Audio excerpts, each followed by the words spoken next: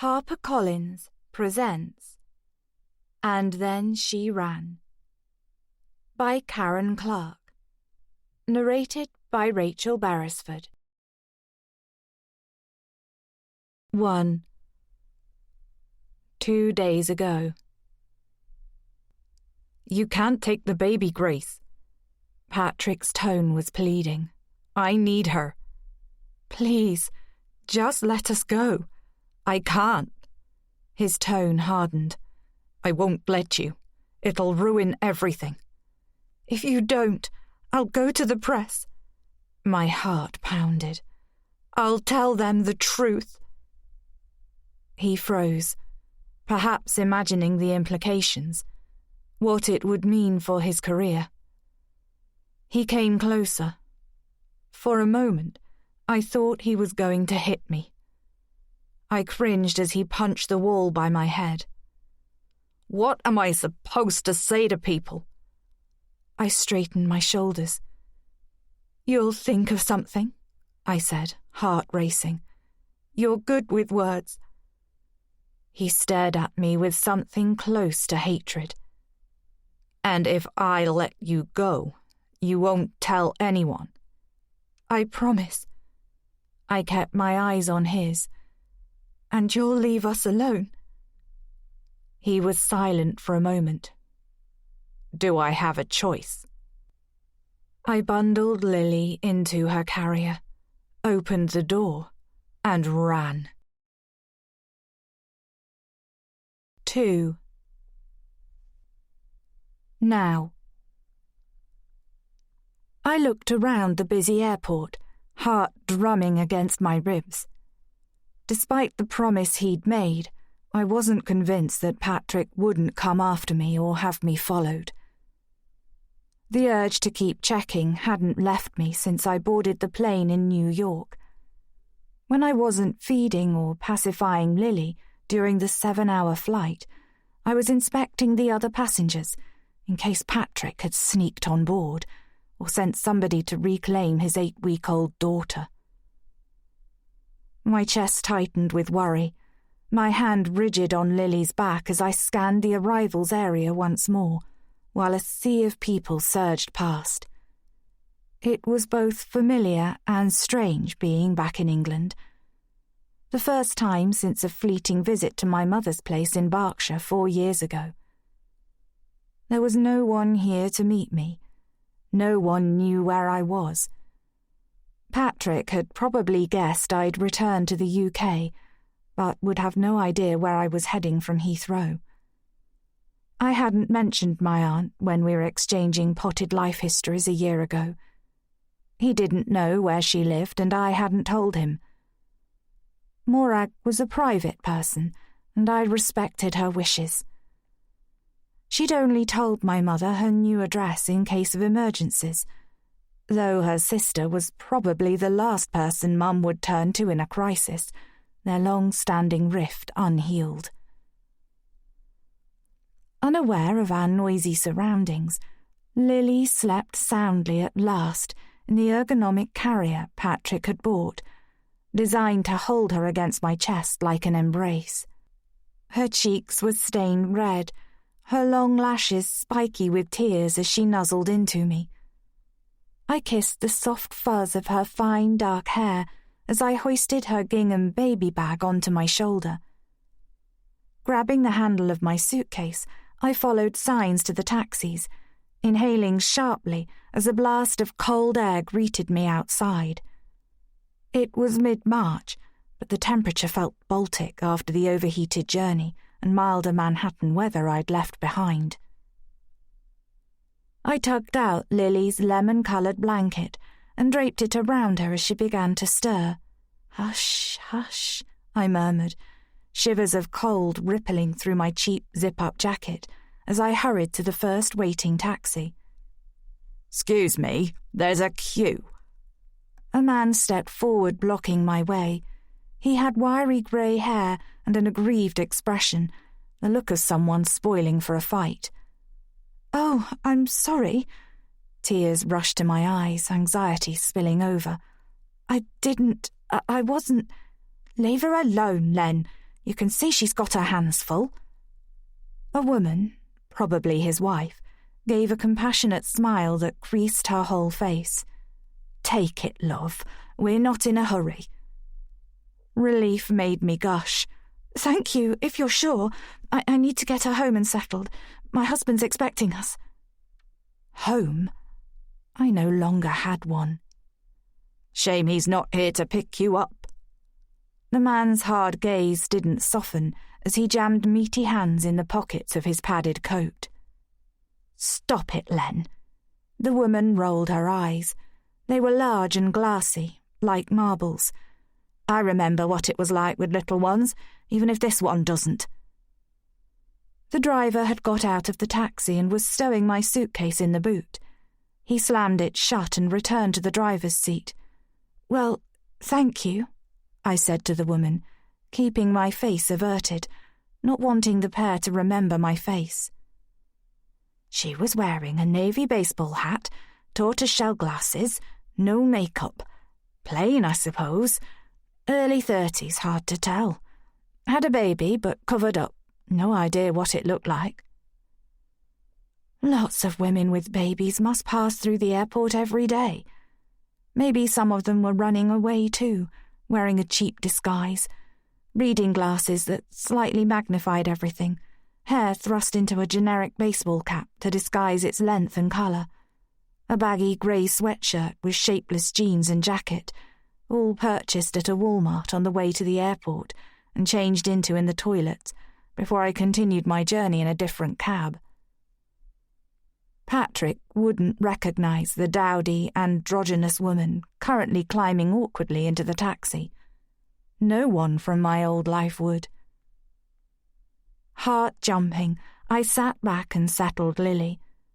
She was falling towards sleep again, her rosebud mouth making little sucking noises. Love rose like a sickness. This has to work. "Where to?" I met the driver's disinterested gaze in the rearview mirror, then took a last look through the window at the dreary grey afternoon, where the couple were now quietly arguing at the pavement's edge. "Victoria Station, please." Once there, I'd buy a ticket and take a coach for the last leg of my trip, to my aunt's home in deepest Wales, where I prayed no one would ever find us. 3. It felt strange at first, being on the opposite side of the road. I kept catching my breath whenever a car drove past in the wrong lane. But after feeding and changing Lily, glad of the empty seat on the coach beside me, I finally dozed, worn out from adrenaline and the flight. My body was still running on a different time zone, aware it was early afternoon in Manhattan. It was 7:30 and dark by the time we reached Fenbrith, and rain was falling steadily. Lily awoke, blinking her round brown eyes, recently darkened from blue, as she looked about, her tiny fingers splayed out on my chest. "Hello, little mouse." I felt an ache in my lower back as I rose. "Looks like we're here." The driver got out and dumped my case on the rain-slick ground. "Okay," he asked as I disembarked, as if compelled to question the silent woman he'd just driven for over 5 hours and 200 miles. I forced a bland smile, one hand cupping Lily's head as I summoned my steadiest voice. "Yes, thank you. It's been a long day, that's all. We'll be glad to get out of this weather." Long day, weather.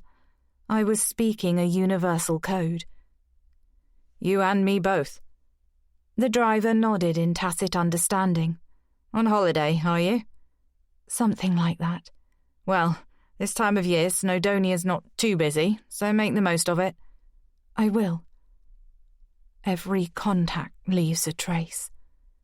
I realised afresh how hard it was to truly disappear, to become invisible, especially somewhere like this, where a stranger was bound to stand out. Patrick doesn't know where you are. For a second, as the coach pulled away, I imagined him appearing behind me, saw the flash of anger in his night-dark eyes, and felt the grip of his fingers on my shoulder. You didn't really think I'd let you go, did you? I wheeled around, a tremor running through me. There was no one there, just Lily and me on the empty street. The rain had eased, but Lily was growing restless, flexing against me, unhappy at being back in her carrier. It had been a couple of hours since her last feed, which I'd undertaken in a sleepy haze. Thankful I'd stuck to my guns and continued to secretly breastfeed whenever I could, despite Patrick insisting I use formula, or at least pump and freeze, as if I was a machine, or a cow. It was clear by then that fatherhood didn't suit him, or maybe it was because Lily wasn't the son he'd longed for. Shivering with cold, desperate to get my baby to warmth and safety, I moved closer to the pub I was standing outside. A low-roofed building with light spilling from diamond-paned windows. The Carpenter's Arms, according to the sign, which creaked in the breeze like something from a horror film. The pub where I'd arranged to meet Morag. As I bumped my suitcase into a sheltered porch in front of the door, I briefly considered phoning my mother to let her know I was in the country. But it was better she didn't know, in the unlikely event that Patrick decided to call her. Then I remembered. She didn't have the same surname as me, had changed it after my father's death, which would make her hard to find. An image of Patrick rushed in again, his lip curled in anger. I squashed it down. The day was taking its toll. I needed to sleep properly, in a bed, and give myself time to adjust to my surroundings. I hoped Morag was already waiting in the pub. She lived 3 miles from the village. I could hardly walk in the dark with a baby and a suitcase, and didn't want to attract attention by taking a local taxi, if there was such a thing in this tiny hamlet. It had the air of a place from a bygone era. I wouldn't have been surprised to see a pony and trap clatter past. As Lily let out a thin wail, I reached for the worn brass knob on the door just as it swung inwards. A wave of beer-scented warmth, the chink of glasses and the sound of laughter hit me. The pungent aroma of food made my mouth water. When had I last eaten? I stood back, a protective arm across Lily, and yanked my suitcase out of the way as a woman emerged, backlit by the brightness inside, so I couldn't make out her features. She half-turned, starting at the sight of me lurking by the door. As Lily began crying in earnest, a tired sound that squeezed my heart, the woman's eyes met mine. I was aware of her comforting scent, laundry powder overlaid with something earthy, the smell of a garden, a hint of rosemary, and when she spoke, I instantly recognized her voice. Raspy with a hint of steel, her Welsh accent barely detectable. "There you are," she said. "Why are you hiding out here?" "Hey, Aunt Morag." I heard my slight American intonation and knew I'd have to lose it. "It's good to see you." She stared for a long moment, the silence punctuated by Lily's intermittent cries, then let the pub door close behind her. "We'd better go." She jerked her head at the tiny car park at the side of the pub. "You'll catch your death out here." 4. "I haven't been drinking, in case you were wondering." Morag swiped some clutter off the passenger seat of a dusty blue van, indicating that I get in before throwing my suitcase in the back. I obeyed with a nod, clutching Lily like a precious parcel. The interior smelt of compost, but it wasn't unpleasant. Morag drove in silence, but I felt her eyes on us a couple of times as she navigated the dark, narrow roads, their surfaces shiny with rain. There was something dreamlike about the situation. I had to keep blinking and focused my gaze ahead. After turning sharply and jerking the vehicle down a long, bumpy track, Morag pulled on the handbrake and switched the engine off. The cooling radiator ticked in the sudden quiet. "Come inside," Morag instructed, leaping out before I could speak and slamming the passenger door. It felt good to be told what to do, like being a child again. I tumbled gratefully onto a muddy patch of earth, adjusting Lily in her carrier. She'd been soothed back to sleep by the rocking motion of the van, but now stretched with a mewling sound and rubbed her nose on my top. "Wait here a second." Morag strode into a surrounding blackness so dense it felt like a living thing pressing down. Everywhere was silent, except for a rustle of leaves stirred by a restless breeze. For a second, I felt eyes on me, and my mind flew back to a scene of shattered glass on tiles, pain slicing my thumb as I tried to clear away the mess before Patrick came back, blood trickling down my hand. As a prickling sensation crept across my scalp, a security light burst into life, illuminating a clearing outside a small grey stone building. I let out a breath, and my shoulders slid down. The cottage wasn't the ancient wreck I'd expected. No slate tiles spilling off the roof, or boards covering spaces where windows had once been. I'd looked for images of the cottage during an internet search at the New York Library, but found nothing, leaving my imagination to run riot. I hadn't even been sure she still lived in Fenbrith until I called Mum to check, claiming I wanted to send my aunt a 60th birthday card and perhaps give her a call. Mum hadn't stayed in touch with her sister, but Morag and I had exchanged the odd postcard over the years. Reluctantly, Mum had passed on the landline number for the cottage, and I'd called it from a payphone, fingers trembling with anxiety. I hadn't mentioned Lily, or given a reason why I was phoning out of the blue. But if Morag was surprised to hear from me, she hadn't said anything, merely instructed me to let her know when I was arriving, and that she'd meet me at the pub in the village. "Come on." She was back, lifting my suitcase from the back of the van, as though it weighed less than a feather. Leading the way, she pushed open a weathered door and stood aside to let me enter.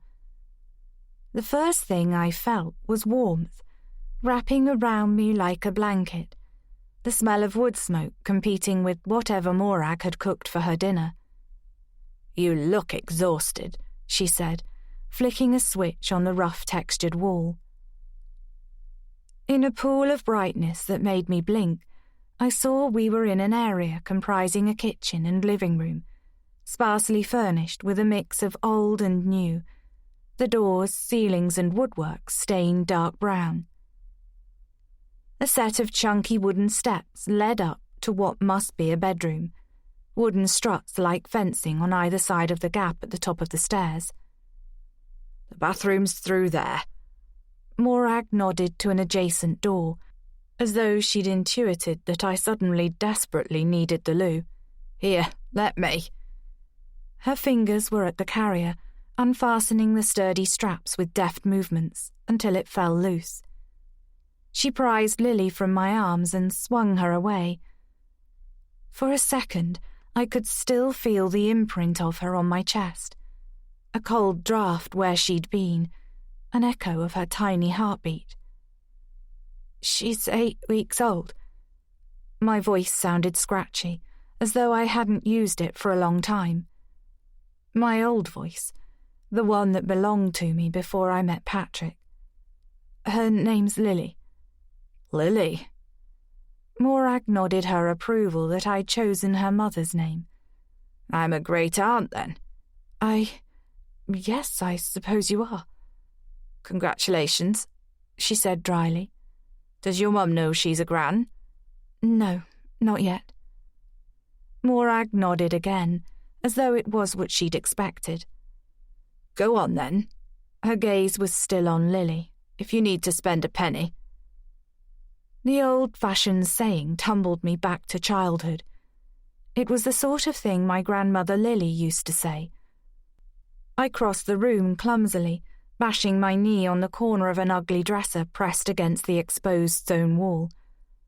The bathroom door was low, and I had to duck through, pulling the light cord as I entered. The room was clean but basic, bottle green and white ceramic tiles on the floor and walls, the toilet seat hard and cold beneath my thighs.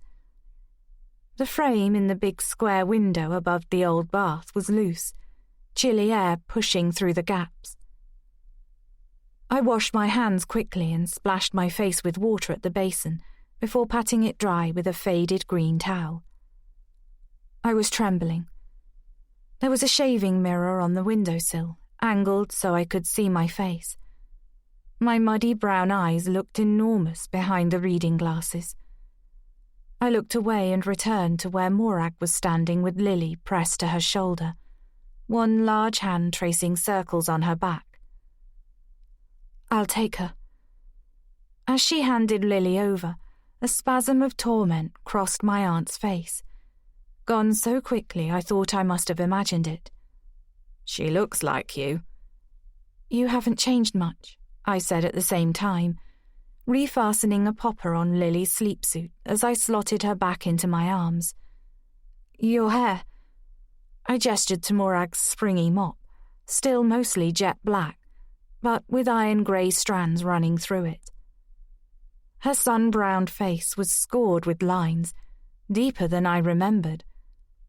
She wasn't tall, but stood straight-backed, heavy brows and a square-set jaw giving her a forbidding air. Her dark, penetrating eyes seeming to look inside me. She was a more defined version of her sister, or maybe my mother was a less vivid version of Morag. You have, she shot back. Her words were harsh, but I could tell they masked concern. Since when did you start wearing glasses? I don't. I pulled them off, blinking as the world shrank back to normal, feeling an ache behind my ears where the arms had pinched. I shoved them into the deep pocket on the front of my sweatshirt and took off the baseball hat, shaking my shoulder-length hair loose. The room tilted for a moment as a wave of dizziness overtook me. I was trying out a new image. Morag gave me a skeptical look. She must have 1,000 questions. I tried to organize the jumble of words pushing up through my chest, but saw she was shaking her head. We can talk tomorrow. She shrugged off her fleece-lined jacket and hung it on a hook by the door, before easing out of her mud-encrusted walking boots to reveal blue woolen socks. Her feet were large, not dainty like Mum's. You need food, she said. Something to drink. No, thank you. I ate on the way. A stale croissant. I remembered now. Picked up at the airport. Exhaustion rolled through me as the adrenaline that had flooded my bloodstream for the past 24 hours seeped away. Just sleep. I was swaying, Morag a blurry figure in front of me. She took the baseball hat from my fingers and hung it up with her jacket. Turning, she unexpectedly touched my hair, smoothing the ends through her fingers. I realized she was overcome with emotion. Still brown, then? Maybe she'd expected me to have dyed it. You can have the crock loft, she said gruffly. It's not much, but the bed's comfortable. I'll take the sofa. Crog loft? Bedroom in the loft space." Her hand fell away from my hair. "I thought you'd know that," she said. "Traditionally, the furthest area away from the cooking hearth." It rang a distant bell from long-ago visits to my grandparents' Welsh home, but my brain felt like cotton wool. "Be careful going up there with the little one." Holding Lily tightly, I followed Morag up the worn wooden steps to a low-ceilinged room dominated by a wide bed, loaded with pillows and blankets, a brightly coloured throw draped across the bottom. It's lovely. Morag's whole body seemed to soften as she turned in the cramped space to look at Lily, whose eyes were wide open as she gazed around. "I don't have anything for the baby to sleep in." "She'll be fine in with me." "Really?" Morag sounded dubious. She had no idea that for weeks I'd barely let Lily out of arm's reach, keeping her beside me in bed as I fitfully dozed. "What if you fall into a deep sleep and roll on top of her?" Morag spoke bluntly, one hand on her hip.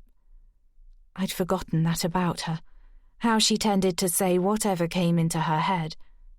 "I won't." "You might."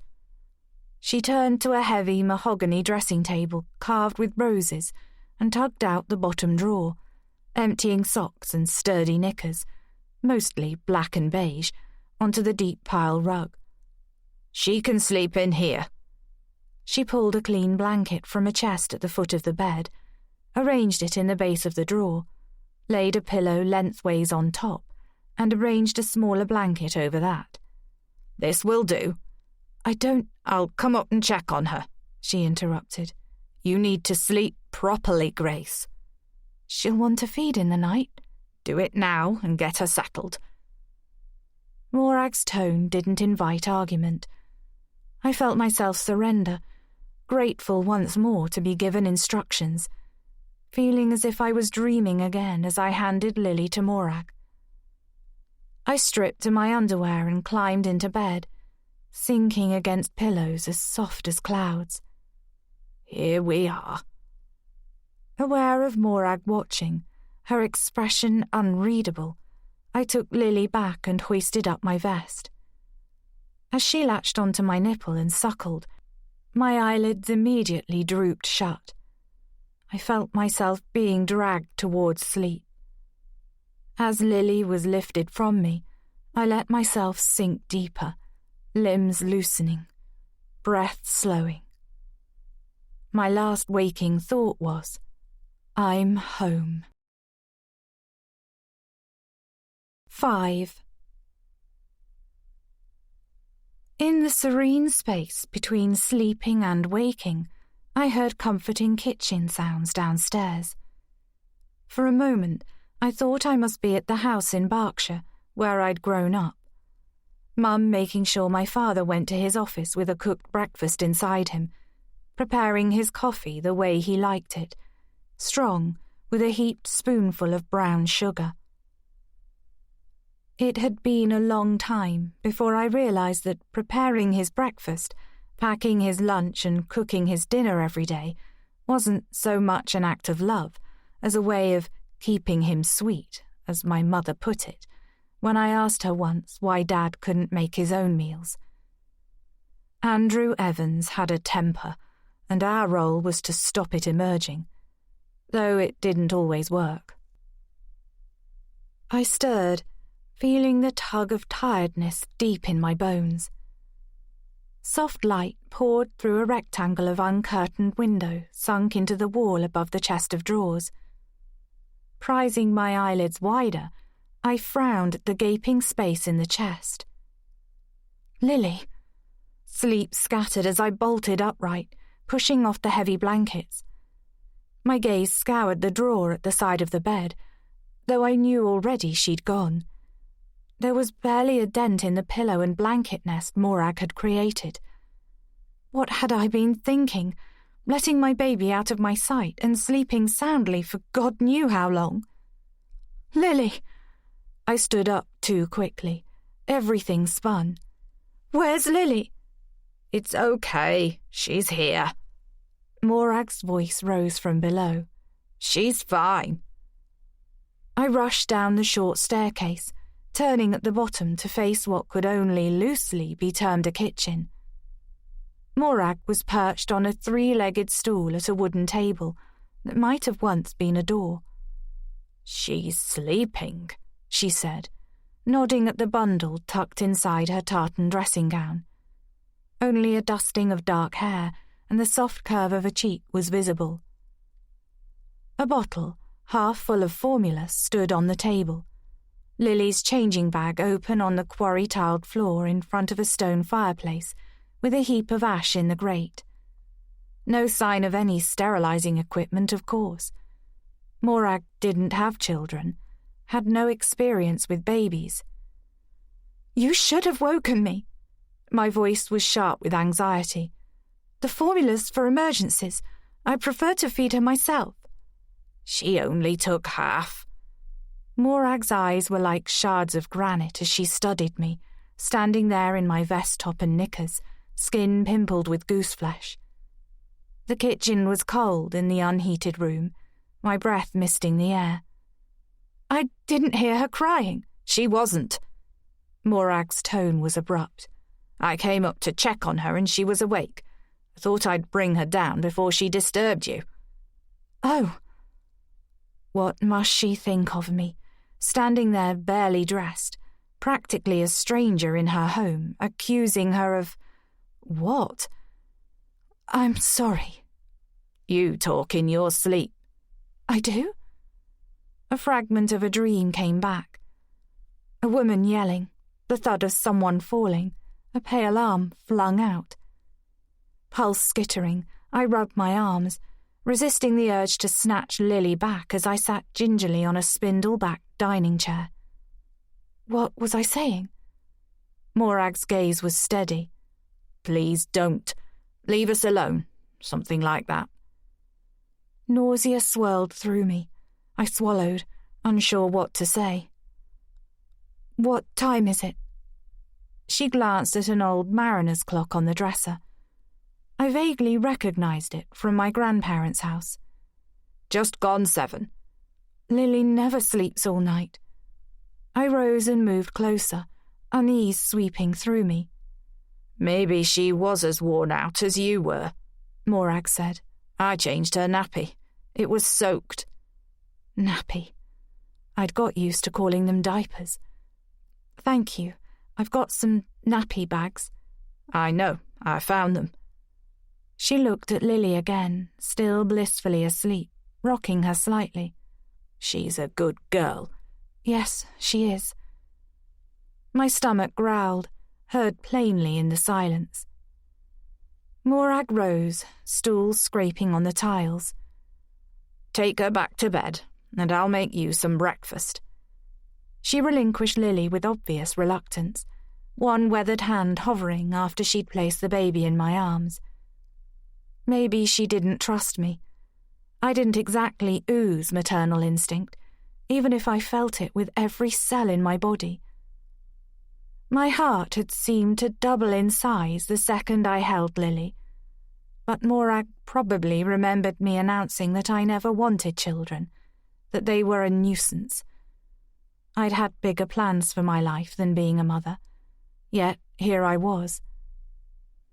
"Thank you," I said again, noticing half-moon shadows under Morag's eyes, a deepening of the grooves around her mouth. Had she stayed up all night, watching over us? I breathed in Lily as I kissed her velvet cheek, catching a trace of Morag under her milky talcum powder scent. "If you're sure you don't mind." She'd already turned to the ancient-looking stove. I was relieved to see it was free from grease and grime, and left her reaching for some eggs in a china bowl by the kettle as I retreated to bed. It was still warm where I'd lain, and I settled down to feed Lily, overwhelmed with relief as my milk released.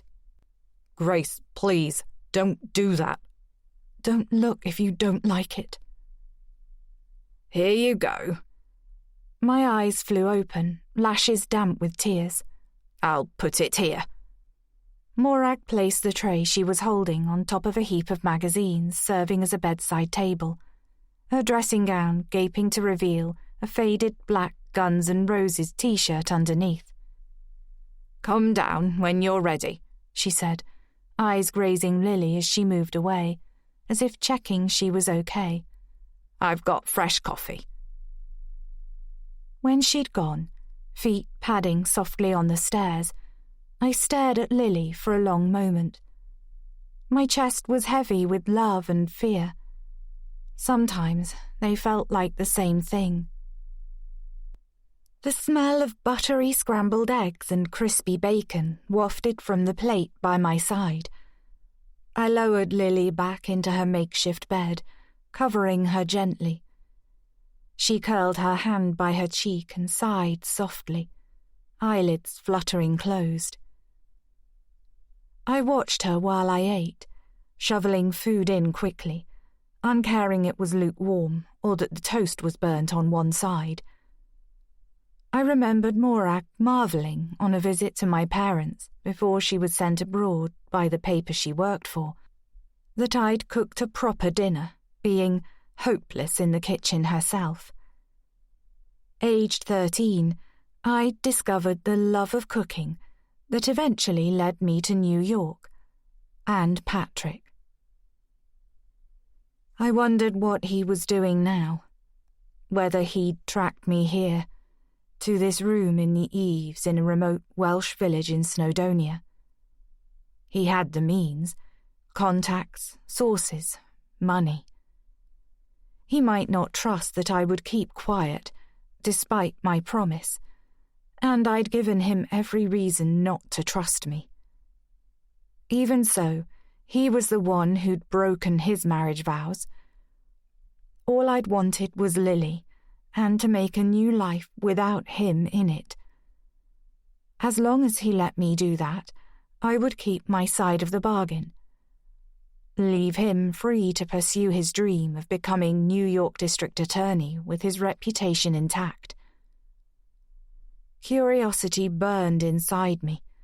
What story would he spin? One that showed him in the best possible light, of course. My mouth was suddenly dry, and a chill swept through the room. Trying to hold on to the feeling of safety I'd had the night before, I swung my legs out of bed. Checking Lily was sleeping, I opened the suitcase Morag must have placed on the chest at the foot of the bed, and I pulled out some of the clothes I'd bought on my way to the airport. Nothing like the dresses I used to wear, patterned with flowers or birds, worn with sandals and bare legs in summer and cardigans, thick tights and boots in winter. I wasn't that person anymore, and dresses were too frivolous for my new surroundings anyway. I found my toiletries bag and rooted inside for my grandmother's ring, left to me when she died. A thick gold band set with a sapphire that had belonged to her mother and which I'd always admired. It was too big for my narrow fingers, and I hadn't got round to putting it on a chain to wear, but I like to keep it close. "I'll watch her if you want to take a shower." Morag's voice made me jump. I dropped the ring as her head appeared over the top stair, her gaze seeking out Lily. "It's an old shower, but the water's hot." There was no apology in her voice for the lack of facilities. This place must be a palace compared to the hovels she'd stayed in during her years taking photographs in conflict zones. "Thanks," I said with a grateful nod. When she'd gone, I placed the ring on the dressing table next to a cracked blue vase of dried lavender. There were no items of jewellery in little saucers on the dresser, no tubes of lipstick or foundation, or bottles of perfume, just a basic brush and comb set and a tub of moisturiser for dry skin. By daylight, the bathroom looked just as basic, the shower and attachment fixed to the tiles above the bath. But as promised, the water was hot and surprisingly powerful. As I cleaned myself with a slab of lavender-scented soap and supermarket-own brand shampoo, I felt some of the tension wash away with the grime of the last couple of days. Wrapped in a scratchy grey towel that smelt of fresh air, I looked at the small heap of clothes on the toilet lid, realising in my hurry in Walmart I'd bought the wrong size. The olive green hoodie was too big. I pulled it on anyway over clean underwear, glad I'd thought to buy a maternity bra, with the jeans I'd worn the day before, and rolled up the cuffs. A glance inside a small airing cupboard by the wash basin revealed a stack of thick socks. I chose an incongruous pink and green striped pair, so unlike anything I usually wore that I instantly felt better, until I caught sight of myself in the mirror of the old-fashioned medicine cabinet on the wall. The hair Patrick once compared to the colour of chestnuts was almost black with water, hanging damply round my pale face, and the dark eyes I realised were the same shade and shape as Morag's had lilac crescents underneath. I tilted my chin and pressed my fingers to the soft skin at my throat. The bruises had gone as if they'd never been there, but if I closed my eyes, I could feel the imprint of fingers, smell the sour waft of coffee breath in my nostrils, sense the frustration in the clench of the hand closing around my windpipe. My eyes snapped open. "It's okay. You're safe," I told myself, softening my jaw. "You're safe now." Maybe if I said it often enough, I'd believe it. 6. Does he know you're here? I shook my head, not trusting myself to speak, as Morag handed me a mug of freshly ground coffee. There was a gleaming cafetiere on the scarred wooden counter, beneath a pine-fronted cupboard on the wall. She traced my gaze. "Can't stand instant stuff. I grind the beans myself." I nodded, as if all I was capable of were head movements. I breathed in the fragrant scent of roasted beans as I took a sip, overwhelmed by a wave of gratitude. "The baby's sleeping. I just checked." Morag had seen me glance at the stairs, my ears attuned to the sound of Lily's cry. "Thanks." I dropped down on the three-legged stool, cradling my mug, disoriented by the awareness of how different everything was, how much had changed in 24 hours. Already the flight from New York, Lily howling on my shoulder as I paced the aisle, had taken on the quality of a dream. "I've got to drop off some produce," Morag said, popping the bubble in my head that contained an image of the glossy kitchen, with its freestanding island, breakfast bar and enormous fridge-freezer, where I'd been just days ago. "Produce?" I managed. "I supply the pub and the local shop in the village with stuff from the garden." Morag nodded towards the window. "I run a market stall there on Wednesdays. It brings in extra money." "That's great." It made sense somehow, even if it was a world away from her old career. Thinking of my aunt in Afghanistan with her camera, surrounded by horrors I'd never know or experience, made me feel small and silly, ashamed I hadn't made more effort to stay in touch, beyond the infrequent postcards that barely scratched the surfaces of our lives. "I'm sorry for turning up like this, out of the blue." "How did you know where to find me?" I hesitated. "Mum." "I should have known Gail wouldn't keep it to herself." I'm glad she told me. I felt an urge to defend my mother, despite everything. I wouldn't have known where to go otherwise. As Morag's face unclenched, I saw a flash of the fondness I knew she'd felt for me when I was a child, before she went away and fell out with my mother. Was he violent? Her question caught me unawares. I blinked away a memory of Patrick's fist, a blur as he punched the wall by my head. He could be. So that's a yes? Morag leant against the sink. Sensing the anger coiled inside her, I felt a pinch of guilt that I couldn't be completely honest. Just like your father, she said. No. My protest was instinctive, even though the mention of him gave me a cold sense of dread. Dad wasn't violent, just bad-tempered. Morag made an impatient noise. Unlike most people, she hadn't been taken in by my father's outward charm. By all accounts, she tried to put my mother off marrying him. But as Mum pointed out in a furious argument I'd overheard when I was 7, she wouldn't have had me if she'd turned down my father's proposal.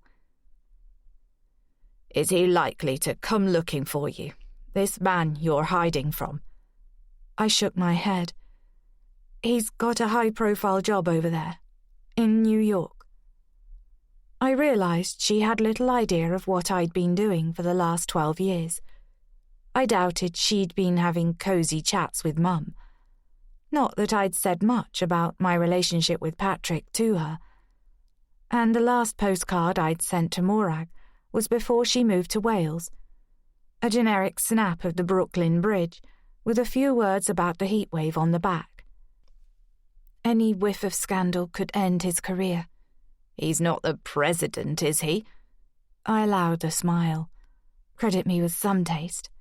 Not enough, apparently. I flushed. I made a mistake, I began, but she held up a hand. I'm not judging you, Grace. Believe me, we've all made those kinds of mistakes. Even you? For a moment I thought she wasn't going to answer. Then, even me. She clearly wasn't going to elaborate, her face becoming shuttered. Does the baby have grandparents over there? I raised my mug, took another sip of coffee, wishing Lily would wake so I'd have an excuse to move from under Morag's gimlet gaze. His parents died a long time ago.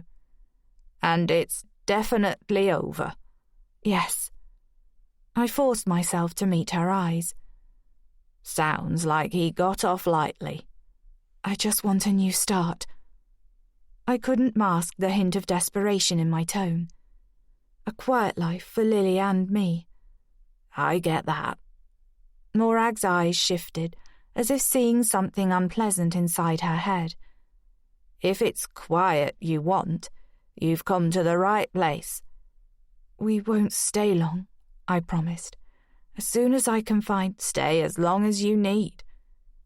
She was all action now, reaching for her jacket, pushing her feet into her boots, grabbing a small bunch of keys off the drainer by the sink. I know a few people, she added. I'll bring back some things for the baby. Oh. I half rose, panicked at the thought of her leaving, even though seconds ago I'd wanted to be alone. Thank you. She was gone in a blast of cold air as the door opened, then closed behind her, offering a glimpse of dense green trees against a delicate blue sky. For a moment I felt abandoned.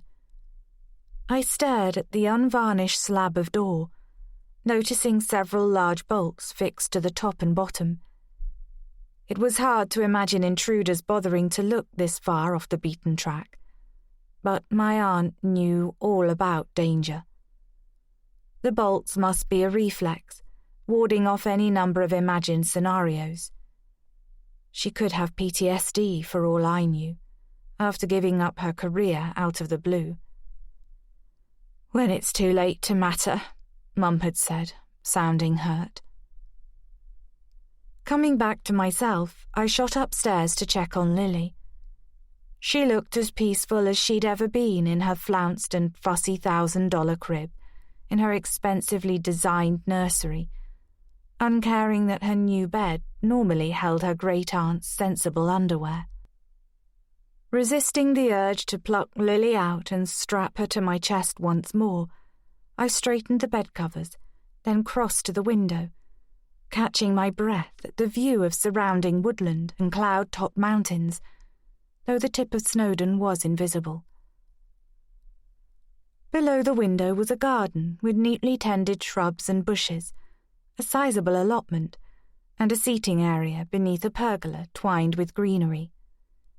It looked nicer outdoors than in, and it wasn't difficult to guess where Morag spent most of her time, or where her produce came from. I felt a small shiver looking back at the trees. I found forests frightening, imagining witches and monsters lurking within. Probably fired by my grandfather's tales of a 5,000-year-old yew tree that grew in Conwy, its cleft trunk rumoured to be a portal to the world of the dead. According to mythology, the tree was associated with a spirit who foretold the names of parishioners destined to die at Halloween. I never liked that particular time of year, even now. As I was about to turn away, something caught my eye, a wisp of smoke curling above the trees into the sky. Campers, maybe. I watched for a moment, but it had dispersed, if it was ever there. Perhaps I'd imagined it, spooked by the memory of the yew tree. I reached for my bag on the floor by the bed and pulled out the cheap phone I'd bought with the rest of my disguise, leaving my old one behind. There wasn't much battery left. I found the charger and located a socket behind a heap of magazines, realizing Morag had removed my breakfast things while I was in the shower. The magazines were old, all to do with gardening. I wondered whether she'd taught herself, had needed a new skill after she gave up her career. I couldn't recall her previously having much interest in anything horticultural, but remembered my grandfather growing prize-winning marrows and gigantic onions he was unashamedly proud of. I also remembered Mum being envious of Morag's close bond with their father. As I plugged in my phone and switched it on, I wondered whether I was being pulled back to my childhood because I was in Wales, or because it was preferable to thinking about the recent past. When my screen lit up, I wasn't surprised to discover there was no signal or Wi-Fi prompt. If Morag was living an almost reclusive life in Fenbrith, it made sense that she'd chosen to be uncontactable and virtually untraceable. It was probably better I didn't look online, but a gnawing sensation nibbled at my edges. I wanted to know what Patrick had told people, how he would frame Lily's disappearance. Because of his campaign to be Manhattan's district attorney, his private life was up for grabs, but maybe it was too soon for him to have made a statement. In a day or so, I would venture into the village and find a cafe, use the Wi-Fi there to look him up. I'd only be able to properly relax once I knew for sure he'd gone public with whatever story he'd concocted, one I prayed would put paid to him trying to find us. Lily began to snuffle, tiny fist rubbing at her eyes. I scooped her from her makeshift crib, nestling her against my shoulder, the sweet scent of her filling my nostrils. "You're such a good little peanut," I murmured, rocking her gently. I'd worried the long flight would unsettle her completely, remembering her purple face as she'd howled during takeoff and landing. I was terrified the pressure had damaged her delicate eardrums, but she appeared calm now, her wide-eyed gaze flickering around before resting on my face. Still, I would need to register her with a doctor. With Lily in my arms, I moved downstairs, slamming a door in my mind on the memory of another staircase, much longer, with a woman's body lying at the bottom like a broken mannequin. I stood for a moment in the kitchen, feeling lost, thinking with a pang of the job I'd loved and the people I'd left behind. Hard to imagine now the determination I'd had to own my own restaurant one day. How everything I'd been building towards since my first year in Manhattan had somehow led me back here, to the country where my mother and aunt were born.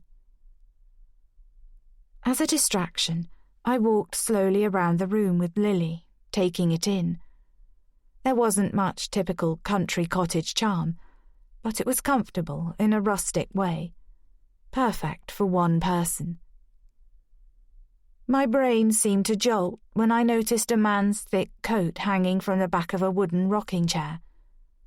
I hadn't considered that Morag might be in a relationship. It seemed so unlikely, given her previous lifestyle, and the way she'd always dismissed marriage as an institution she had no wish to enter. There was a copy of the Times on a wooden cask serving as a side table, indicating her desire to keep in touch with the outside world. It was open on the crossword page, most of it filled in. The dresser against the wall was cluttered with mismatched china on its shelves, as well as bits of string, some scissors and bric-a-brac, an old-fashioned phone with press buttons, like something from a museum, and a black and white photo of a smartly dressed couple standing in front of Big Ben. I'd seen the picture before, of my grandparents on a day trip to London. Hanging beside the dresser was a framed souvenir map that must have belonged to my grandfather, who'd been in the Navy during the Second World War. I wondered how Morag had ended up with her parents' things. She'd been in Afghanistan when my grandmother died, 6 months after my grandfather, and Mum had packed up their house, furious that her sister had got out of it. My mother must have relented and saved some pieces for her. There was a painting on the wall in the gap between the window and door. As I moved in for a closer look, trying to make out whether the horse in the scene was galloping away or towards the artist, I noticed a piece of paper wedged tightly between the canvas and wooden frame. Adjusting Lily, her head resting on my shoulder as she sucked her fingers, I carefully pulled the paper out and unfolded it, one-handed. It was part of a letter, the paper yellowed and worn, creases distorting the writing, which was densely packed in faded black ink. I could just make out, be together, love, understand, not my fault, and the letter B with one kiss beside it running off the edge of the page. Lily shifted and yawned. Shush, I soothed, bouncing her as I guiltily refolded the paper and stuffed it back where I'd found it. It must be a letter to one of my grandparents, though B didn't fit either name. Maybe it was a love note to Morag. Either way, it was none of my business. 7. Where did you get all this stuff? I looked in astonishment at the array of baby paraphernalia filling the floor space in the living room. Apart from a padded baby bouncer, a white wicker Moses basket, and a Mama's and Papa's pushchair, there was a quilted changing mat and a canvas bag filled with baby clothes. I dug a hand in and pulled out a tiny denim dress, as Morag brought in a high chair and baby monitor. It all looks new. Belonged to Annie, Morag said. She runs the Carpenter's Arms with her husband Bryn. Their little girl is nearly 4 now. But what if they have another baby? No chance of that. Morag's lips tightened and she didn't explain. There's so much. I lowered Lily into the baby bouncer. It's too generous, I said, strapping her in, touched that my aunt had gone to so much trouble. I should call and thank Annie. A flush stained Morag's cheeks. She seemed pleased by my response. No need. I must give them some money. Her headshake was fierce. "It's taken care of. I kept them supplied with food for free when they opened the restaurant, so they owed me a favour." My ears pricked up. "Restaurant?" "At the Carpenter's Arms. Nothing fancy, just good, home-cooked food with locally sourced ingredients. It's been very popular." She glanced at Lily, who'd instantly fallen asleep in the bouncer, lashes fanning her cheeks. "Come and look around outside," she said. "The little one will be fine for a moment or two." Morag had got the fire going earlier and reached over to put a guard around it before nodding to a pair of wellies tucked into an alcove by the door. "They should fit you." I reluctantly pushed my feet into the boots, which were too big, before following my aunt through the front door with a backward glance at Lily. Morag led the way round the back of the cottage to the garden I'd looked down at earlier. Despite a gentle breeze stirring the leaves in the surrounding trees, the air was soft with the promise of milder weather, scented with herbs from the pots that lined the path to the allotment. The smell of rosemary brought a memory of my last Sunday dinner as part of a family. Roast lamb with all the trimmings, cooked by my mum. My parents and grandparents and me, crowded around the dining table, the air filled with chat and laughter, a Fleetwood Mac CD playing in the background. No one knew that, hours later, after everyone had gone home, Dad would find fault with everything my mother had done, lifting his fist as she cowered by the fridge, before he gripped his left arm and dropped to the floor, face twisted with agony as he suffered a heart attack. I was 15. He was 49. I stopped walking and wrapped my arms around my waist, cold again. I should have worn a coat. "Why didn't you come when Dad died?" I hadn't known I would say it until the words flew out. "We needed you." "Your aunt cares more about strangers in other countries than she does about her own family," Mum had said when I asked if Morag was coming to the funeral. "She'll be glad he's dead." I shivered at the memory of her words, remembering that my mother had been glad too, despite her tears. "I couldn't have got back in time." Morag turned to look at me, her eyes narrowed. "And Gail never needed me." "Your sisters," I nearly said. "Family." But I'd left too in the end, desperate to escape. Maybe Morag and I had more in common than I thought. Anyway, she had a new lease of life once he'd gone. Morag's unnerving stare didn't waver. Best thing that could have happened to her, him dying. My throat felt constricted. I hadn't talked about my father for years. I tried to suppress an image of him, dying in the kitchen in my childhood home. He was still my dad. "I know." Morag's gaze thawed. "He loved you in his own way, but you and your mum were always on eggshells around him, and that's no way to live." She was right, and she didn't know the rest. How he'd read me a bedtime story sometimes, doing silly voices to make me laugh while Mum cried downstairs.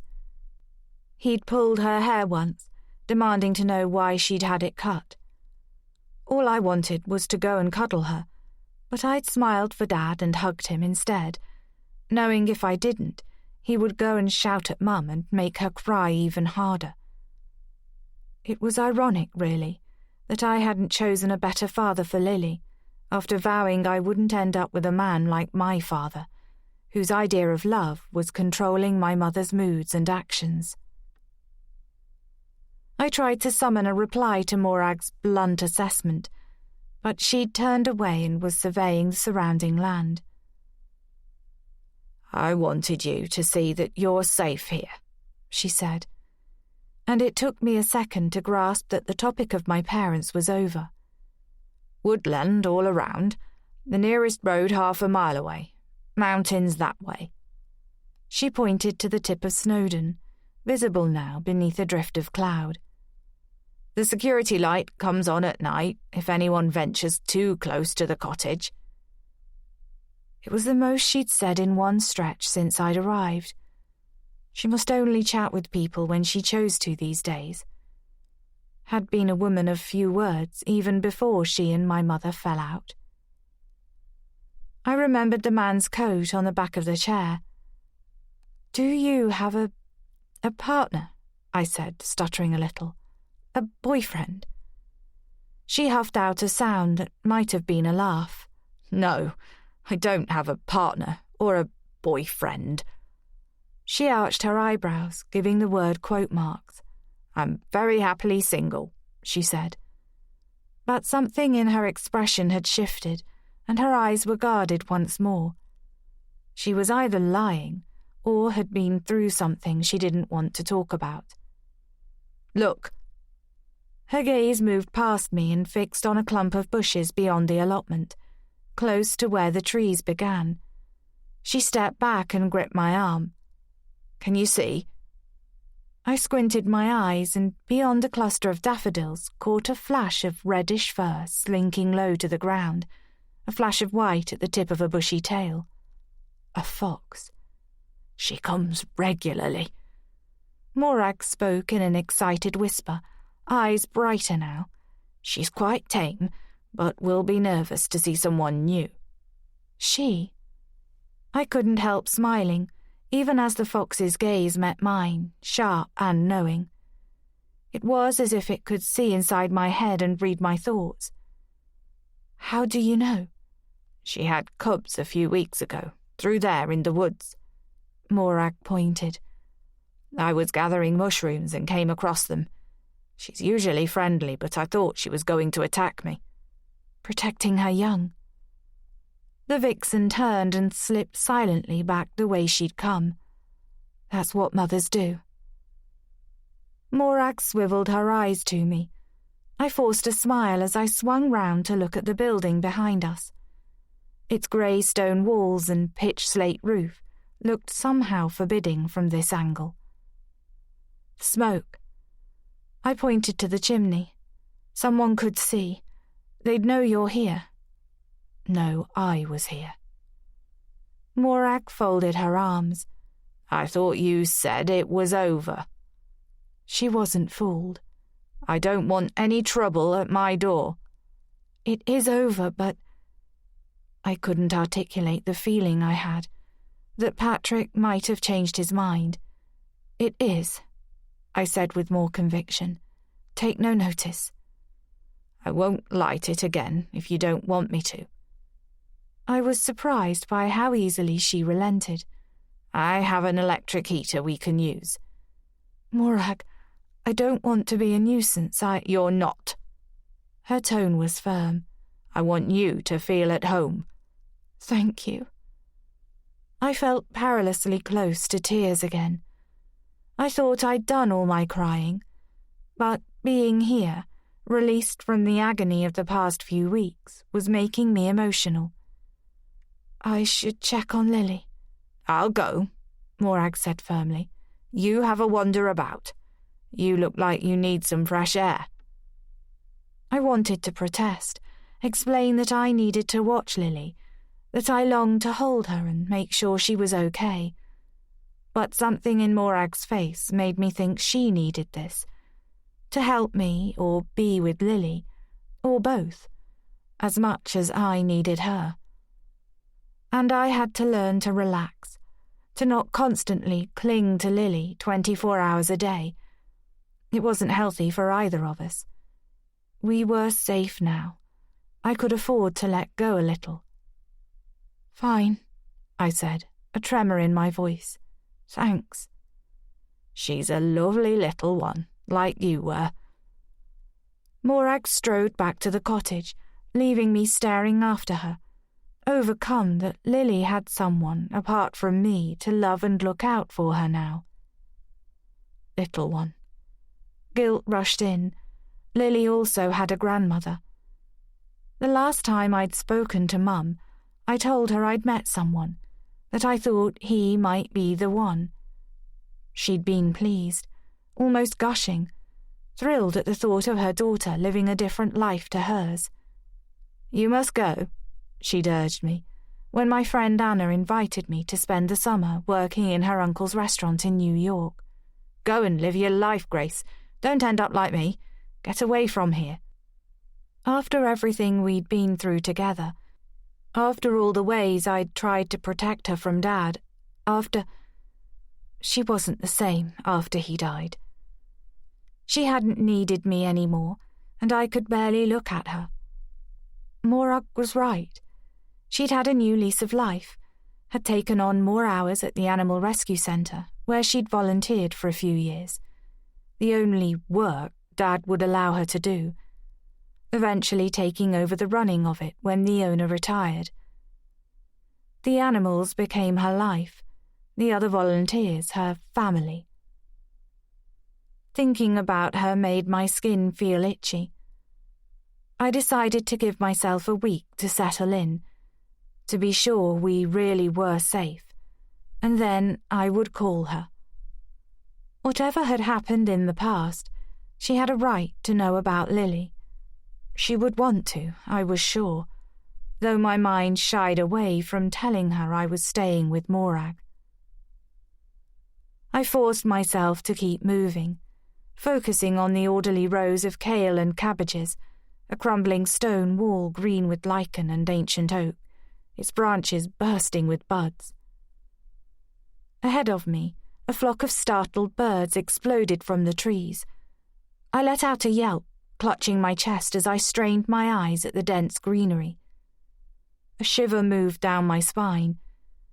There was something, a dark flicker, and again a subtle disturbing of the light, then an absence of something, or someone, that had been there a moment ago. Blood rushing, I stared until my vision blurred, my breathing shallow. It was probably the vixen, checking to see whether it was safe to return, retreating when she saw me. The woods could hide anything. I kept looking, my heartbeat in my throat.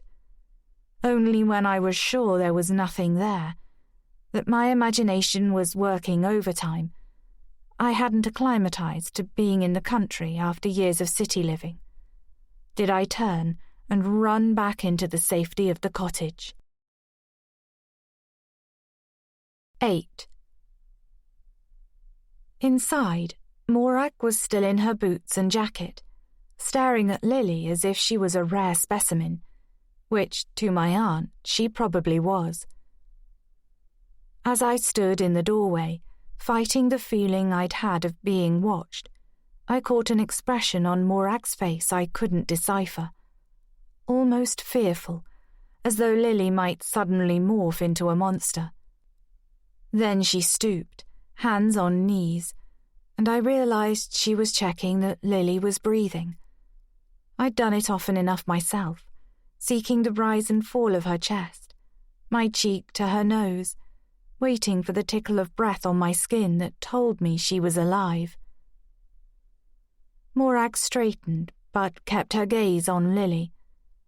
"I'm used to living alone," she said out of the blue. "I'm not very good company." A band of heat crept across my neck. I don't want to get in the way. I'd been an idiot to think this would work. Morag had been kind so far, taken by surprise and probably sorry for me, or more likely for Lily. But we couldn't stay. "Maybe you could ask around, see if anyone has a room I could rent." Morag darted a look at me as she shuffled her jacket off. "I already said, you can stay as long as you want." She moved towards the kitchen.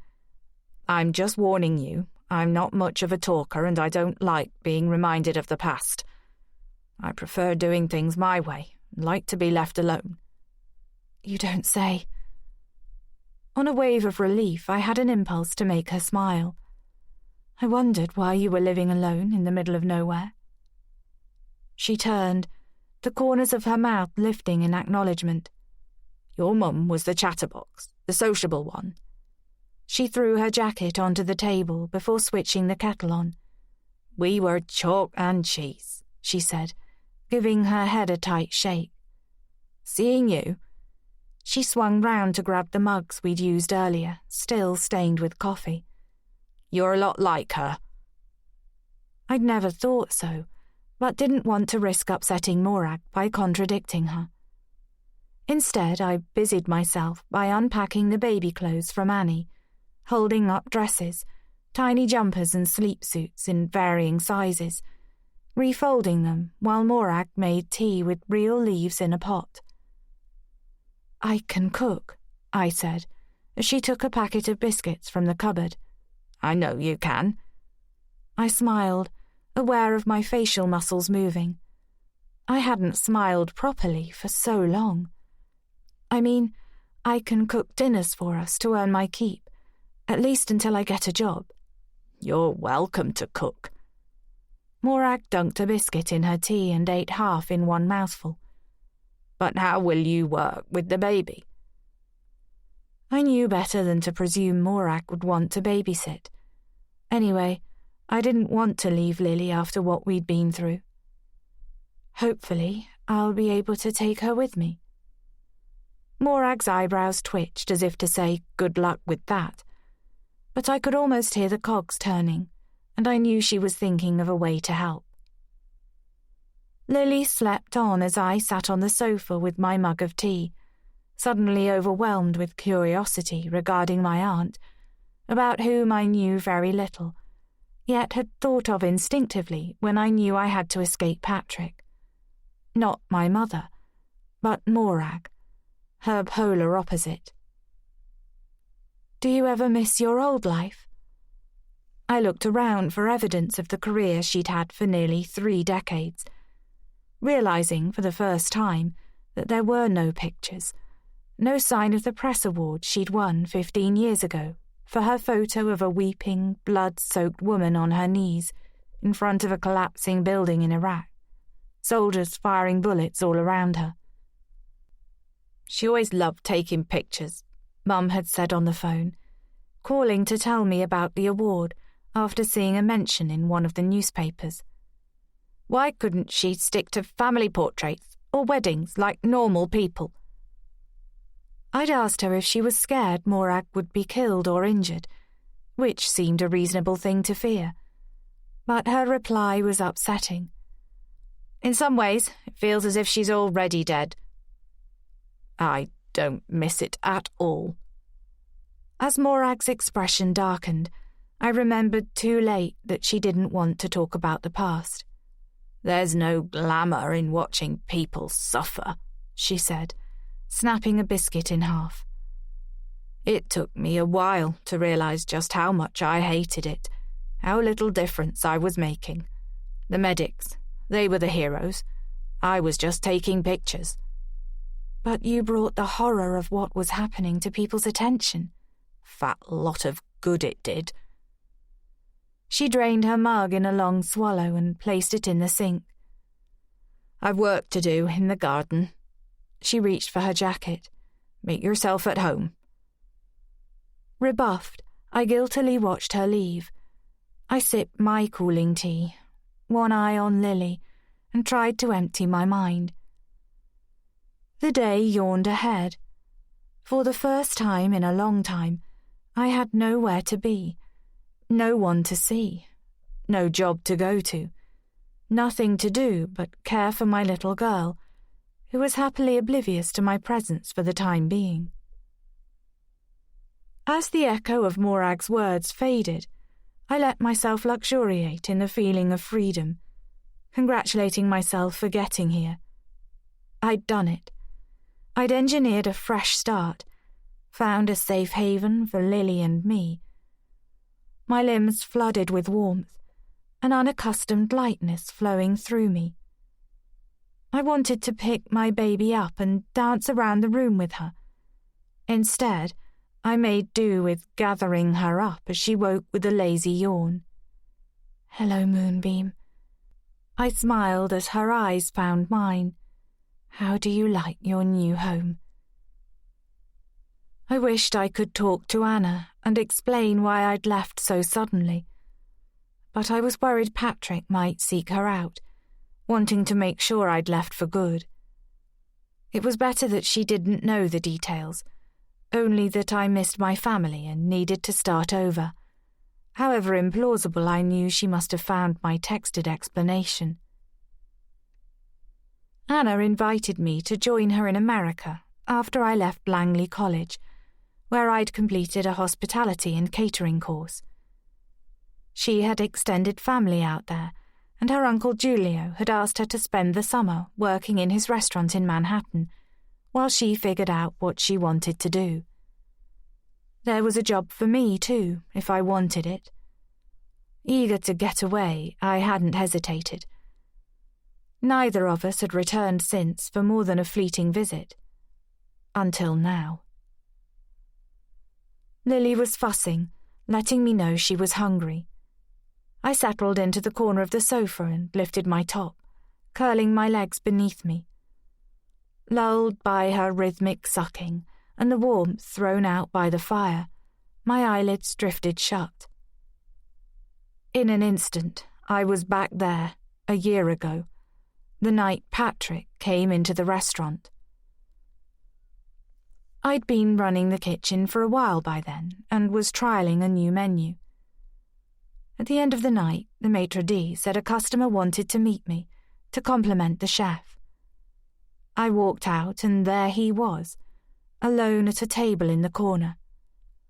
He rose as I approached, tall and broad with sparkling dark eyes and thick dark hair I could imagine running my hands through, wearing tailored trousers with a crisp white shirt. I'd been on dates in the past, had nursed a crush on a colleague, but hadn't come anywhere close to settling down, focused on my career, on my dream of owning my own restaurant. But when Patrick offered to buy me a drink, his lips curving into a smile, I'd felt a spark of interest. "To thank you for the best meal I've ever eaten," he said. It was cheesy, but it worked, until I spotted the platinum band on his wedding finger. "Just a drink," he added quickly, smile fading when he saw me looking. For reasons I still couldn't fathom, I didn't think I was the type to get involved with a married man. I said yes. I declined a drink but sat with him at the table in the corner, the conversation flowing while the restaurant emptied around us. He was a successful lawyer, planning to enter the race to become the county district attorney the following year. He was the youngest candidate at 38, and in with a good chance of winning, thanks to a well-funded campaign and his stance on gun reform. He'd come into the restaurant on impulse after a colleague had raved about the food, and because he was tired after working on a big case, and, he confessed sheepishly, to avoid going home. In a spirit of confession, perhaps induced by 2 glasses of bourbon, he told me he'd married too young, but had invested too much to walk away. He and his wife Elise owned a $2 million house on East 71st Street, bought for them by her wealthy parents as a wedding gift. But their plan to fill it with children still hadn't happened after 10 years of marriage.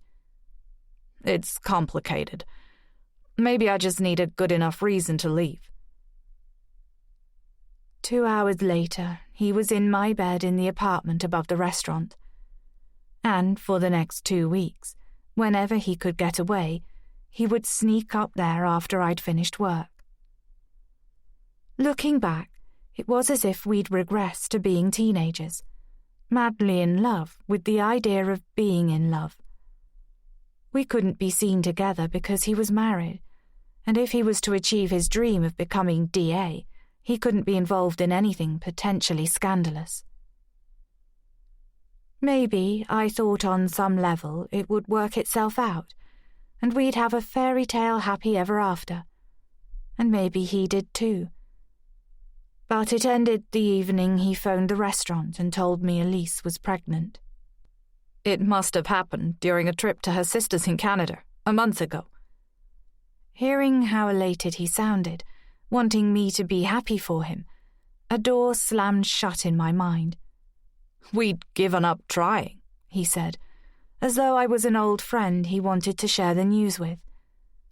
As if he hadn't told me in some detail about his wife's flaws, how she'd suffered 2 miscarriages in the past, that her chances of carrying a child full term were small, that she was showing signs of liver damage from years of drinking, that she had a terrible temper when she was drunk.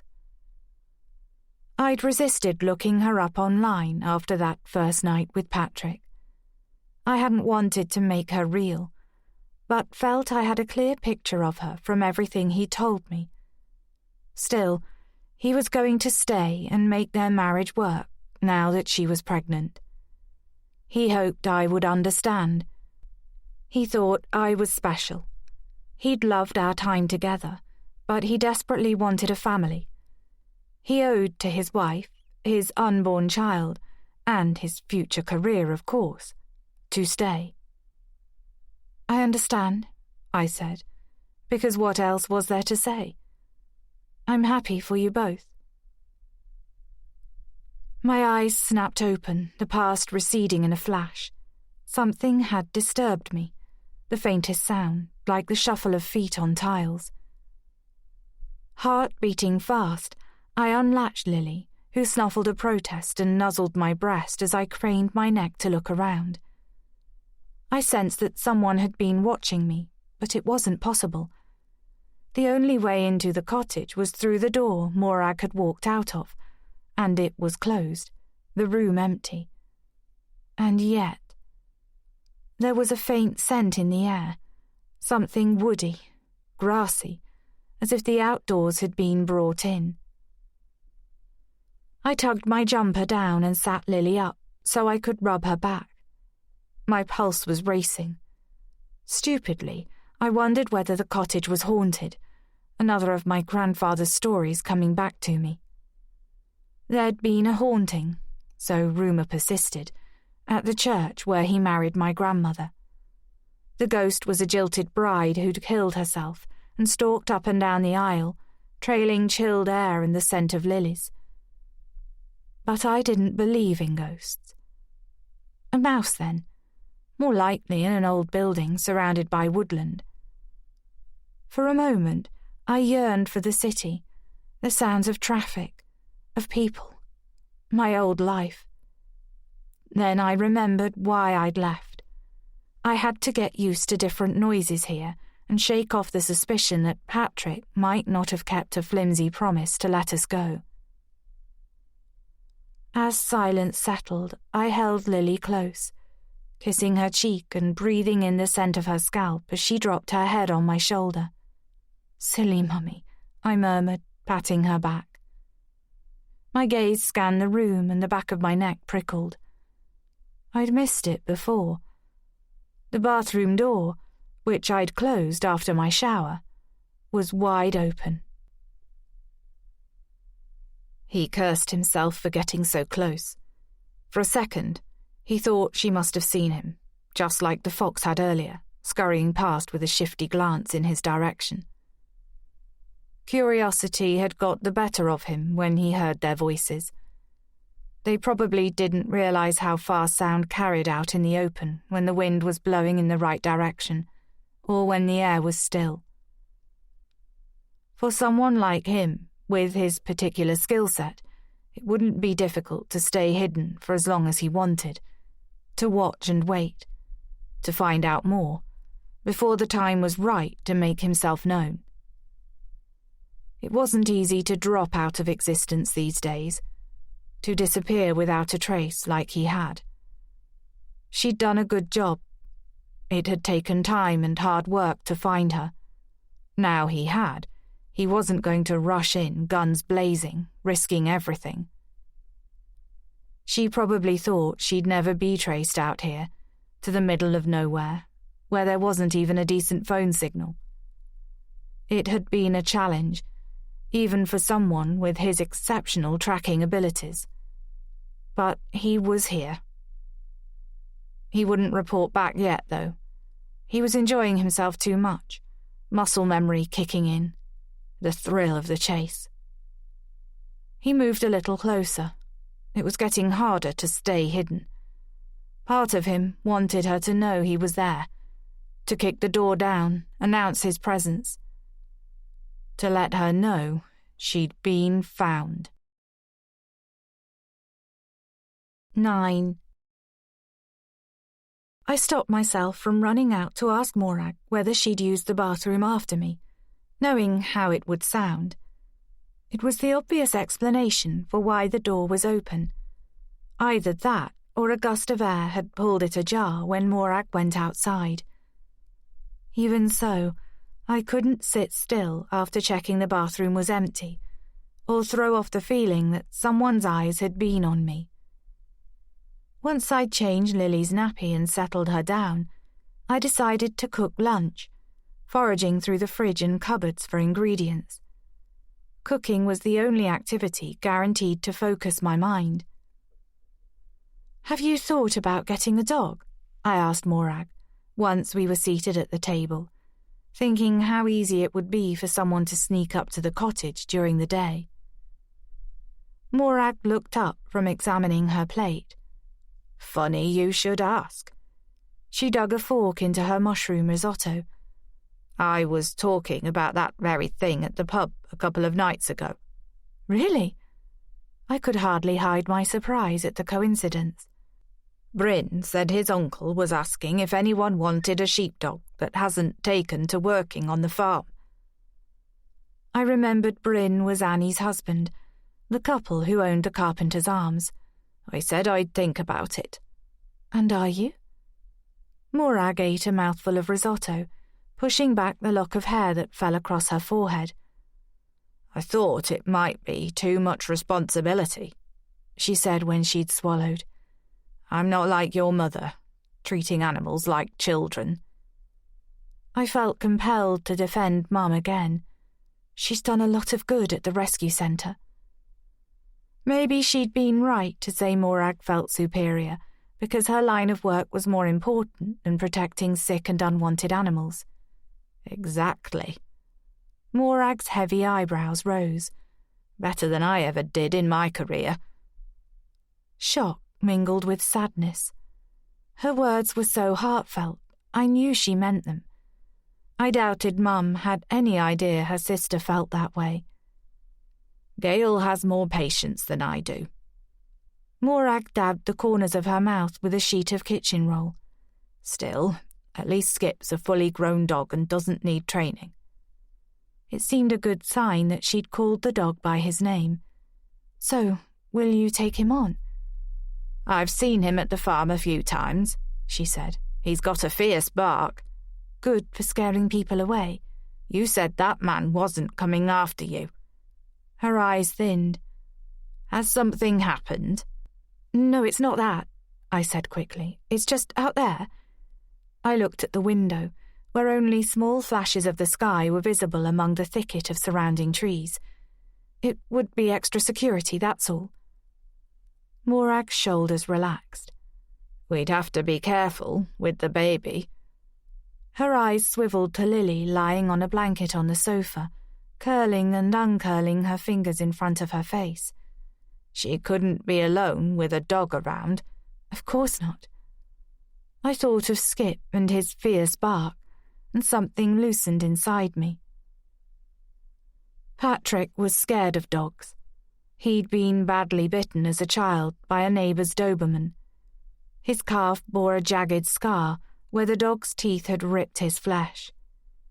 He'd needed stitches that became infected, requiring a stay in hospital.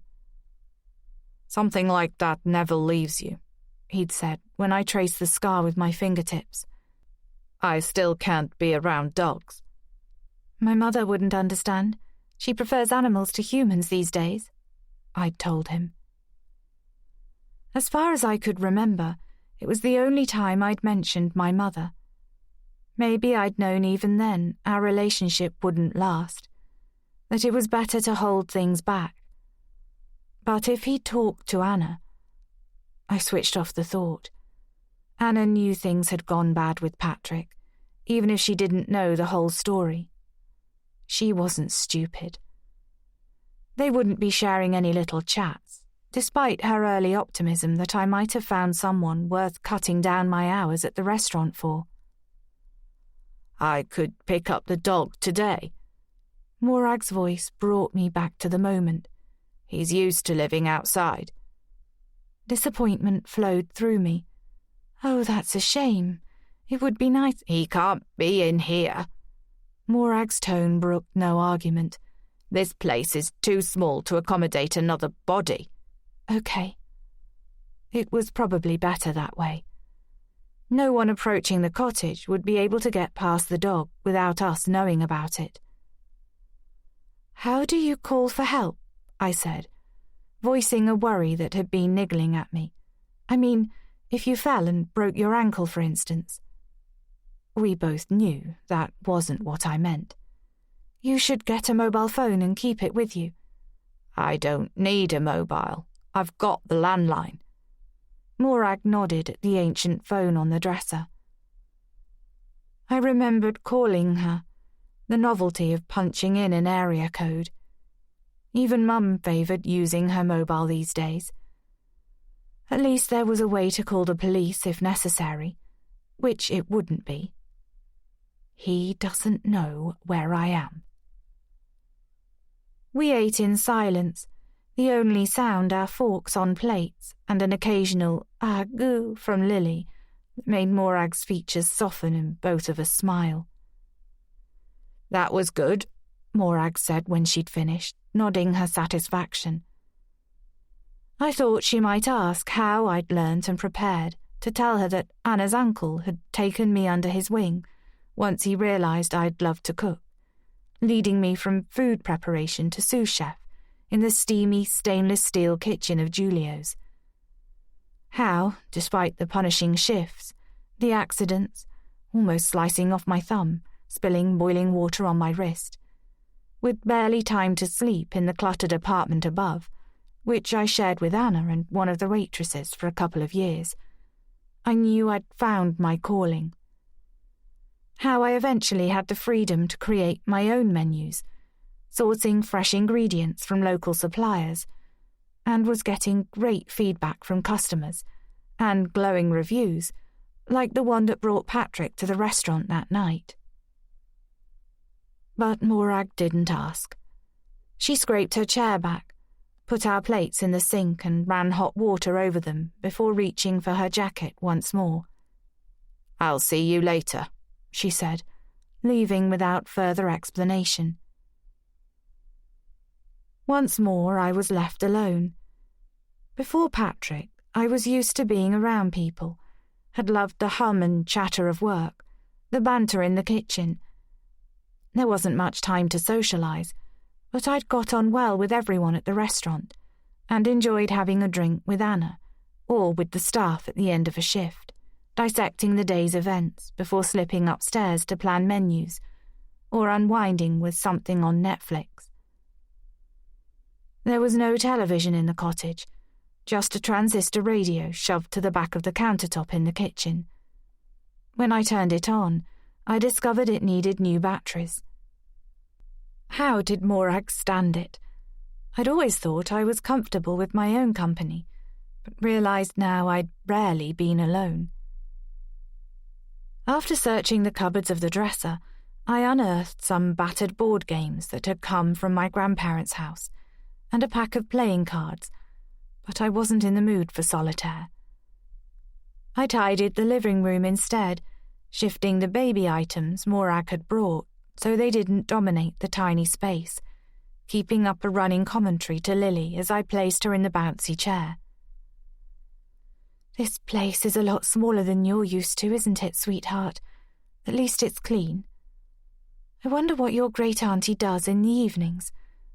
Aren't you lucky having all these nice new things? Shall I fetch your teddy?" It was the only toy I'd packed, a small stuffed teddy holding a padded heart with her name on that Anna had bought her, and a cloth book I'd picked up in Walmart.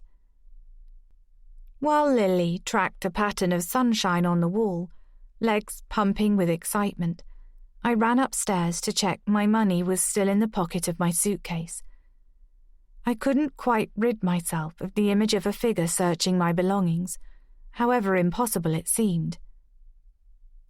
Just because you're paranoid doesn't mean they aren't after you. Dad used to say that to Mum sometimes. He'd had a quote for most occasions, his favourite being, "Don't let the buggers grind you down," even though it was what he'd done to her. The money was there, the notes reassuringly smooth in my fingers. Enough to last a while if my outgoings were low, though I intended to pay my way while I was here. I knelt and pushed my case back under the bed, then pulled it back when it hit something. Bending, I peered into the dusty space and, to my astonishment, saw that it was an air rifle.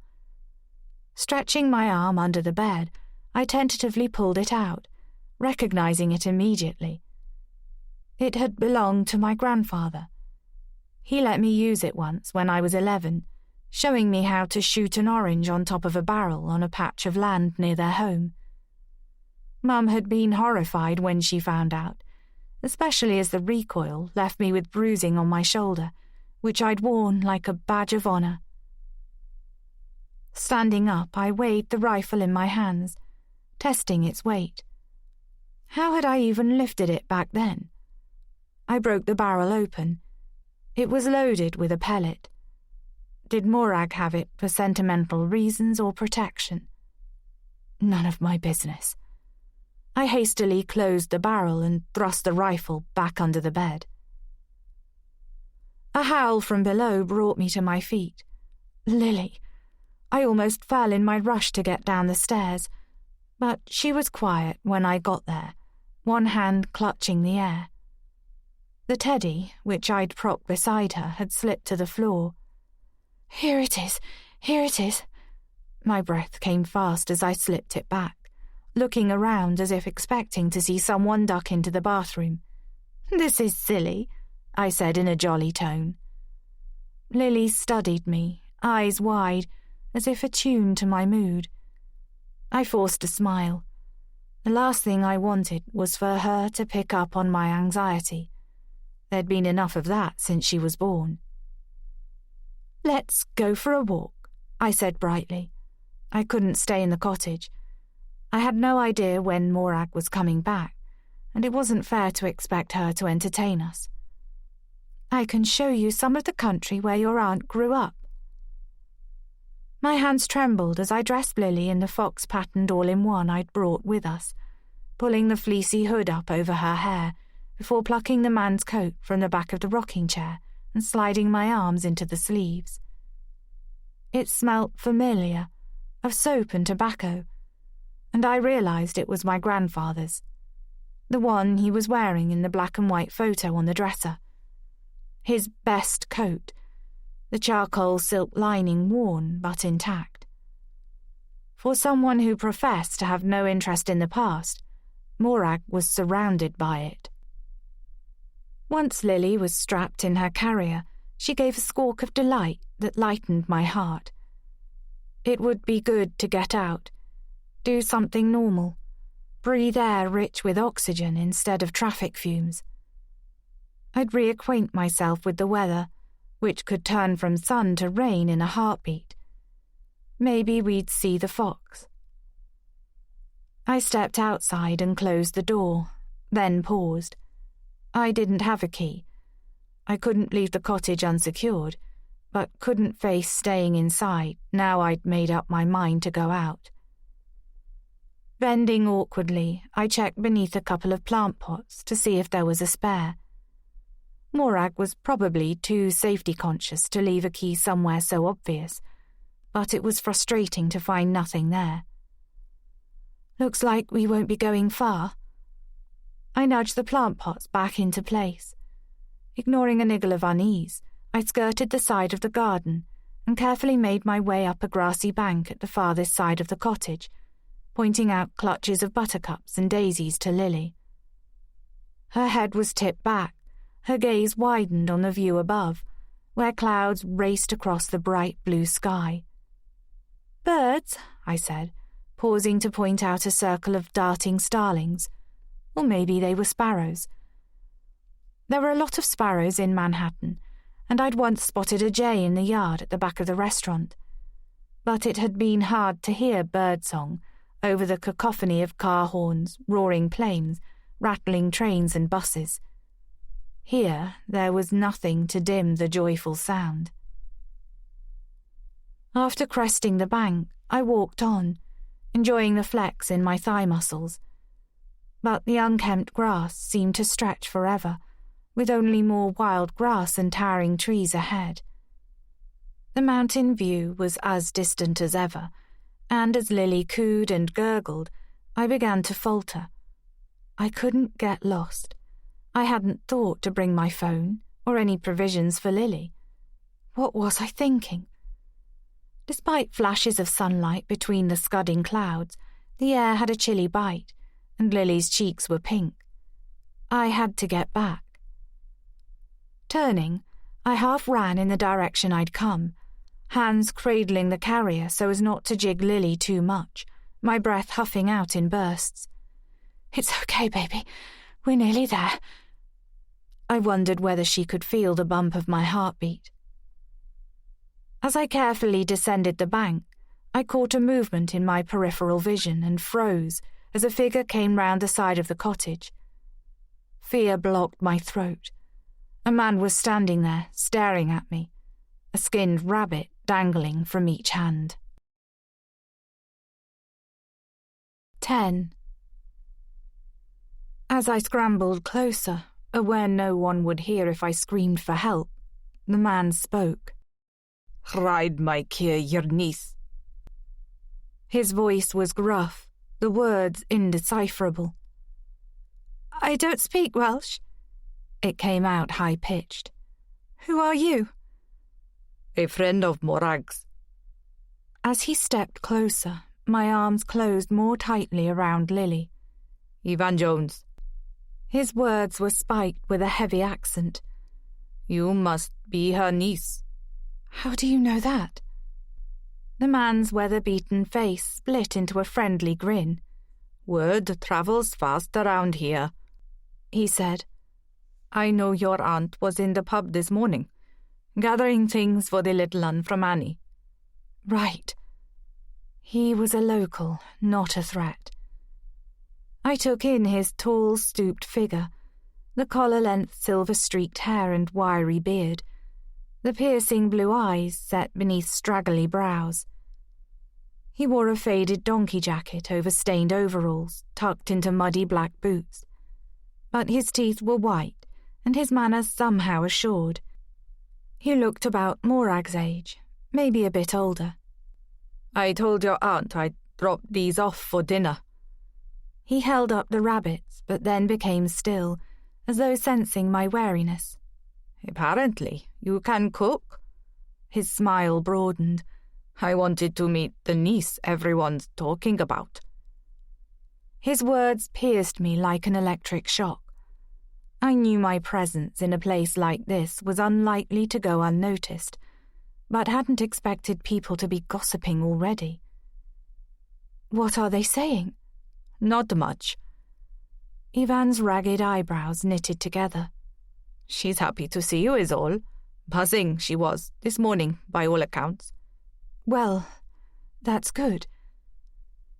My mind reeled through my internet presence.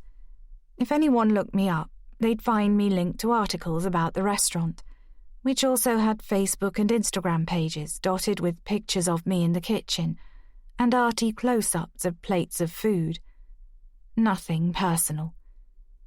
I wasn't a big user of social media, had never been one to post selfies or keep the world updated with my daily thoughts and activities. There were no pictures of me and a couple, just the odd photo that Anna would tag me in from time to time, having a drink with the restaurant crew after hours, or on the beach at Coney Island on a rare day off. There was nothing online to tie me to Patrick. "I'm sorry," I said, realizing the man, Ivan, was waiting for me to speak. "My aunt's not here right now."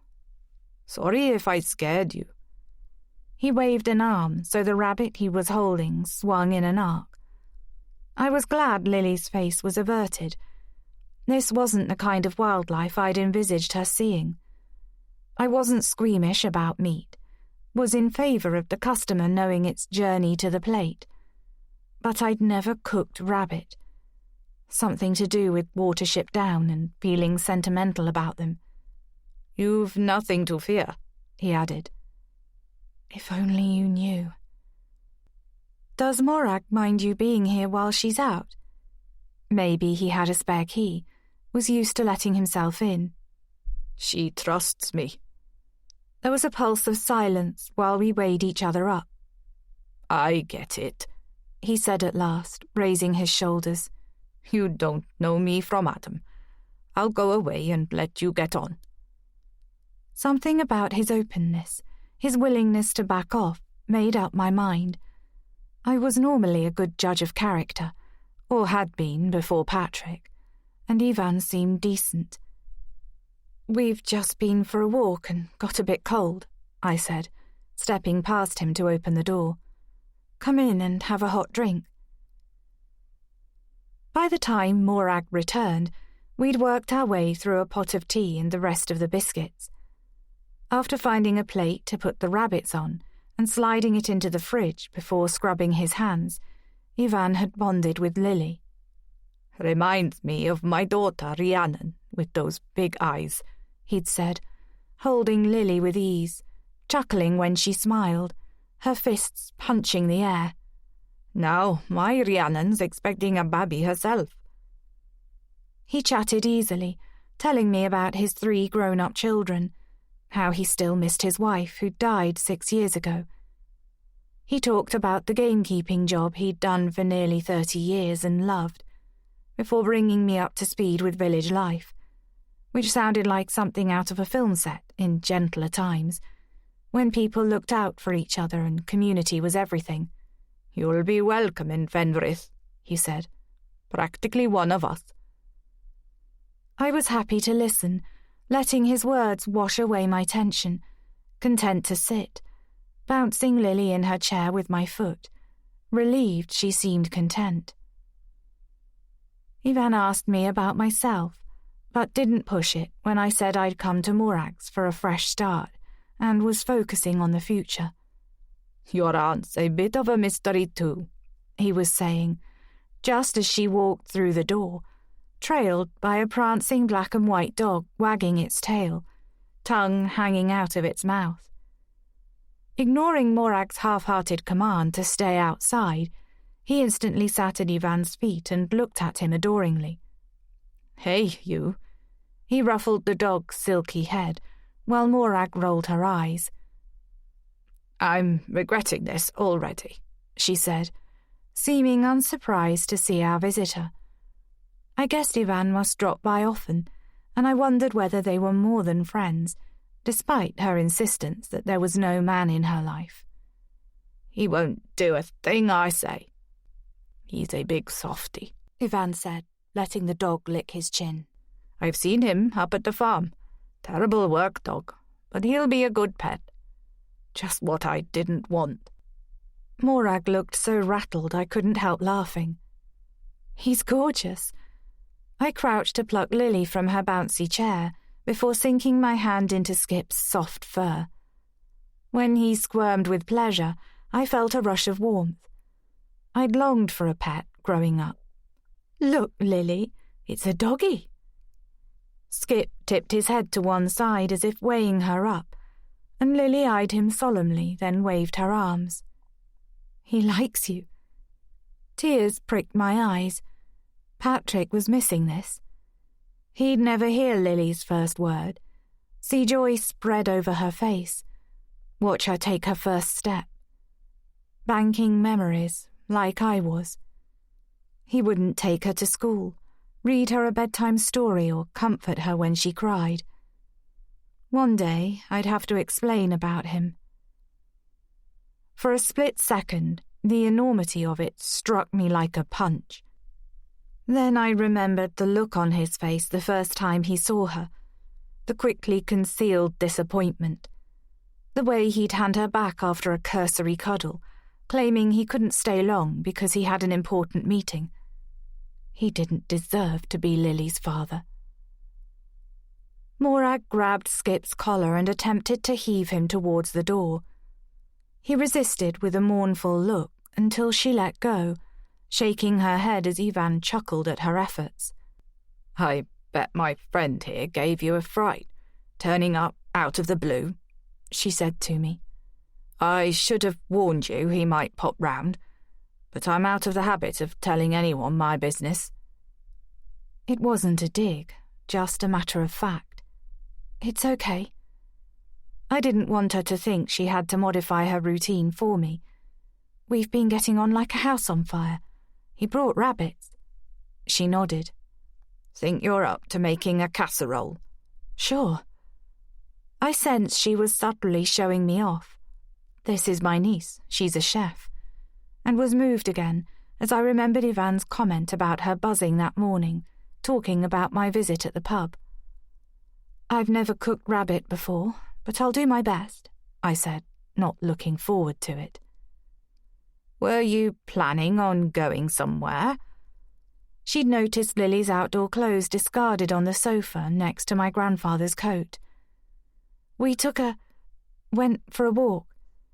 I hoped I'd lose the little Americanisms I'd picked up. I couldn't find a key to lock up, so we didn't go far. Then Ivan arrived and I invited him back in. He was watching our exchange, one large hand resting on Skip's back. Morag pursed her lips. "I should have told you I keep a spare underneath the plant pot outside." "What?" she said to Ivan when his eyebrows rose. "I don't tell anyone that, not even you." "Well, now I know." I looked under both plant pots. I adjusted Lily in my arms. There was no key. It wasn't until Morag tensed her shoulders that I realized how relaxed she'd been, despite the dog's refusal to obey her. "Are you sure?" "Positive." I looked at Ivan, suddenly uncertain. Maybe I knocked it out of sight. "Let's look again." Ivan got to his feet, the bulk of him blocking the light from the window. We followed Morag to the door, Skip panting at our heels. "Are you sure you looked properly?" Morag crouched and lifted the nearest pot. I joined her, holding Lily tight, aware once more of the denseness of the trees bordering the land around the cottage. A rash of goosebumps rose on the back of my neck as I saw what Morag was holding between her forefinger and thumb. A small brass key, dulled with age and rimmed with earth, as if this was the first time it had been plucked from its hiding place. "You can't have looked very hard," she said. "It was right there all along." 11. I couldn't be sure the key hadn't been ground into the soil and I'd missed it in my haste. I said nothing, suppressing a shiver. "We'd better be off." Ivan nodded at Skip, hovering in the doorway, as if worried that once he was outside, he'd never be let back in. "At least you have this beast to protect you." He let out a low laugh, shaking his head as he loped around the side of the cottage to where he must have parked a vehicle.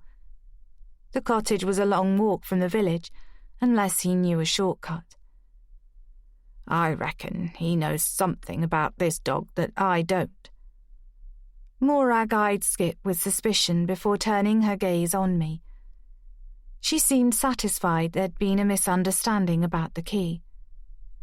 "You'd better hang on to this," she said, handing it over. "You okay?" Her dark eyes searched my face until I had to look away. "I'm fine."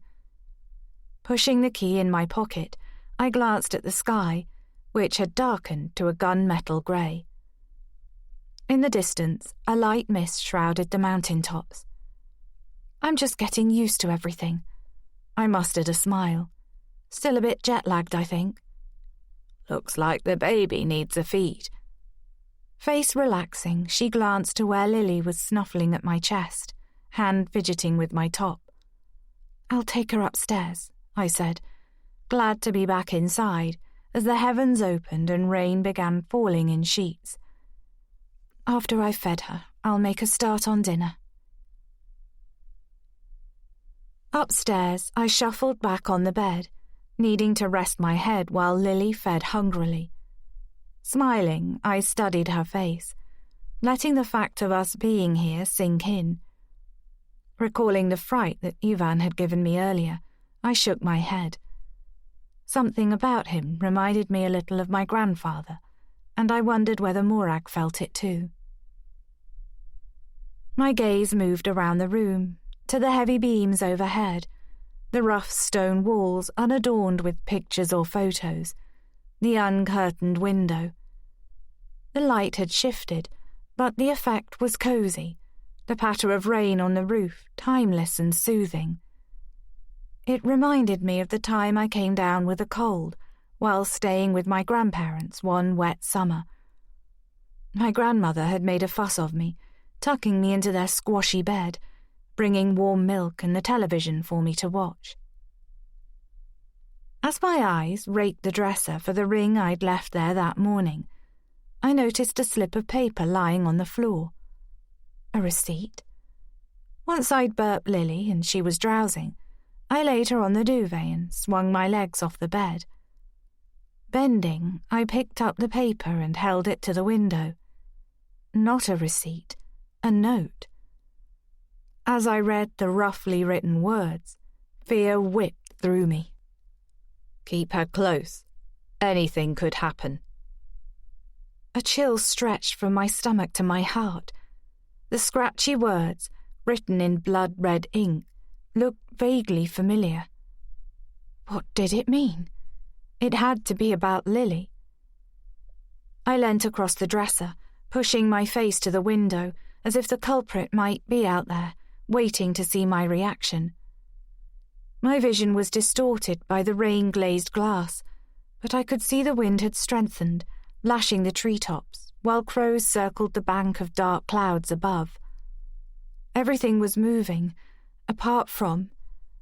I looked harder, trying to see. There, between the trunks of 2 tall pines.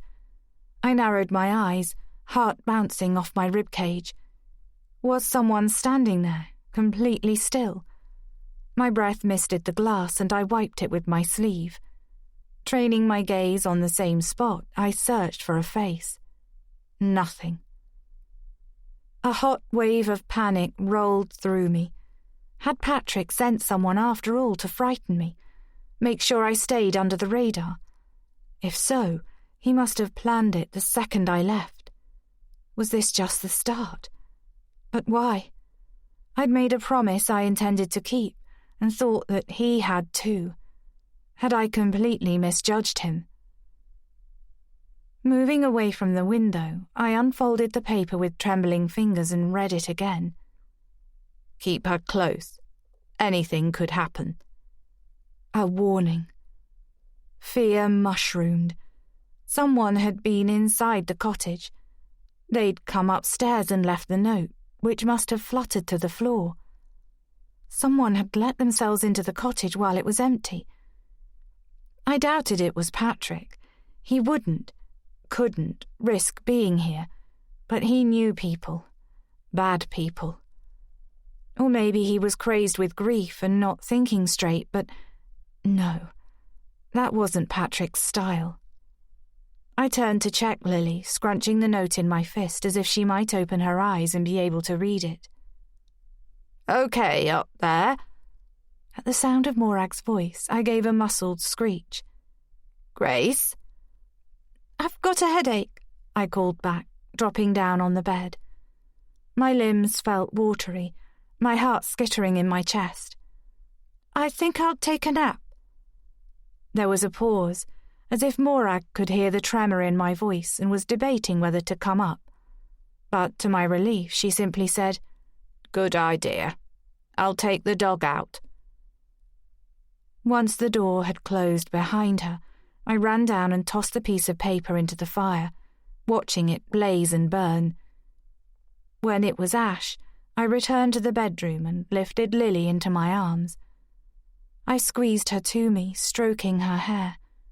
"It's going to be okay," I murmured, looking into her sleepy chocolate drop eyes. "I promise I won't let anything bad happen to you." Her eyebrows twitched. She looked like she didn't believe me. After bringing up Lily's Moses basket and laying her down to sleep, I tidied the room in a frenzy of activity, trying not to think about the note as I pushed the drawer back in the dresser and tossed my aunt's underwear in.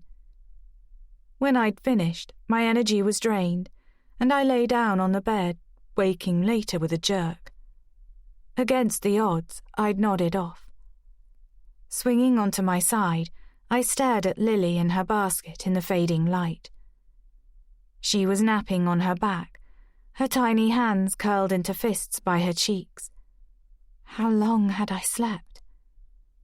I couldn't hear Morag downstairs and sensed the cottage was empty. The gleam of a lamp in the living room bathed the ceiling in an apricot glow.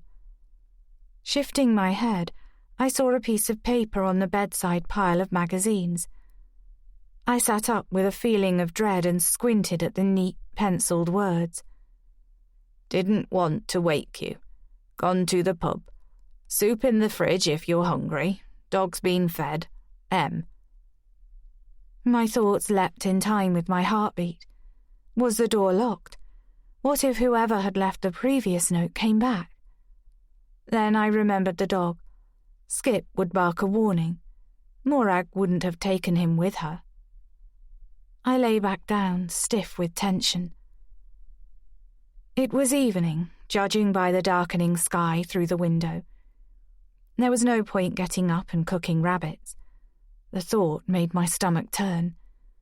No point going downstairs at all. No TV, no radio, no internet. None of the usual trappings of entertainment to distract me. I could read one of the books I'd seen on the shelf downstairs, but found I didn't want to leave the sanctuary of my bed. And Lily looked so peaceful, like a little doll, her lips slightly parted as she huffed air in and out. I longed to pick her up and snuggle her against me, but decided not to disturb her. A clatter on the stairs made my heart bounce. Skip appeared at the side of the bed and looked at me with shining brown eyes. "Hello, boy."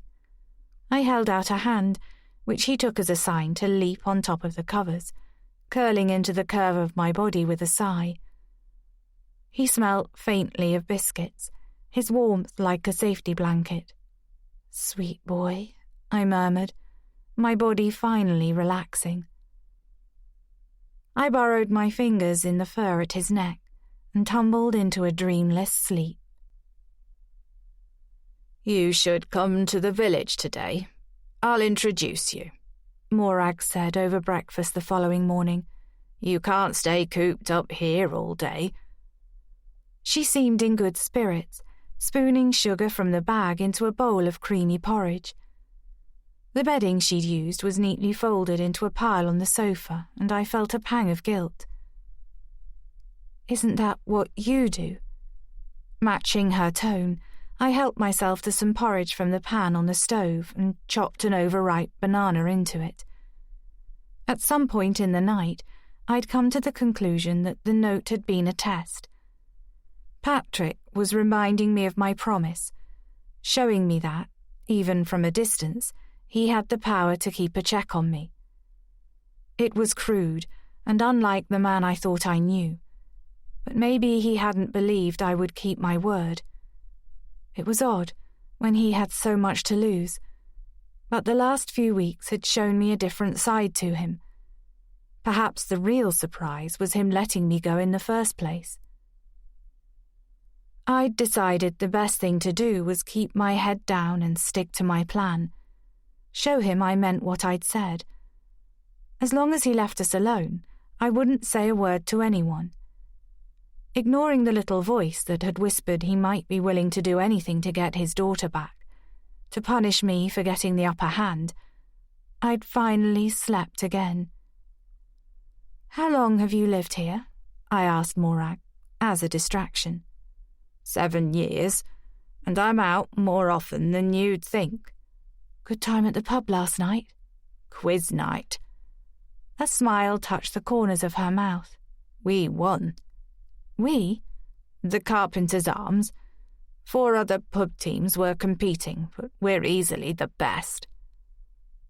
Her words gave me a wrench, thinking of Yvan's description of Fenbrith as a community, reminding me of the family I'd left behind. My people. Here I had no one.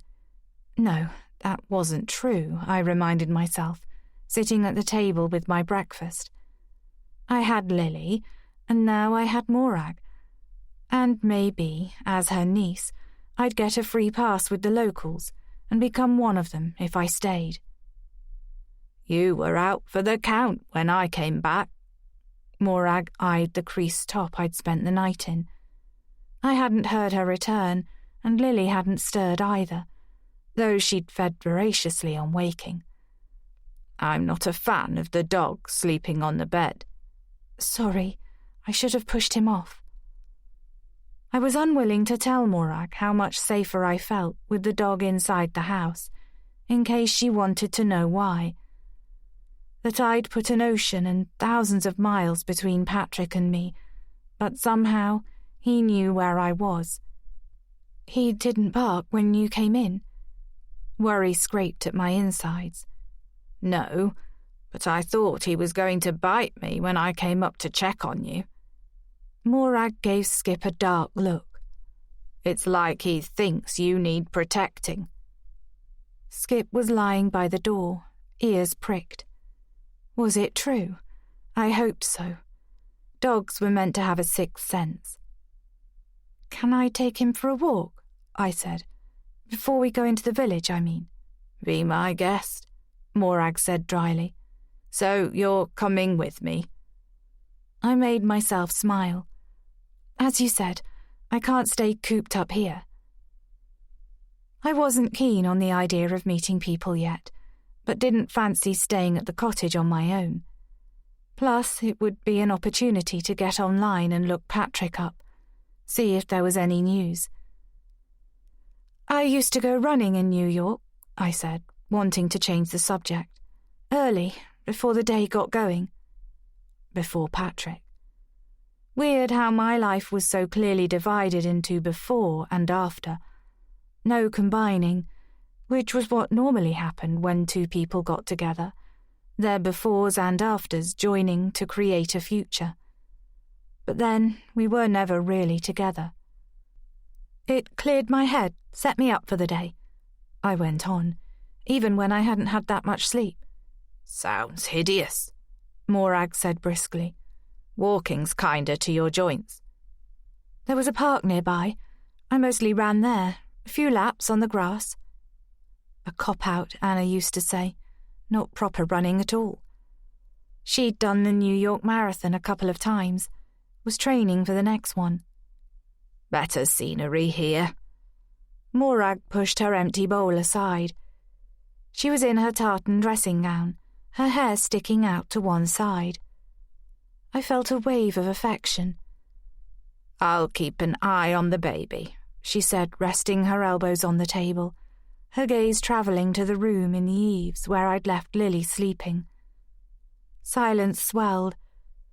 If I'd thought Morag might want more details about my life in America, again I was disappointed. Did I want to talk about it? Maybe. The before part, at least. Maybe I thought if I didn't, it was as if those years hadn't existed, the person I'd been extinguished. But surely it was better this way. A chance to begin afresh. Lily's mum. That's who I was now. The rest didn't matter. Keeping us safe was my priority. I'll be leaving at about 11. Morag scraped her stool back as she stood, the sound underscoring our conversation, making clear it was over. Stepping outside without Lily felt wrong, as though I'd left a piece of myself behind.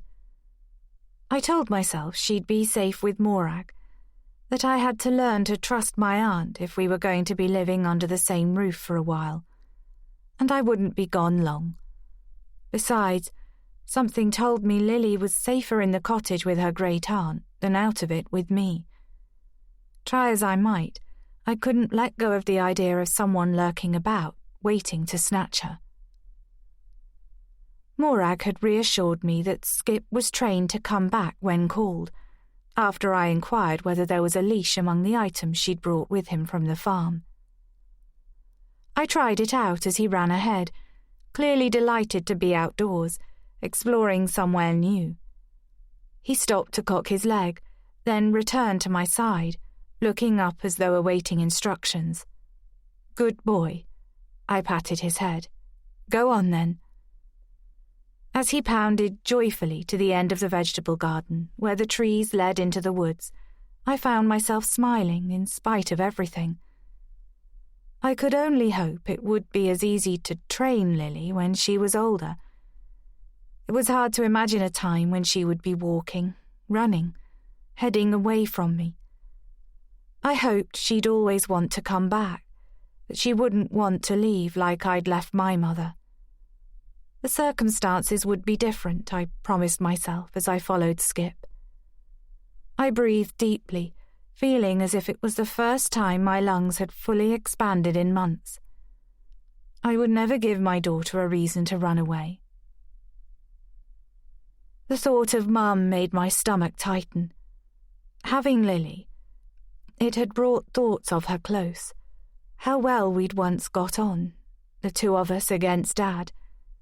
Ganging up, he'd called it, enjoying what he viewed as teasing, unaware we'd felt stronger and more able to cope with his moods when we were a team.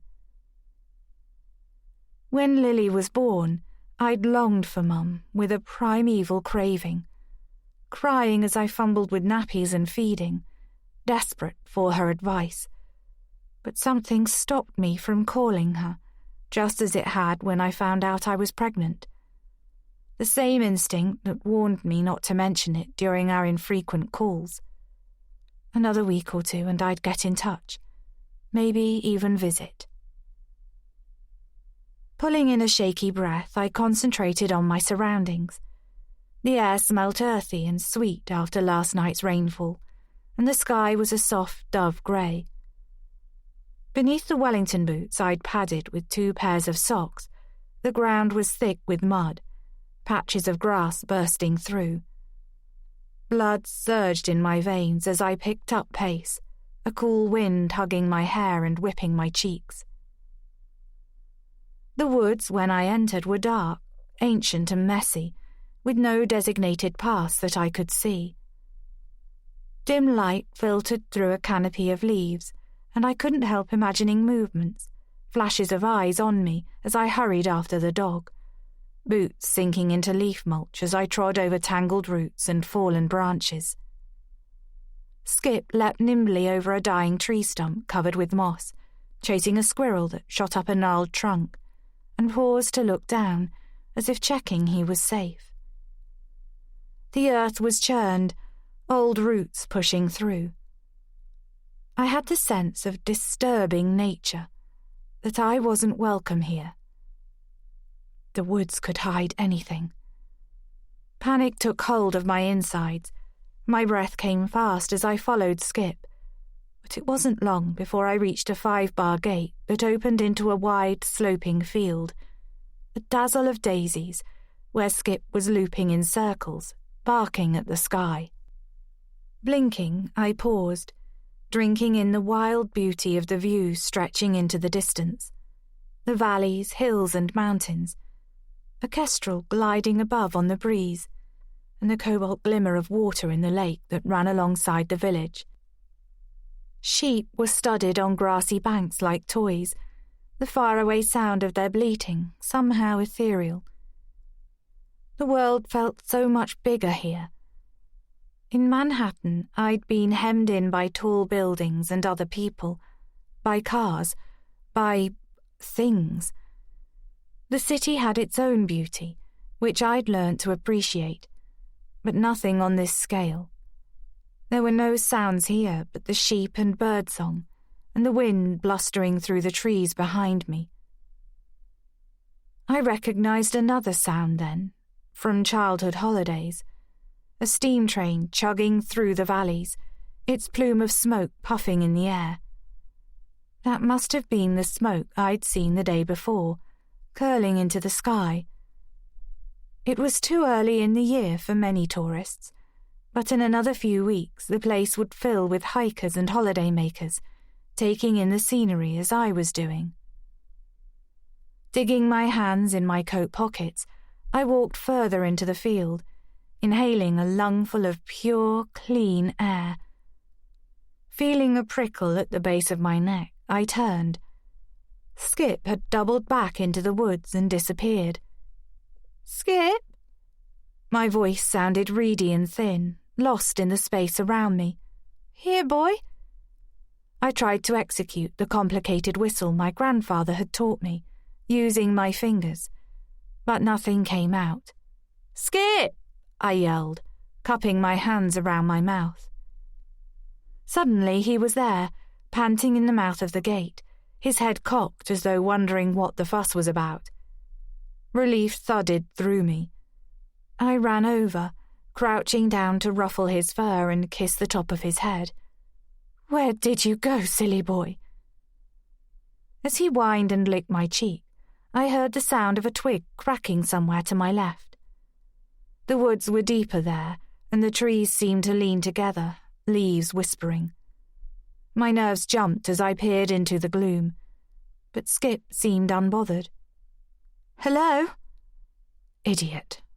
I chastised myself. People were allowed to walk through the woods without having to make themselves known. Only, it was so far from civilization out here. "Come on," I said to Skip, a tremor running through me. "Let's go." Straightening, I froze, spotting something in the churned-up mud by the gatepost. A set of boot prints facing the field where moments ago I'd been standing. And beside the indented earth, a glimmer of gold.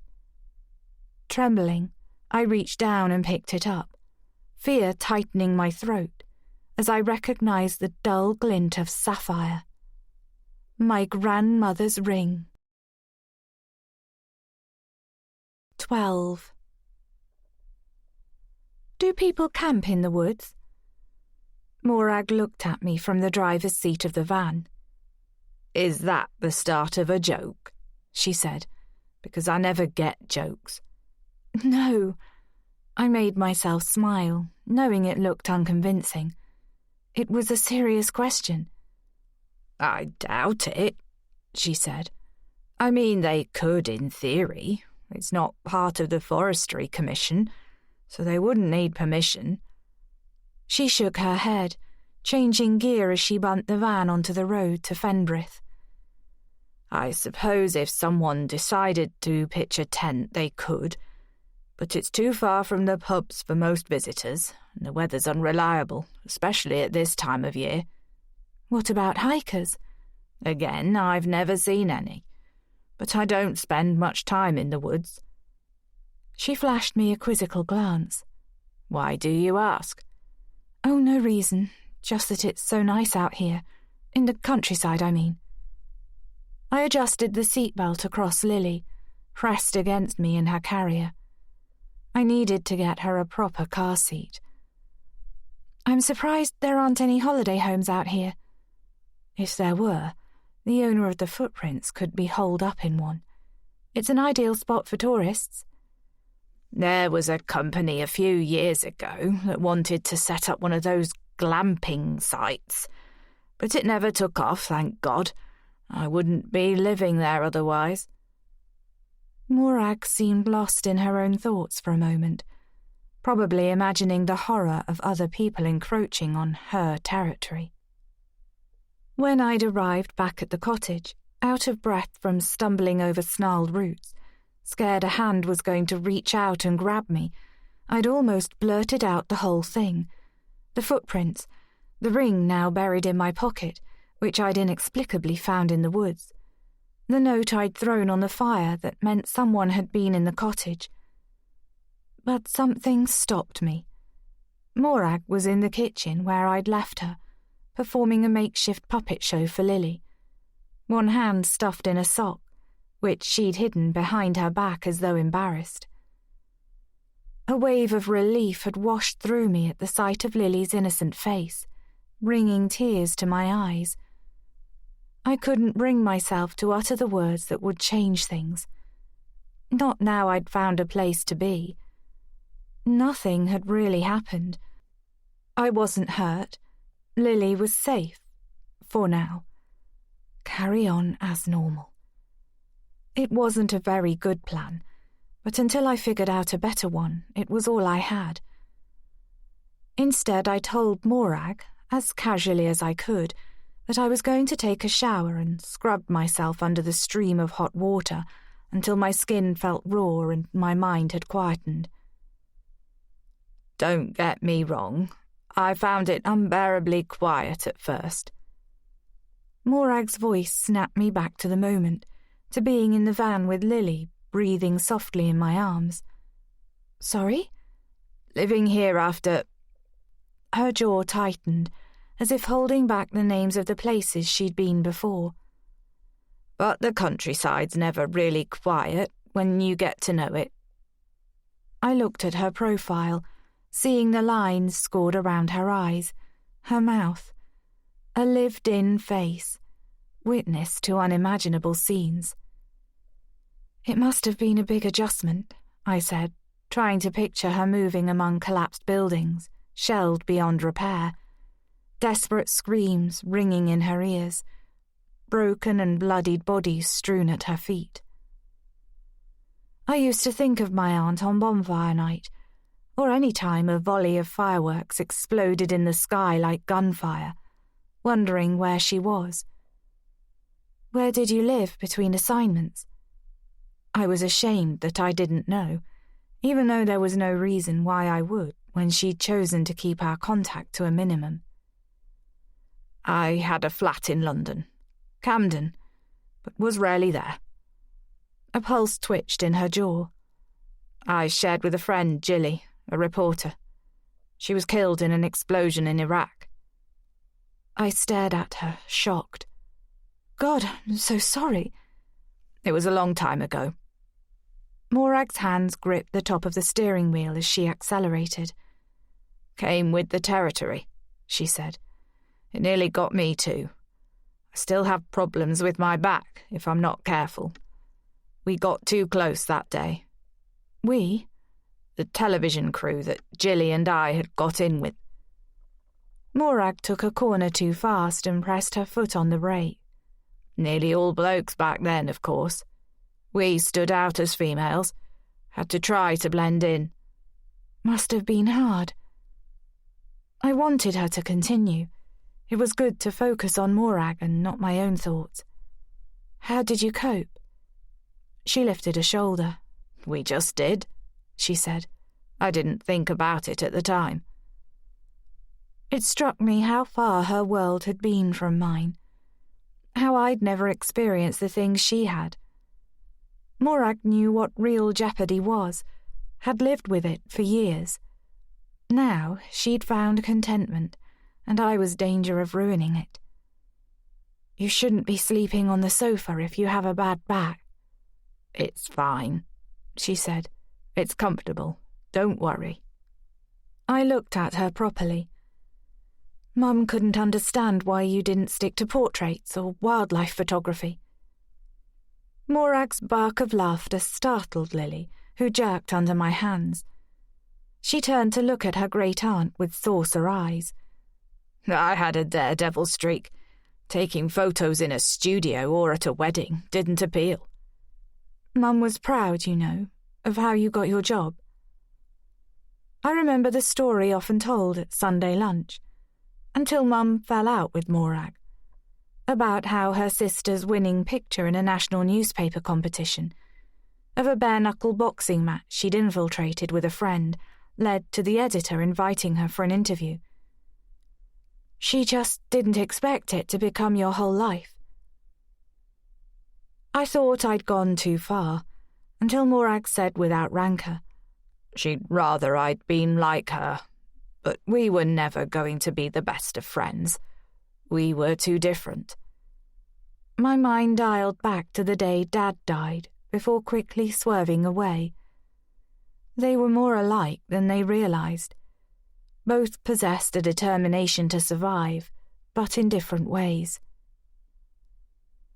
As the fields and hills gave way to grey stone houses at the side of the road, I remembered how intensely green Wales was, how even the air felt green, the countryside as close as the buildings had been in Manhattan. In winter, those buildings funneled frigid air that bit through clothing and trapped the fumes from congested traffic. Here, I remembered from visits to my grandparents in Conwy, the cold was different, purer, cleaner. Mum would gulp it down like champagne, and we'd return from a walk with rosy cheeks and sparkling eyes, feeling more alive. Dad rarely came on a walk unless it ended at the pub. "What made you want to retire?" I asked Morag as we drove past the sign for Fenbrith. "It was time." Her tone was even, but something about the way her knuckles whitened around the steering wheel told me there was more to it. I decided not to press her. I knew all about keeping secrets. "So, how did you find the cottage?" "By chance, out walking," she said. "I was looking for somewhere remote. It used to be a shepherd's home and was pretty derelict. I got it cheap and spent a bit making it habitable." "Do you ever go back to Conwy?" She shook her head. "No point." Mum had always claimed that Morag wasn't the sentimental type, but something about the set of her jaw told me that wasn't true. That she stayed away because it was too painful to be in the town where she'd grown up now that her family wasn't there. "I'll get my stuff from the back," she said, jumping out of the van as soon as she'd parked round the back of the pub and switched the engine off. While she sorted through the boxes of vegetables she'd brought, I got out and walked to the pavement, jiggling Lily as I looked up and down the street, checking for... what? A figure hiding in the shadows. The clouds parted, spilling sunlight across the rows of pastel-coloured buildings, bringing the place into focus.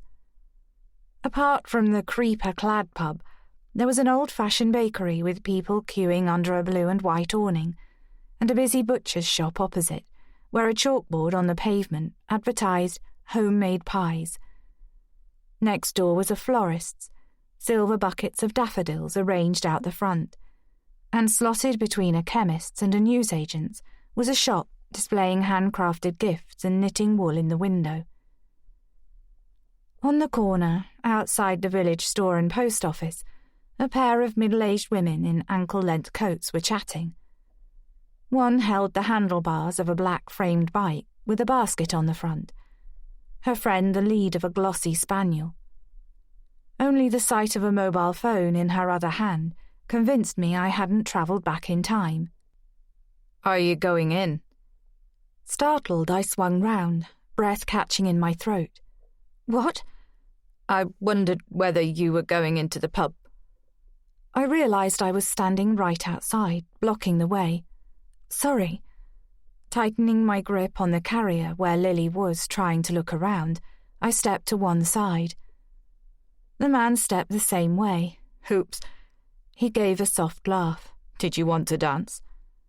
Flustered, I moved the opposite way, briefly meeting a pair of smiling eyes. "I am going in," I said firmly. "In that case, after you." He extended his arm and, moving past me, pushed the pub door open. I felt I had no choice but to duck inside, catching his spearmint smell of toothpaste as I stepped down 2 shallow steps into the dark interior. The deep-set windows and timber-beamed ceiling didn't offer much brightness, but the atmosphere was cosy rather than oppressive. A stained glass panel illuminated the bar, and the exposed stonework was hung with photos and paintings, candle-like sconces in between radiating soft light. Most of the floor space was occupied by chunky tables and pew-like seating. In front of a blazing log burner, an older couple were sipping coffees on a wine-coloured sofa, a Labrador at their feet. I thought of Skip tied up outside the cottage at Morag's insistence, in case he chewed the furniture. Hoping he'd deter, or even bite the intruder should he pitch up again, I turned as the man joined me. Nice, isn't it? He had to stoop to avoid hitting his head on the beams, his shoulder brushing mine.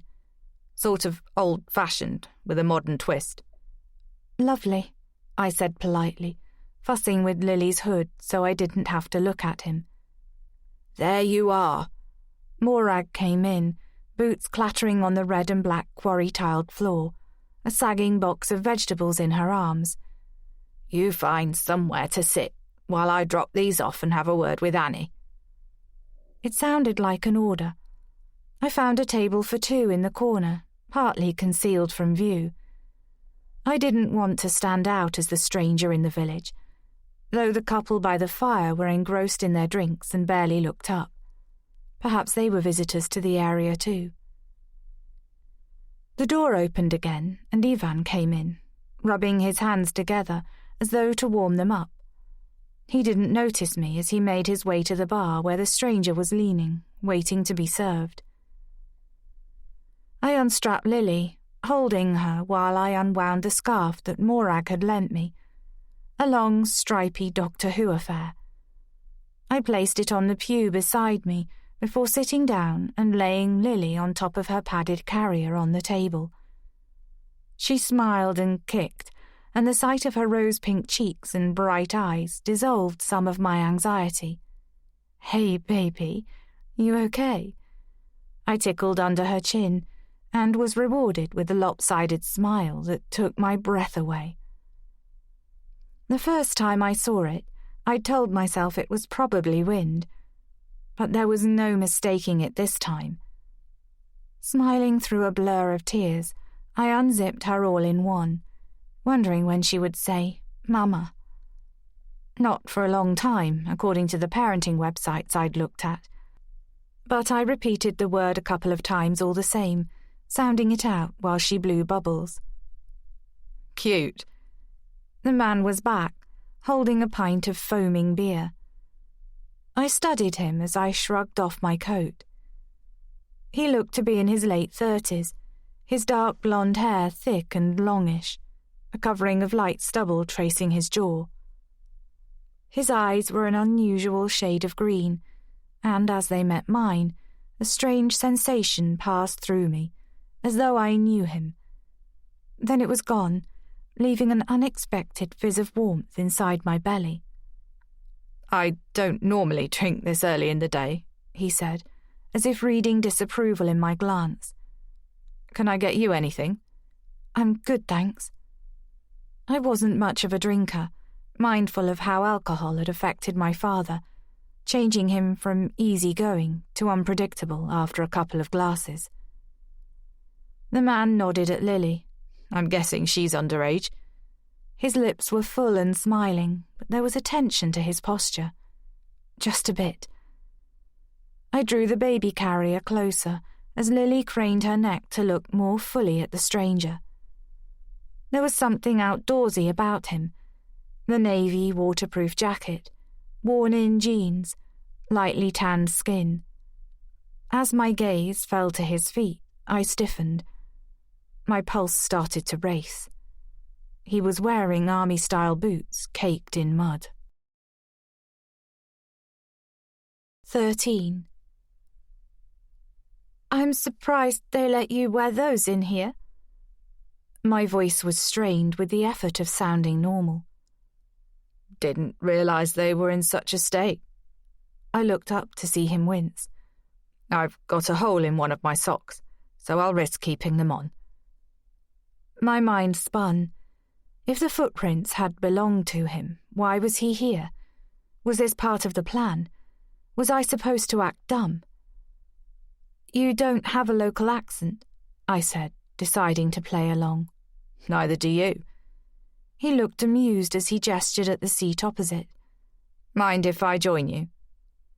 I looked around, but there was no sign of Morag. I gave a reluctant nod, feeling outmanoeuvred. Are you here on holiday? Are you? He put his pint on the table and unzipped his jacket as he sat, playfully widening his eyes at Lily as she kicked and stretched a chubby arm in his direction. She looks like you. Despite myself, I was pleased by his comment. Morag had said the same thing. Of course, they'd never met Patrick. She had the same colouring as him, but I had dark hair and eyes too, and I could detect my mother in the shell-like shape of her ears and slant of her nose. I'll take that as a compliment. I'm Declan Walsh. Irish. He held out a hand, but I pretended not to notice as I drew a muslin cloth from my bag and dabbed at Lily's chin. Do you live locally? Do you? He fired back. Do you always answer a question with a question? Only in pubs in the month of March, when talking to attractive women. Heat stained my cheeks. Does that happen often? Now who's asking questions? My flush deepened. Doesn't seem like the best way to get to know someone. And a good way of avoiding answering. We're talking, aren't we? That's another question. Is it? Isn't it? It was starting to feel like flirting, something I'd never mastered and had no time for. But despite the warmth of his smile, I sensed him holding back. If this was a game, if he was acting, he wasn't that good at it. Then he laughed. It was a good laugh, throaty and deep, and elicited a stream of excited babble from Lily that made him laugh again. My shoulders unclenched a little. Maybe I was overreacting. So what if his boots were covered in mud and he'd made a beeline for me? I was the only other person in the pub, apart from the couple in front of the fire. Now that I looked, the soles of their hiking shoes were muddy too. So where are you from? I said. Here and there. Perhaps seeing something in my face, he leant forward and rested his elbows on the table, his expression opening up. If you really want to know, I grew up on a remote farm in Ballyfin in Ireland, with one sister, 2 parents, and my grandmother, who came to live with us when my grandfather died. I left home as soon as I could to see the world, but I like to get back and visit at least once a year. Your accent's not very strong. I was suddenly reminded of the night I met Patrick, right down to the tug of chemistry I was trying not to acknowledge. I've been away a long time, he said. Where are you from? Just outside London.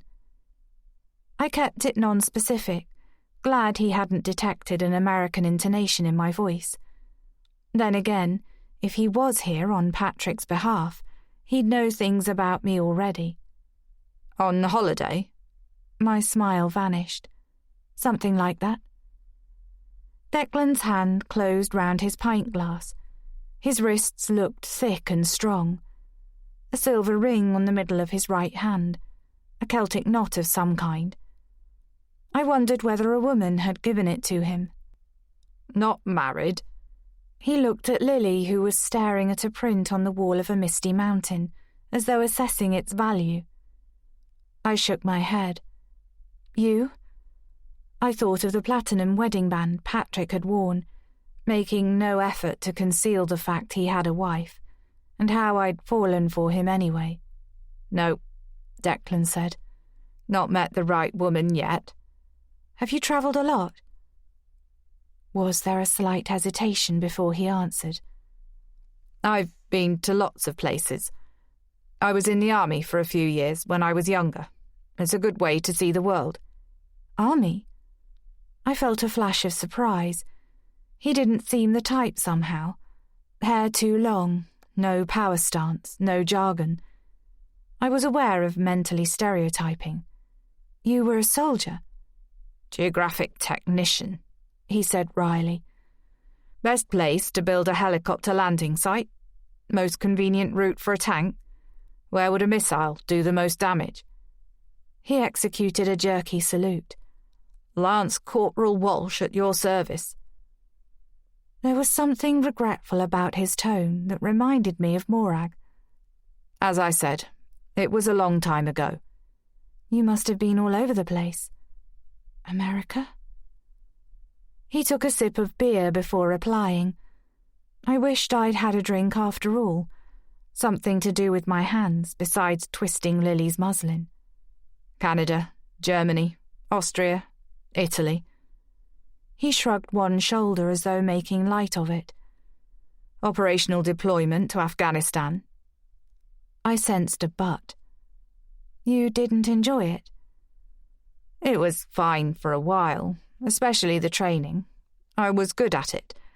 Then things got real, providing key information to military commanders. I didn't like that so much. He raised an eyebrow. Let's just say it brought home the whole killing aspect. At least he wasn't pretending to be a hero, and it sounded as though killing was an anathema to him. Hardly the sort of person who'd willingly terrorize a woman with a baby, if he was telling the truth. I joined the army on a whim, if I'm being brutally honest. His mouth twisted in a self-deprecating smile. I thought it would be exciting. I'd had enough of school, of living on a farm. But I'd always loved geography, maps, being outdoors. I wanted to travel. He paused and shook his head, the wall light catching glints of darker colour in his hair. The atmosphere and the lighting in the pub made it feel as though we were on a date. My mother was terrified I'd get killed, and I wanted to be around to see my kids grow up one day. And now? He took a breath, his tone lightening. I've moved around a fair bit, can't seem to settle in one place. I look for work, stay a while, then move on. And that's why you're here? As he met my eyes, my insides lurched again. I have a soft spot for Wales. He grinned, revealing a set of even teeth. I met a girl on a camping holiday in Carnarvon with my family when I was 15. It was a memorable summer. Ignoring the implication, I said, "Why Fenbrith?" If he was fazed by my questions, he hid it well. I stayed in touch with the girl's brother. He traced a finger around the rim of his glass. His nails were short and clean. No trace of mud. He still lives in Carnarvon with his wife and children. Runs an outdoor centre there. Walking, climbing, mountain biking, that sort of thing. I relaxed further. I'd been to Carnarvon once on a day trip with my grandparents. They took me to see the castle, whose walls encased the town. We'd eaten fish and chips on a shingle beach with a name I couldn't pronounce and paddled in the sea. I couldn't remember where my parents were that day. Like me, Hugh's into outdoor activities. He knows a good route from here to Snowdon, and that's where we're going today. We arranged to meet here at midday. So you are on holiday? My tone had lifted. I saw something shift in his expression. Had he felt the spark of energy between us? More of a working holiday. His gaze shifted to Lily. She waved her arms as though trying to take off, and I dabbed her chin again. Hugh's looking for someone to guide hiking tours in the area and, well, I'm thinking about it. I was aware of him subtly tracking my movements as I picked Lily up and nestled her warm body against my shoulder. "What's her name?" he said. "Little Mouse most of the time." I discreetly sniffed her nappy area. "What would you call a daughter if you had one?" I said it to distract him, but he appeared to give it some thought. Of course, it would have to be a mutual choice, but I'd hands down choose Cara, after my nan. That's nice. I swallowed the urge to tell him I'd named Lily after my grandmother. The ring, still in my jeans pocket, seemed to burn through the material and brand my leg. "I prefer simple names." "Me too," he said. You can keep your Jeremiahs and your weird spellings. There was a girl in my class at school called Emily, but it was spelt with an A and 2 E's instead of an I and a Y. She was forever correcting people. I don't understand why parents do that. Probably want their child to stand out. And all children want to do at that age is fit in. Exactly. I became aware of cooking smells trailing through the pub, of the world feeling almost normal, ordinary. The bar was growing busier. A group of anorak-clad ramblers were ordering drinks and asking about the menu. 20 minutes had slipped by, and there was still no sign of Morag. On cue, I spotted her emerging from a door marked private behind the bar, just as Declan said, "Whereabouts are you staying?" To buy some time, I jiggled Lily as she grew restless. She was making a fretful noise that would soon escalate into crying. "I'm sorry, but I have to feed her." My breasts felt heavy. Declan's eyes skimmed my chest, and a flush of heat travelled through my body. I knew I looked unremarkable in the baggy sweatshirt I'd put on with my jeans, which I still hadn't got round to washing. Makeup-free, my hair shoved up in a topknot, but his gaze suggested otherwise. "I should get going." He drained his pint and got to his feet. Under his jacket, he was wearing a grey fleece over a white t-shirt. I felt an irrational urge to rest my cheek against it and feel the beat of his heart against my skin. "Listen, if you'd like to meet for a drink sometime, give me a call." He drew a business-like card from his pocket and slid it across the table. Lily's fists were flailing and caught me on the chin as I leant forward and picked it up. It simply read, Declan Walsh, above a mobile number in plain black font. "Useful, for when I'm looking for work," he said. "I'm afraid there's no signal where I'm staying." All the same, I dropped the card into my bag, attempting a casual smile. "And I'm pretty busy with this one most of the time." "If you change your mind." His gaze held mine for a moment longer. Then someone called his name. He turned, raising his hand in a greeting. "That's Hugh." He looked back at me. "Nice to have met you." Aware he was waiting for me to supply a name, I looked at Morag. She was viewing our exchange with an inscrutable expression, her hands tucked under her armpits. "You were gone ages," I said, and Declan moved away with a nod in her direction. Pivoting towards the wall, I awkwardly arranged Lily at my breast as Declan passed the opposite window outside. Unguarded, his face looked unfamiliar, a stranger once more. "I was watching you." Morag sat where Declan had been moments ago. "Looks like you've got an admirer," she said. "Fast work." 14. By the time I'd explained about bumping into Declan outside the pub, defensive under Morag's forensic scrutiny, Lily had finished feeding. I adjusted my top and rested her against my shoulder, gently patting her back. Morag looked about to say something, but stopped as a smiling woman in her early 40s approached, balancing 2 bowls and a basket of bread in her hands. A mass of curly blonde hair exploded around a zigzag-patterned scarf. "Lunch is served," she sang. "Hope you don't mind me choosing for you, but it's only vegetable soup and homemade bread, and your aunt assured me you'll eat anything as long as it's nicely cooked." Her accent was soft and lilting, her round face creased with laughter lines. She looked comfortable in jeans and a pink t-shirt, a black apron double-tied around her waist, at ease in her own body. "Morag told me you're a chef, so I expect you'll be judging my food. You can tell me where I'm going wrong."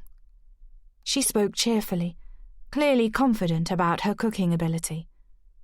"It smells lovely."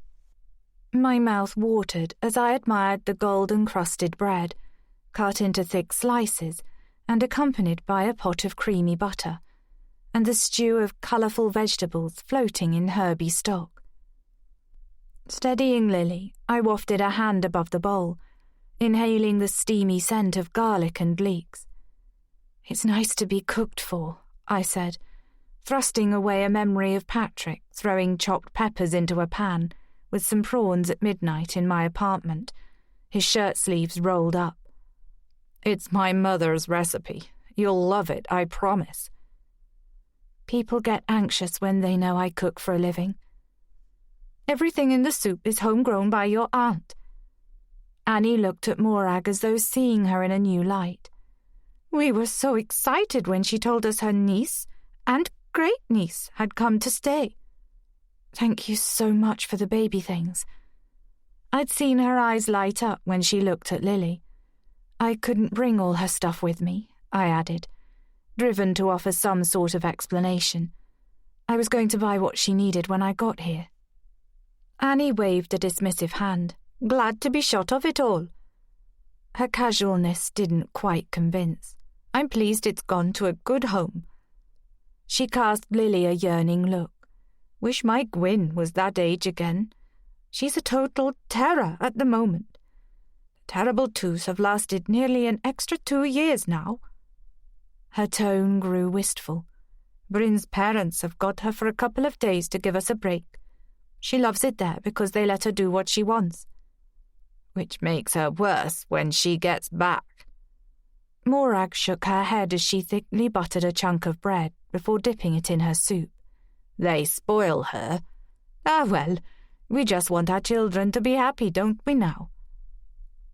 Morag paused before biting into her soupy bread, her dark gaze sliding to Lily. "I suppose so." She said it so quietly, I wasn't certain Annie had heard. "Oh, I've got a car seat you can have too," Annie said brightly. "It tips right back so it's safe for a tiny one to sleep in if you're travelling. We only used it once to take Gwyn to Cornwall to see her great-grandma when she was a baby. She slept all the way perfectly safe." "That's so kind of you." I thought of visiting Mum in Berkshire. Not that I had a car. I hadn't driven for years, hadn't needed to in New York. "You don't have postnatal depression, do you?"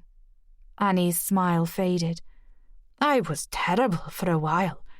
No one knew what was wrong with me," she said. "It's important to ask for help if you're feeling down."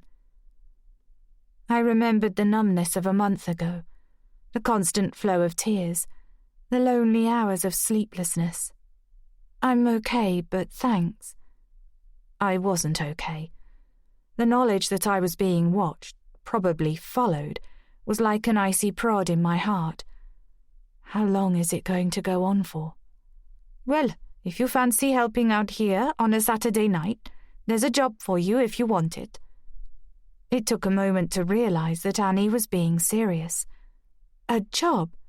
I had a chef, but he was lured to the bright lights of Cardiff, and I'm desperate for a night or two off, which might not be possible with the schools breaking up for half-term next week. We're always busy on a Saturday night, but once the visitors arrive— She pretended to tear at her hair. I laughed, allowing myself to breathe a little easier. Could I really stay, even work, here in Fenbrith? Would it prove to Patrick that I was moving on, keeping my promise? I might take you up on that. Laughter blossomed against a hum of chatter and clink of glasses. Thank you for asking. Annie nodded. As she turned to a customer trying to attract her attention, I picked up my spoon, flooded with a tentative sense of hope. If I didn't give in to the fear that threatened to overwhelm me, didn't react in the way Patrick must be expecting, maybe I could make it work here. I need to pick up some groceries, Morag said, once we were back in the van. From the village store? There's a supermarket a couple of miles down the road. They have the cereal I like. Okay. Smiling, I settled back in my seat, replete after lunch, Lily burbling happily between us in the plush car seat Annie had produced. My little girl had been a huge hit at the pub, attracting smiles and questions about her progress, while she responded with smiles, as though trying to impress her audience. Ivan had come over on his way out to ask whether we'd enjoyed the rabbits, looking downcast when Morag told him we hadn't got around to eating them yet. "Don't let them spoil," he'd said. I had to resist telling him that, in my view, they'd already been ruined. I didn't want to sour the air of goodwill that sprang up once Morag had introduced me to a couple more locals, as well as Annie's husband, Bryn, whose bear-like appearance was belied by an easygoing manner and gentle smile. He left most of the talking to his wife, but it was clear they made a good team and were well liked by their regulars. What had surprised me a little was how highly regarded Morag seemed to be, despite her less than sunny nature and refusal to be drawn into local gossip. I'd always enjoyed her sporadic visits growing up, but they'd been tainted by Mum's view of her sister as selfish, their father's favourite, a woman only interested in doing what she wanted to do. "Isn't everyone Gale?" Dad remarked once, apparently amused by Mum's tears when Morag left straight after dinner because she had a plane to catch. To be honest, I envy her. On some level, I'd understood Mum resented being the one responsible for their parents, who knew which daughter to call whenever they needed something. At least Mum got to do what she wanted in the end. Sourness rose to my throat as Morag slowed at a set of lights and sped up again when they turned green, murmuring an apology when Lily's arms flew out. "Got to get used to her," she said. "I'll slow down." The supermarket was on the outskirts of Carnarvon, a squat building with a red brick roof that seemed out of place after all the grey stone and slate I'd seen so far. The car park was crowded, people jostling trolleys and umbrellas as the rain returned, pelting the tarmac with a vengeance. "Wait here. I won't be long." Morag parked under a dripping oak tree at the furthest point from the store, in the only available space. She threw the hood of her jacket up. "No point us all getting soaked." The van door opened, letting in a mist of damp air. Once Morag had jumped out, she was quickly swallowed by the deluge. The windows began to steam up, rain on the roof rattling like tiny hammers. Lily seemed fascinated, eyes tracking the sound, her mouth a perfect circle of surprise. "You'd better get used to it, sausage." I turned and clapped her hands together, smiling when her eyes met mine. "It's even wetter in Wales than it is in New York."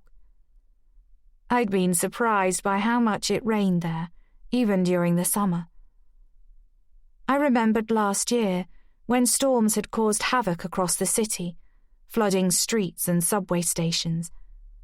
Recalling the scenes, my mind flew back to a June day, when I was crouched in the toilets behind the kitchen at the restaurant, Anna staring at me with startled comprehension as rain battered the window above the sink. She'd swung by to invite me to her cousin's birthday party, and was told I wasn't well. "Why the hell didn't you tell me, Grace?" "I don't know." I slid to the floor, cradling my head in my hands. The signs had been there for weeks. Tender breasts, a vague, sick feeling, a metallic taste in my mouth that made tea and coffee undrinkable. When it finally registered, I did a test, then another in the bathroom upstairs, staring at the pink line until it blurred, wondering how it could have happened when I'd always been so careful. I hadn't told anyone yet, could hardly take it in. Apart from Patrick being out of the picture now he was back with his wife, also pregnant. Well done, Grace, you picked a winner there. I wasn't prepared for this. "Are you ready to be a single parent?" Anna squatted beside me, the musky scent of her perfume making my throat close up. "Or are you going to call him, tell him he has to step up?" "You know I can't do that." She was the only one who knew about Patrick, about why we were no longer seeing each other. His wife's having a baby too, remember? God, what a creep! Her lip curled with disdain. I don't care if he's going to be the next DA and all the grannies love him and he's got a lovely head of hair or whatever. He's an asshole. So am I for sleeping with him. Sickness swelled through me. And Anna, you can't tell anyone about it, ever. Or about this. About the baby being his. I pressed a hand to my stomach. It was still flat. No hint of what was happening inside me. I don't want to be with Patrick. And I don't want him to know. It wasn't as if he was going to leave his wife. She was an alcoholic, he'd told me, after the first time we slept together. I'd traced the contours of his face with my fingers, wanting to wipe away the pain that tightened his features. He'd known she liked to drink, a rebellion against a tightly controlled upbringing, but hadn't realized how much until after they were married. She hid it well, but her father had recently funded a secret trip to rehab. She'd quickly relapsed, leaving Patrick floundering, uncertain how to help. A trip to Canada to visit her sister had seemed like a temporary solution, a change of scenery, a break from everything. It hadn't worked. She'd carried on drinking until she discovered she was pregnant. After he told me they were staying together, that she was a different woman now, that he knew this was what she'd been waiting for, the initial shock wore off. Once I'd had a good cry, I felt relieved. No more sneaking about, no more complications. I didn't want an affair, to be someone's mistress, to disrespect another woman. With my burgeoning feelings nipped in the bud, I could get my life back on track. If only he hadn't come back into it a few months later. Startled back to the present, I caught movement on the driver's side of the van. I sensed a face staring through the rain and condensation, a shadowy figure moving past at speed. Pulse skittering, I jabbed the switch to open the windows, but the engine was off. Morag had left the key in the ignition, but by the time I'd leant over to turn it on and lowered the window, whoever it was had gone.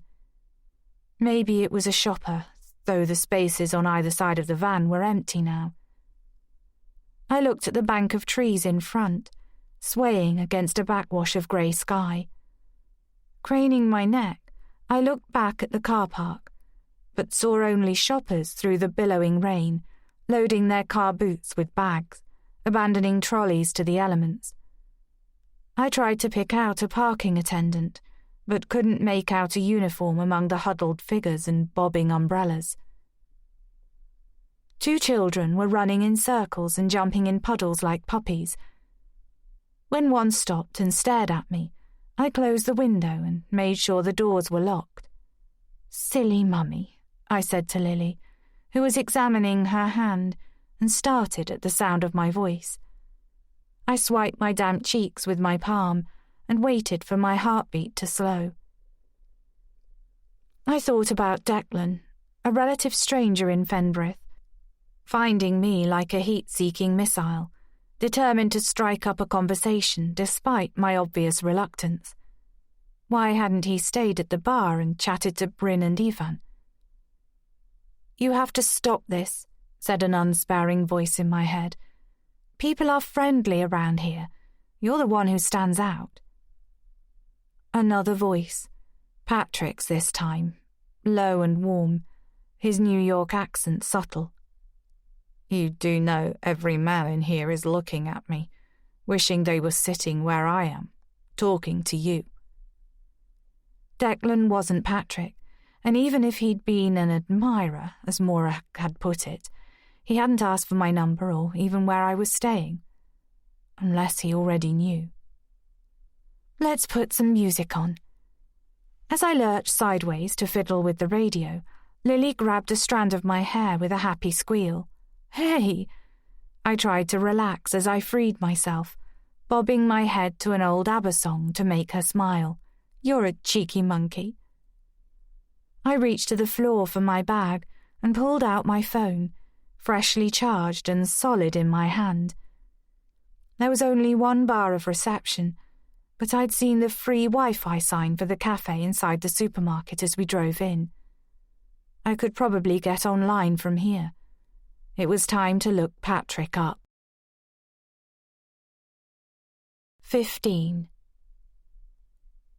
My palms felt slippery as I waited for the phone to connect. Morag could be back any second. I should have logged on straight away. Had intended to look while we were at the pub, but got distracted by Declan, then lunch. A part of me didn't want to read something in black and white that I wouldn't be able to unsee. But now I had to know. Hurry up, I muttered, turning it into a song for Lily, who was staring intently at the phone. You're not allowed one of these until you're at least 17. I was filled with dread at the thought of the social media world I'd have to navigate with her in the future. With any luck, things would turn full circle, and the world would revert to old-fashioned ways of communicating. The thought of her being bullied online made my blood run cold. Maybe we'd still be living in Fenbrith with Morag, in blissful anonymity. Lily oblivious to technology, content to live off the land, surrounded by wildlife with books for entertainment. At least her life wouldn't be complicated by her father's temper, the way mine had been, as long as Patrick left us alone. Finally, I was online. Adrenaline flooded my veins. My fingers twitched as I typed Patrick Holden into the search engine, spelling it wrong the first time. Immediately, his image sprang up, a tasteful, well-lit headshot on his campaign website, conveying trustworthiness and quiet authority, a man guided by a strong moral compass.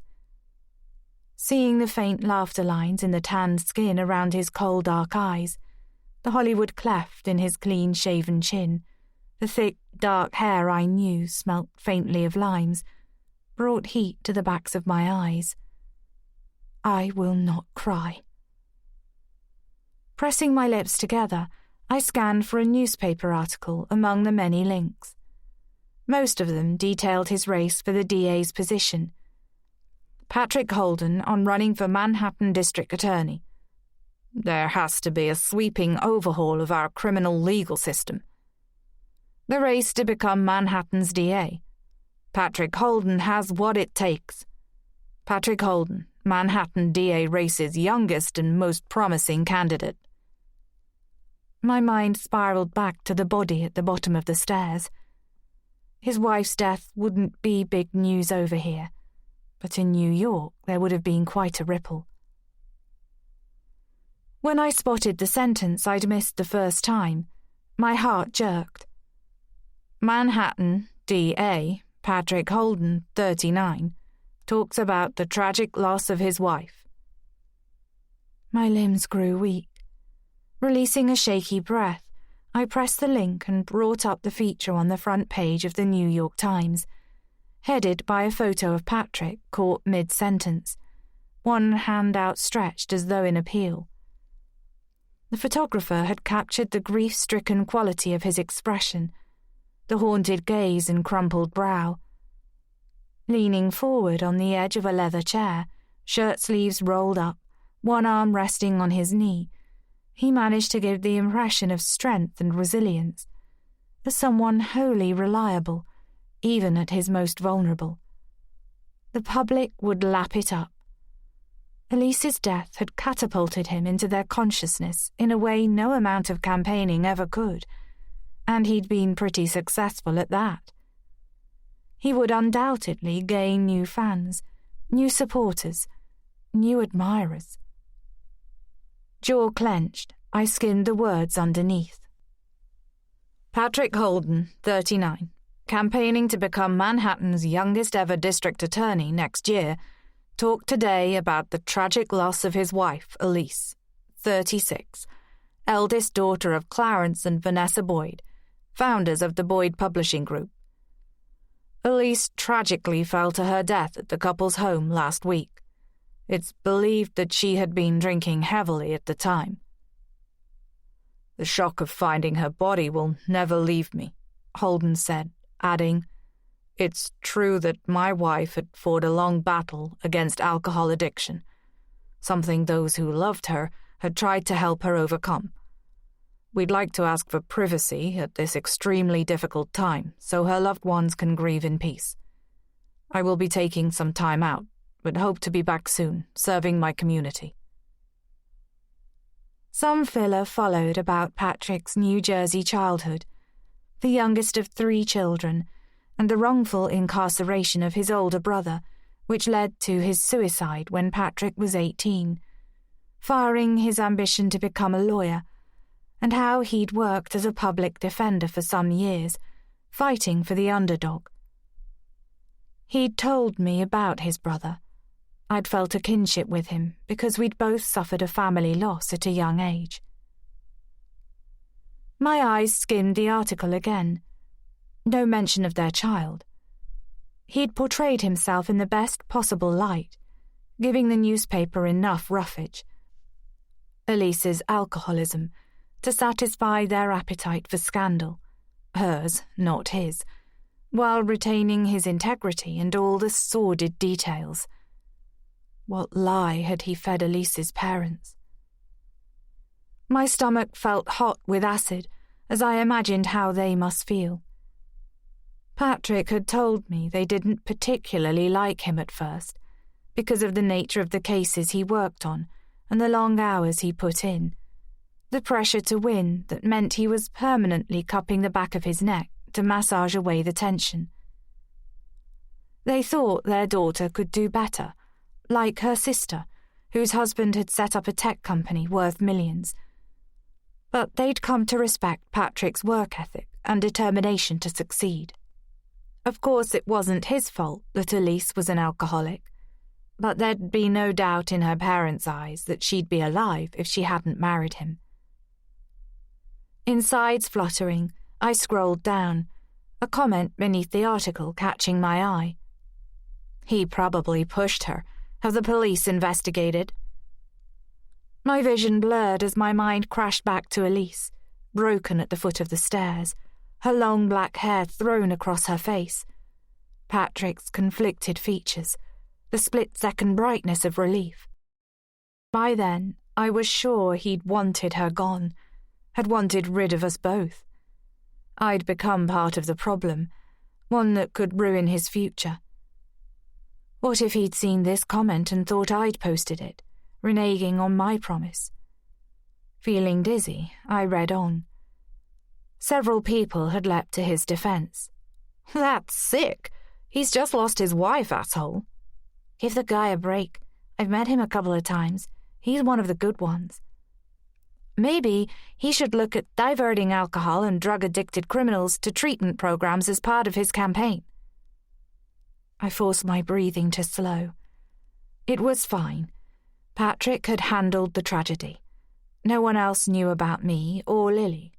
Or so I'd thought. "Just go," he'd said at the end. The arrangement of skin and bones in front of me transformed from the man I'd briefly imagined a future with to a person I barely recognized. And here we are. I'd left, yet he didn't trust me. Did he want Lily back, or was it that he didn't like me calling the shots? Maybe wanted to show me who was boss. It seemed so old-fashioned, and Patrick was all about the future, about looking forward. It made no sense. But I hadn't imagined the note, the footprints, my ring in the woods. I just couldn't work out what he wanted. Could I call him? My mind rejected the idea. What would I say? Reiterate I had no intention of changing my mind, that I wanted to be left in peace. He knew that already. Frustrated, I tuned back into the lashing rain, to the radio playing "I'm Free" by the Rolling Stones. I nearly laughed. I was supposed to be free, but felt anything but. Sorry I took so long. It was crazy in there. Morag was back, filling the van with reusable shopping bags and the peaty smell of outside, shaking herself like a spaniel as she climbed inside, raindrops flying from her hair. How is she?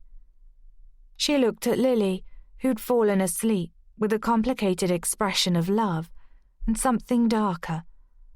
The sort of look I'd occasionally caught on my own face, fear that everything precious could be snatched away any moment. She's fine. Tears filled my eyes. Would there ever be a time when I didn't have to keep looking over my shoulder? When we were part of Patrick Holden's history? We're both absolutely fine. 16. Back at the cottage, I was filled with a surge of restless energy that Skip picked up on, barking and jumping around us as we put away the shopping. An eclectic mix that included a bag of lemons and jars of spices I suspected were to encourage me to keep cooking, and several packs of dried dog food. When the cupboards were full, which didn't take long, the rest of the items lined along the worktop and on a shelf fixed to the wall. I spotted the muddy paw prints Skip had trailed in. Shall I clean the floor? I can do the windows too if you like, while Lily's quiet. She was awake in her bouncy chair, which I'd placed on the table out of the dog's reach. I'm not used to doing nothing, and I needed a distraction. I don't need a housekeeper. Morag softened her tone as she added, I suppose you can do the floor, but not much point cleaning the windows if it's going to keep raining. It's stopped now. The door was open, cool air drifting through the rooms, a spill of lemony sunlight on the tiles. I think it's done for today. You're in a funny mood. Morag watched with a frown as I picked up Skip and petted his ears with exaggerated daintiness, making woofy sounds for Lily's benefit. Maybe if I acted fine, I'd feel it. I'm just glad to be here. I put the dog down and reached for the plastic bucket I'd spotted under the sink. I can't thank you enough for making us welcome. You'll be tearing your hair out with boredom by the end of the week. My smile felt more like a grimace. Believe me, boredom would be good. I turned on the taps, trying to nourish the feeling of hope I'd felt talking to Annie at the pub. I realized how tightly coiled my muscles were. My temples throbbed as if I'd been grinding my teeth. Being able to appreciate all this, I swept my arm around to encompass the cramped little room, Lily waving her arms, Skip turning circles in the rectangle of sunlight, and through the open door, a patchwork of blue as the rain clouds cleared. I don't think I've properly seen the sky for months. That much was true. In Manhattan, there were mostly skyscrapers if I looked up. Well, that's a tragedy. Morag's mouth curved into a smile that made me think of a photo Mum had of them, dressed up for a rare night out together, arms around each other's waists, heads pressed together. Boys never looked at me if I was out with Morag, Mum had said, and it was easy to see why in that moment. You need to get out more, Morag said now. I intend to. My fake enthusiasm seemed to make Morag uncomfortable, as if I was displaying some deeply unstable behaviour. I noticed you'd got Mum's ring, she said unexpectedly. I saw it on the dressing table. Startled, my fingers went to the shape of it in my pocket. She left it to me, I said. I take it everywhere. The fact that I hadn't noticed it was missing, that it had been in someone else's hand, someone who hadn't meant me to find it, made me feel suddenly sick. You don't mind? Why would I mind? Morag's forehead rolled into a frown. I'm glad you have it. I'm going to get a chain so I can wear it. My voice sounded odd, pitched wrongly. I never wore jewellery at the restaurant, but now... She seemed to be waiting for more. When it didn't come, she looked at me oddly and nodded. I need to make a delivery to the farm where his nibs came from. She nodded at Skip, who cocked his head, and a couple of other places. You do home deliveries, I said, grabbing the change of subject. People love their organic fruit and veg. She ploughed her fingers through her hair, which seemed to be the closest she got to brushing it. I invest the money back into the business, if you can call it that. It sounds exactly like a business. Morag looked grudgingly pleased. I tried to get into baking bread, she said with a confessional air. Got as far as making a sourdough culture, but everything turned out either rock hard or burnt. I don't have the magic touch. I smiled, picturing it. I'm a decent enough baker. Maybe I could make cakes as well, for birthdays, or offer private catering for dinner parties. Morag looked up from the cardboard boxes she'd plucked from under the table, her eyebrows high. You think people are throwing dinner parties in Venbrith? My laugh surprised me as much as Morag. Maybe not all the time, but you never know. There are other places. Carnarvon's not far. Do you drive? I deflated. I passed my test before I went to New York, but over there we either took the subway or caught cabs. Anna sometimes drove when we went out. Anna was the friend you went to stay with. That's right. I was pleased she'd asked after seeming uninterested in my life there. Her uncle Giulio owned the restaurant where I worked. Morag looked thoughtful. It'll be hard for you to get around if you don't drive. I could give you some refresher lessons. You could, I said, or you can be our designated driver. I don't mind either way. She lifted the boxes and patted her pocket for her keys. But you need to be independent. Was she warning me not to rely on her? I'll think about it, I promised. Being able to drive would be essential if I needed to make a quick getaway. Morag, would you mind if I used the landline to call Anna? I hadn't realized I was going to ask, but mentioning my friend had brought a strong craving to hear her voice. Morag gave a curt nod. Be my guest. I can pay for the call. Don't worry about it, she said.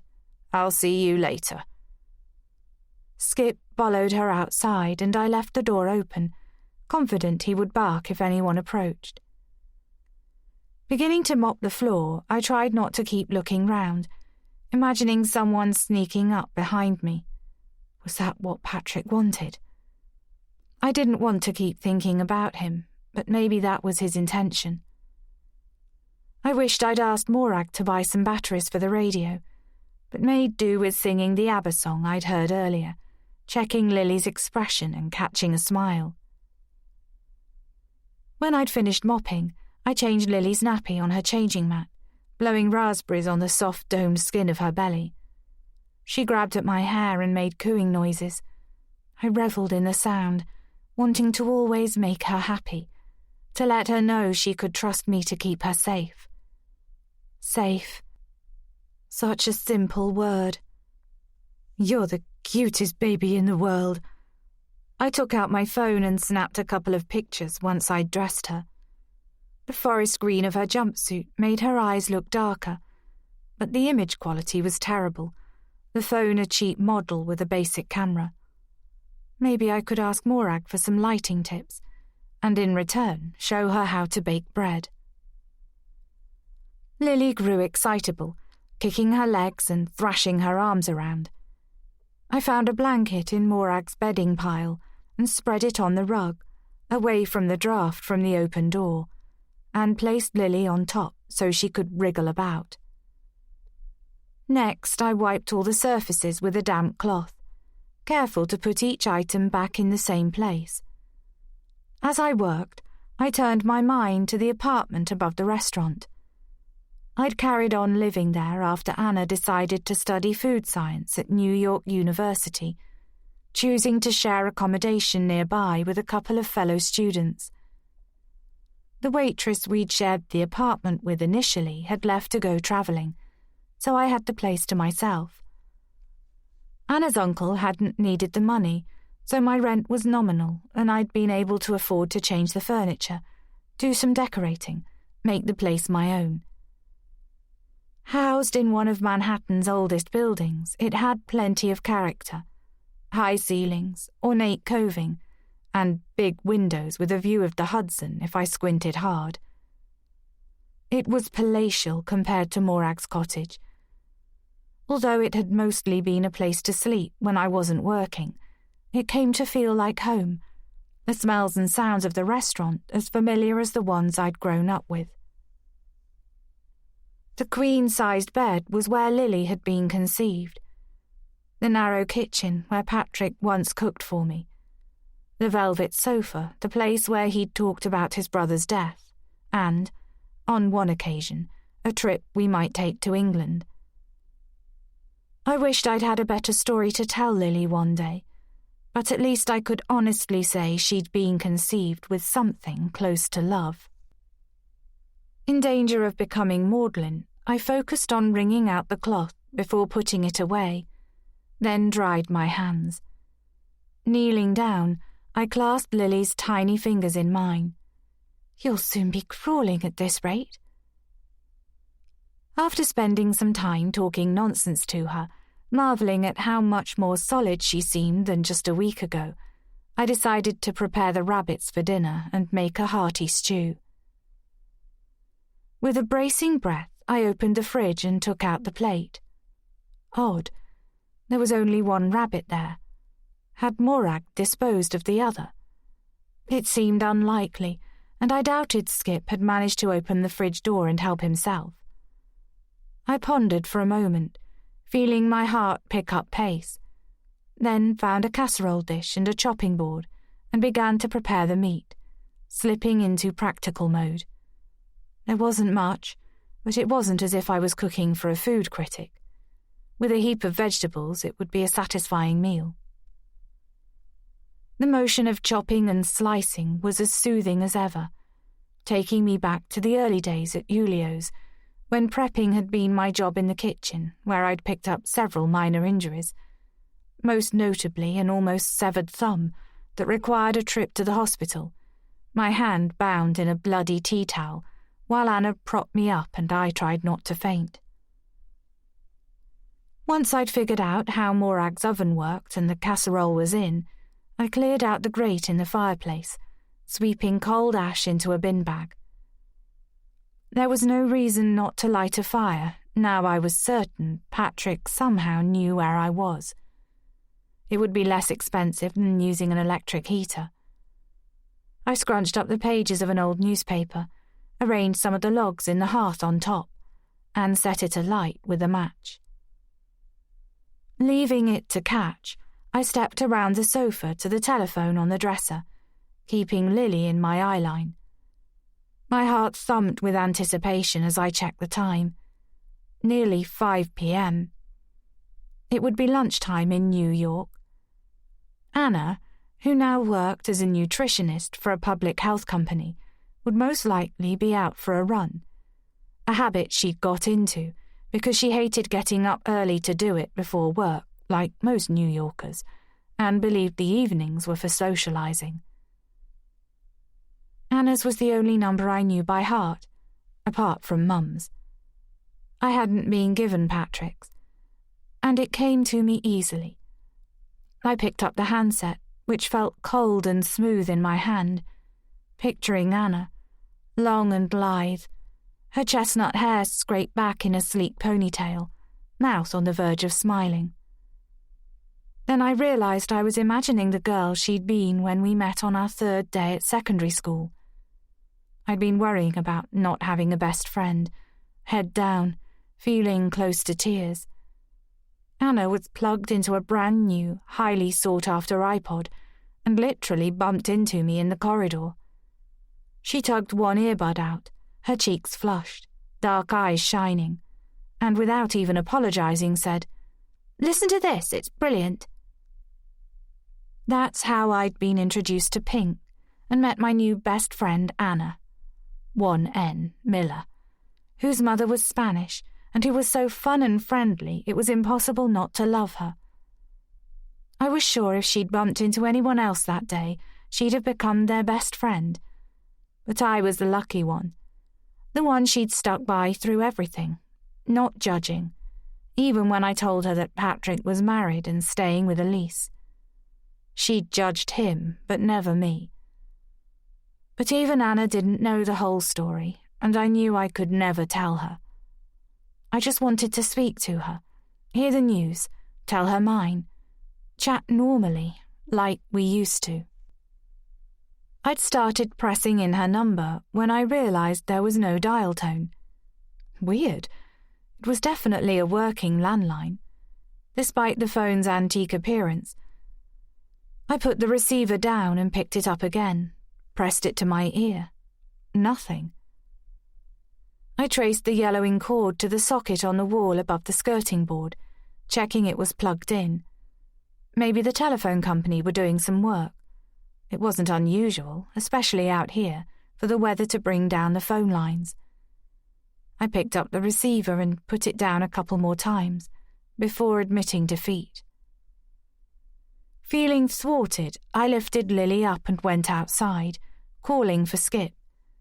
He bounded up from the bottom of the garden, stopping halfway to finish chewing something in his mouth.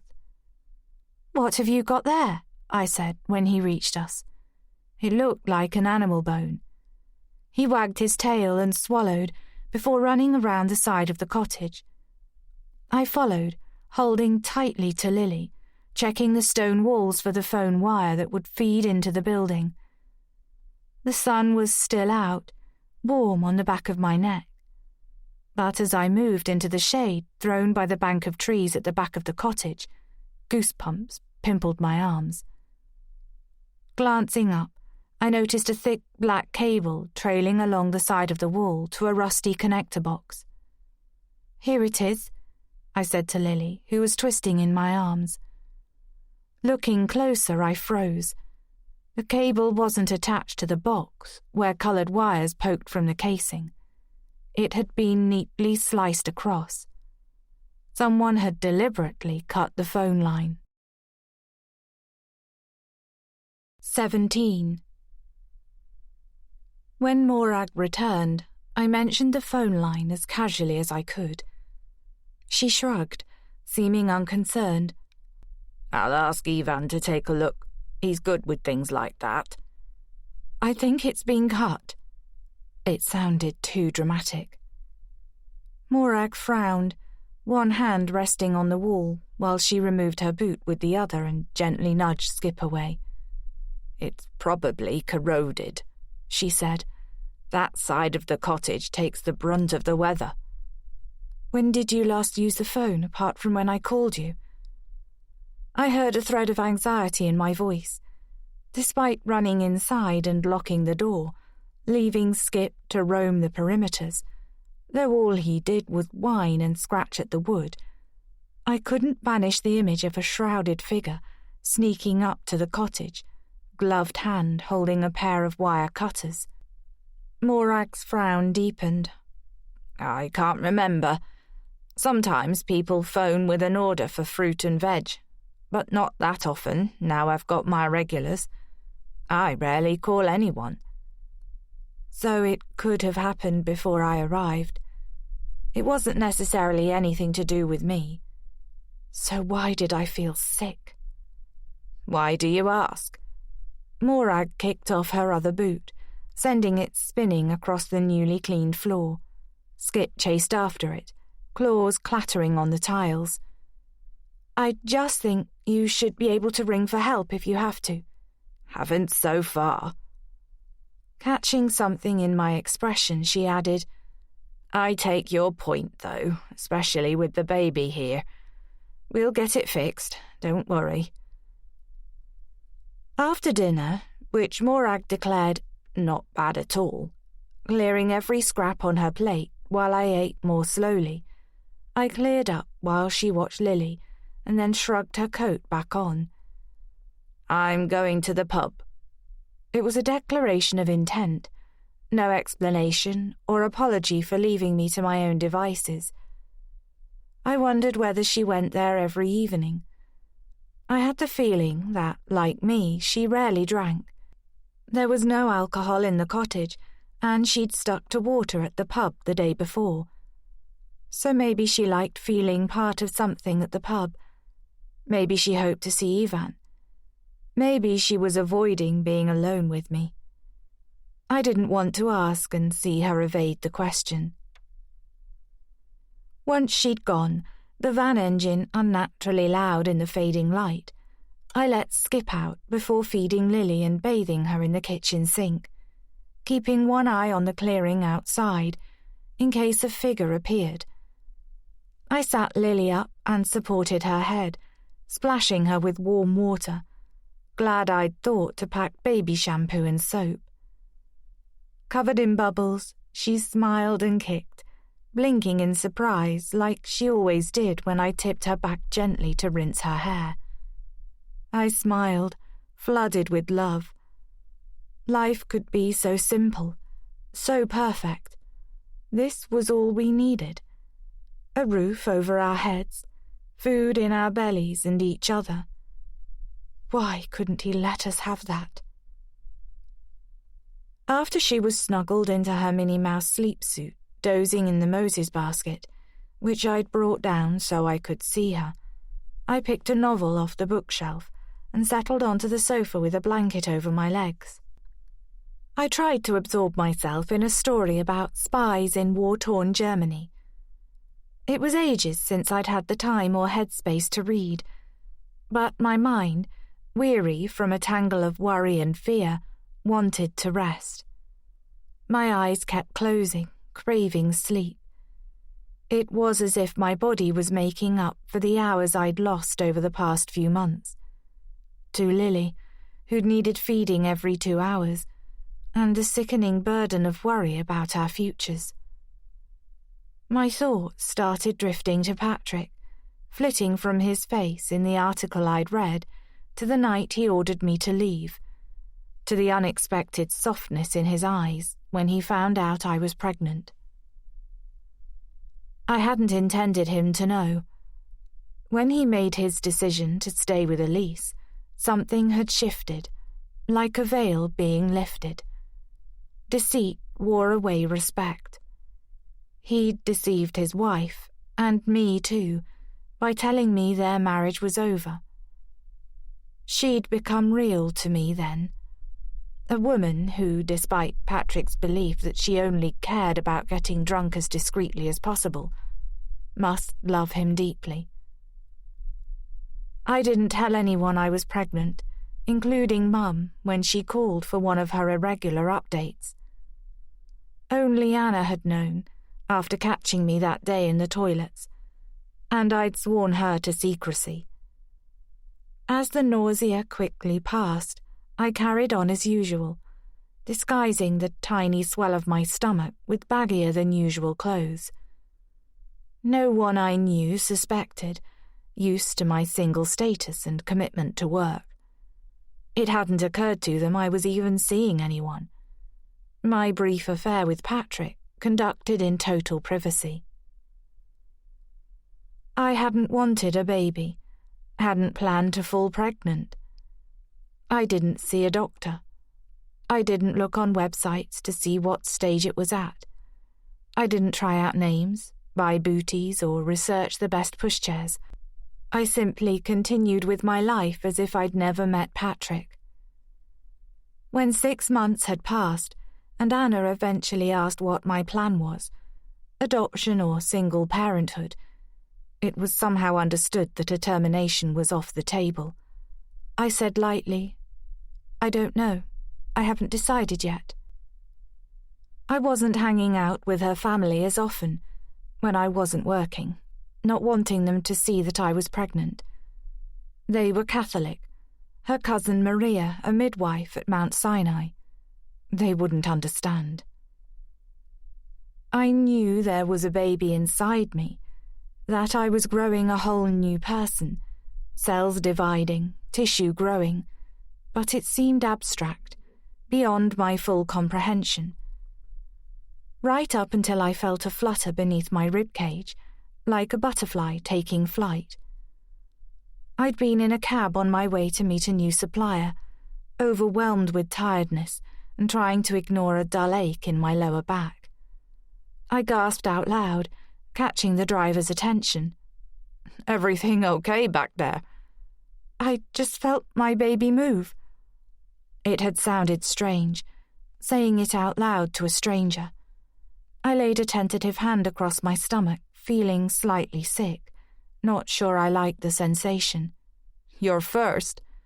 The driver stopped in traffic, turned, a smile on his leathery face. I nodded, sitting back, my breathing shallow. I felt as if I'd been forced over a threshold into a different way of thinking that wasn't natural, wasn't the me I recognized. And this was just the beginning. Once the baby was born, a lifetime of caring for another human being would follow. A life of worry, dread, and possible disaster. A life no longer my own. I'd started to cry, gulping sobs I tried to hold in with a hand pressed to my mouth as tears splashed down my face. "I don't think I can do it," I sobbed. The driver had somehow managed to pull over and hand me a pack of tissues from the glove box. "The first's the hardest. It'll be easier next time around." His voice was unbearably kind, his expression weighted with experience. "I have 4 daughters, and my wife, she was sick the whole way through each pregnancy. She wanted to kill me, but the second she held each of our girls, it was all forgotten. It'll be the same for you, you'll see." I wanted so much to believe him, but the fear persisted, swelling whenever I felt another movement inside. My baby reminding me that he or she was there, waiting to meet me, waiting for me to decide his or her fate. And then Patrick was back, and everything changed. "Come to the market with me," Morag said the following morning, looking as though she'd slept well.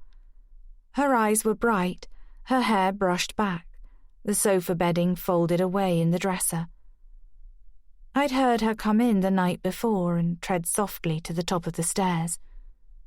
I'd kept my breathing even as I looked at her outline through my lashes, watching her, watching us, probably longing to call Skip down off the bed where he'd taken up residence as soon as I climbed in. I hadn't stopped him. His presence made me feel safe. "You can help on the stool or sit in a cafe. I don't mind." It was preferable to being left alone at the cottage, plus I could use my mobile to call Anna from the village. "Okay," I nodded, biting into a slice of buttered toast, burnt on one side. Morag had made breakfast while I was feeding and changing Lily. "Shouldn't you be there already, setting up?" "Biddy's turn this week. She runs the post office, makes jam, honey, chutneys, that sort of thing in her spare time. We run the stall together. I don't have enough produce on my own." "I probably won't be much help with Lily." Morag shrugged. "You can get to know the place." "What about Skip?" He looked up sharply at the sound of his name and padded over to the table. It doesn't seem fair to leave him here on his own, especially as he was proving a less than useful deterrent. I thought of the phone line and how Skip hadn't barked once while he was outside. Unless he knew the culprit. In the light of a new day, I was trying to convince myself that Morag was right and the ruined cable was weather-related, but my churning stomach said otherwise. "We can take him with us in the van, I suppose." Skip's tail beat as if he understood, and I gave him the crust from my toast. "You shouldn't spoil him," Morag said as she rose from the table with her empty cereal bowl. but there was no heat in her words. "I'm going for a shower." The farmer's market was in full flow when we arrived, the main through road lined with stalls. There was an eclectic array of goods on display: foodstuff, garden plants, craftware and pet food. Morag bumped the van carefully across the cobbles and parked beside a stall selling local produce, where a woman was sitting in a deck chair with a mug of tea. She was 60-ish, wearing a woolly bobble hat over her flame-red hair and a green wax jacket as though expecting rain. Although the sky was a watery blue, pale sunshine giving the illusion of warmth, downpours were forecast for later. "Biddy, this is my niece Grace and her baby," Morag said, once she'd jumped from the van. I felt compelled to clamber out too, once I'd transferred Lily from car seat to carrier. I submitted to an appraising look as Biddy placed her mug on the ground and rose to her feet. She was smaller than me, but wiry and broad-shouldered. Apparently satisfied with whatever she'd seen in me, she switched her attention to Lily. "She's a bonny one." "Her name's Lily," I obliged, trying not to pull away when Biddy stroked a coarse finger across Lily's cheek, her wide smile revealing large uneven teeth. "Got a look of your aunt about her, poor bugger." A raucous chuckle split the air. Lily twitched but didn't make a sound. "Take no notice," Morag said, but couldn't hide the gleam of pleasure that entered her eyes. "I'll get my stuff." As she arranged her selection of tomatoes, potatoes, carrots, onions and cabbages on the trestle table, next to Biddy's jars of berry jam and clover honey, their colours jewel-like in the sunshine, I moved aside, hoping Biddy wouldn't bombard me with questions. Instead, she surprised me by tilting her head and saying, "You came at the right time, Grace." Her eyes were round and intensely blue, reminding me of Ivan. "It's just the lift your aunt needed." "Really?" Skip sprang from the back of the van where he'd panted and whined throughout the short journey, demanding to be fussed. "Oh, you've ended up with the runt." Biddy snorted out another laugh as she stooped to stroke his ears. "You really must have won your aunt over," she said. "The Joneses have been trying to find him a home for a while, but your aunt was very firm in her refusal." "What did you mean about her needing a lift?" My curiosity was piqued. "She's not been her usual self lately." Biddy lowered her voice as Morag came round the back of the van. "There's been some trouble locally," she said. "Bored lads with nothing to do but make trouble. They broke into the gift shop a few nights ago, stole the takings and smashed the windows in the pub a few weeks back. Your aunt's sure they've been up at the cottage." My heart picked up speed. It explained the bolts on the door. Could it explain? No. My spirits sank. The note, the missing ring, it was personal. "Not even my cousin could put a smile on her face," Biddy was saying. "Just when I had high hopes they might actually, you know." She winked and nudged me violently with her elbow. "Oh, I'm so sorry," she said, when Lily pouted and her face reddened. "I didn't mean to upset the little one. I remember how hard it is when they're babies, never sleeping more than a few hours. When my two, I've got twin boys, were born, I don't think I slept through the night for 2 years." "Actually, she's only waking once or twice in the night." Hearing the pride in my voice made me wince, as if it wasn't pure luck, but something Lily had mastered through hard work and determination. "You're one of the lucky ones," Biddy said. "What about her dad? Is he in the picture?" "No, he isn't." I hoped my tone would deflect further questions.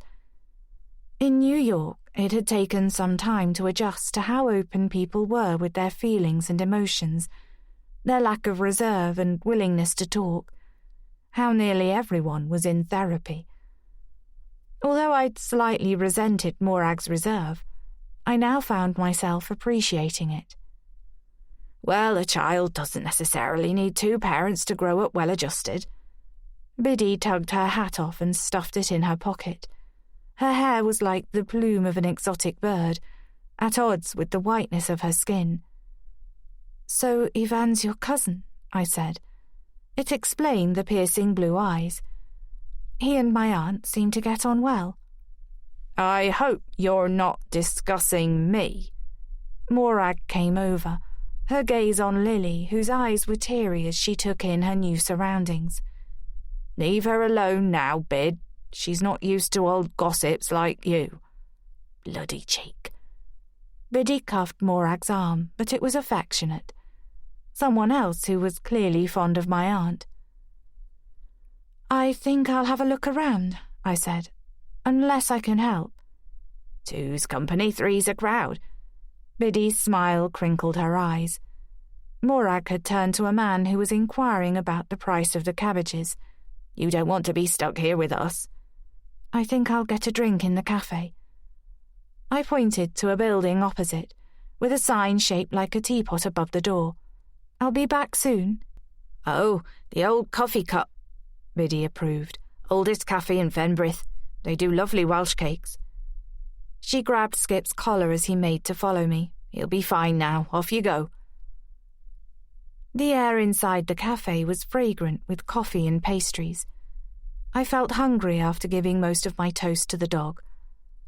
I'd always loved to eat, though I'd had to be careful at work when it came to tasting menus, as it was easy to pile on weight. But for months I'd been forcing down food for Lily's sake, my stomach too knotted to accept more than a few morsels. Time for a treat, I said to Lily, sitting down once I'd ordered a coffee and a couple of Welsh cakes that really did look delicious. Lily bucked and kicked her legs, emitting a high-pitched noise that turned a few heads. I unstrapped her and bounced her on my knee, waiting for her smile. Once the waitress had delivered my order, I settled Lily on my lap with a view across the street of people jostling around the market stalls. It was easy here to believe everything was fine. Drawing in a deep breath, I took out my phone and called Anna's number. He couldn't believe how easy it was to get close without her knowing. The dog was no barrier. He'd always had a way with animals. Dogs in particular were easy to befriend as long as you gave them a treat. Skip. Hardly the name of a guard dog. A Rottweiler would have been better, but even then, he had tricks up his sleeve. Seeing her at the pub, chatting and holding that baby as though she didn't have a care in the world, it made him angry. He knew he wouldn't report that. Not the sort of detail he'd be comfortable relaying. Just biding his time now, enjoying living like this, if he was honest. Invisible, watching, back to basics, doing what he was good at, stalking the enemy. Cutting off the only means of contact had been easy. He didn't want her calling for help when the time came. Dropping the ring had been a mistake, unlike him, but he'd been startled by the dog. Good job he knew all about camouflage, about blending in. Of course, 2 of them in the building made it harder, but that wouldn't stop him, not when he had a job to do. He was nothing if not thorough. 18. As the ringtone continued, I realized with a start that I'd forgotten about the time difference. It would be barely dawn in New York. Anna would be sleeping. She wore earplugs because the walls in her apartment were thin and her neighbors liked to party. Unless she was at Tom's place, the man who'd finally lived up to her romantic ideals by chasing a mugger who snatched her phone while she was out running, knocking her to the ground. Tom had not only returned with the phone, but saw her safely home and gave her his card in case she wanted him to give a statement to the police. Instead, she called him and invited him out to dinner to say thank you.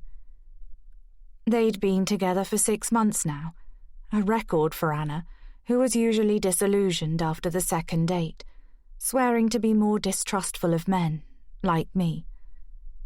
She knew about my father, understood that he'd coloured my view of relationships, and made me wary of picking the wrong man, even though in the end I had. Desperate to speak to her, I let the call go to her anonymous voicemail message. "Hey, Anna, it's me." Tears pricked my eyes. "I forgot the time difference. Sorry to call so early. Listen, I'm fine. Lily's fine. I just wanted you to know. And I'm so sorry I didn't say goodbye in person. I hope you understand. I had no choice. But it's okay. We're safe here. At least, we will be, I think. My aunt welcomed us, surprisingly. She loves Lily." Anna had only met my baby once, right after she was born, her face tight with worry. "I might even have a little job in a pub, cooking. God, I miss you, Anna." I let out a laugh that was more like a sob, and the napkin on the table floated to the floor. "Call me if you want to," I rushed on. "Ring this number. There's no reception at my aunt's, so if I don't pick up, there's a landline." Too late, I remembered it wasn't working. "Actually, I can't remember the number, but please call me, or I'll try again soon. Love you." I just managed to garble out the words before getting cut off. I clasped the phone and stared into space for a second. I imagined Anna waking and getting my call, trying to picture her reaction, knowing she'd have been thinking about me and wishing I'd phoned as soon as I arrived at Heathrow. Lily wriggled against me. I pressed a kiss to her hair before bending to pick up the napkin, which fluttered in a draught as the door opened. As I dangled it in front of Lily, my mind still in New York with Anna, a familiar voice said, "I don't suppose you fancy sharing those?" My head jerked up. It was Declan, standing by the table, looking longingly at the plate of Welsh cakes. My heart leapt. "What are you doing here?" "We're not going to start with the questions again, are we?" "That's a question."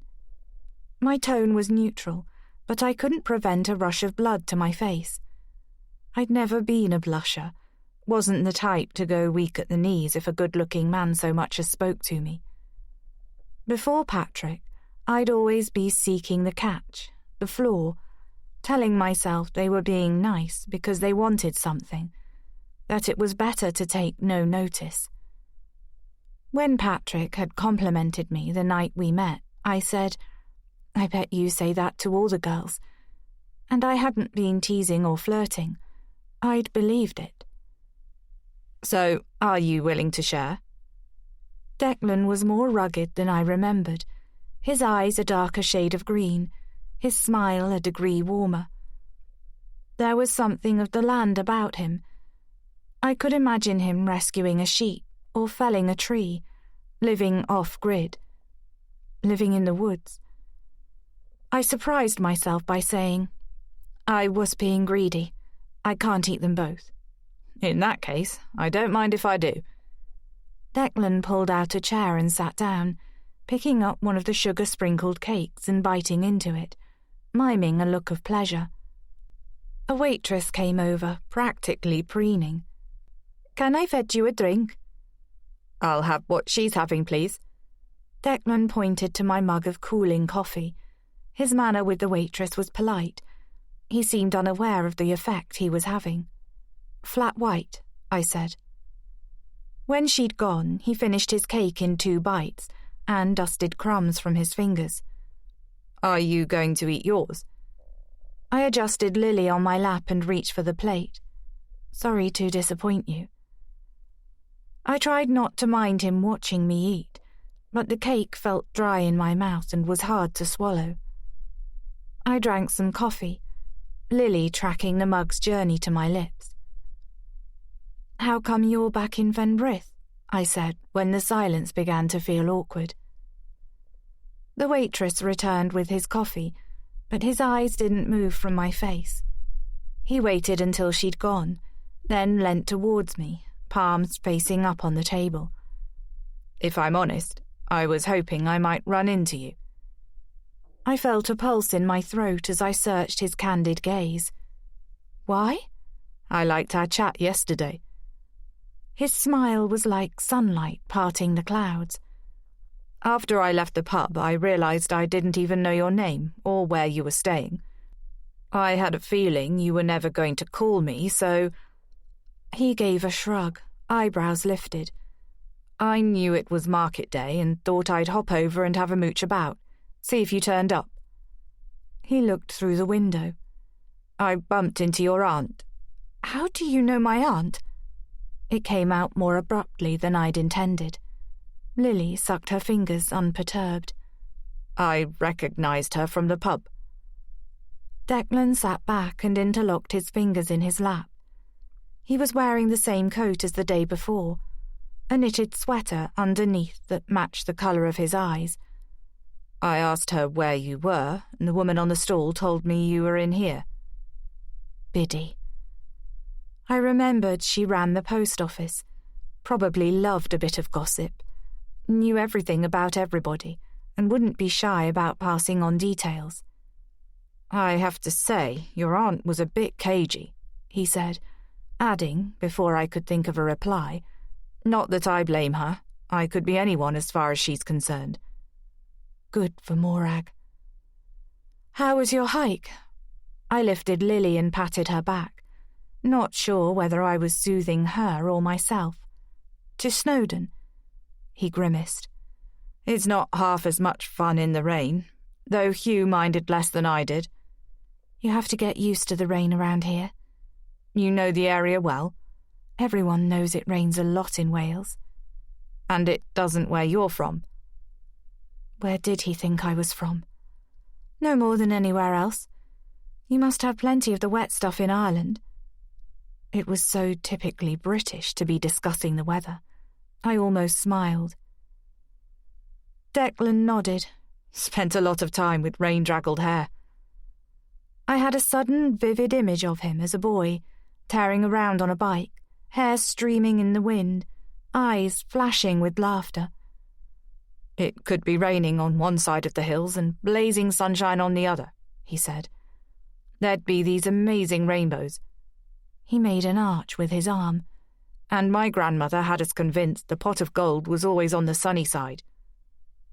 He was easy to listen to, his accent lyrical, the sort of voice you'd never get tired of hearing. He picked up his mug, fingers brown against the white earthenware.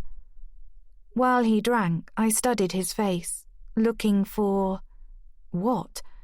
Some clue that he wasn't who he said he was. Would I have to live the rest of my life suspecting that everyone who spoke to me had a hidden agenda? The timing of Declan's appearance in Fenbrith was unusual, but he seemed genuine, no trace of artifice in his face. Even so. Look, Declan, as you can see, I have a baby and... Lily, right? He put down his mug, a smile still playing at the corners of his mouth. My hand stilled on Lily's back. How do you know that? Have a guess. Declan pointed through the window.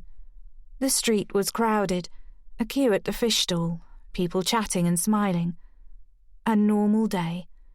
Better than normal because the sun was shining and everyone was in a good mood.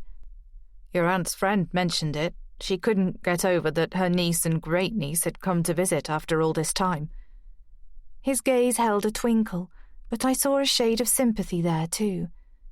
The downside of living in a small community. He twisted his mug unconsciously, a small sign that he wasn't as relaxed as he seemed. Everyone knows your business, one of the reasons I couldn't wait to leave home. What were you doing that you didn't want people to know about? I hated the new sharpness in my tone. I didn't want Lily getting used to hearing it. Nothing that would frighten the horses, as my gran used to say. He paused, his gaze direct. Lily's a good name. I tried to relax. It was my grandmother's. Doesn't it mean pure, innocent? Seems fitting for a baby. Before I could comment, he added with a small laugh. Hard to imagine our grandmothers being babies once. Maybe it was the randomness of his comment, or comparing his reaction with Patrick's. Lily's an old woman's name. But some of my animosity drained away. He seemed nice. More than nice. He's hot and he likes you. What's your problem? If he bothers to ask again, I might say yes. That had been my mantra, until Patrick. He hadn't needed to ask twice. I wish my gran had got to meet her. I slotted Lily back in her carrier, cradling her with one hand while I adjusted the straps, making sure her legs were dangling free. As her head drooped against my chest, I wondered whether she could hear my racing heart. I should get back. I forced a smile as I stood up. It was nice to see you again, but I'm not looking for whatever it is you think you want. Whoa! Declan lifted both hands, made a play of reeling back in his chair. Just give it to me straight, why don't you? The waitress looked over at me, her eyes flinty. Let me have him if you don't want him. I just did. He shook his head and ran a hand through his tumble of hair. Look, I just thought, if you're staying a while, maybe we could have a day out like tourists. Go up Snowdon on the steam train if you like and take a look at the view. I've heard it's quite something when the weather's nice. Taking the train seems like a cop-out. Not sure climbing a mountain with an 8-week-old baby is wise, unless you're experienced. Nor is standing on top of one. I'm not keen on heights. I imagined a strong pair of hands on my back, shoving me over the edge. A wave of nausea surged through my belly. Elise at the foot of the stairs, the look on Patrick's face. Snapping off bad memories, I gathered my things together. Bye. We don't have to go right to the top, Declan persisted. There's a cafe near the summit where the train stops. We could grab a drink and admire the view. Fine. I wanted to get away now. I'll give you a call. You will? He sounded skeptical. I won't have to come looking for you again. I paused, searching his face as I hoisted my bag onto my shoulder, careful not to jar Lily. Come looking for me? I don't have your number. His gaze didn't falter. We could arrange a day and time now. I could pick you up, say, Sunday at 10 a.m. I shook my head, already moving away. 10:30, outside here. I won't wait if you're late. I won't be. His words followed me out onto the pavement, where I stood for a second, catching my breath as though I'd been running, blinking in the brightness. There was an old-fashioned toy shop next to the cafe. I plunged inside, a jangling bell above the door heralding my arrival. It was empty, apart from the woman at the till who looked engrossed in a crossword. Look at all these lovely things, I said to Lily, closing my mind to my conversation with Declan. The woman looked up and beamed. Oh, what a cutie!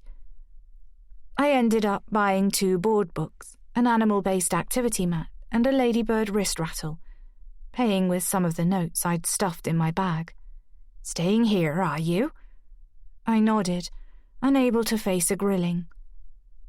On my way back to Morag, I paused to look in the gift shop window, seeing a doorstop in the shape of a Cheshire cat. The sort of thing Mum would love. I couldn't remember the last time I'd bought her a gift. Maybe I'd come back and get it for her, take it with me when I visited. As I made to move away, I caught a reflection behind me in the window like a ghost. A man in a waterproof, a gleam of dark blonde hair, feet planted wide apart. He was looking right at me. Declan? My lungs felt chilled. Did he know I could see him? Slowly I turned, but there was no one there. As I searched the pavement where he'd been, something occurred to me. How had he known that Lily was 8 weeks old? 19. I didn't know it was meant to be a secret. Biddy's cheeks were almost as red as her hair. Your aunt didn't say. Didn't get a chance, Morag murmured. It's not a secret, I don't know the man very well, I said. What exactly did you say to him? Oh, you mean Morag's niece, Grace. She's in the cafe with that lovely baby of hers. You didn't mention her name? Well, he said, what's her name again, the baby? So I said, Lily. Your aunt was busy with a customer. She looked confused as she glanced at Morag. If I'd known I wasn't supposed to say anything, I wouldn't have, but he seems so lovely and I think... It's fine. Biddy's bewildered expression filled me with guilt. I shouldn't be interrogating her. Declan's throwaway comment about Lily's age had obviously been just that, a lucky guess. I'm being overprotective, that's all. Oh, you can't be too protective with a little one like that. Biddy's face cleared, back on familiar ground. Mine were permanently attached at that age. We breastfed them all until they were 3. She glanced at her chest. No wonder they're like a pair of deflated beach balls. Her wheezy laugh drew amused stares, but Morag didn't smile. You're quiet, she said, once we were back at the cottage. She was lighting a fire in the grate and stepped back as it sprang to life. Like I said, Biddy doesn't mean any harm, but she can't stop words spilling out of her once she starts. Honestly, it's okay. Morag had already apologized on the way back in the van, even though it wasn't her fault. I wasn't even sure it was Declan's reflection I'd seen in the window and told her not to worry. Do you think you're in some sort of danger from Lily's father? She said, facing me in the kitchen, still in her coat and boots. She kept glancing at the door, probably expecting Ivan to walk in. He'd followed us back to take a look at the phone line. Should we be worried? I shook my head. I couldn't say anything now, and Morag had nothing to fear. I was the one being targeted. If that looked like changing, I would leave. It's okay, I said. He promised to leave me alone, and I believe him. I'd wanted to believe him, more fool me. Why so jumpy, then? Habit, I suppose. I wished I hadn't put Lily down for a nap. Without her in my arms, I felt insubstantial, as if I might blow away. Realizing my hands were clenched, I unfurled them. I got used to looking over my shoulder for a while. After everything that happened, it's sometimes hard to believe we're here. Morag's brow remained creased in a frown.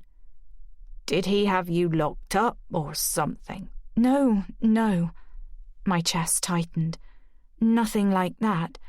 But I mean, there are more ways than one of being trapped. Morag's face darkened. Oh, I know that. She sounded as though she was speaking from experience. How can you be certain he's not going to make trouble for you? I can't. Like I said, he's got a reputation to protect. I promised not to reveal certain things if he let me go. I didn't want to go into detail, didn't think she wanted me to, but she clearly needed some reassurance. I read something online. Her eyebrows rose. There was a piece in a newspaper that suggested he's moving on with his life. So why wasn't he? I'd threatened to expose him, blackmailed him into letting me leave with Lily. Why risk me going to the police now? No one would be looking into Elise's death. Patrick's word that it had been a tragic accident, a result of her heavy drinking, had been accepted. I had nothing to gain by reporting him. Was I a loose end he wanted tying up? He must be important if he's in the news, Morag said, but didn't ask who he was. Could he have sent someone after you? Hearing her voice my fears was a shock. I worried at first he might. I decided to be honest about that. He knows people, could have had someone follow me here, but I was careful. So careful. And he has too much to lose. His life is simpler without me and Lily. I doubt he'd risk everything he's worked for. Is he a danger to the public? Morag seemed curious, almost against her better judgment. You wouldn't want a man like that on the loose if... He's not a danger to the public. The thought was almost laughable. Patrick's job was to protect the public. As a prosecutor, he represented the state. He interviewed victims and witnesses, evaluated evidence to determine whether there was enough to open a case, to send someone to prison. He was held to a high moral standard, his background impeccable. He did most of his work in a courtroom, before a grand jury, was on call 24 hours a day. Since his brother's death, Patrick's whole life had been about making sure justice was done. The thought of him causing harm would have been funny if I hadn't learnt that some people will do anything to realize their ambitions and to protect themselves. The moral arc of the universe is long, but it bends towards justice. It was Patrick's favourite quote by Martin Luther King, Jr. But what about justice for his wife? Was it enough that he had to live with her death on his conscience? Was the thought of me being free, over here with his daughter, more than he could bear? You thought that man, Declan, was asking too many questions? No, Look, Morag, it's been a weird time and I've been scared for months, since before Lily was born, and everything's changed so quickly. The words came in a rush. I suppose I'm being vigilant, because that's been my state of mind for a while. She nodded, but there was something in her expression that was hard to make out. So you haven't seen or heard anything out of the ordinary? I shook my head, not trusting myself to speak. After a moment, I managed, Declan seems like a nice guy. I'm just not used to being chatted up. I gave an embarrassed laugh, willing Ivan to come in. Do people still say that? What else would you call it? He wants to take us out on Sunday. By us, I take it you don't mean me. I smiled. You're welcome to come too. You're going then? Her expression shifted again. You think I shouldn't? Worry crackled across my chest. Had she picked up on something, just when I'd allowed myself to believe that Declan was genuine? I don't know. Morag picked up the jar of blackberry jam she'd brought back from the stall and studied the label, handwritten in a looping scrawl. I think you're right to be careful. Turning, she opened the cupboard and put the jar inside. There was a row of them, all unopened, and the thought of her buying them when she didn't need to was oddly moving. You can't stop living your life because of whatever happened. It was on the tip of my tongue to say, "Isn't that what you've done?" But I realized it wasn't true. Morag had made a good life here. She wasn't the recluse I'd expected. She had friends, a job of sorts, loved working in her garden. Ivan clearly thought the world of her, even if she didn't acknowledge the fact. And, for now at least, she had Lily and me, and a dog. On cue, Skip bounded in and noisily lapped from his water bowl.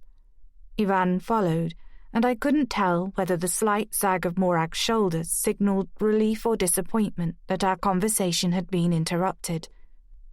"Yalla fi druso," he said, scratching the back of his head. I can't fix it.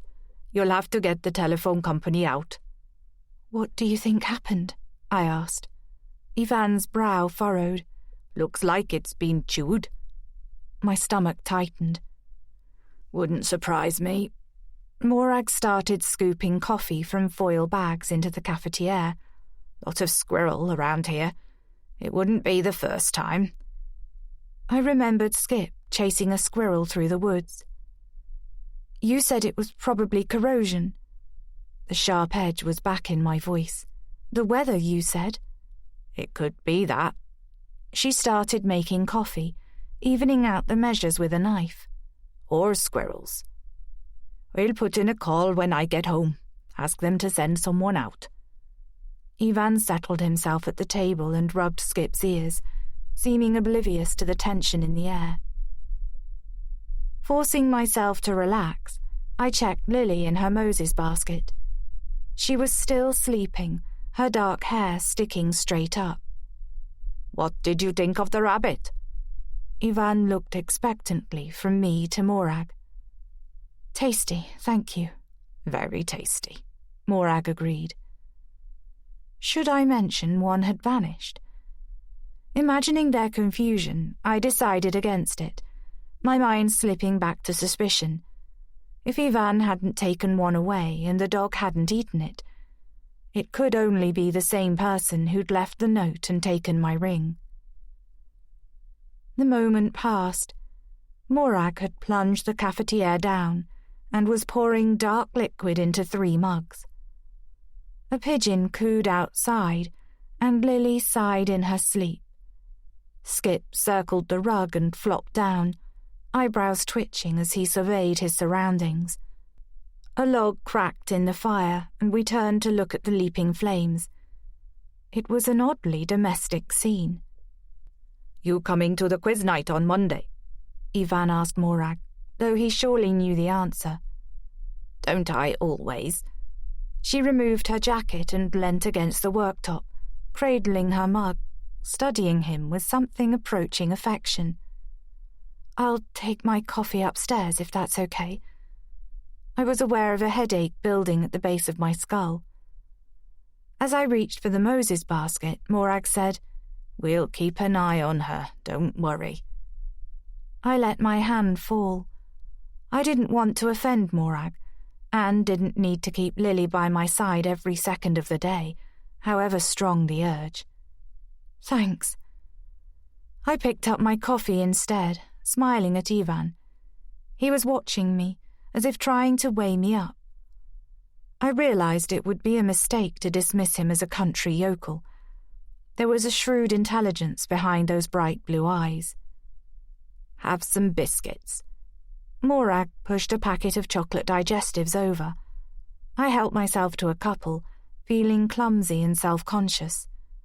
Laughable, really, when I'd confidently run a kitchen for several years, delegating tasks to staff and negotiating with suppliers. Upstairs, I placed my mug and biscuits on the pile of magazines and sat on the bed. The pressure in my temples increased. I massaged my scalp with my fingertips, eyes flicking over the surfaces, the shock of finding the note fresh in my mind. Sighing, I took my grandmother's ring out of my pocket and wiped it on my jeans. It felt warm in my palm. I studied it for a moment, letting the stone catch the light, as I'd done so many times in the past, then thrust it under my pillow out of sight. Stupid to have left it lying around in the first place. Thank God I'd found it. I glanced at the space on the dressing table where it had been and frowned. There was something there. I stood up for a closer look, flicking the lamp on as I passed. Next to the brush and comb set on the shiny surface was a lock of fine brown hair, tied at one end with a thin elastic band. My hand flew to my throat. Baby hair. Shaking, I picked it up between my thumb and forefinger. It was darker than Lily's, the same colour as the wood, which was why I hadn't seen it. It wasn't Lily's. It probably wasn't even real, had been put there to frighten me. I dropped it as though scolded, a vivid image rising in my brain of me hunched and running, always running. Lily clamped in my arms while I waited for the axe to fall. A bolt of anger shot through me. I wouldn't let Patrick do this, ruin my life and Lily's. If he was expecting a reaction, I wouldn't give him one. Then I thought of someone sneaking in, taking the rabbit from the fridge, leaving the note, the lock of hair, stealing my ring on impulse. A shiver trailed across my back. What if next time they took Lily? Maybe this person had gone rogue, was enjoying the game too much. It had nothing to do with Patrick's instructions. A chilling montage ran through my head, culled from thrillers and horror films. A mutilated bird on the doorstep, dead roses delivered, a cat nailed to the gatepost. Or dog. Wasn't the family pet always killed by the baddie? Everyone knew that killing an innocent animal delivered the biggest emotional punch. I moved to the stairs and looked over the balcony rail. Morag was seeing Ivan out, his voice a low rumble in the doorway. Lily had woken in her basket, legs kicking, while Skip whined at Ivan's heels. As he moved aside to let the dog run outdoors, Morag turned and looked up, as if sensing my stare. "I thought you were having a sleep." "Lily needs changing." Plastering on a smile, I descended the stairs. "I'll keep an eye on her now if you've got work to do." Morag gave me a funny look, as if my tone wasn't quite right, but followed Ivan out without a word. I rushed back upstairs, picked up the hair from the floor, and dropped it in Morag's underwear drawer. It was proof of sorts, if I needed it. 20. "Are you going to the pub this evening?" It was Thursday. I'd cooked dinner, lamb cutlets with a mint and shallot relish, which Morag had eaten with enthusiasm, tossing the bones to Skip when she'd finished. Now she was flicking through a local paper that Ivan had brought, my reading glasses perched on the end of her nose. "I don't have a drink problem, you know." She glanced at me over the glasses, which she must have taken out of the sweatshirt pocket where I'd stuffed them the night I arrived. "I didn't say you had." "I thought you might worry about that because of your dad." It was Patrick's wife who sprang to mind these days when I thought about alcohol. I'd mostly blocked Dad from my mind. "I know the signs of a drinker," I said. "I can tell you're not one." "Never developed a taste for it." Her smiles didn't last long, I noticed, as if she wasn't used to exercising her facial muscles. "I like the quizzes, the card games, that kind of thing." She turned a page of the newspaper. "There's usually something going on there, someone to have a game of dominoes with." "People still play dominoes?" Her smile was slightly mocking this time. "Lot of old boys in the snug in the evenings. They've no use for iPads or Netflix or whatever." "Do you still speak Welsh?"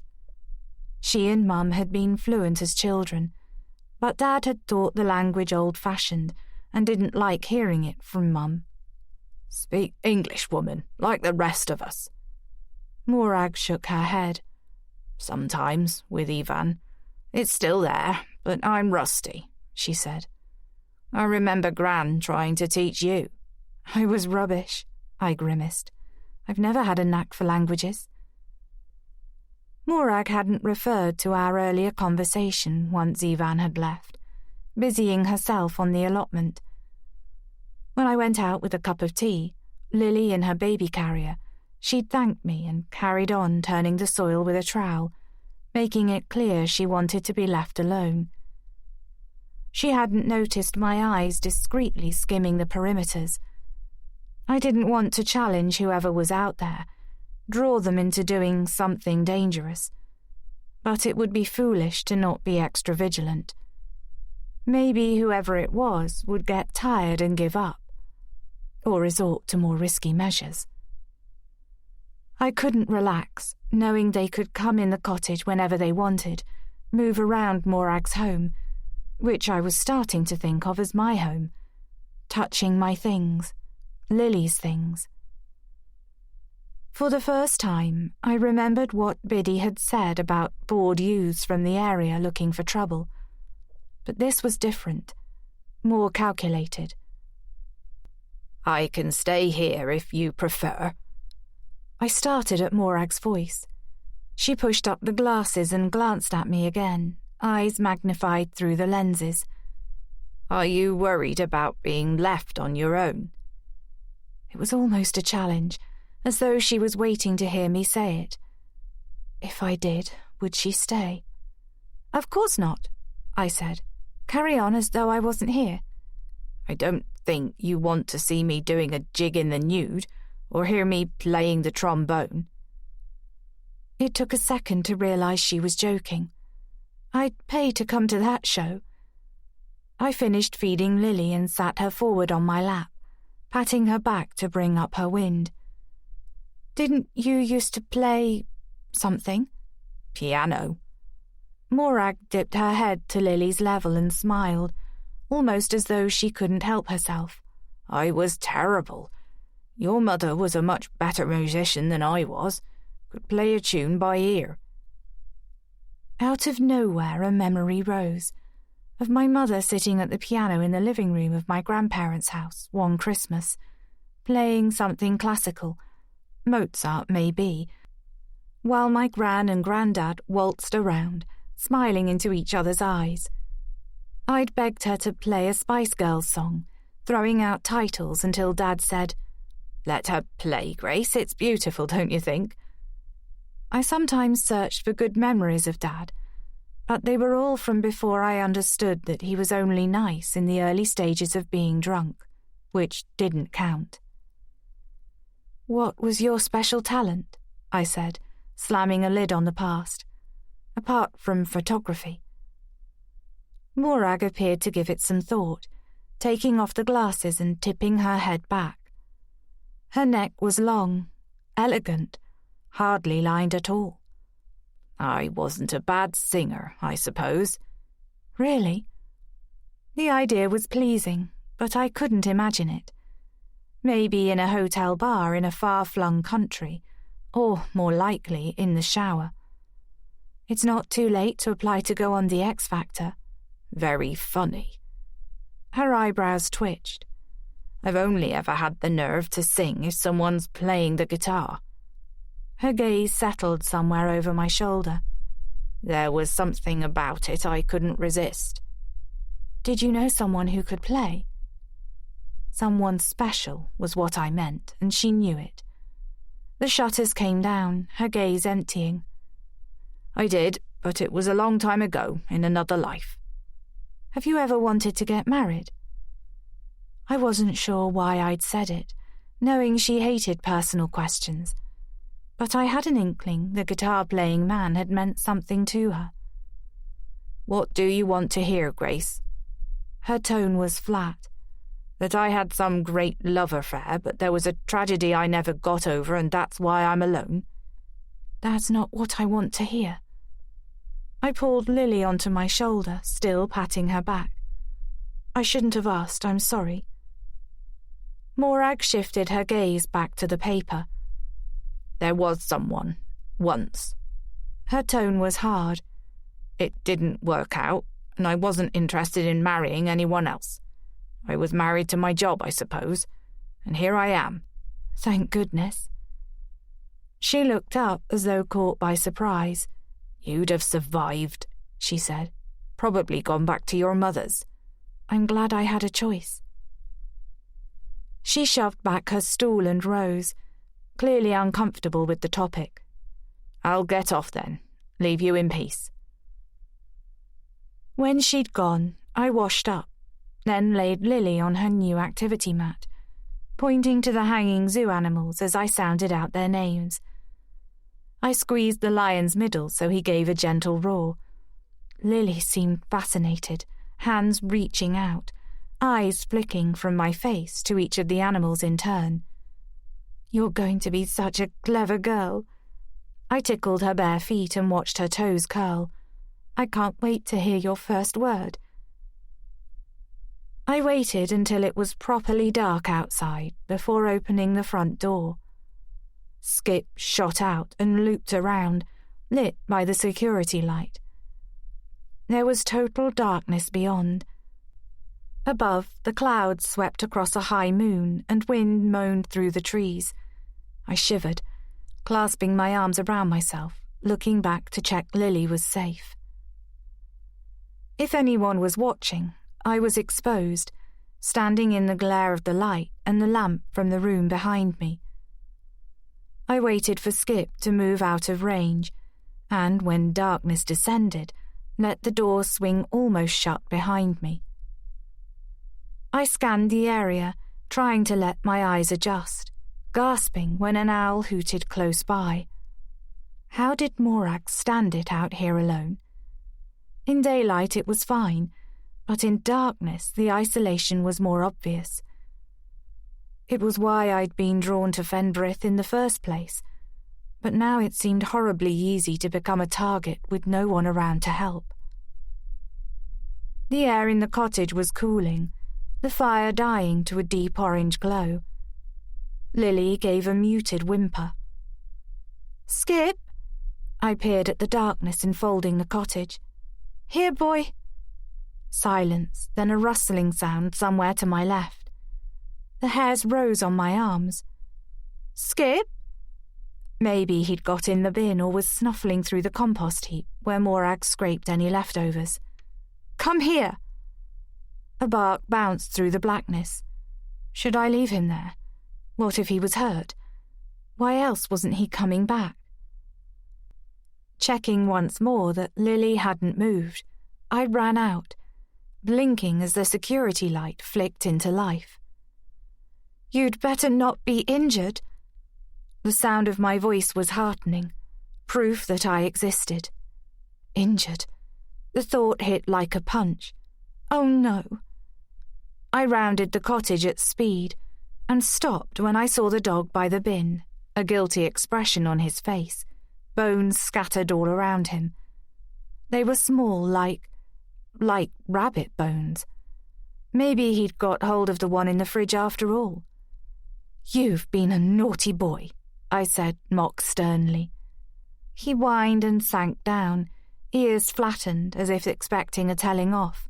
"What have you been up to?" A heavy shove in the middle of my back sent me flying, knocking the breath out of my lungs. The side of my head hit the wall, and I crashed to the ground, the world tilting sideways, my arm twisting beneath me. Skip growled and barked. Feet slammed the ground, running away. Then the dog was licking my face as I slid into blackness. 21. I opened my eyes, pain ripping through my skull. "Lily!" As I struggled to my feet, headlights swung into the clearing. There was a moment's silence after the van's engine died. Then Morag raced towards me, swearing. "What the hell happened?" She helped me up, firm hands beneath my armpits. "You're bleeding." "Lily," I managed. "She's in the cottage." "I should hope she is." "Go and look." My voice was a rasp. "Please, go and check." As Morag let go of me, I slumped against the wall, shivering violently. I made myself move, one foot in front of the other, hands gripping the rough stone as I rounded the cottage to the open door. Nausea rose as pain gripped my head like a vice. "She's fine, don't worry." Morag came out and I fell against her. The dog was here, guarding the place, doing his job for once. She steered me inside towards the sofa. Lily was where I'd left her on the mat, gazing at the animals, but I couldn't let go of an image of someone lifting her up and spiriting her into the night. Don't cry, it's fine. You're both okay. Morag's voice was brusque as I wept weakly, head lolling forward. I sounded like an injured animal. "How long was I out there?" I managed, as Morag rummaged in a drawer in the dresser. "She could have frozen." "It can't have been long. It's only 9. "You're back early." "Not much happening at the pub." She went to the sink and turned the tap on. "I thought you might want some company." Before I had time to digest this, she was back. "How did it happen?" She loomed close, dabbing at the gash on my temple with a wad of damp cotton wool. "I nearly had a heart attack when I saw you lying there." A shudder racked my body and my teeth chattered. "Skip," I managed. "He wouldn't come in, so I went to look for him and I—" It was on the tip of my tongue to say I'd fallen and hit my head on the wall, but I'd been attacked. This wasn't a scare tactic, it was assault. Someone pushed me. Morag's hand stilled.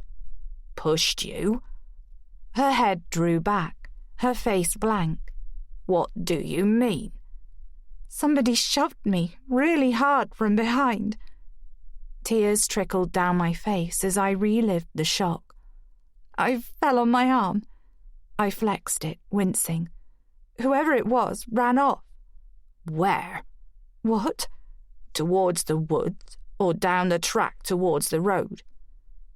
I tried to think, keeping my eyes pinned to Lily as though she might vanish if I looked away. I don't know." There was mud on my jeans and my socks were filthy. I hadn't even put boots on to go outside. "Towards the road, I think." "I'm calling the police." "It would help if there was a working phone." Hysteria bubbled up. "This is what I was talking about, Morag. We can't be cut off from the world like this. It's dangerous." "Funny how it never mattered before you arrived." "What about the bolts on the doors and the rifle under your bed?" Colour stained her cheeks.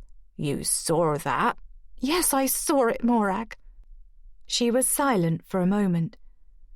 "You promised me earlier there was nothing to worry about." I shrank down. "I know. I'm sorry."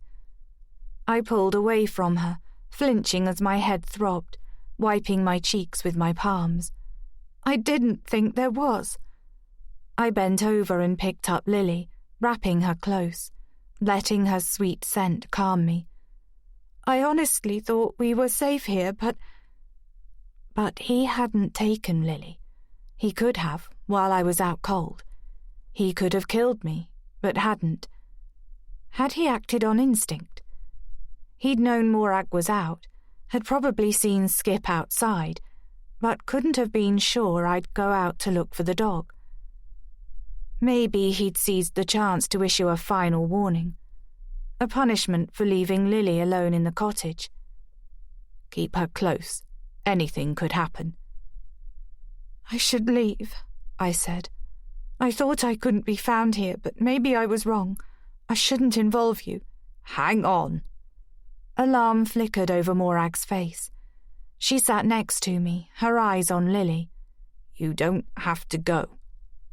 It sounded like "I don't want you to go," and my heart clenched around the words. "Ivan spoke to the phone company. They're sending an engineer tomorrow." She paused, then seemed to make up her mind.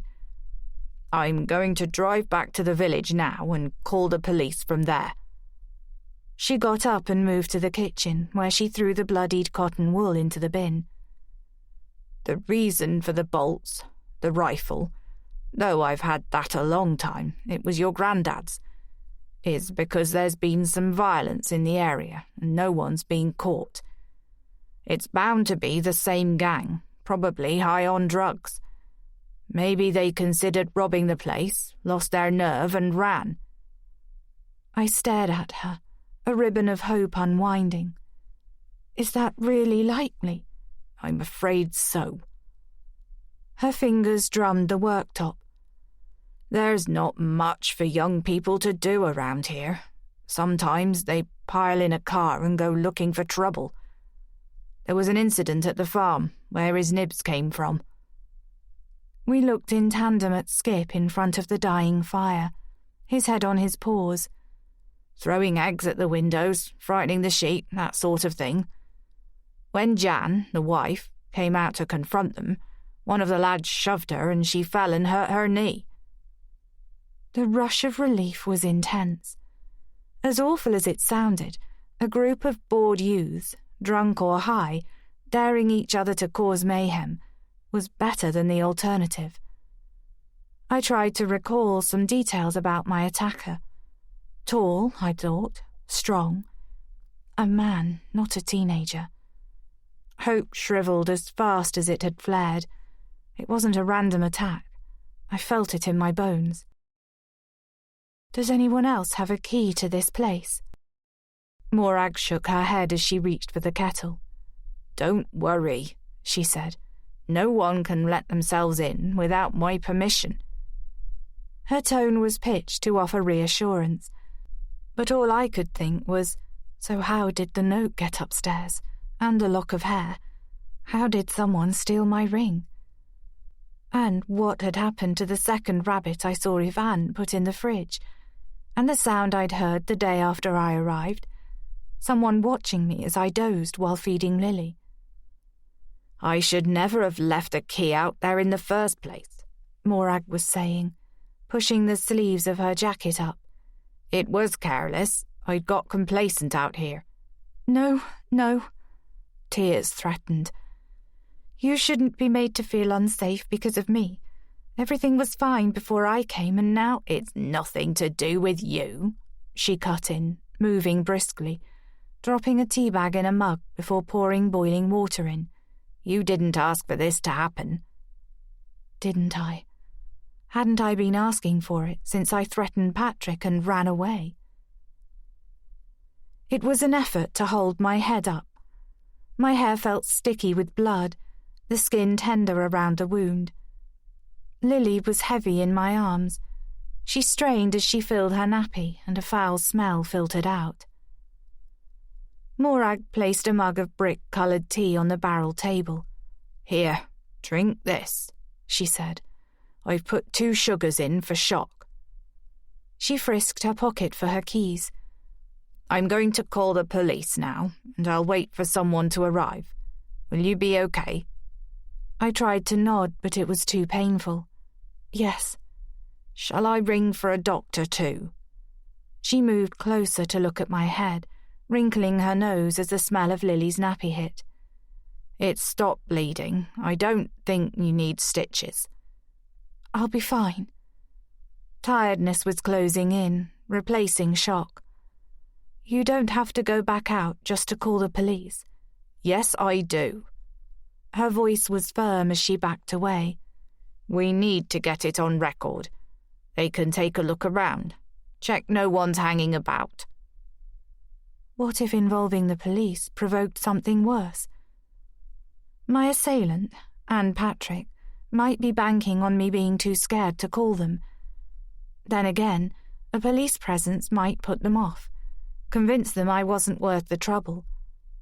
But what if he was one of Patrick's criminals, given immunity in return for information? Someone like that might not care. They might even get a thrill out of evading the police. I was too tired to think about it anymore, and anyway, Morag was on her way out. "Bolt the door after me," she instructed. I managed a nod this time. She was clearly used to dealing with traumatized victims, people in a worse state than I was. "I'll knock when I get back." As she left, I carefully laid Lily on her blanket and hauled myself off the sofa. My limbs felt stiff, as though my bones had been shaken and rearranged. Crossing to the door, I jammed the bolts across. The room spun as I bent to wrestle with the one at the bottom. It was stiff. Blood pounded in my ears as I wrenched it into place. It struck me afresh that Morag must have been genuinely worried about intruders getting in. I wished she'd mentioned the troublemakers sooner, but guessed she hadn't wanted to worry me, just as I was trying not to worry her. Skip trotted to his bowl for a drink, claws clicking the tiles, then returned to his spot on the rug. "Thank you for watching Lily," I said. The words sounded silly as they landed, but his tail thumped as if he understood. A numbness settled over me as I changed Lily's dirty nappy, then removed my clothes and stuffed them in the washing machine. With Morag's dressing gown draped around me, I sat at the table to feed Lily. Feeling her mouth tug my nipple, her tiny hand on my breast brought fresh tears to my eyes. "I'm so sorry," I whispered, stroking her hair. "I'll do better, I promise. It won't always be like this." I thought of Mum and felt a desperate need to talk to her. She must have fed me like this once, her hand cupping my head, heart overflowing with love. Had she worried for my safety? Didn't all mothers? And what about Dad? It was hard to picture them as brand new parents, to visualize their lives before I was born. But I knew they'd been happy once, that Dad had been kinder. He doted on me, according to my grandmother. My grandparents must have seen what he was like when he'd been drinking, but never said anything. Not to me, anyway. But Mum had been good at putting on a front, would have made excuses for him. His parents had died before Mum and Dad met. Maybe they'd had a troubled relationship too. Was that why Dad, an only child like me, had been the way he was? Would I have to make excuses for Patrick one day? Make up a story for Lily? It wasn't how I'd planned parenthood, but I hadn't planned to be a mother at all, or even a wife. I'd never dreamed of a wedding like Anna had in the past. Relationships were unreliable, made life harder to navigate. Better to stick to friendships. The future I'd imagined hadn't featured a family of my own, until Lily arrived. After her feed, I rocked her, softly singing Bar Bar Black Sheep, the rhythm matching the throbbing in my head. When I'd snapped the fasteners shut on her sleep suit, I held her tight and kissed her velvety cheeks. An ache bloomed in my upper arm as I tucked her into her Moses basket, and a flame of anger ignited. Let the police come. I hoped they would find whoever was responsible and arrest them. Let word get back to Patrick. He would see that he couldn't control everything after all. Please, God, let this be the end of it. But even as I thought it, I knew whatever was happening wasn't over.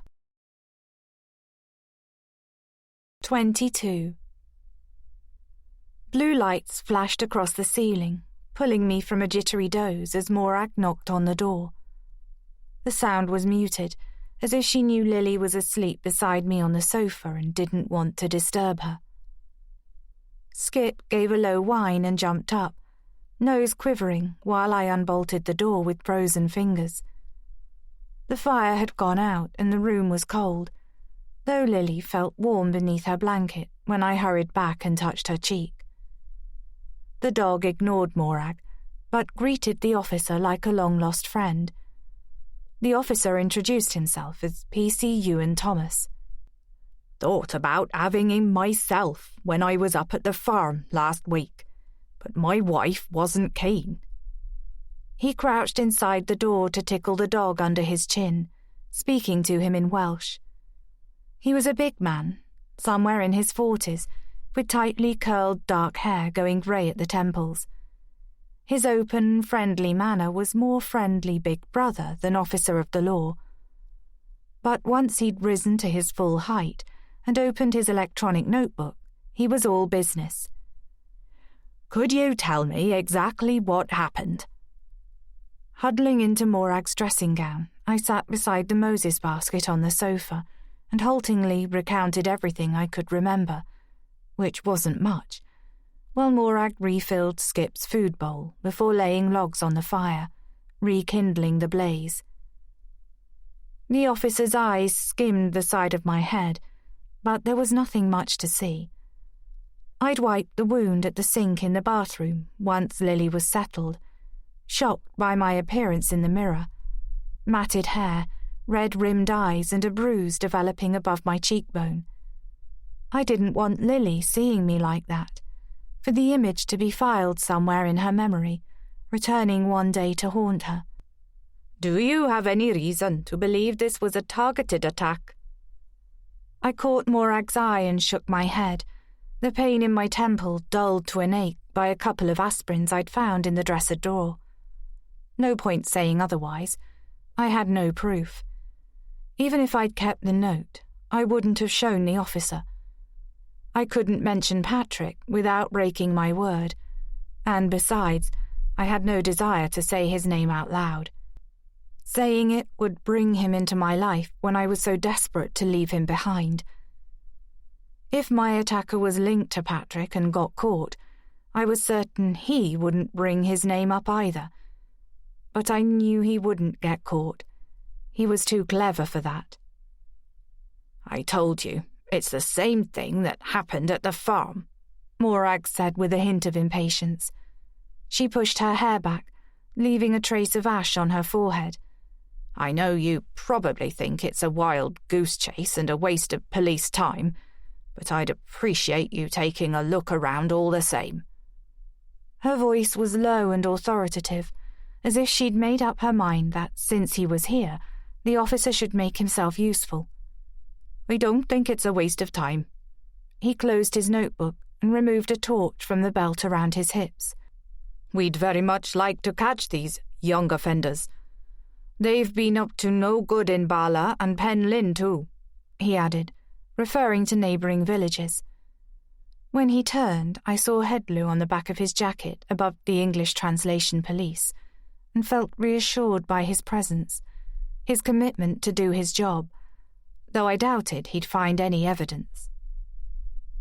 Sure enough, he was back 5 minutes later, shaking his head as he ducked through the door to find us exactly as he'd left us, staring at the fire. Hard to make out footprints on the grass, or which tire marks belong to what vehicle, and nothing's been dropped or left behind that I can see. Whoever shoved me had used their hands, probably wore gloves. There was no weapon carelessly tossed aside to be found and analysed for fingerprints, no struggle that might have left DNA on my clothes or skin. No words had been exchanged, no car or bike screeching into the night.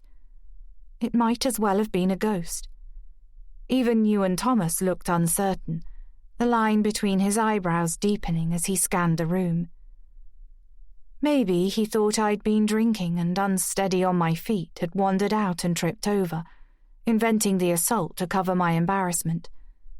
Maybe it was only Morag's presence preventing him from asking. They could be hiding in the woods. My words were prompted by a need to convince him something had actually happened. Isn't it worth a look?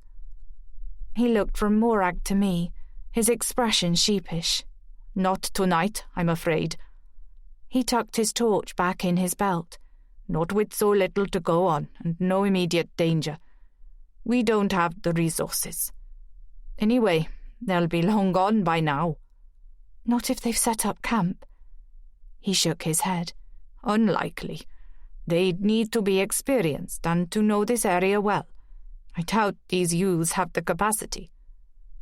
He met Morag's steely stare with a cheerful smile.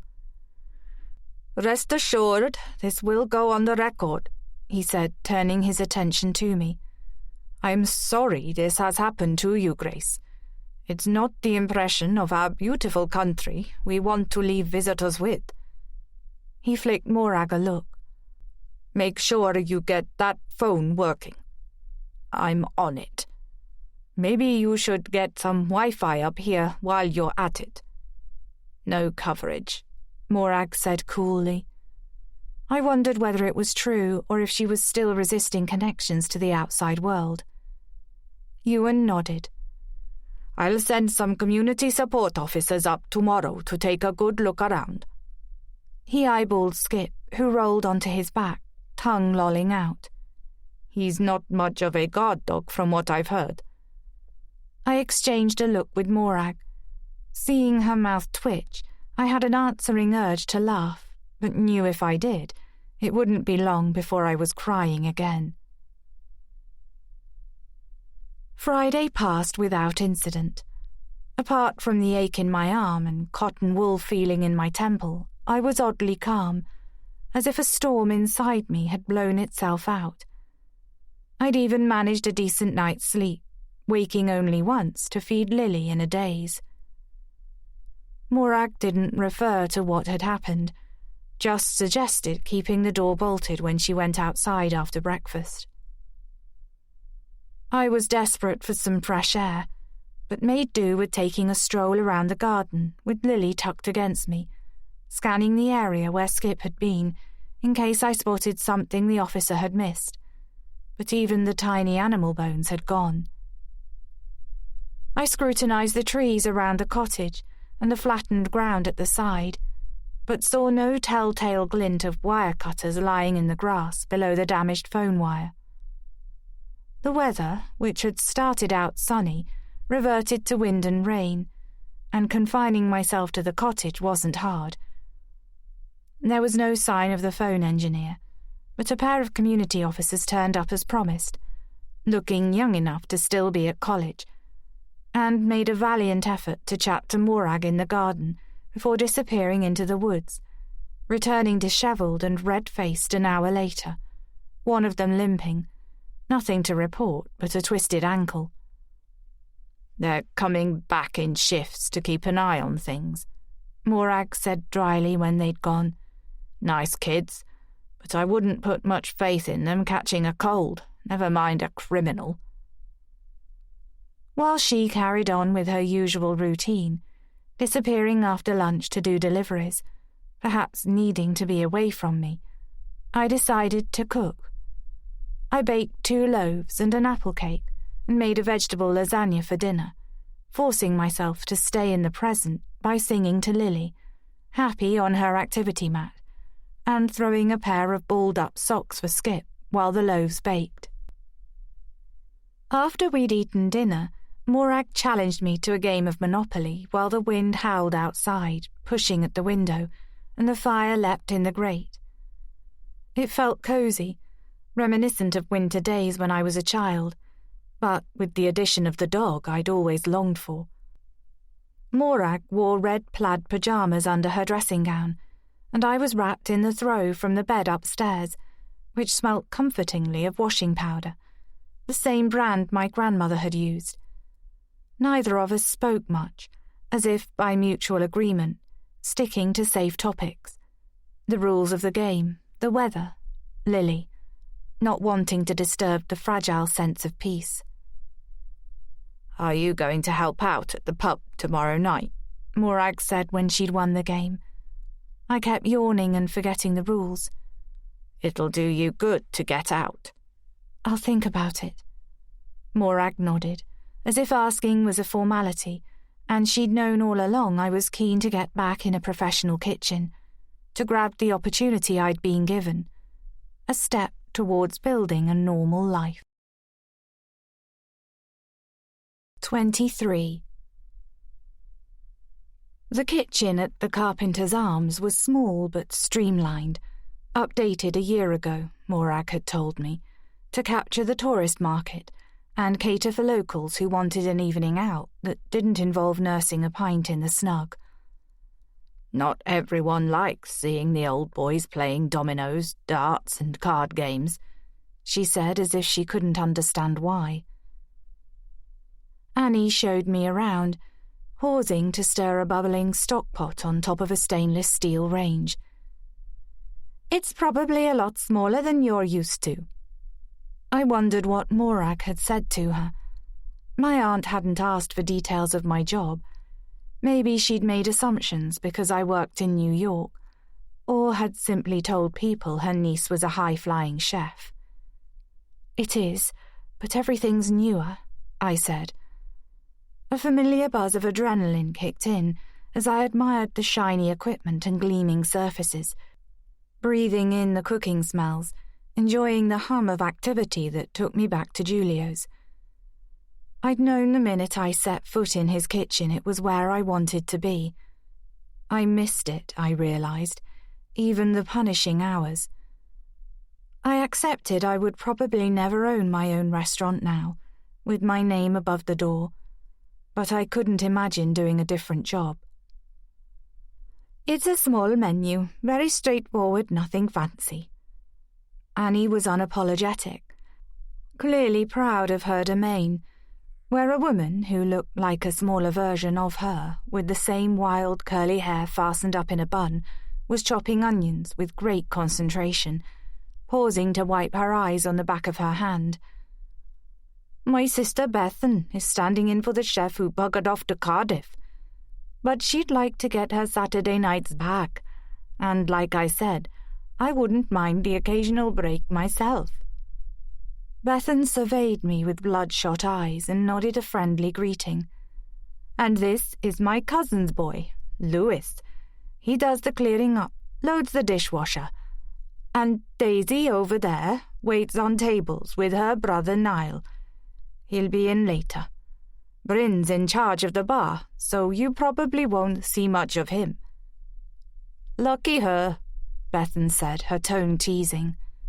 They seemed close-knit, just how Ivan had described the people in Fenbrith. If they were curious about me, it wasn't obvious, beyond Annie inquiring what sort of food I was used to cooking. Anything, really.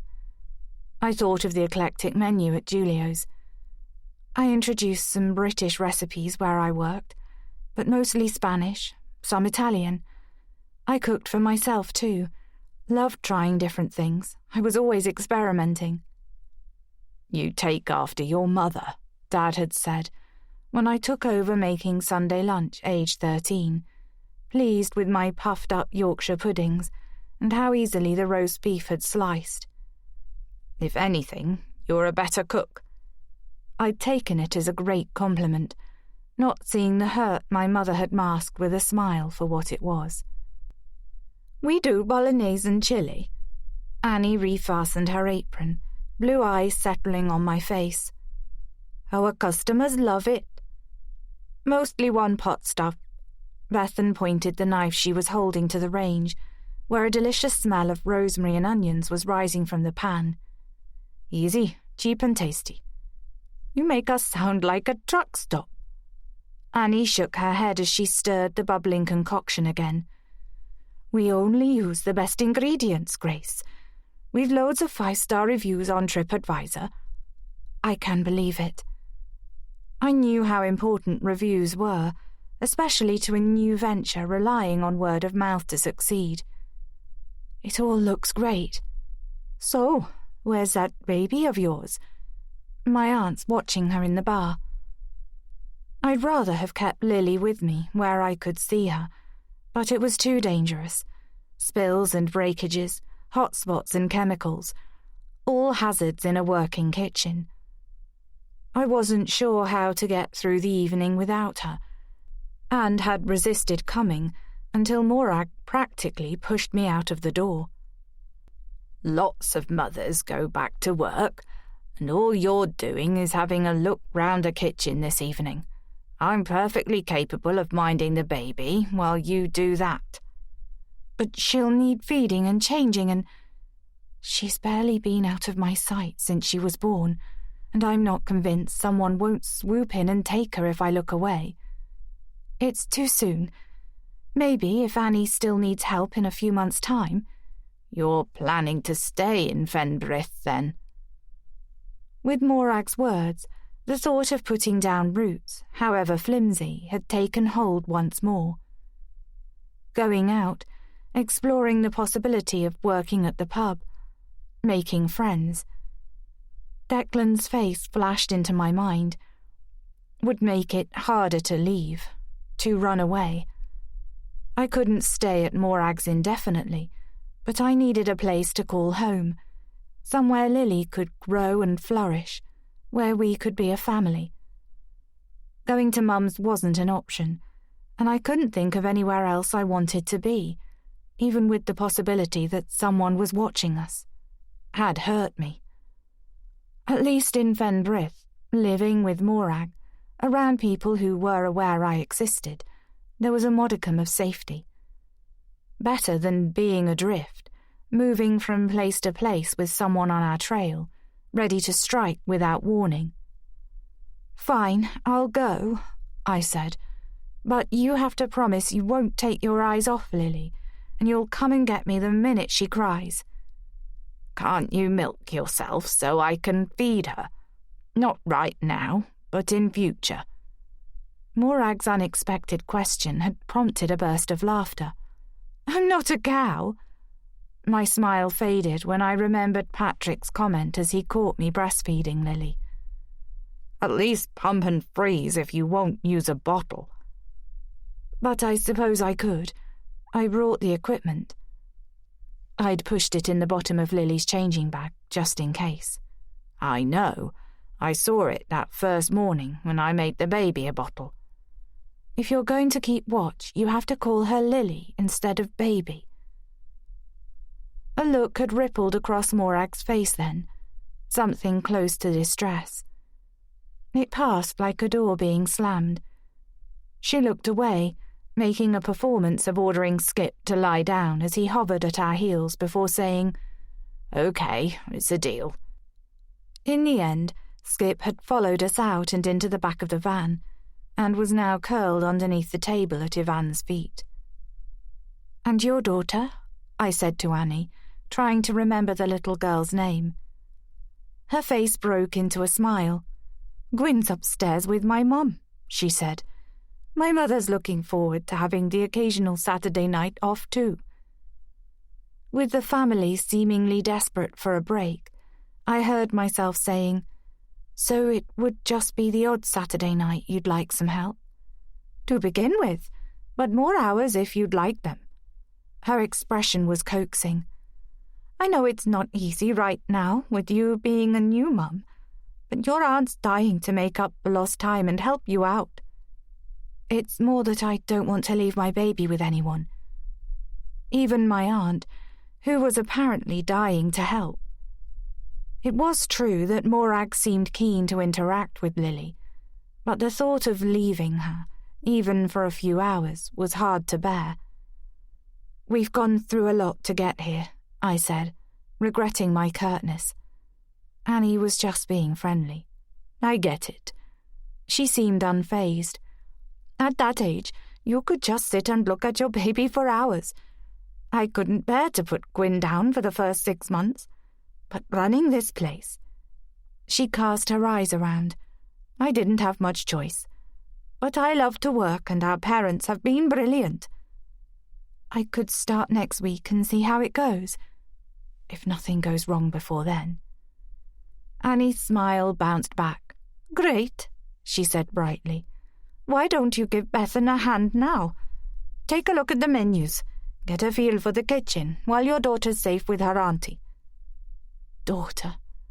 I had a daughter. Sometimes the scale of it still took my breath away. Of all the things my hands have held, the best by far is you. The line rushed back from a card Mum gave me on my 15th birthday, 6 months before Dad died.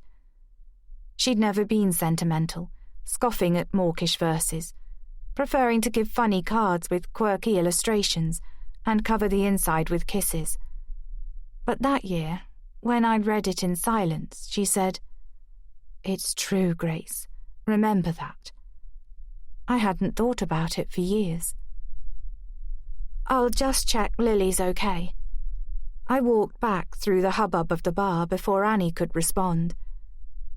Lily was in her car seat on the table between Morag and Ivan, legs frog-kicking as she babbled for the onlookers who'd gathered to admire her. Morag looked animated, cheeks flushed, hands moving expansively as she talked. It was like glimpsing a different person, someone younger, more vibrant. She'd changed into a dusky pink sweater that flattered her colouring, and a pair of dark jeans. I imagined her long ago, a camera slung around her neck, holding court in some smoky bar in Islamabad. Perhaps it was Ivan's presence, or Lily's, or maybe both, but it felt wrong to gate-crash the little group and risk Morag's guarded expression returning. I'd left my bag with her, a couple of spare nappies. Confident that she was fine without me for now, I returned to the kitchen with a stronger sense of purpose. Time peeling back to when nothing had worried me, apart from a hollandaise sauce curdling or too much salt in the pesto.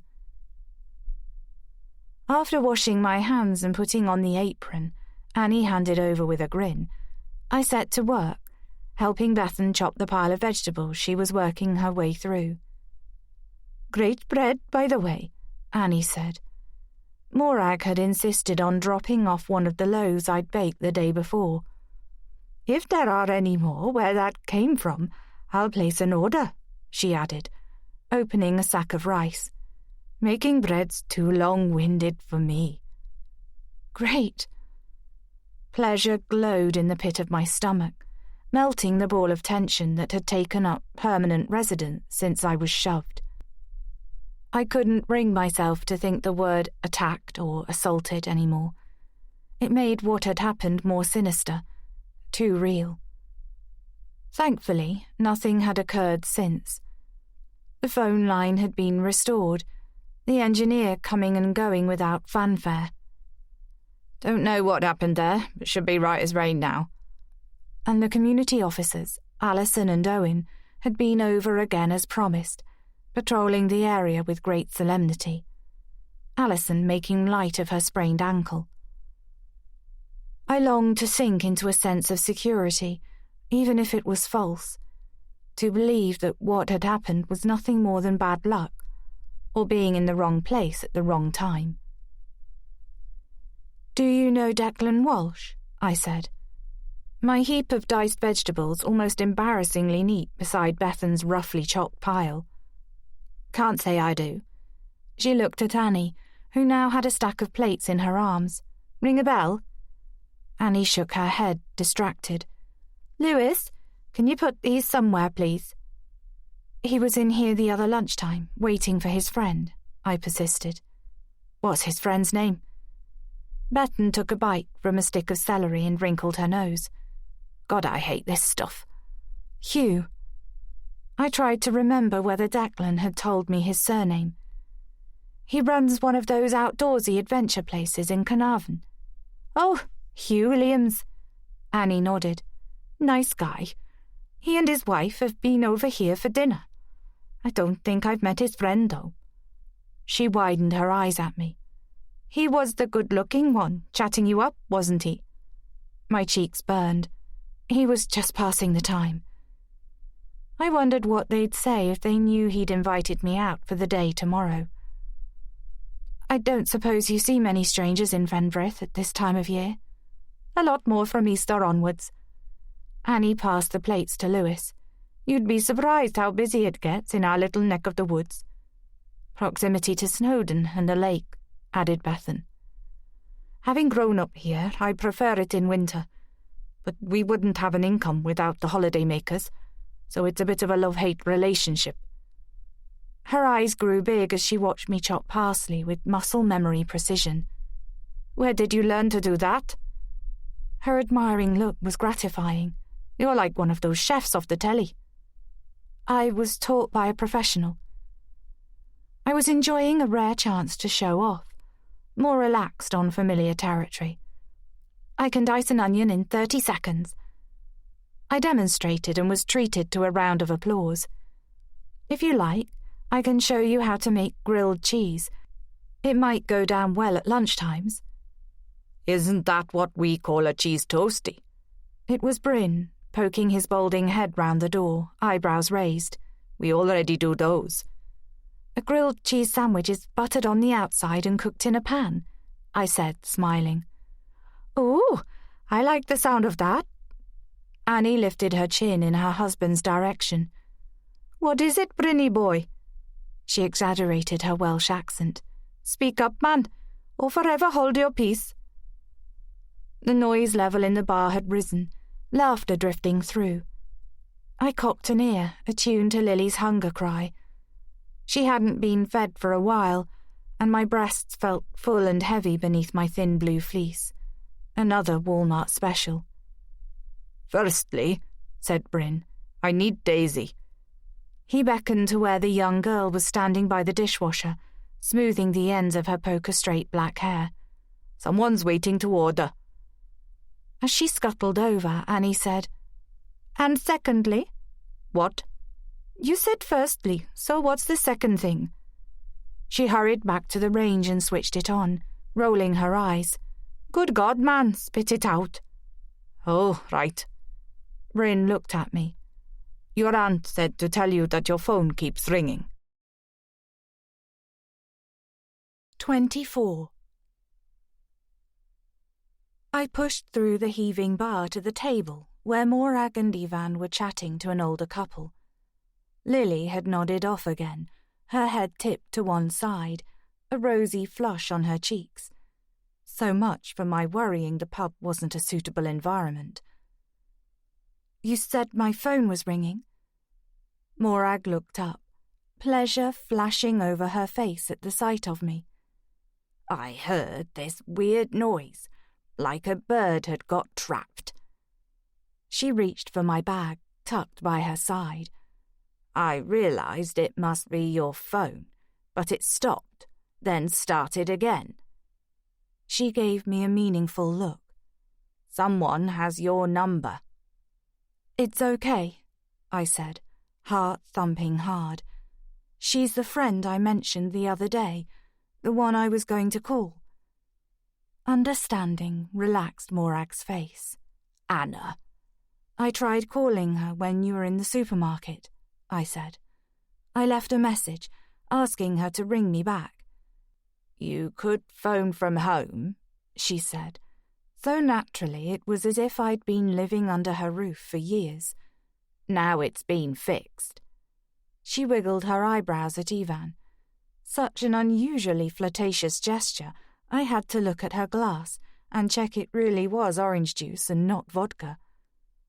"I'd like to call her back now, if that's okay." I pulled the phone out as it started ringing again. No one had called me on it before. Morag was right. It sounded like a distressed bird. "Take it outside. Go on," she said when I paused and looked at Lily. "She's fine." "She's gorgeous," said the woman sitting opposite. Lipstick gathered in the wrinkles around her mouth. "Looks just like you." She leant forward, peering at me myopically. "Is that a bruise on your cheek, dear?" "You think it was the same lot who attacked Jan at the farm?" I heard the old woman's companion saying as I hurried away, bursting through the door into the car park with the phone pressed to my ear. When it carried on ringing, I checked the screen and pressed the green handset button. "Anna? Grace, thank Christ! I've been calling for ages. I was starting to worry." It was so good to hear her voice. I felt like bursting into tears. As my two lives collided, everything that had felt normal moments ago receded. It was 7 o'clock here, which must mean it was 2 p.m. in New York. I heard traffic sounds in the background, imagined Anna crossing the busy road to the ugly building that housed the health company where she worked, a cup of something healthy in her hand from the juice bar on the corner. Sometimes she'd buy me one and bring it to the restaurant, but I could never manage more than a couple of sips. "I didn't have my phone with me," I said, walking to the van. The door was unlocked and I clambered in out of the biting wind. "How are you, Anna? I've been desperate to talk to you, but the phone at my aunt's wasn't working and—" "You didn't go to your mum's?" "No, I couldn't go back there, Anna. You know we don't get on, and I thought it would be safer at Morag's. She lives practically in the middle of nowhere, so—" "What the hell happened, Grace?" Anna couldn't let me finish a sentence. The questions she must have had banked up, all spilling out. I don't get why you had to go so suddenly that you couldn't even tell me. I could have driven you to the airport. Hell, I could have come with you. I'm owed some time off. Oh, Anna, if you decide to come and visit your parents sometime, it would be brilliant to see you. The image of her walking towards me was so vivid, a smile broke over my face. We could meet up. I'd love that. I want you to see Lily. She's been amazing, Anna. An ominous silence was broken by the wail of a siren. He let you go, then? Only just, I said. I threatened him, I admitted. I said I'd tell people everything. Elise, at the foot of the stairs, eyes wide but empty, staring at nothing. I hated that I couldn't share the whole truth with my friend, but I couldn't risk it. As much as Anna loved me, she might insist I go to the police. I didn't want him coming after us. I thought it was best to say as little as possible to anyone, to not leave a trace. That's why I got a new phone and didn't make contact straight away in case... I don't know. In case he has contacts, probably knows about tracking, that sort of thing. A great sigh gusted down the phone. Everyone misses you, Grace. A tear spilled down my face at Anna's words. I wish you'd come to stay with us, or Julio. You could have gone back to work at the restaurant. I'm not sure your uncle would have wanted me back after the way I left, and what with the baby situation. Anna made a scoffing noise. My uncle still says he'll never find anyone as good as you to run his bloody restaurant. He'd have come round to it. Everyone would. You'd have had loads of support. Everyone would love Lily. Julio would have treated her like his own grandchild. My heart felt bent out of shape. I can't come back, Anna. Probably not ever. I get it, she said after a heavy pause. I just wish so much that I hadn't told him you were pregnant. I'll never forgive myself for that. I wished that too. I wished Anna hadn't found me in the toilets that day and put two and two together. I wished I hadn't told her Patrick was the father. You thought you were doing the right thing. It was totally messed up. She sounded angry. I didn't know it was going to end like it did, or I'd never have... Anna, don't. I cut in. It's fine, really. I like being here, more than I thought I would. In spite of everything. I saw the news, Grace. I know from what you told me. There was a loaded silence. I knew what was coming. Do you think he had something to do with his wife's death? The background was quieter now. I guessed she was inside the public health building, with its over-conditioned air and the faint antiseptic smell that had reminded me of a hospital when I once went to meet her after work. No. I made myself sound just a little bit outraged. I don't think that, Anna. I promise. The lasagna I'd eaten earlier lay like concrete in my stomach. I didn't want to talk about it, to have the past rush back. He's not a killer. That's crazy. It's just, with everything being so complicated, and his wife being an alcoholic... Elise, I wanted to say. Her name was Elise. My chest burned with guilt and fear. The point is, Anna, I got away, and I don't ever want to see or hear from him again. What if he decides he wants to see Lily? He knows he can't do that. Can he? But he didn't even like her, Anna. There was another pause. I heard a sniff and guessed she was crying. I miss you. I miss you too. Tears rose again. Please tell me you're coming over. Definitely. In the summer. Oh, Anna, that would be great. You should see Lily. She keeps trying to lift her head up already. I'll send you a picture, but my phone camera's awful. And I think you'll like my aunt. You never met her, did you? I could see Morag through the pub window. The sight of her was like an anchor, holding me to the present. "I'm so glad you called." "Me too." She sounded anguished. "Oh, Grace, did I ruin everything for you?" "Don't make it sound like I didn't have a choice, Anna." Tears scalded my cheeks. What happened made me change direction, but it's for the best. I like it here, and I have Lily. That's all that matters. I couldn't tell her what had been happening. She would only worry and blame herself even more than she already did. "I wouldn't trust Patrick an inch." Her voice grew faint for a second as she greeted someone in a lighter tone. "Men like him don't like to lose," she said. Fear gripped my chest. He'd have more to lose by finding me. In the pause that followed, a shiver ran down my back.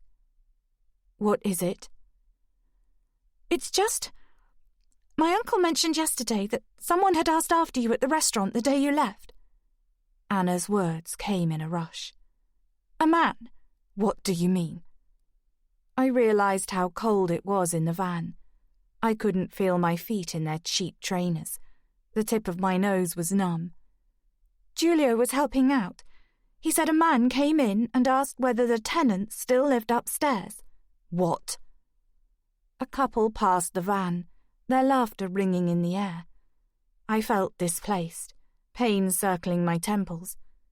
"Did he say why he was asking?" "No, he just asked if you were okay. Said he needed to talk to you." "Patrick.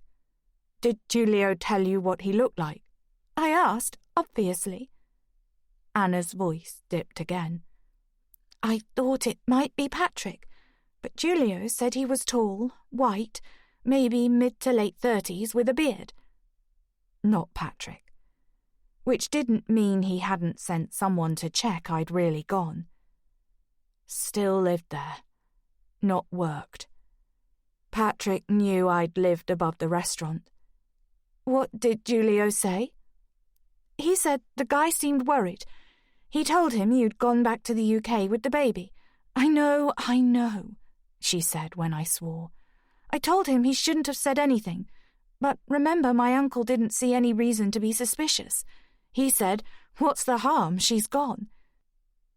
He clearly hadn't forgiven me for deserting the kitchen he'd left in my hands, despite what Anna had said. "He told him you wouldn't be back, were probably at the airport." I closed my eyes. Julio might as well have given whoever it was my aunt's address. "I'm so sorry, Grace." "Don't be silly. It's not your fault." My limbs felt stiff and cold. In the light of the pub window, a pair of moths fluttered in the light. I wanted to be in there, not having this conversation. "It's not as if anyone knew where I was going," I said. "Don't worry." I had to see Lily. I opened the van door and stepped out. Morag was craning her neck, looking for me. "Thanks for calling, for letting me know." I aimed for a normal tone that would reassure my friend. "How are things at work, and with Tom?" "Fine. She brushed the questions aside. "We're moving in together next month. But Grace, I'm worried about you. I think you should—" "I'm fine, honestly." I hurried to the pub, one arm around my waist, imagining 2 strong hands on my back and the sensation of falling. Patrick might as well be here, shouting warnings in my ear. Maybe it would help to talk to him, clarify that I had no intention of telling anyone, ever, about that day as long as Lily and I were left alone. Find out what he'd told Elise's parents and whether they were satisfied with his story. They loved their daughter and were far from gullible. They'd have insisted on details. Patrick was paid by the state to uphold the law. They'd be inclined to believe whatever he said. But as a mother myself now, I knew what lengths I'd go to for my daughter. If Elise's mum was the same, if she had some intuition that things weren't right, she might have decided to push further, get to the bottom of things. Could she be the one who'd set someone on my trail, employed a private investigator? Would there have been time between the inquest and me leaving New York? In her grief, would she have been even thinking along those lines?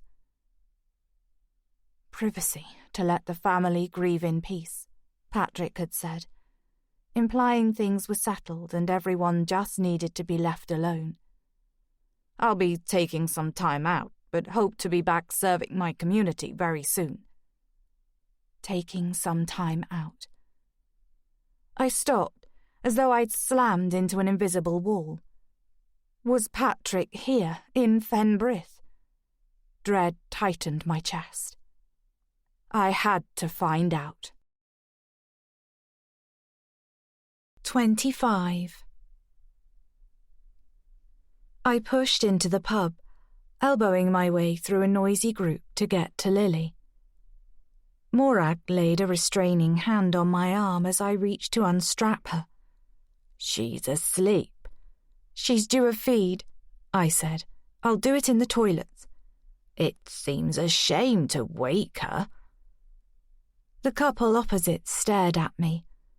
I imagined how I must look with my bruised cheek and trembling hands, my hair tossed about by the wind. You're right, I should let her sleep. I tried to smile, tucking my hair behind my ears. It's really cold out there. Morag's eyes narrowed. Did you speak to your friend? Yes, it was good. She's fine. I started backing away. Skip poked his head from under the table and woofed. I won't be a minute. I just have to... I nodded to the sign for the ladies' room and hurried away, heart banging. After checking the toilet cubicles were empty, I whipped up my top, unfastened my bra and quickly squeezed some milk into the sink. The relief was instant and I felt a little calmer. Adjusting my clothes, I studied my reflection in the smoky mirror, seeking some sign of the woman Patrick had met. This version bore little resemblance. My eyes looked too large, my face thinner, pale apart from the bruise, which had deepened to a purplish stain. I didn't even look like the woman who'd arrived at the pub a couple of hours ago, disguised with a coating of makeup and neatly brushed hair, determined to make a good impression. After locking myself in the nearest stall, I pulled my phone from my jeans pocket and sat on the toilet seat as I logged onto the pub's Wi-Fi. I didn't have a number for Patrick, but I could call his office, at least find out whether he was in New York. Bringing up his website, motto, Moving Justice Forward, I scrolled past the lists of signature projects and community partnerships, and a mission statement to remove guns from New York City streets. An average of 100 people a day die of gun violence in America. Until I found contact details. There was a number to call for general information. I brought up the keypad and pressed in the digits before I could change my mind. Patrick Holden's office, how may I help? My stomach lurched. I'd like to speak to Mr. Holden, please. The smell of lemon air freshener was overpowering, and my mouth filled with saliva. Mr. Holden's on compassionate leave until next Monday. The woman's voice softened as she spoke his name. Veronica. Patrick had told me. He'd made a point of knowing everyone's name. He'd literally stepped into my world, but I'd never been to his office or met anyone there. Our affair had been so brief, separate from reality, from work. In a parallel universe, where Patrick wasn't already married, I'd have wanted to know more, know everything about him. But I hadn't dared look ahead, staying focused on the moment.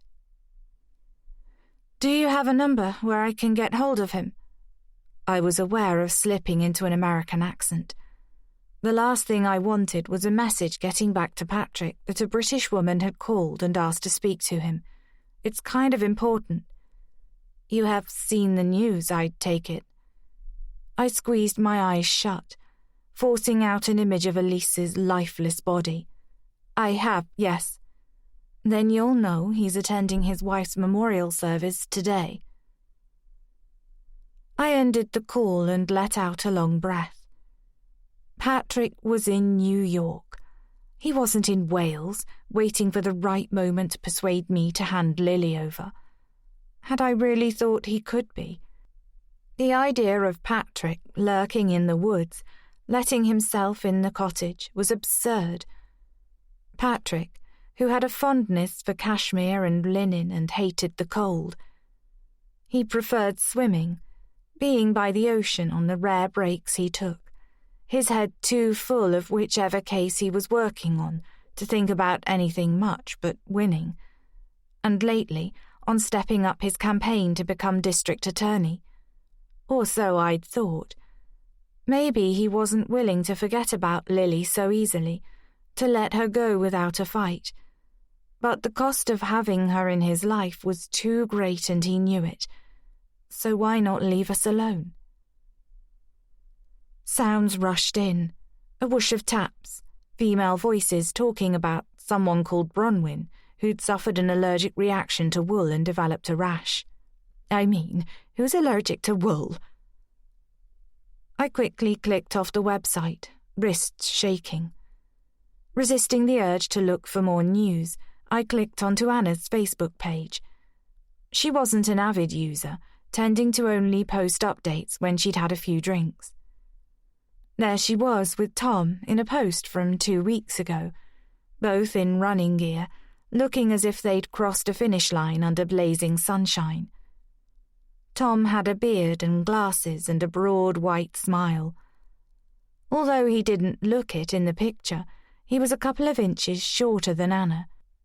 They looked vital, happy, eyes crinkled with smiles, forehead sheened with sweat.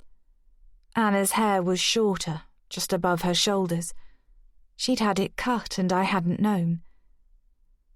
This was just the warm-up, she'd written underneath. She hadn't posted anything since. Scrolling back, I landed on a picture of her and me in a group on a night out. Julio's 60th birthday, gathered around a long table in someone else's restaurant. Seeing my carefree smile as I raised a glass of champagne to the camera, I'd barely sipped it, was like looking at someone related to me. The same shiny hair and dark eyes, but confident, with an aura of self-belief. Someone sure of her place in the world. A woman with a plan. I'd met Patrick a few weeks later. Some impulse prompted me to type Declan Walsh into the search bar. I didn't hold out much hope of finding him. He hadn't struck me as someone who'd bother with social media. But his image immediately leapt out from a long list of Declan Walshes. My heart skipped when I read, worked at British Army, lives wherever the mood takes me, under a profile picture of him standing on a rock with a backpack, a vast blue sky behind, glancing over his shoulder at whoever had taken the shot. He had a full beard, but his eyes pulled me in, recognizable even at a distance. His cover photo was a distant shot of a farmhouse set in emerald hills that could only be Ireland. He was exactly who he'd said he was. His account was set to private, but he'd been tagged in a couple of photos, one by Shauna Cafferty, his sister, judging by her likeness to him in her profile photo, the same friendly smile. Beneath a faded shot of him as a gangly teen at the wheel of a tractor in a muddy farmyard, she'd written, "Remember when you nearly ran Dad over in this?" In the second, he was standing outside a bar, somewhere hot and dusty looking, next to a deeply tanned man wearing khakis. One arm was slung around Declan's shoulders, the pint of beer in his other hand raised in a toast. "Good to see you, mate. Stay in touch." The man, Todd Bridges, looked like an off-duty soldier, someone from his army days. Declan looked relaxed, smiling, eyes screwed almost shut against the blinding sun. His arms were folded, roped with muscle beneath the sleeves of his t-shirt, his hair pushed back off his forehead. I couldn't stop looking at him, scouring his features, slightly blurred, as though the photographer had moved at the last moment, until a cough outside the door landed me back in the pub. Relief had made my legs feel stringy. Switching my phone off, I stumbled out of the cubicle, meeting the startled stare of a woman outside examining her nails. "Sorry," I said, holding the door open. She shook her head as if my appearance had alarmed her. "I'm waiting for my friend." Back at the table, I fought an instinct to wake Lily, just so I had an excuse to lift her out and hold her soft body against me. Reassure myself she really was here with me, that she was safe. Morag watched me. "Everything okay?" I nodded, but the pub was too noisy, too warm. I felt over-emotional, teetering on the brink of tears. "Do you mind if we go home?" She didn't hesitate, just picked up her jacket, asked Ivan to say our goodbyes to Annie, and followed me out, Skip close behind. "Why were you gone so long?" she said when we were in the van, Skip panting in the back. "I was about to come and get you." Lily was waking in her seat, beginning to cry. I shushed her, rearranged her blanket, pressed a kiss to her forehead.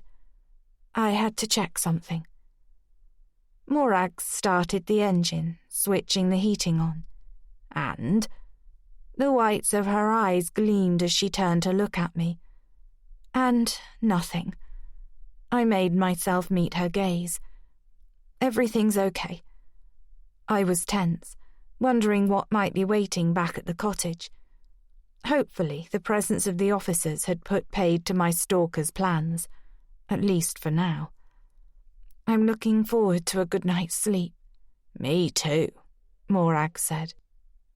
It was a moment or two before some sixth sense alerted me to a vehicle behind us. I shielded my eyes as the beam of headlights filled the interior with bright light. Morag was hunched over the steering wheel, squinting at the near-invisible road ahead. "Could they get any closer?" That's what I was thinking. She adjusted the rear-view mirror to deflect the light and pressed on the accelerator. "Road hog." "Maybe you should let them go past." I rested a hand on Lily's blanket, her face scrunched in protest as light seeped through her eyelids, and she twisted her head as if to escape the glare. "What are they playing at?"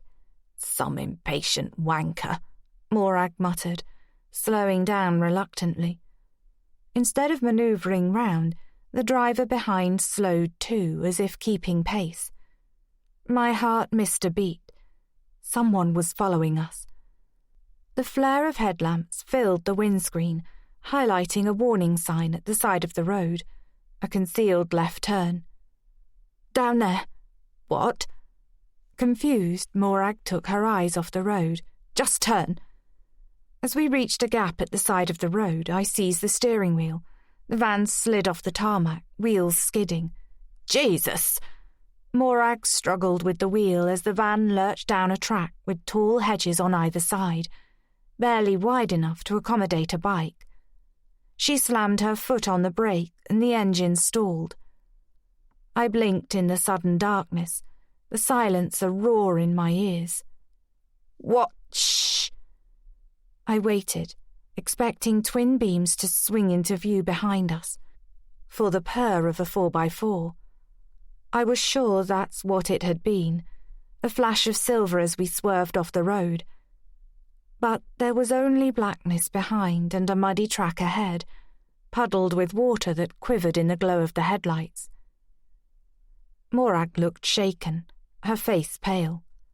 "What the hell was that all about?" Don't you think we were being followed? It wasn't my first thought, no.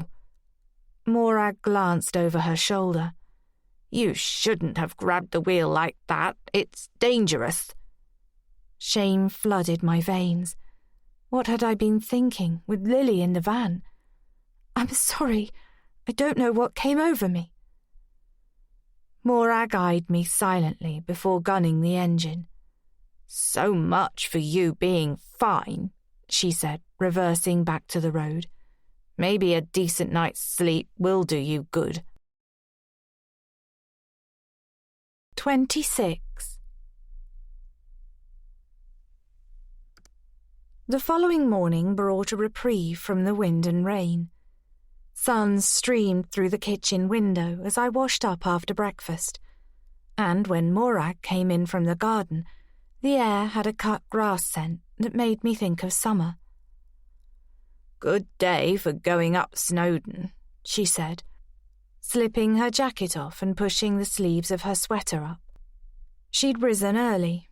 To walk skip, she'd said, but I suspected it was to check for signs of anyone hanging about. I knew I'd spooked her last night with my insistence that we were being followed. In the warm light of day, it seemed improbable, yet I couldn't shake off the certainty I'd felt. Had someone intended to run us off the road, or just to scare me? I'm here. You can't escape. You should get some good views. Are you sure you don't mind dropping us in Fenbrith? If you're sure, it's a good idea to go up a mountain with a baby and a man you barely know. Who am I to argue? You're the one who said I shouldn't let what happened stop me from living my life. Says the woman who thought we were being chased by baddies last night. She shook her head. Just be careful, that's all. Declan seems genuine. I checked him out on Facebook, I said. He's who he says he is. Oh well, if you've looked him up on Facebook. She rolled her eyes. You know you could go up the mountain with me if you want to do the tourist thing. I put down the pack of nappies I'd picked up. You have your life, Morag. I'm imposing enough as it is. Maybe I'm happy to spend time with you. She crossed to the sink and washed her hands, almost angrily. My throat tightened. I'm glad you feel like that. It was more than I deserved. We should go and visit your mum. What? Tomorrow. Morag turned, grabbing a towel off the drainer. It's long overdue. I felt the colour drain from my face. But tomorrow. She threw the towel down and folded her arms. We'll drive to Berkshire, first thing in the morning. She looked at Lily again. It's not right, keeping this from her. If she knew you were here and hadn't been in touch... She stopped and swallowed. She'll be upset. This concern for my mother's feelings was unexpected, to say the least. Morag, I was going to call her, I said carefully. I was waiting until I was on my feet again. If you're up to going on a date with a stranger, you're up to seeing your mum. Her tone was final. But you want to come too? How else are you going to get there? I could take a train? My mind shied away from the reality. Maybe I could think of an excuse before tomorrow, invent a sore throat or a migraine. I wasn't ready to face my mother. If you keep putting it off, you'll never get round to it. And maybe it's time I made peace with her too. My mouth fell open. Where's this coming from? Life's too short, wouldn't you say? I regarded her, trying to organize my thoughts. That depends on how you look at it. I shoved a handful of nappies into Lily's changing bag, along with a pack of baby wipes. It's too short to be around someone who makes you unhappy. I think your mum would have left your father if he hadn't died. Morag said out of the blue. "Once you were at college, an adult." I busied myself lifting Lily out of her chair, kissing the tip of her nose. "If I agree to go tomorrow, will you drop me in Fenbrith and stop giving me a hard time?" "I thought you were going to bake some more bread." She looked at the floor. "Annie wants a loaf." It wasn't an official order. Was Morag jealous that I was going to meet Declan? "There's plenty of time for that," I said kindly, as though placating a surly child. "It's just one day out, not even a whole day, and you're the one suggesting we swan off to Berkshire tomorrow." "Why don't you leave Lily with me today?" "No." I softened. "No offence, Morag. It's not that I don't trust you with her, but it's too soon. I promise I will, but not yet." She nodded as if it was the answer she'd expected, but I had a feeling there was a lot more she wanted to say. "We'd better get a move on then."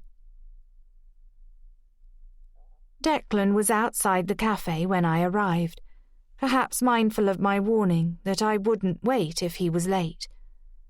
My spirits lifted when he raised a hand and smiled, ducking to grin at Lily strapped in her carrier on my chest. The feeling was a welcome surprise after the sensation of dread I'd come to associate with Patrick. "You're early," I said, after Morag had driven off, revving the engine unnecessarily. She glared at Declan through the windscreen as she passed. "Your aunt doesn't look too thrilled." "She's worried you're planning to push me off the mountain." I was testing the waters with a flippancy I'd rarely deployed in male company. It felt too close to flirting. "Just so you know, I now have phone numbers for the cottage and the pub, so I can call if I need anything, and she'll be back here at 4 to pick me up." "Your aunt doesn't have a cell phone." It was odd to hear the Americanization. "Probably the only person in Wales who doesn't," I said. "She's not keen on connections." Declan laughed, shaking his head. "Well, look, if I wanted to kill you, I wouldn't choose a popular tourist attraction on a Sunday morning now, would I?" "You could make it look like someone else had done it." "We're going on a train that moves very, very slowly," he pointed out. "Unless we're right at the top, there's nowhere to bump you over the edge." He studied me, head tilted in a way that made me glad I'd chosen the least hideous of my hooded sweatshirts to wear, under a padded jacket of Morag's, that didn't make me look too washed out. Shame my trousers were Morag's too, rolled up at the hem above my trainers. She'd grudgingly offered them when I revealed my jeans were still in the washing machine and I didn't know what to wear. "You need something suitable in case it rains. It can be brutal up there." "We're going on the train, not actually climbing the mountain." "Just take them, Grace."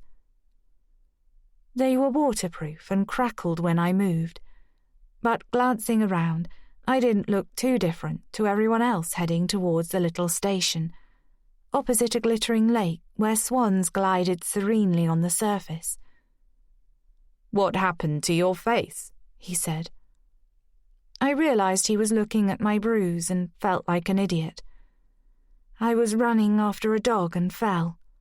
I started walking, hoping he wouldn't ask for details. "We're in luck. The railway has just reopened for the season." Declan fell into step beside me. "We might have been forced to climb the mountain otherwise." "I'm sure we'd have been fine if you're as experienced as you say." "Hugh's the expert, but I know what to do in a snowstorm or an avalanche." He gave me a sideways look, clearly teasing. "I have mountaineering skills." "Shame, it looks like you won't get to show me." I glanced up at the wispy white clouds trailing across the blue sky. Around us, the range of mountains loomed, timeless and somehow reassuring, the peak of Snowdon clearly visible for once. Looks like spring has finally arrived. Luckily, I'm in good sunshine too. He seemed cheerful, and the thought that it might be something to do with me was intoxicating. He looked good in his weatherproof jacket and hiking boots. I could easily imagine him scaling a mountain, all powerful arms and strong thighs, the wind ruffling his hair. I expect this will be a first for Madam. He nodded at Lily, who jumped as we entered the station and the waiting train let off a hiss of steam. Her face crumpled, her bottom lip jutting out. I jiggled and shushed her, adjusted her in the carrier, making sure she was comfortable in her downy one-piece and woolen hat. A smell of burning coal hung in the air, taking me back to bonfire nights in my grandparents' house, where a coal fire permanently blazed in winter. It's a first for me, too, I said with a smile. I've never been up Snowdon. He clapped a melodramatic hand to his chest. But I thought your grandparents lived in Wales. Yes, but we never quite got this far. We joined the queue for the ticket booth. My father wasn't outdoorsy, and Mum, I suppose when you grow up somewhere like this, you take the tourist attractions for granted. Declan nodded, but didn't comment. I remember my grandfather telling me the Welsh name for Snowdon means tomb. I continued. Legend has it the mountain is the tomb of an ogre who used to kill kings and make cloaks out of their beards. I was terrified at the time, and my mum was furious with him. I'd forgotten that memory, how Dad had chased me, screaming, around my grandparents' house, making ogre noises, while Mum pleaded with him to stop. Well, Wales is the land of dragons, wizards, King Arthur and the Holy Grail, or so I've heard. Declan's lips were full and smiling, his eyes bright and warm. According to Hugh, he added, he enjoys telling tales to visitors at the centre. Did you know the devil is too embarrassed to visit this part of Wales? I shook my head, amused. Something about saving an old woman's cow in exchange for a living soul, but she outwitted him with a loaf of bread. What? I couldn't help laughing. It wouldn't surprise me. The story, I mean. It's said that those who sleep on the mountain will awaken either as a madman, a poet, or never wake again. He pretended to look scared. I came across that little gem when I was researching the area. It stuck in my mind. Researching? Damn. My aunt. It's the first time I've visited her in years. I kept smiling and tried not to think of myself hunched in front of the computer at the New York Public Library, looking for details about Fenbrith, about how remote Morag's home really was. I wasn't that familiar with this part of Wales. Where did you say you lived before? We'd reached the front of the queue. Declan took out a card to pay, not looking at me. I'll get mine. I dug a hand in my bag, heart racing. My treat. He looked at the bag with raised eyebrows. There's a lot of stuff to cart around when you have a baby. Relieved by the change of subject, I said, Really, this is the best age to travel with her. It'll be much harder when she's older, especially when she's running about. The thought of a day when Lily wouldn't need carrying was hard to visualize, but I supposed it was like that for all parents. You could only picture your child at the stage they were at. I didn't want to leave her behind today. Well, I did invite you both, he said gravely. Is she heavy? Not now, but give her a few months. We headed past the gift shop and white picket fence onto the departure platform. A large group of train spotters were taking photos of the steam engine, which was attached to a single coach. I'm impressed that you guessed how old she is. Did I? Declan leant close to the engine and studied one of the brass plates before looking back at me. She looks the same as my sister's baby at that age. How many children does... I almost said Shauna, remembering in the nick of time that I wouldn't know her name unless I'd looked him up online. Does your sister have? Just the one at the moment, Ruby. She's going through the terrible twos. I'd have liked a brother or sister, I said out of nowhere. My mum couldn't have any more. Actually, that's not true. I surprised myself again. By the time I was 3, she understood my dad wasn't good at sharing her attention, so decided to stop at 1. Declan's eyes were loaded with questions, but all he said was, "Having siblings isn't all it's cracked up to be." I thought of the photo his sister had posted on Facebook, the fond memories it must have evoked, and suspected that wasn't true in his case, but appreciated he was trying to make me feel better. Would Lily be an only child? I couldn't think about that now. It was time to board the train. Declan gestured for me to go in front of him. As the queue shuffled forward, I got caught up in the throng of train spotters with their cameras and felt myself being jostled, thickly clothed bodies pushing around me, too close for comfort. "Excuse me?" Hot and panicky, I tried to force my way through the bottleneck, which seemed to tighten, hemming me in. "Can you let me through, please?" My voice was high-pitched. "I have a baby." Terrified Lily was going to get squashed, I pushed out my elbows to create some space. Where was Declan? Faces turned, disapproving, annoyed I was spoiling the fun. Reluctantly, the group parted, muttering unhelpfully. I moved awkwardly past, shielding Lily with my arms, realizing I'd gone too far when my feet reached the very edge of the platform in front of the engine. As I was about to turn and shout for Declan, someone barged roughly against my shoulder so that I teetered. I tried to steady myself, twisting my body away, but it was no good. Weighted with Lily in her carrier, I fell towards the track. 27. Strong fingers closed around my arm and yanked me backwards.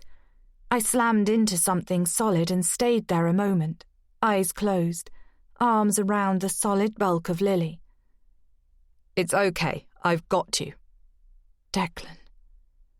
My heart hammered, my mouth drying. If I'd fallen. Shock had frozen my movements. Opening my eyes, I checked Lily. Her dark gaze met mine, as if she too was making sure we were fine. Someone shoved me on purpose. "I wondered where you'd gone, then saw you being carried along with that bunch of anoraks." Declan spoke at the same time, and I wasn't sure he'd heard me. I didn't repeat my assumption. I'd been surrounded by bodies, making a fuss, demanding space. It had been an accident, that was all. Thank God Declan had seen. That he had lightning reflexes, was strong. Pulse slowing, I turned, my breath returning to normal. Space surrounded us now, the snappers moving off like a shoal of fish. "Thank you," I said as Declan let go of my arm. I searched his face and saw quizzical concern in his eyes. "Sure you're okay?" "If you hadn't grabbed me..." "Someone would have." He glanced past me at the track. "It's not a big drop, but with the baby..." "Exactly." I suddenly wished I hadn't come. I was cold in spite of my layers. Maybe this is a bad idea. Declan's smile returned. "Too late now." I glanced around, noticing the queue on the platform had cleared, and the train was ready to leave. "We'd better get on board." As we settled ourselves on one of the slatted bench seats inside the coach, I determinedly shook off the fright of almost falling in front of the train with Lily in my arms. At least it hadn't been moving, and Declan was right. It wasn't a big drop from the platform. Someone would have grabbed me if he hadn't. I was glad he'd been there, though, looking out for me. "So, where did you say you lived before?" he asked. The seats were narrow, and his thigh brushed mine as he arranged himself, removing his coat and holding it loosely in his lap. "Here, I'll put that underneath." He took Lily's changing bag and stowed it under the seat. Across the aisle, a middle-aged couple smiled indulgently, probably assuming we were a family. To buy a few seconds, I shifted Lily so she could look out of the window. Could I tell him the truth, or at least a version of it? My heart felt skittish. It would be odd if I didn't tell the truth and he found out later, but that was presuming we would meet again. "I grew up in Berkshire," I said, proud of my measured tone. Both my mum and aunt were keen to leave Wales as soon as they were old enough. It's the sort of place you visit, not live in, they used to say. Though it's funny my aunt has ended up back here, and the place where my mum lives now, well, it's not dissimilar to this part of the world. I was aware of Declan listening intently, as if genuinely interested. Patrick had paid attention like that once, but it was a crucial part of his job to weed out information. She met my dad when he was on a stag night in Conway, of all places. She worked behind the bar in a pub in the evenings, but was at college studying to be a vet. She loved animals, but my father persuaded her to leave and move to Berkshire with him. He was an accountant there, making quite a bit of money even then.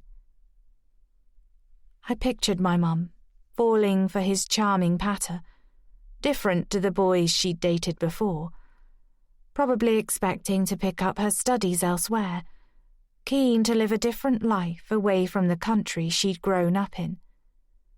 Then she'd fallen pregnant with me and settled into a life of domesticity and suburban maidenhead, miles from her family, with a man who'd convinced her he was all she'd ever wanted.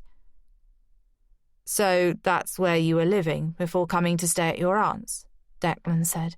"In Berkshire?" We looked up as the conductor got on and asked for quiet, so he could relay information about our journey and the importance of staying in our seats while the train was moving. I barely took his words in, a prickle of nerves passing over the back of my neck. I hadn't talked this openly to a virtual stranger for years, if ever. I glanced down at Lily, drowsy in her carrier, unbothered by her surroundings. "He's a new friend," I imagined saying. "I think he's one of the good ones your Auntie Anna believes in. He'd saved us from falling, and now I was opening up, which meant I trusted him." Declan's hand nudged mine as he made himself more comfortable. My skin tingled with awareness. As the conductor finished speaking, and the train lurched away from the platform, creating an excited ripple among the passengers, I threw Declan a smile. "I lived in America for a long time." I tried to make it sound as if saying it was no big deal, as if those happy times hadn't been wiped out by the events of the past year. Manhattan, actually. His eyebrows popped up, and he looked at me with renewed interest. "Let me guess, you were an au pair?" He glanced at Lily. "You're obviously good with children." It was such an unlikely view of me, of the person I'd been before Lily was born, when mothering wasn't even close to being on my radar, that I gave a disbelieving laugh. "Actually, I cook. I'm a chef," I said, looking for his reaction. "I used to run a restaurant that belonged to the uncle of a friend." "Wow, really? So you never worked with kids?" "No." I laughed again at his expression, which was pure surprise. "Is it so amazing? Chefs can be women too, you know." I cradled Lily's bottom, feeling her twitch as she sank into sleep. I was pretty good, I said, still smiling. People ate my food and even enjoyed it. I didn't mean it like that. He bumped me with his shoulder. Look, he said softly, isn't it something? I followed his gaze to a waterfall cascading over boulders between a canopy of trees, tumbling into a river below. It's lovely. People were taking pictures all around us. I thought about Morag. My aunt was a photographer, I said, caught up in the moment. Not this sort of thing. I think she thought it too tame. Declan was so close, I felt his breath tickle my cheek.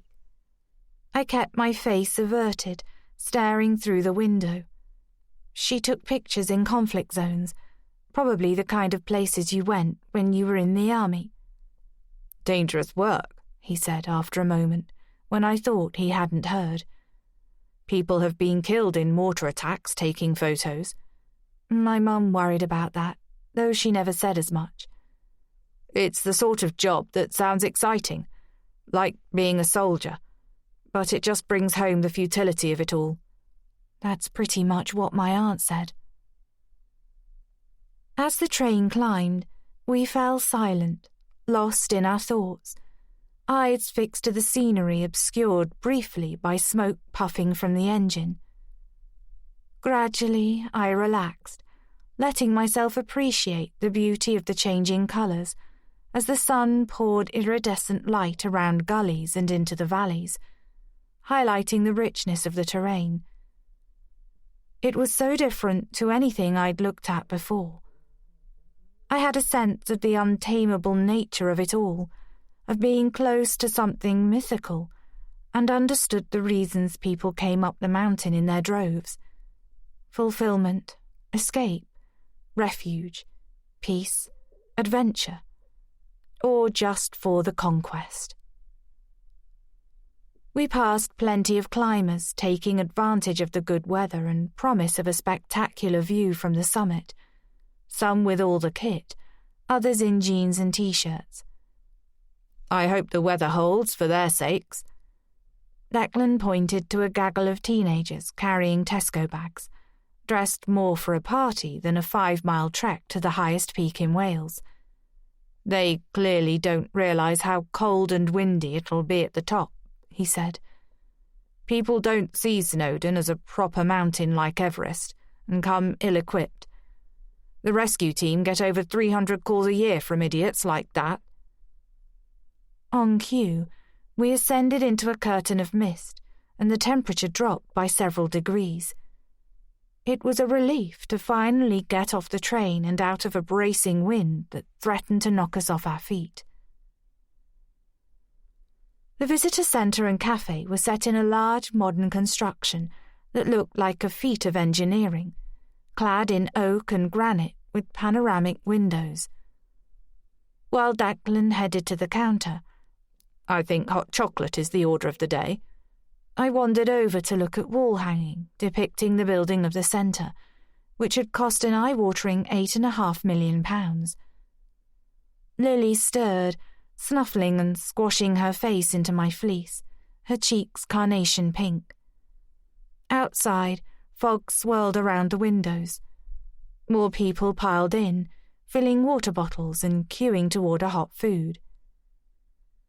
Declan returned as I was carefully removing my coat and placed 2 steaming cardboard cups and a paper plate on one of the freestanding tables dotted about. The pasties smelt so good I couldn't resist, he said. They're enormous. You can share mine this time. His words were intimate, but something slightly formal had entered his tone, subtle but unmistakable. Was he regretting bringing me here? Then he smiled and removed his coat once more. It was warm in the building compared to outdoors. I felt the prick of perspiration in my armpits. Lily was nuzzling my chest, fingers grasping. "She wants a feed," I said, suddenly self-conscious at the thought of doing it in front of him. "Shall I get them to heat up a bottle?" He bent to reach for the bag on the floor. "Not necessary." He straightened, looking mildly puzzled. "I feed her myself," I said, willing my face not to glow red. "It's a perfectly natural process. You don't have to look." "You don't give her a bottle?" He seemed confused, almost disbelieving. "Women do breastfeed." I tried to laugh through a rising annoyance. "Didn't your sister?" "Yes, but—" He ran a hand through his hair, seeming to search for words that wouldn't come. "Look, I can find a bathroom and do it there if it makes you uncomfortable." No, of course it doesn't. I'm sorry. I don't know what I was thinking." He gave a shake, seeming to return to himself, and held out his arms. "Shall I hold her while you sort yourself out? We could go over there." He nodded to a quiet corner by the counter. "There's a seating area." I suddenly realized I was desperate for a wee, my bladder straining. "Actually, if you wouldn't mind holding her for a moment while I go to the loo, that would be great." I reminded myself he was an uncle, was used to holding a baby, had saved us from a fall at the train station. But it still felt strange to be handing her over. She looked tiny in his grasp, his fingers curling around her sturdy body, the other hand cupping her head. He held her in front of him, melting into a smile when she kicked and gurgled, a happy sound that drew smiles from a neighbouring table. "She's perfectly fine," I told myself, dashing for the toilets. I was getting better at trusting her with other people. Last night at the pub, and now in a cafe near the top of a mountain with Declan. It was a giddy thought that nearly prompted a giggle as I wondered whether I would only ever be comfortable leaving her with someone while I used the loo. At least this time I really needed to go. Luckily, there weren't too many people waiting, but I found myself washing my hands in a hurry, registering surprise that my reflection showed flushed cheeks and shining eyes, the lingering remnants of a smile. My bruise was fading already. I headed back, spotting Declan in the corner where he'd moved my bag and coat. He had his back to me, holding up his phone as though trying to get a signal. As I drew closer, I saw he was using the camera. Lily was pressed to his chest, facing forwards as he snapped a photo. "What the hell are you doing?" "Grace?" As he turned round, his phone fell to the floor and spun away. "Christ, you made me jump." "Why are you taking pictures of Lily?" She wriggled with a happy screech, whether at the sight of me or because she liked being in Declan's arms was hard to tell. I ducked down and retrieved the phone. "Where is it?" I jabbed at the screen. "Here." Declan held out his hand, and I thrust his phone at him. "Hello, baby." I forced a smile for Lily. "Have you been a good girl?" "She's been brilliant." Declan bounced her. "My mother rang just as you went, one of those WhatsApp video calls. My sister showed her how to do it. She happened to notice I was holding a baby." He looked at Lily and rolled his eyes. "She got very excited, didn't she, little one?" He bounced his knees again. Lily's eyes widened with delight. "She insisted I take a photo so she could show everyone what I'll look like when I'm a daddy." He was still addressing Lily in a sing-song voice. "Hey, take a look if you don't believe me." I was shaking as I looked at the screen. Sure enough, I could see the photo had gone to an Eileen Walsh, 2 blue ticks indicating she'd seen it. A message underneath read, "Oh my God, the pair of you are so cute." I released a shaky breath. You shouldn't take pictures of people's babies without their permission. "You're right. I'm sorry." He palmed his phone into his pocket. "I didn't think. It was spur of the moment, but you're right. I shouldn't have done it." He sounded genuine, but something felt off-key. His tone didn't quite ring true, and his eyes evaded mine. "Actually, She does look really cute. I forced a calmer tone. Would you mind if I took a picture of her too? I don't have many. He masked a look of surprise.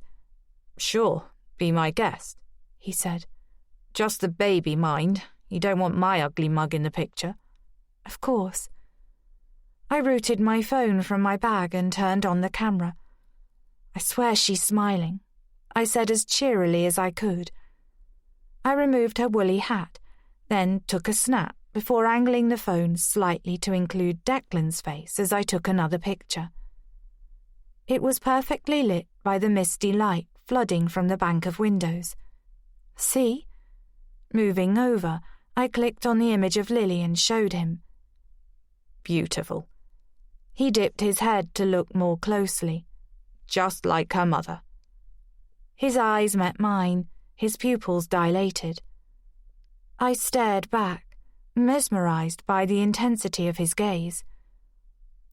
We've got about half an hour before we have to get back on the train, he said, breaking the spell. I gathered Lily's warm limbs against me as I sat down and discreetly fed her, while Declan forked chunks of buttery pastry into my mouth. A personal gesture that felt oddly natural. The pasty was as delicious as it looked, and while I ate, I tried to hide the tension threading through my bones. When he asked about the restaurant where I'd worked, I squeezed the worry from my tone as I gave him broad strokes. What about her daddy? He asked easily, once I'd run out of steam. He's missing out on this little one. I don't really want to talk about him, I said. I'm not being awkward, just... He's not a good person, believe me. I don't want him in our lives. He studied me for a moment. I'm sorry.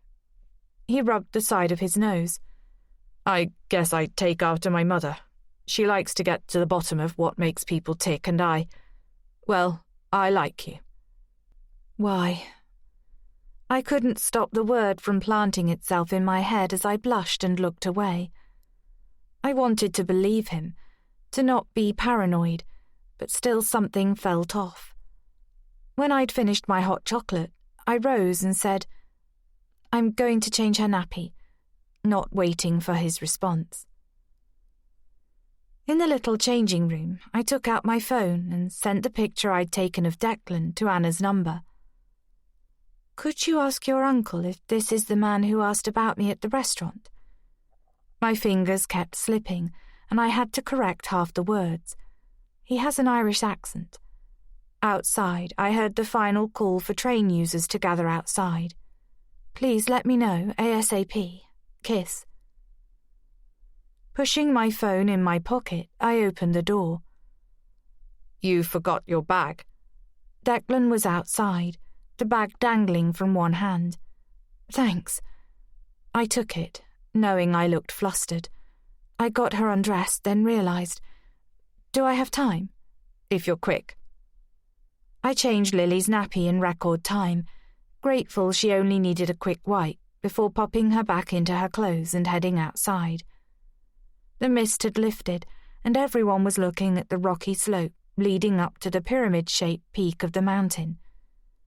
Stone steps curved into the side where a mass of people had gathered, waiting to reach the top. A couple was already there, posing for selfies. Takes away some of the mystery, doesn't it? Declan said wryly. The wind was strong, thrashing our hair and whipping away his words. I had to lean close to hear him. Like those queues at Everest you see on the news, as if they're at McDonald's, waiting to buy a burger. Sheltering Lily with my arms, I said, it would be even more popular if there was a McDonald's at the top. And when he grinned and nodded, I wished I hadn't messaged Anna, that I wasn't looking for reasons to doubt him, that we really could be friends. We didn't talk much on the journey back down. I wondered whether he sensed my reticence, or whether he'd got what he wanted, a photo of Lily. Had he really only sent it to his mum? There's nothing like this in Manhattan, I said, 20 minutes in, pointing to one of the former slate quarries the area was famous for. This train was originally used to transport slate, Declan added pointedly. I've done my Welsh research too. Was that a dig? He gazed past me through the window, a brooding set to his brow. Have you ever been to New York? Might as well go for broke. I didn't think I could get used to living in a city, but I grew to like it. Once, he said without hesitation. It wasn't somewhere I'd want to settle. I much prefer open spaces. How long were you there for? Not long. He'd kept his coat on, hands pushed deep in his pockets. His legs were stretched in front of him, crossed at the ankles. He seemed relaxed, but turned to look out of the window on the other side, where sheep were grazing at the side of the track. No ewes in New York. When I told you earlier I'd lived there, you didn't say anything. We didn't think it was important. When he met my gaze, there was something troubled in his eyes. Like I said, it wasn't my favourite place. How long ago was it? What is this? The Spanish Inquisition? He pulled his head back, as if to see me more clearly. A lot of people has visited New York at some point. In my pocket, my phone beeped, shifting Lily, who'd fallen asleep. I took it out and glanced at the screen, knowing it could only be Anna. My heart jumped as I read her message. Just called Uncle. He said the man was American. What's going on? Kiss. My shoulders slumped as I put my phone back. If Patrick had sent someone after me, it wasn't Declan. Everything okay? My friend Anna. Are you going to meet up with her while you're here? She lives in New York. Works in the public health sector, I said. She's got family in Berkshire. That's where I know her from, although her parents moved to Grimsby a couple of years ago to be near her brother and his family. She's coming over in the summer, so we'll get together then. It'll be great to see her. The relief of knowing he hadn't been asking after me at the restaurant released a gush of words, as though a dam had broken. She's met someone recently. They're thinking of moving in together. I've a feeling they'll get married. I hope it's here, though she's got a lot of family over there. She's half Spanish on her mother's side. Nice to have a good friend. Declan's face had subtly altered, the contours becoming less rigid as I babbled on. She sounds nice. She is. I think you'd like her. Most people do. A thought planted itself in the centre of my mind. If Anna hadn't found Patrick and told him I was pregnant, I wouldn't be here, sitting beside Declan on a steam train on the side of a Welsh mountain, with my daughter in my arms. As I looked at him and smiled, warm relief pushing away suspicion, another thought sneaked in, the kind I usually scoffed at. Maybe this was where I was supposed to be. Taking a train up a mountain. Pathetic. He supposed it was a safer option with a baby, but couldn't resist giving her a little scare on the crowded platform. He failed to see the thrill of taking pictures of an old engine, but seeing the group of middle-aged men had given him the opportunity to push in where he wouldn't be noticed. Though part of him had hoped she would notice and run crying to her aunt. No one could prove anything. There weren't any cameras in this place. He'd always been a risk-taker. Maybe that was why he was finding it harder to stay hidden, to keep his intentions private. He'd thought about going into the cottage again while she was there, just to see what she would do if she saw him. But he had a plan and must stick to it. He was overdue to give an update. Easier now, with a phone signal. Even so, he would leave it for a while, until he'd decided exactly what to do next. 28. Morag was parked outside the station and beeped the horn when she spotted us. "Thanks for a lovely time," I said to Declan, like a 7-year-old leaving a party. My pleasure. Mild irritation rippled over his features when the van horn broke the thread between us again. Let's do something else soon. You have my number. He mimed putting a phone to his ear. Promise you'll use it. I only make promises to my daughter. Seeing the good humour fade from his eyes, I added, Fine, I'll call. He half smiled. Don't overdo the enthusiasm. He took his phone out. Let me send you the photo of Lily, so you actually have my number. That means giving you mine, and I have a photo already. Mine's better quality. True. Caving in, I gave him my number, and his fingers flew over his screen. There you go. Hearing the ping of a text from my bag, I took my phone out and opened the photo attachment. He was right. It was a far better photo than the ones I'd taken. Lily was actually smiling, looking right at the camera. My lips curved in response. It's lovely, thanks. Morag beeped again, longer this time. I'd better go. Me too. He didn't move. How did you get here? I borrowed Hugh's car. He looked around vaguely. It's in the car park around the back of the pub. Hopefully not vandalised. I'd have said that's unlikely round here, but according to my aunt, it's not. Oh? There's been some trouble with bored teenagers. I nearly told him then about how I really got my bruise, about involving the police, how someone had hurt me. But Morag beeped again and kept her hand on the horn. Jesus, I said, clambering into the van, trying to console Lily, who'd woken and was grizzling. I'm not some teenager at a rave, Morag. It's mid-afternoon, not 2 a.m. I said it with good humour, and she responded with a grunt, thinning her gaze at Declan as we passed. He raised his arm in a static wave, watching until the van was out of sight, and he was a tiny figure in the wing mirror. Had a good time, then? I hid a smile, feeling even more like a teenager being picked up from a date. Something that never happened because my father had forbidden me from going out with boys. Yes, I had a nice time. Snowdon's worth seeing. You should go up there sometime. I didn't mention almost falling from the platform. There was no need to worry her when nothing had actually happened. You want me to ask around about him?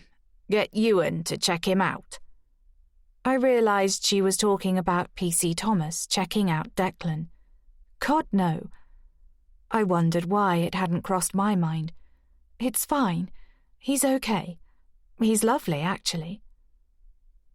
Morag pursed her lips, but didn't comment. She'd been shopping and had invited Ivan for dinner. Still in good spirits, I cooked a stir-fry while they entertained Lily.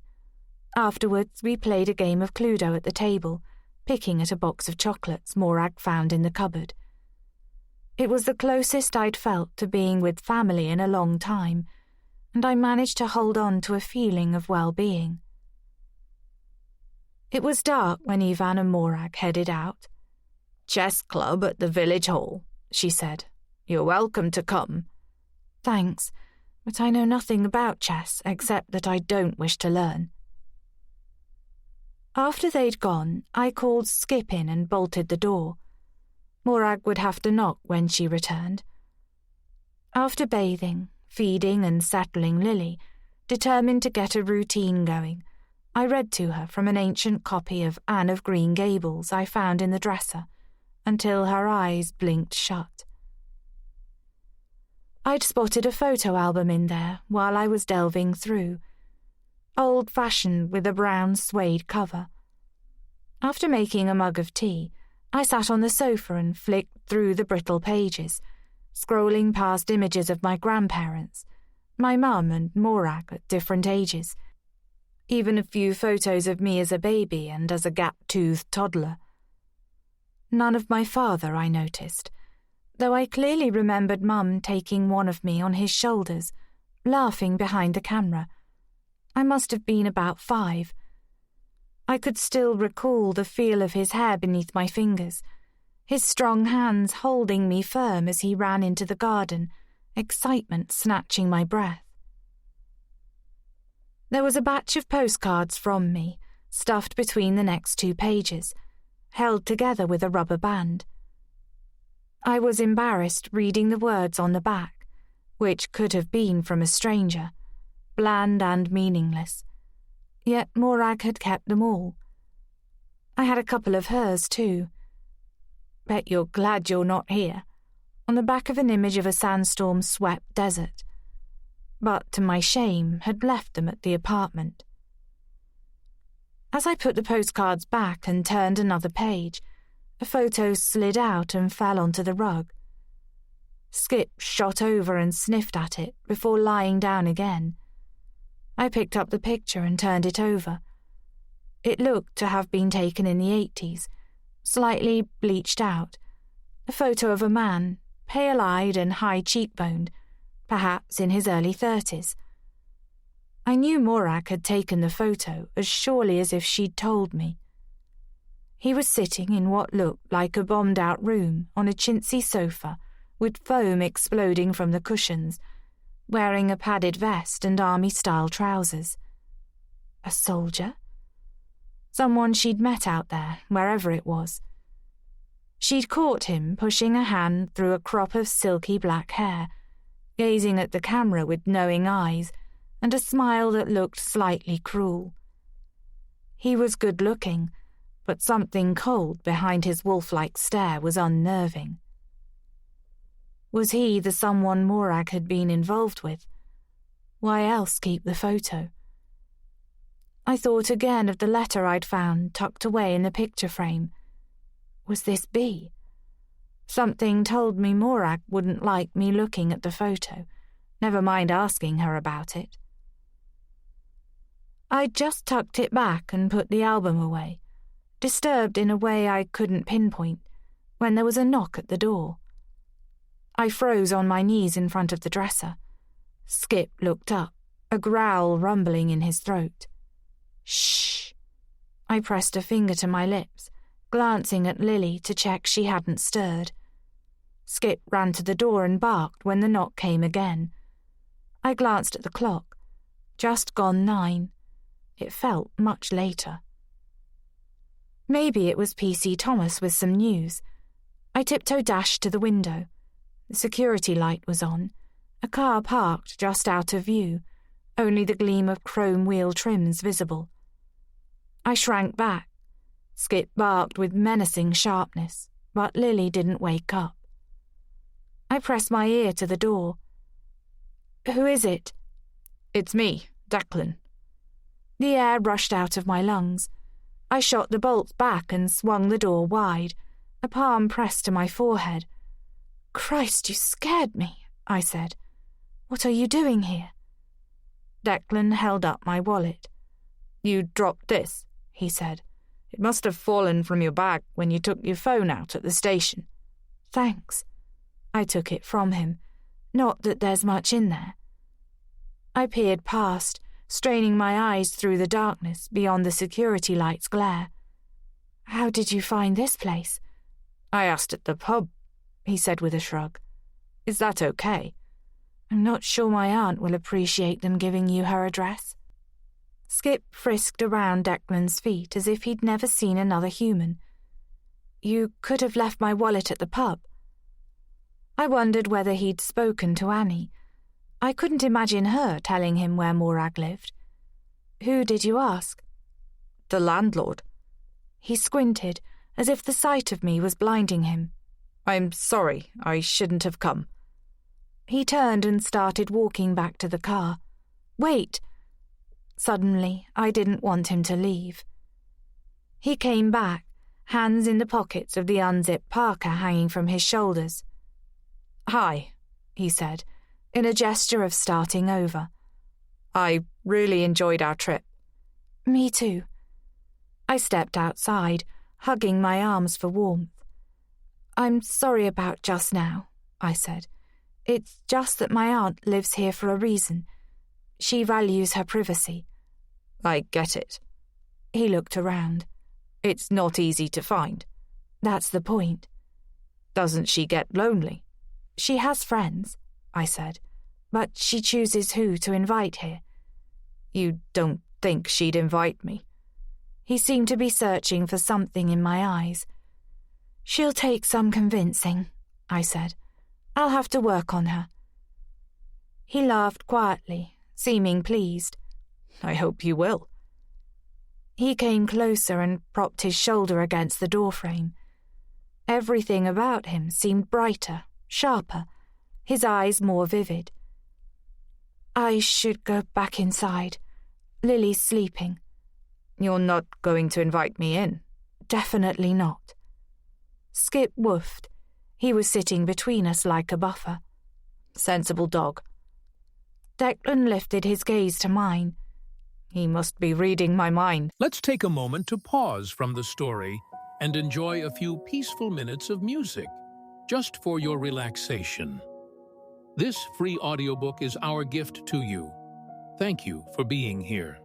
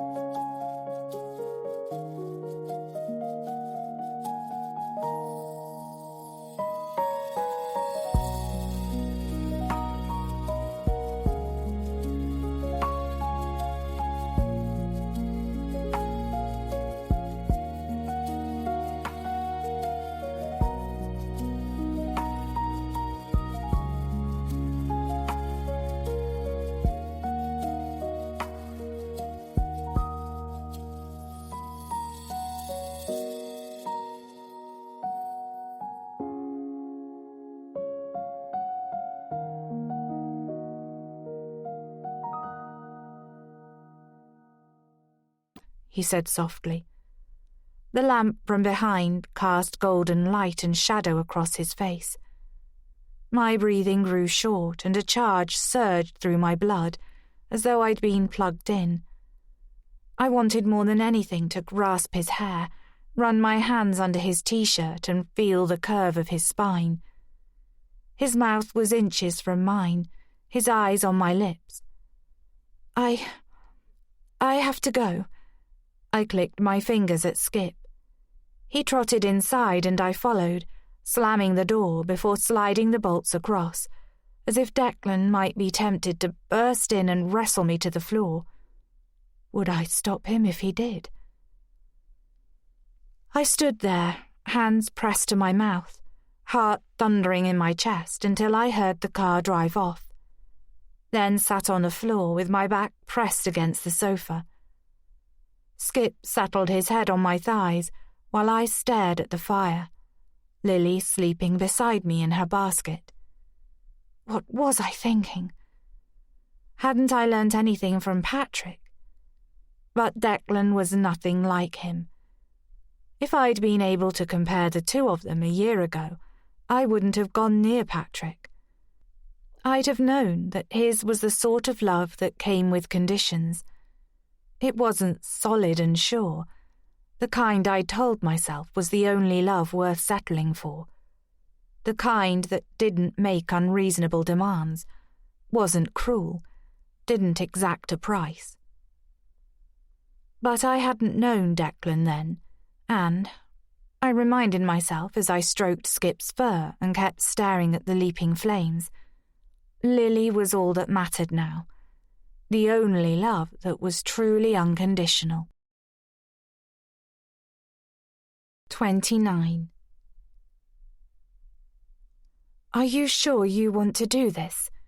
It's not too late to turn back. As sure as I'll ever be. There was a determined set to Morag's chin as she swung the van into the petrol station. And we're not turning back after coming this far. We'd set off on our 4-hour journey to Berkshire at 7:30 to make the most of the day, as Morag had put it. She'd risen early, packing sandwiches, apples, chocolate, and a flask of coffee, with the zeal of a scout leader. It was reminiscent of a road trip, though Morag's coiled energy suggested she was preparing for an ordeal, not travelling to see her sister, and my body was as tightly strung as a guitar string. It must feel strange after all this time, I said when she got back in the van with a couple of packets of crisps. Of course it does. Her jaw tightened as she thrust the crisps into the glove compartment. Your mum will be horrified. Why do you think I haven't called ahead? She darted a look at me. She'd make sure she was out for the day if she knew I was coming. I reckon she'll be pleased to see you. Even as I said it, nerves circled my stomach. If Morag was filled with apprehension at what lay ahead, so was I. I'd spoken to Mum fairly regularly since leaving for America, and even visited 4 years ago, but the visit had been awkward, filled with stilted silences, the gap between us seemingly too wide to bridge after such a long absence. I'd left earlier than planned, slipping away in a taxi just after dawn, glad to get back to work, where I didn't have to think about what had gone wrong between us. She'll take one look at that baby, and whatever happened between you in the past will be forgotten, said Morag, seeming to read my mind. Lily was in the car seat between us for the long journey, tilted so she was almost lying flat. You mark my words. A baby. She paused, focused on rejoining the busy road. A baby is healing. It was a very un-Morag thing to say. For a moment, my throat felt choked with emotion. She'll be upset that I didn't tell her about Lily, or give her the chance to see me pregnant, to come out to New York and be there when Lily was born. Would she have wanted to? Since opening the animal sanctuary, my mother was wedded to her menagerie, to her life in Wokingham, where she'd moved after Dad died, half an hour from our home in Maidenhead. She'd escaped from the town to countryside, as if, like Morag, in her moment of crisis, or clarity, she'd yearned for more familiar surroundings, for the simpler life of her childhood. What happened between you two? Morag asked. I scrolled back to my father, collapsed in the kitchen, clutching his chest, and my mother a few weeks later with red-rimmed eyes, showing an estate agent around the house. Later still, Mum gripping my shoulders, her eyes blazing as she urged me to get out there and live your life, Grace. Don't end up like me. I hadn't argued or challenged her, hadn't demanded answers. It's complicated. I looked out of the window. The sky was a squally grey, rain splattering the windscreen. Hills and valleys had smoothed out to industrial estates and red-roofed towns as we headed onto the motorway. She was different after Dad died. A good thing, too. When Morag fell quiet, I thought about all the knowledge she must have about my mother, about me. I should have done more, she said unexpectedly. I could have helped. I see that now, but I was... She lifted one hand off the steering wheel in an impatient gesture. I was on my own path to no good, even if I didn't know it at the time. I turned to look at her. Morag, did you ever want children? Her knuckles turned white as she fixed her gaze on the traffic ahead. I wouldn't have been a good mother. You don't know that. I shook my head. I didn't think I wanted children until I had Lily. The shame still burned when I remembered how terrified I'd been during my pregnancy, how I hardly dared think about the baby I was carrying before she was born. It's perfect, Patrick had said. I can't believe you didn't tell me. I got into a bad situation, like you did.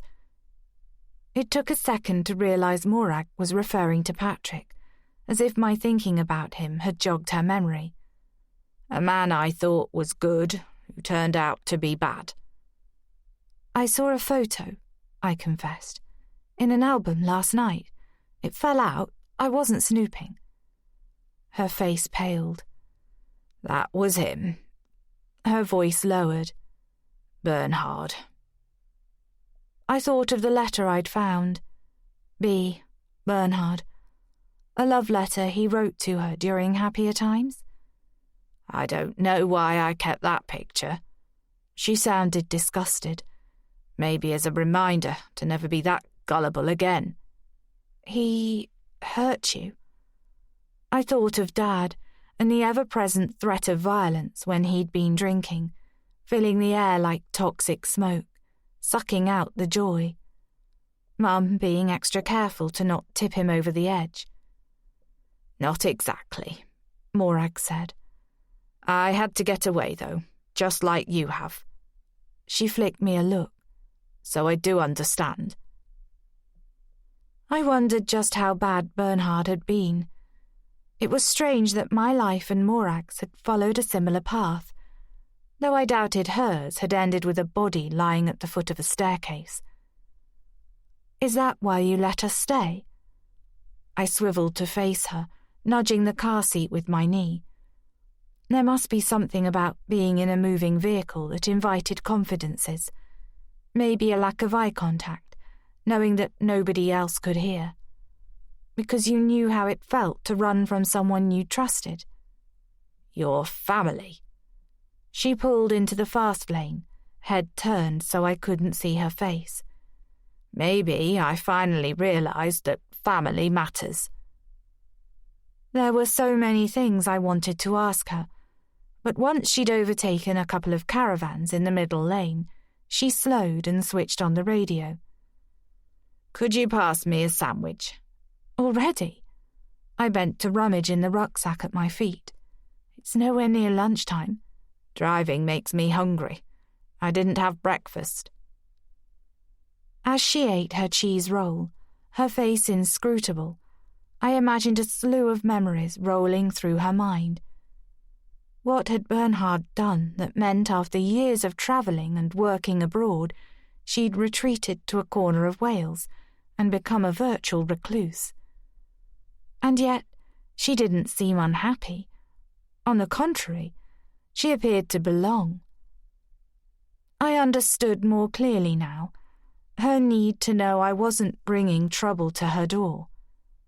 It sounded as though she'd had enough to last a lifetime, and explained her being unsettled at the possibility of troublemakers raiding the cottage. As the radio continued playing hits from the 80s, Lily woke up and started squirming, emitting hungry cries. Morag, cheerful again, pulled into the next services and got out to visit the shop while I fed and changed Lily. As I settled her at my breast, her warm fingers curling around my thumb, I glanced in the wing mirror. A couple of cars behind, a silver 4x4 was queuing for the petrol pump. My breath froze in my throat. The bonnet of the car was visible, as if the driver had pulled out slightly to have a clearer view. Of me? It looked like the car that had followed us from the pub. I'd convinced myself I must have imagined the whole thing, but suddenly I wasn't so sure. Trying not to disturb Lily, I craned my neck to get a look at the number plate, so I'd know if I saw it again. But the driver pulled back in line, as if sensing he'd been spotted. Stop it. I was being paranoid again. How many silver 4-wheel drives were out there? I could see one ahead, pulling off the forecourt, another parked up while the driver inflated the tyres. No one had followed us from Ben Brith. Apart from anything, I'd have noticed sooner, especially on the quieter roads. Mummy's being silly again, I murmured to Lily, focusing on her face, remembering a time, not long ago, when I'd walked up and down with her, not sure what day or time it was, the sound of her cries drilling into my ears. She was so much happier now, settled and content. And I would be too, if only I could be sure we had a future that didn't involve Patrick, and that I didn't have to see Mum. My heart rate doubled again. Lily stopped sucking as though she could feel it and let out a drowsy sigh.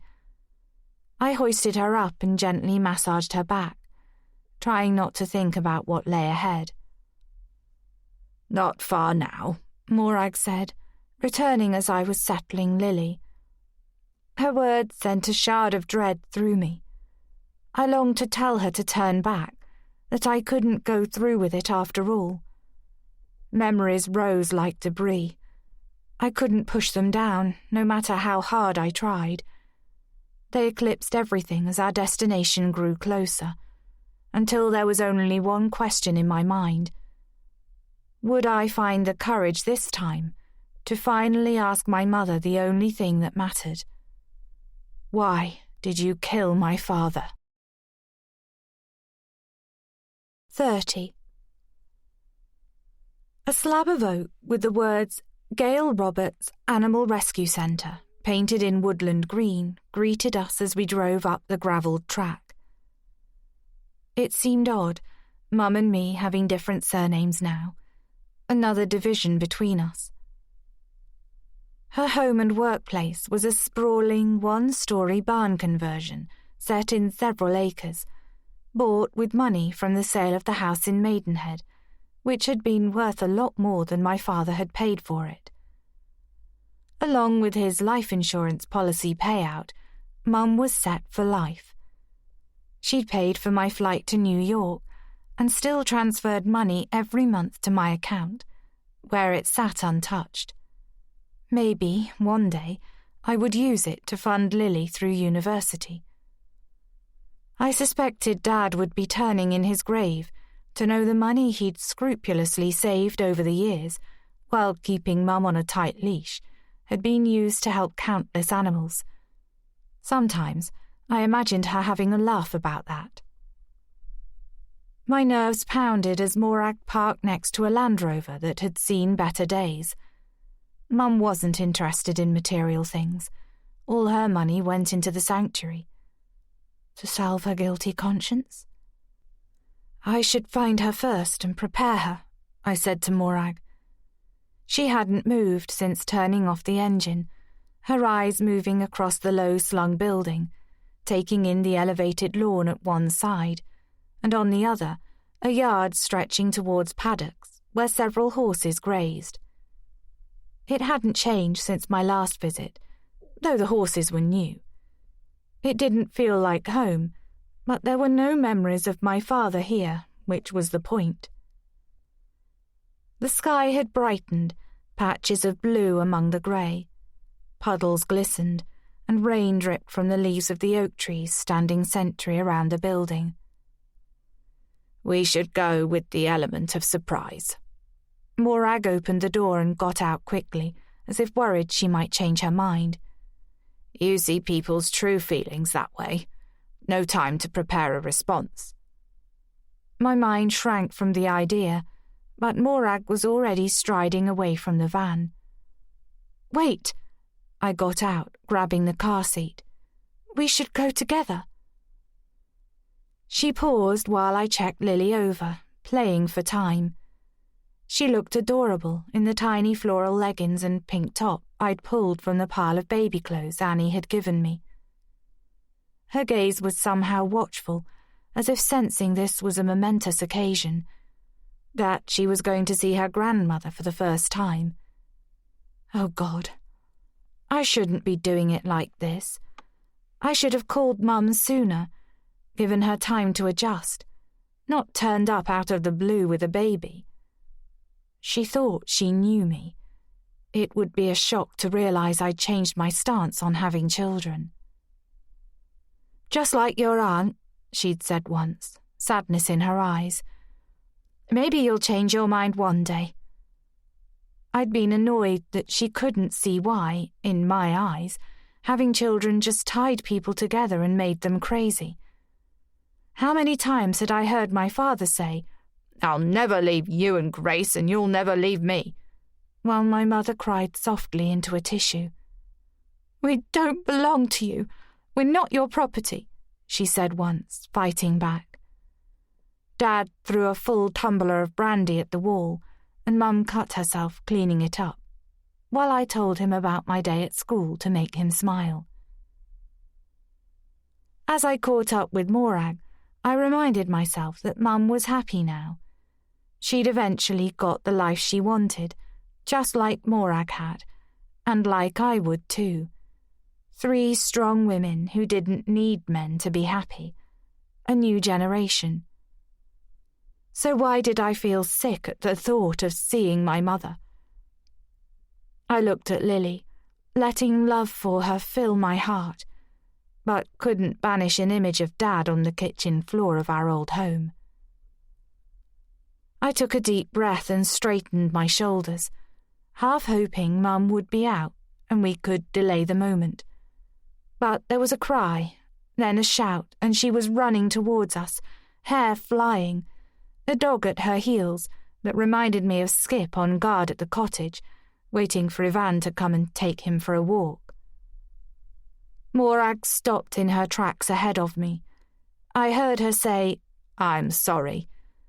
Then Mum was throwing her arms around her, burying her face in her sister's neck, laughing and crying, and when she looked over Morag's shoulder and saw me standing there, her face crumpled again. Her gaze dropped to the car seat in my hands, and she pulled away from Morag. Her hands flew to her mouth, then stretched towards me. "Grace?" Her voice cracked. "Oh, Grace." 31. An hour later, Mum was still cradling Lily, eyes fixed on her heart-shaped face as Lily gazed up at her. "I can't believe it," she kept saying. "I'm so happy, Grace. I just can't believe it." Morag had been right about the healing powers of a baby. It was as if the years I'd been away, the strained, dutiful calls, the fact I'd failed to tell Mum I was pregnant, hadn't happened, as if the past had been wiped clean and we were starting afresh from this moment. And it wasn't just Lily's presence. Before she'd even spotted me, as soon as Morag apologized, Mum forgave her. All she'd ever wanted was an apology, an acknowledgement that her sister had abandoned her family and left Mum to cope when their parents became old and frail. She didn't even ask why I'd gone to Morag instead of coming to her, as if she understood everything. Only she didn't. "I don't want to hold on to grudges," she said now, finally lifting her head, rocking Lily instinctively as she must have done me when I was a baby. "I know I've been bitter." She was looking at Morag, who, having been shown round the centre on a whirlwind tour, as if Mum was making up for lost time, was leaning against the worktop in the untidy open-plan kitchen, taking everything in with a clarity to her gaze that I hadn't seen before, as if something had finally been put to rest that had bothered her for a long time, which I supposed it had. Perhaps she wished she'd reached out years ago. "But I want to put it all behind us now." "Me too," Morag said simply. "I'll make some more coffee, shall I?" It was odd, seeing the two of them in the same room, juxtaposed over the photos I'd seen of them growing up, and memories I had of Morag coming to visit when I was little, when she'd seemed brighter than her sister. They were more similar now, their differences rubbed away by years and experiences. Mum was more robust these days, her makeup-free face glowing with health, her trim body honed from the physical work of running the centre. Dad had liked her to keep her hair shoulder-length and blonde, insisted on her wearing skirts and heels, but she'd long since had her hair cropped and let it go grey and was wearing old boots with jeans and a sweatshirt with a squirrel motif on the front, the kind of clothes Morag wore most of the time. Despite the lines mapping her brown eyes, she looked younger than she had years ago, when the worry she'd tried to conceal behind layers of foundation and lipstick had weighed down her features and aged her. Being a widow suits her. "She's such a good little girl," she said, returning her gaze to Lily. "She doesn't cry often now. You once slept through a firework display." Mum's smile was dreamy. "I used to prod you sometimes to wake you up for a cuddle." I wanted to hear more good memories, to ask so many things, but they would have to wait. "You're not going back to New York?" When I shook my head, happiness flooded her face. "The restaurant? I've left, but I'm hoping to go back to work part-time." I glanced at Morag for reassurance, as if maybe now we were at Mum's, she'd tell me I should stay. "Local pub," she obliged. "Job's there if she wants it." "That's wonderful." Mum's gaze flicked to me. "Come and have a look at the alpacas." "Alpacas? They're like llamas, but smaller." "I know what alpacas are, Mum." She smiled, recognizing my teenage tone. "Someone reported they were living in terrible conditions, so we brought them here. They were in an awful state, but are doing really well now." My stomach dropped. She wanted to talk to me in private, and I wasn't sure if I was ready. "Lily will need feeding soon. Morag can watch her for a moment."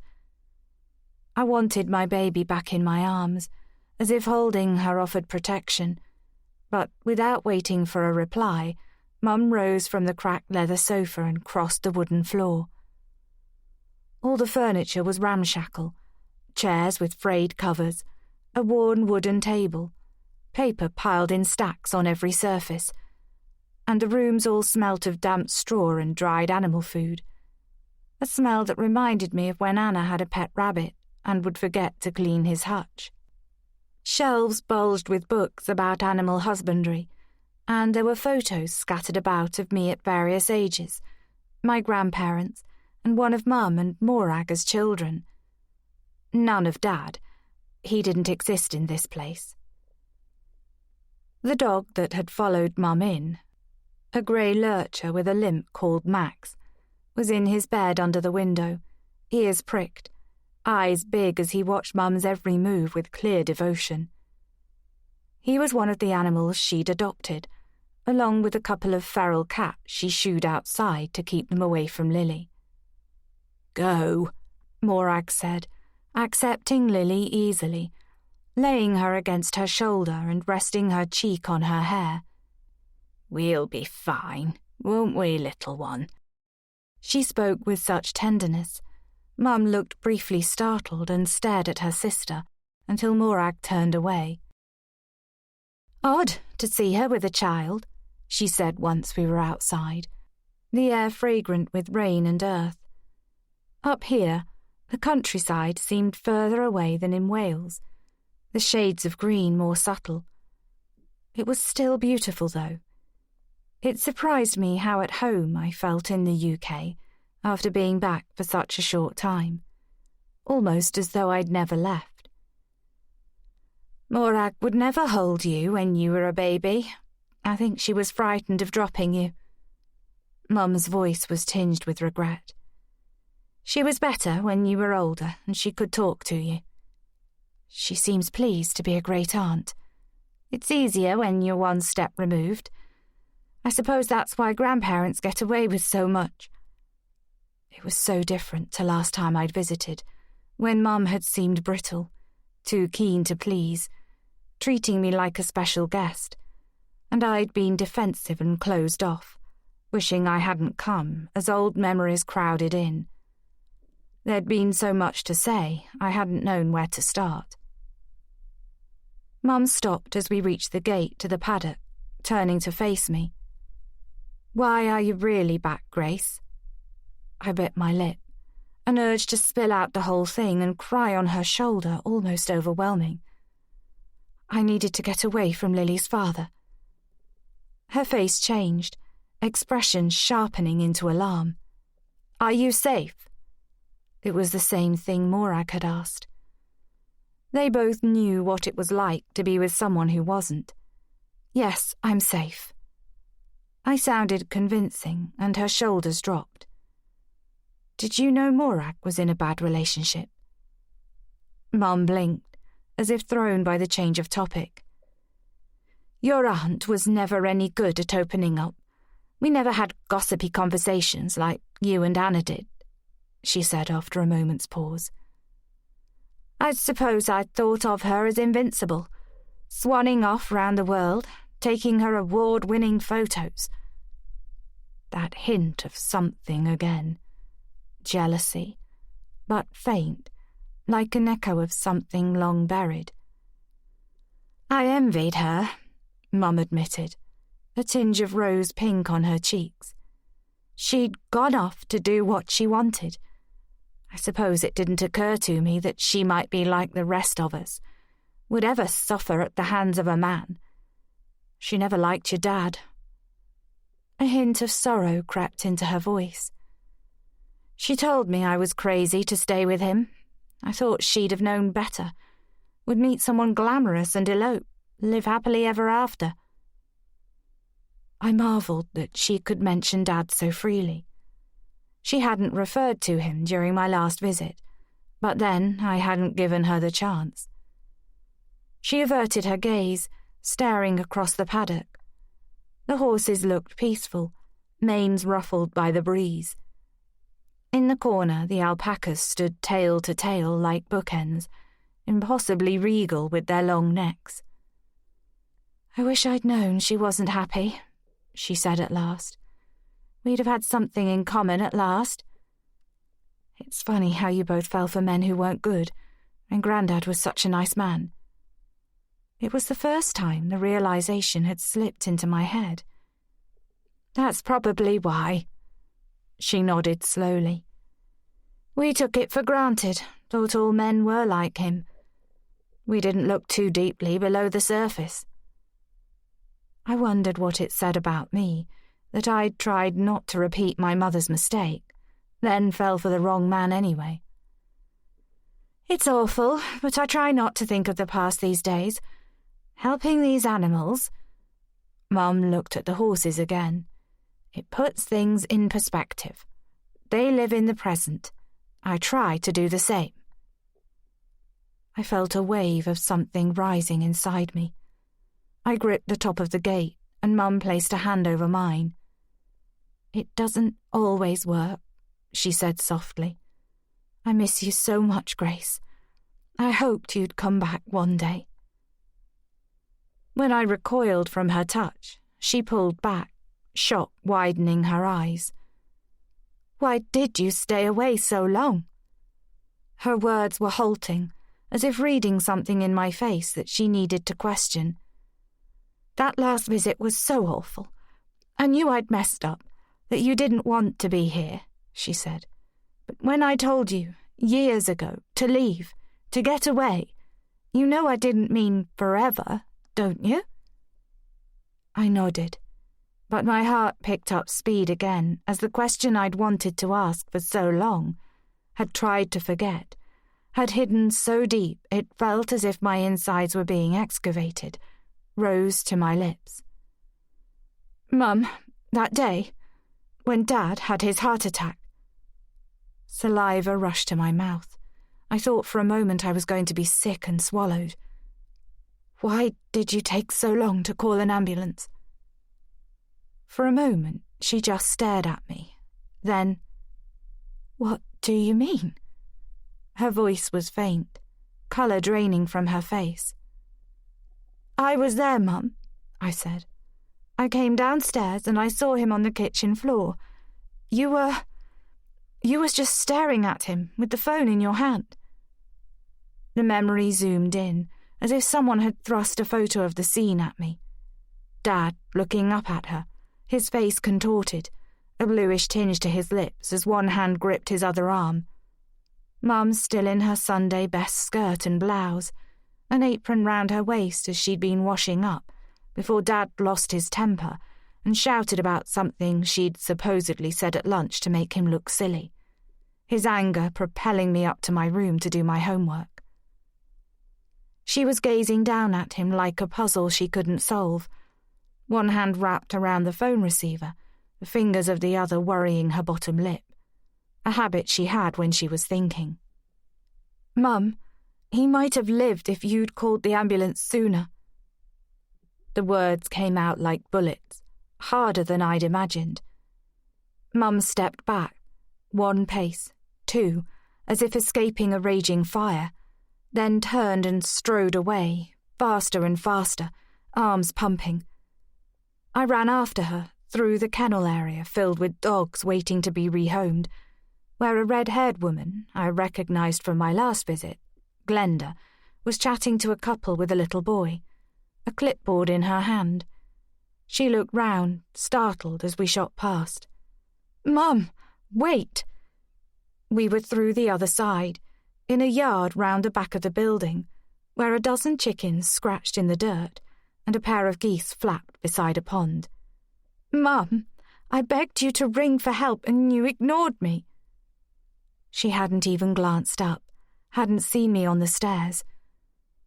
I'd wondered afterwards whether the words had even left my lips, why I hadn't moved either, hadn't gone to her or my father. But I'd been so frightened, seeing him helpless for once, needing mercy and not finding any. It had felt as though my feet were glued to the carpet as I half crouched there, shocked.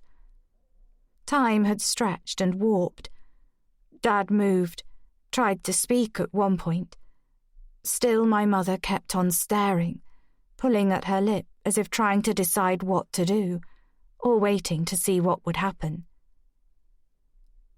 Tears had blurred my vision. I ran back to my room, threw myself on my bed and pulled the pillow over my head, trying to block out what I'd seen, praying it was a nightmare I'd wake up from any second. Finally, I heard sirens, urgent rapping at the front door, voices filling the hallway and the sound of Mum sobbing. When I ran down, he was already in the back of the ambulance on a stretcher, and I knew he'd gone, was dead before they arrived. I couldn't look at Mum when I went back inside. She was sitting, head bowed, at the kitchen table, a tissue pressed to her nose, while our elderly neighbour boiled the kettle and uttered condolences, offering to make my dinner. I never talked to her afterwards about what I'd seen. Hadn't told anyone. There was nobody I could unpick my feelings with during the following days and weeks. When I'd tried to convince myself I'd imagined it all. Grief mingling with a terrible feeling that, at last, a thorn had been removed from my heart and I could breathe properly. In front of me, Mum spun on the spot a couple of times, raking her fingers through her short layers, looking anywhere but at me. Finally, with nowhere else to settle, her gaze fell on mine. "I did it for you, don't you see?" "What?" She came forward and grasped my shoulders, her eyes swimming with tears. "Do you think you would ever have left or had the life you have if he was still alive?" Her voice was low, steadier than I'd expected. "Mum, I shook my head, trying to break away, but her grip strengthened. "You would have stayed to protect me, like you always tried to do. That wasn't the life I wanted for you, Grace. His heart attack was a blessing." Her words, though softly spoken, were pitiless. "Of course I didn't plan it, but you saw an opportunity." Finally I twisted away, feeling cold where she'd touched me, wanting her hands back there, pinning me to the moment. "Why didn't you divorce him?" She became still, her expression clouding as if she was back there. For a second, I hated that I was doing this, forcing her to relive that day, but I needed to understand. "He wouldn't have let me go, Grace." Her words were as clear as the chime of a bell. "He said if I tried to leave him, he would kill me. I believed him." "Oh, Mum." I pressed a hand to my mouth. "I'm so sorry." "You've nothing to be sorry for." She stepped forward, pulling me to her with strong arms. "I'm sorry. I'm so sorry you went through that, Grace, that you saw what happened. I had no idea. Why on earth didn't you talk to me about it?" I thought back to how conflicted I'd felt, scared at seeing a side of my mother I hadn't known existed. How, when she sold the house and bought the sanctuary, blossoming into the person she was meant to be, it was as if the mother I'd known had died too. As difficult as I'd known her life was with Dad, I'd got used to it. My mother and I, accomplices in some ways.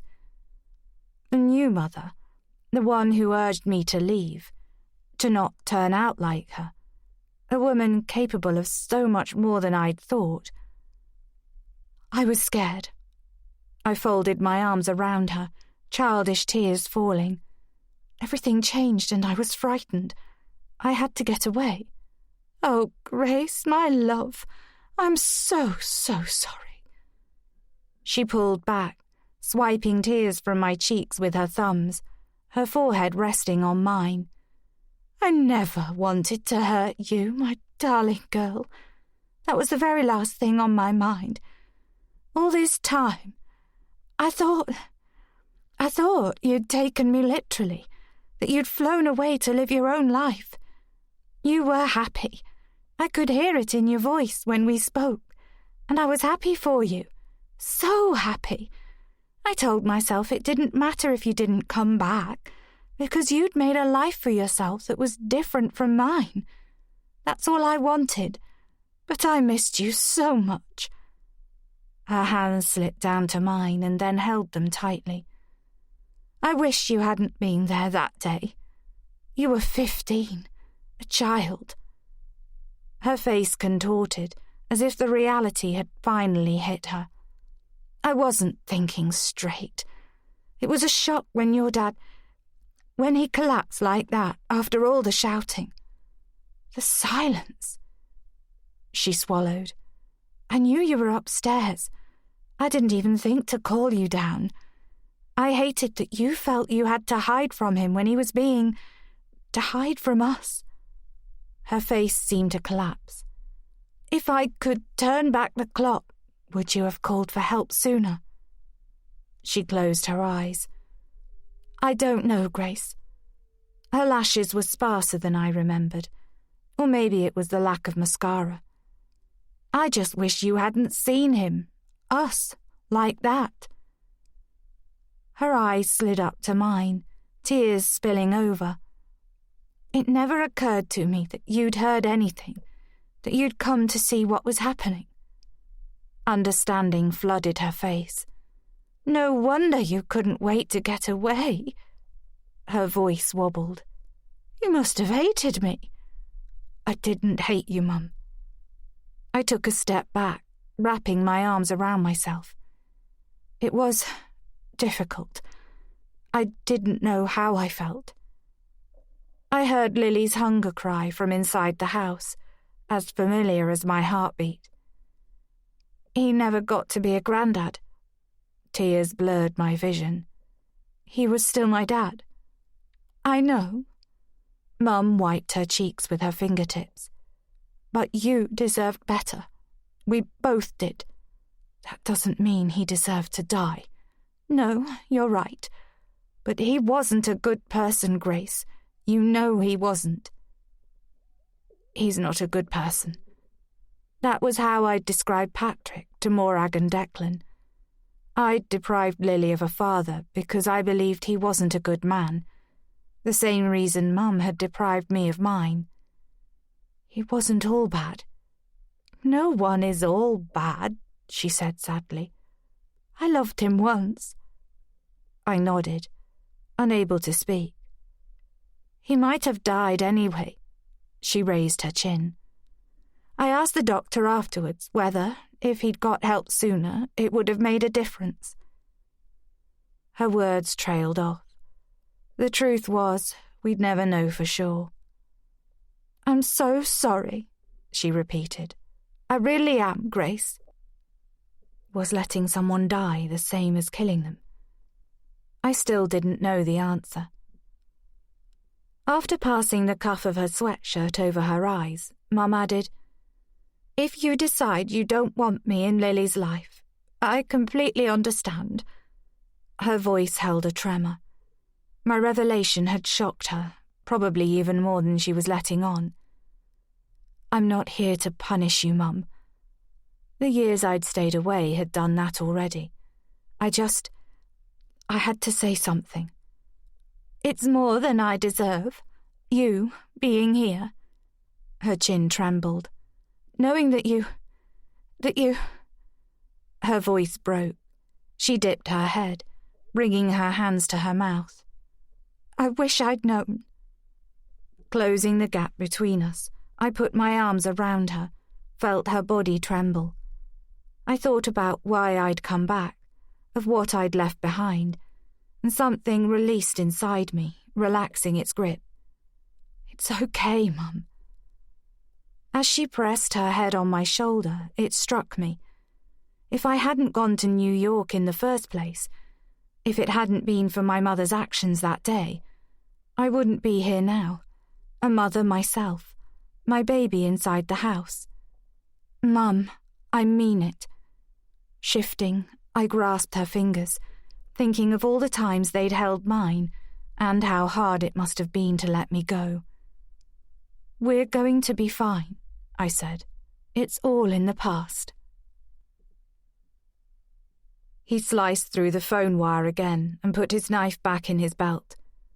It would be too late by the time she realized, by the time she wanted to call for help.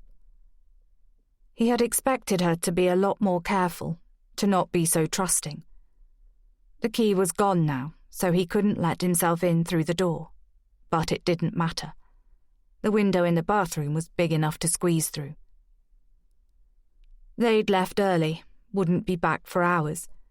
He'd overheard the conversation. He resented her having a day out. What right did she have to happiness after what she'd done? He fingered the little envelope in his pocket, containing the rest of the baby hair, dark and silken. He wondered what she'd thought when she saw it, what he had to do to really scare her. The attack hadn't worked, or the note he'd left. It was as if she hadn't even seen it. He could have done worse, had been tempted that night outside the cottage, his hand feeling for his knife. But he wouldn't risk capture. The dog had been easy to pacify with the bones of the rabbit he'd eaten, but it was touch and go for a moment. The animal's teeth bared as if ready to pounce. Good job he could run fast, though he doubted he'd have been able to outrun the animal. He'd watched the police come out, and those idiot officers knew they wouldn't find anything. Those idiot thugs who'd driven out and cased the cottage while it was empty had done him a favour. Now there was someone else in the frame he could get away with more. But he was tiring of the game now. The rain was hard to bear when it was so frequent. He had to be careful when lighting a fire that the smoke couldn't be seen, stamping it out quickly once he'd cooked. He daren't keep it going all night. It was raining again now, but he would be nice and dry inside. He would have a look around while he was waiting for her to return. He didn't smell good and wasn't sleeping well. Maybe he would have a shower, asleep. The old man had been over and taken the dog away in his truck. It was now or never. He kicked leaves over the ashes of the fire, stuffed his rucksack where it wouldn't be found, and made his way stealthily through the trees. 32. That went better than I thought it would, Morag said. Much better. A freeing sense of relief brightened my voice. I'd confronted my mother, and the sky hadn't fallen in. If only I'd done it sooner. Instead, I'd held on to a feeling of guilt, disguised as resentment. Guilty for feeling relief at my father's death. I'd missed him, but at the same time, part of me had been glad he was gone. Guilty for not telling a soul what I'd seen that day. By staying silent, I'd been complicit. You were only 15. Did that excuse me? I thought she seemed well. Morag's tone broke in, matching mine. I really think she is. We were back on the road, darkness falling, Lily asleep between us once more in the van. Mum had asked us to stay overnight, wanted me to stay longer. I've got a spare room and don't mind sleeping on the sofa. I was relieved when Morag insisted we leave, saying she had commitments and needed my help.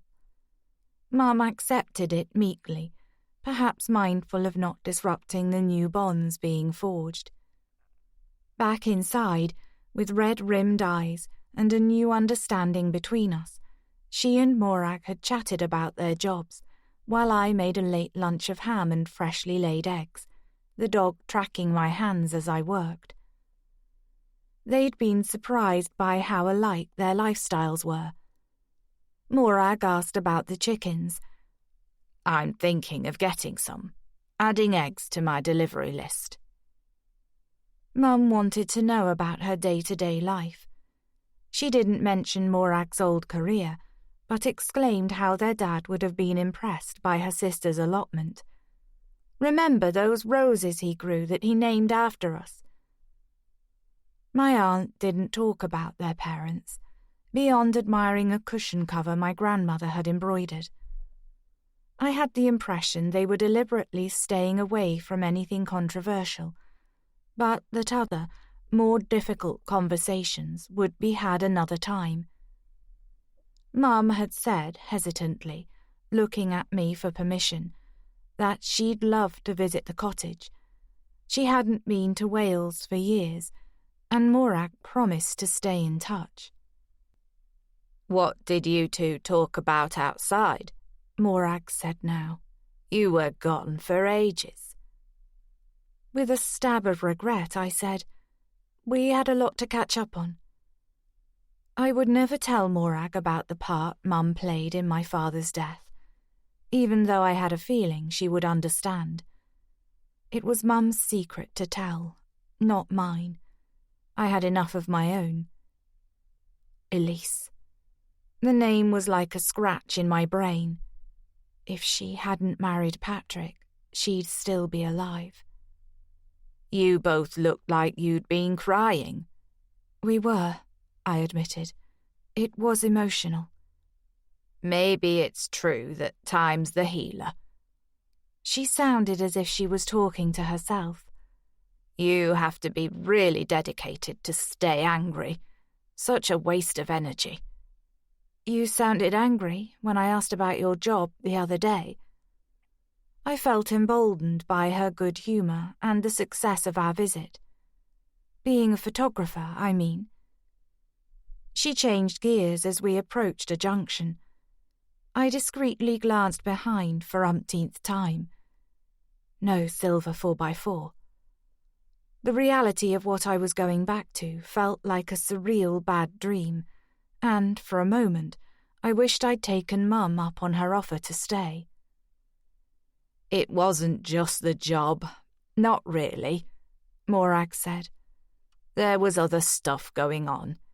I thought work would be an escape, but it just seemed pointless in the end. I suppose my job's pretty pointless. Cooking for people is a nice thing to do. It gives pleasure. It won't change the world. Do you want to? I glanced at Lily, washed by passing headlights. Her eyes blinked open and closed again. Maybe this one will. When Morag didn't speak, I looked over and was shocked to see a glimmer of tears in her eyes. Don't mind me, she said, brushing a finger across her lashes. I'm getting soppy in my old age. Today's been emotional for us both. We were silent for a moment. It was raining again, and the windscreen wipers moved with a hypnotic rhythm. With every mile, I felt closer to being home, despite not knowing what lay ahead. Do you want me to take over driving for a while? No offence, but no thanks. Morag flashed a smile. You haven't driven for years. Thanks for the reminder. I smiled back, but it was an effort. I'd probably end up on the wrong side of the road. Talking of driving, we're getting low on petrol.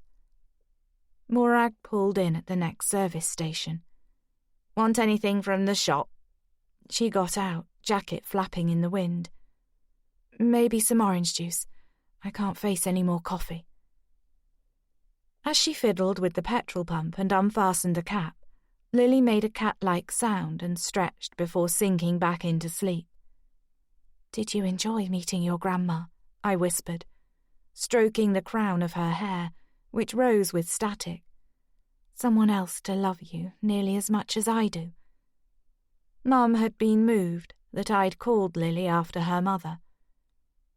Your gran would have liked that. I'm sorry I didn't use your surname. She's Lily Evans. Mum hadn't blanched at the sound of her married name. It suits her. The service station was brightly lit.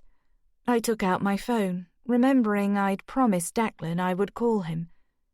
Had he been thinking about me? I tried to picture him going about his day and brought up the outdoor activity centre he'd mentioned on Google. There was a picture on the website of a man I assumed was the owner, his friend Hugh, kneeling on a paddleboard on a lake, and another of a group of young people windsurfing. Hugh looked friendly and rugged, his weathered face creased with laughter lines.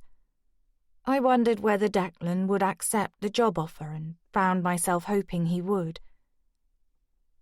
I switched back to the search engine, my fingers moving across the keypad almost of their own volition, typing in Elise Holden, Memorial Service, New York. There was Patrick in a decent shot for the New York Times again. Had he set it up? Standing with his head bowed, hands clasped in front of him. He was wearing a long, dark coat, and a lock of hair fell over his forehead, adding a sense of poignancy. Various people were gathered around. An older couple I knew from a previous search were Elise's parents, Clarence and Vanessa Boyd, and a straight-backed woman I guessed was Elise's sister, cradling a baby draped in a shawl. The image blurred in a haze of tears. Elise would never raise a child. I shuddered, recalling the feel of Patrick's hands on my pregnant belly. Breathing deeply, I clicked off the website before I was drawn to look at anything else. Morag was in the station shop, queuing to pay. I found a tissue and blew my nose. About to put my phone away, I felt the vibration of a text. Anna. My stomach plunged when I read her message. Saw Uncle earlier and showed him the photo you sent to double-check. He says he thinks it's the man he spoke to, but with a beard. I'm worried, Grace. Kiss. Outside, thunder cracked. Lily startled, her eyes flying open. It's okay, baby. Light-headed, I found Declan's Facebook profile and took a screenshot. I enlarged it and sent it to Anna, my fingers fizzing with nerves. This looked familiar. When it had sent, I looked through the rain-spattered windscreen. Morag was still queuing, probably swearing under her breath. It was mid-afternoon in New York. I knew Anna would send the image to her uncle right away. Please hurry, I thought, and please don't let it be Declan. Morag was at the till when a message pinged back. Julio says that's him. Who is he? Saliva rushed to my mouth. No. If it was true, it meant Declan knew Patrick. But how? Hands shaking, I switched back to Google and typed in Declan Walsh, New York.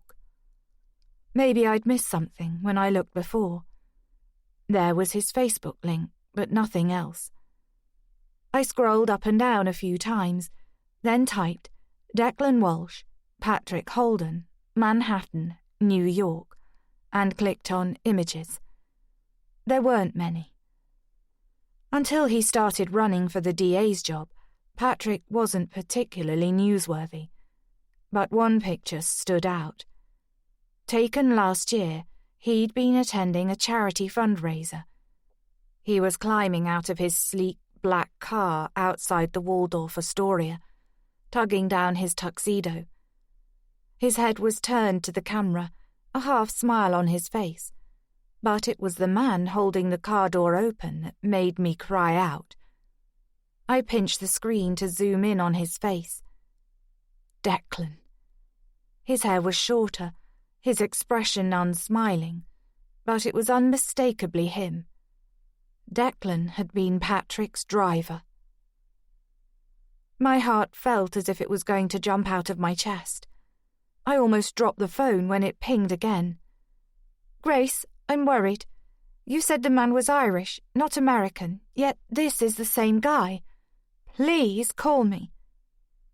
Morag was on her way back, shoulders bent against the rain driving across the forecourt.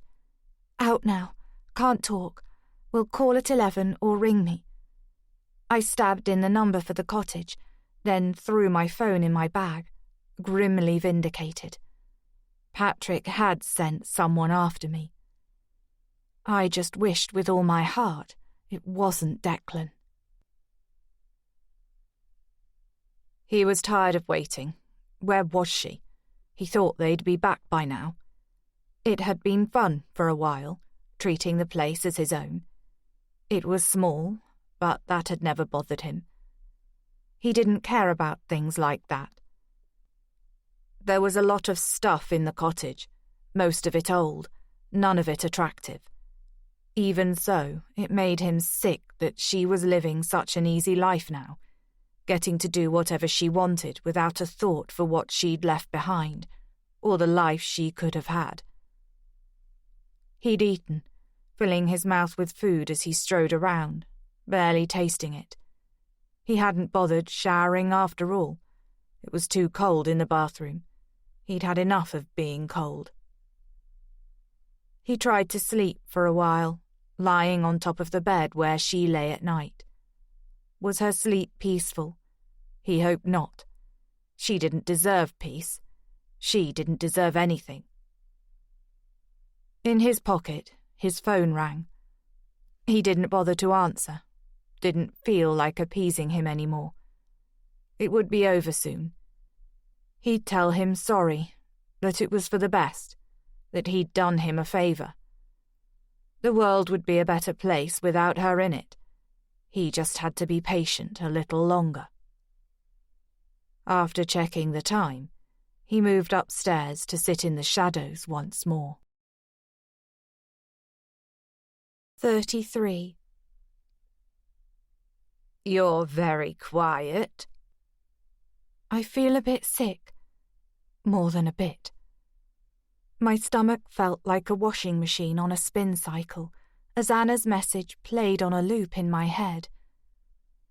Declan had known before I told him that I'd lived in New York. He knew Patrick. He'd found me. He'd found me. He'd found me. The words pounded in time with the windscreen wipers. Rain lashed down, drumming on the roof, thunder rolling overhead. A dagger of lightning split the sky ahead. It felt like the end of the world. He found me. He found me. He found me. Had he followed me from the airport?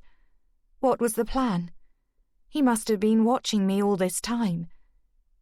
He'd left the note as a warning, the lock of hair that wasn't even Lily's. It was sick.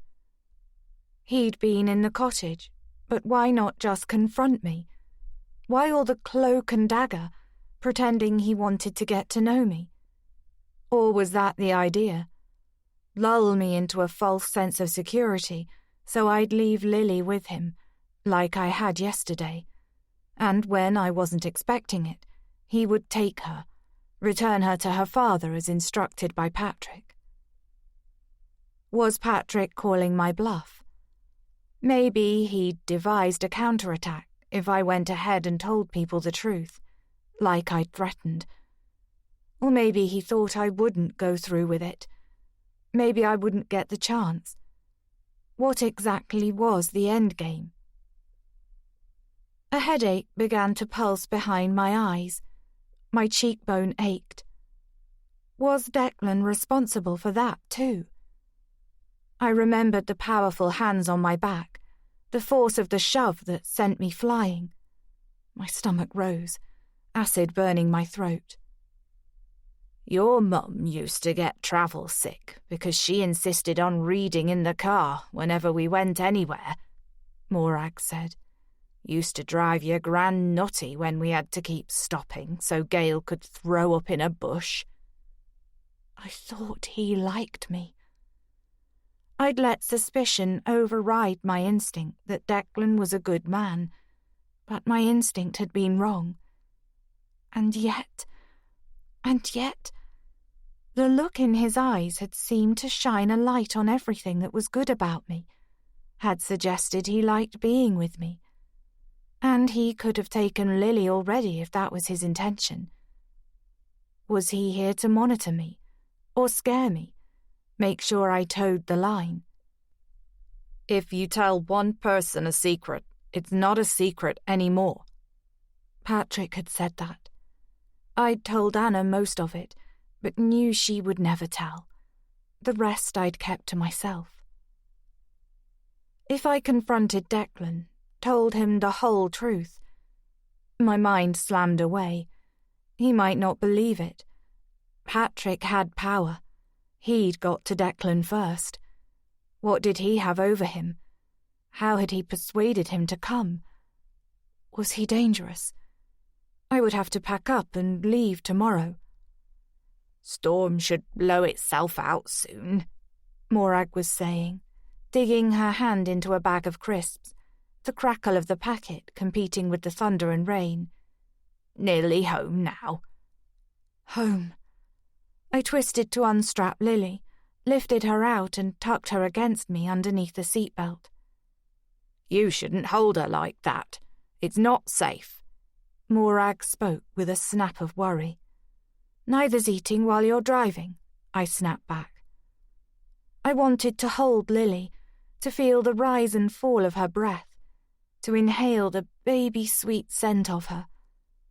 She was safer in my arms than anywhere else. "You're right." Morag crumpled the bag and shoved it under the dashboard. "I'm sorry." "No, I'm sorry." Guilt lit a flame in my churning stomach. I shouldn't have spoken to you like that. She turned quickly, trying to read my face, but I stared ahead, arms curled around Lily. "Sure you're all right?" "Queasy, that's all." If only I could tell her. I think I might have a nap. "At least put Lily down." I reluctantly strapped her back in and arranged her blanket, turning so I could watch her sleep, my head resting against the back of the seat. My mind felt dense and heavy, my thoughts growing sludgy. Thunder rumbled again, but it sounded distant as the storm moved away. The rain was lighter, tires swishing on the wet road. "It's been a long day." Morag reached over to place a hand on my knee.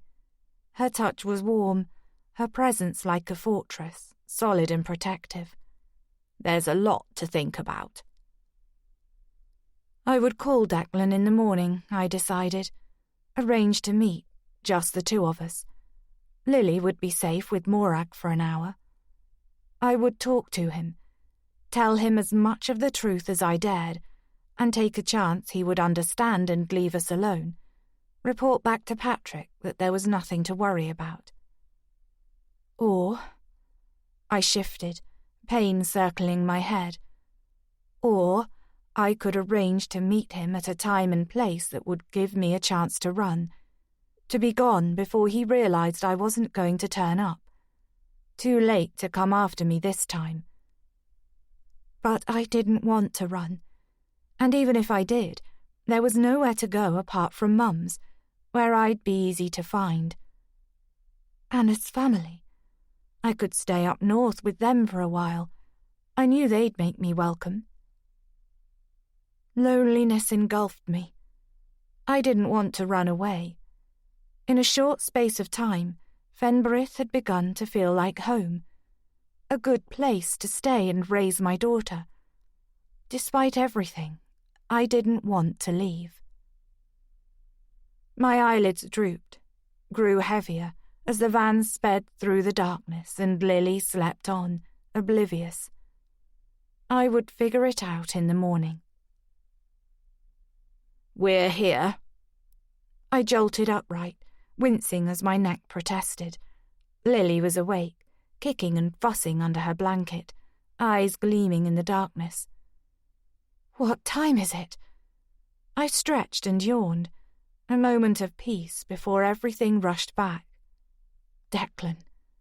Had he followed us up the motorway to find out where I was going? The other night I hadn't seen the car properly when he turned up at the cottage. He'd parked too far away. Deliberately? "It's just gone 11. Morag switched off the engine and flexed her arms. "There was a lot of traffic on the A55. I felt her gaze on me. "You were out of it, mumbling in your sleep." I was? "Lot on your mind, I suppose." "You don't know the half of it. Something like that." "I'm pleased you and your mum are back in touch." "So am I." With the heating off, the van's interior quickly cooled. I shivered as I reached to unclip the belt from around Lily's car seat. "I'm glad you are too," I said. "Thanks for driving us. You must be shattered." "I must admit I'm looking forward to my bed." "Why don't you take it tonight, and I'll sleep downstairs?" "I've told you that sofa's comfy." She sounded tired but content. "It's actually done my back the world of good." "If you say so." "I do." Was Declan here, waiting, watching? Or now he thought he had me convinced he was a good guy, was he resting easy in Carnarvon at his friend's place? A thought hit. Was Hugh even his friend? A spike of sadness lodged in my heart. I'd really believed Declan and I could be friends. Maybe more one day. "Are you coming in?" Morag held out her hand to take the car seat. I handed it to her, remembering I was supposed to have called Anna at 11. Maybe I'd leave it until tomorrow. I jumped out, a throb of pain lancing through my head as I landed. The earth had been churned up by the rain, and I tensed as my gaze landed on what looked like a set of fresh footprints leading up to the cottage. Then I remembered Ivan had arranged to come over and take Skip out. "The dog's quiet," Morag said, as though reading my thoughts. "I thought he'd be barking the place down." Maybe he knows it's us. I took Lily's seat from her and Morag strode towards the cottage. I followed, treading carefully in the mud, trying not to imagine eyes trained on my back. The rain had stopped, but all around was the sound of dripping water. The clouds parted briefly, moonlight shining a path to the door where Morag had stopped, shoulders rigid. The security light hadn't come on. "What is it?" As I drew closer, I saw why she'd stopped. The door was ajar, blackness around the opening. My stomach felt oily with fear. "Morag, don't go inside," I hissed. But she'd already pushed it wide and was stepping over the threshold, reaching round for the switch on the wall. Lights sprang out. There was a moment when everything seemed frozen in time before Morag stepped back, a hand to her throat. "Bastards!" Her voice was tight with anger. "They've trashed the place." "What?" Gripping the car seat with both hands, I joined Morag in the doorway and stared at the scene of devastation.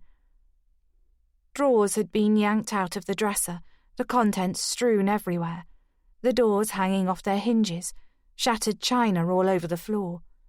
The sofa cushions had been upended and slashed, the stuffing spilling out like innards. Books with their pages torn out were tossed about like confetti.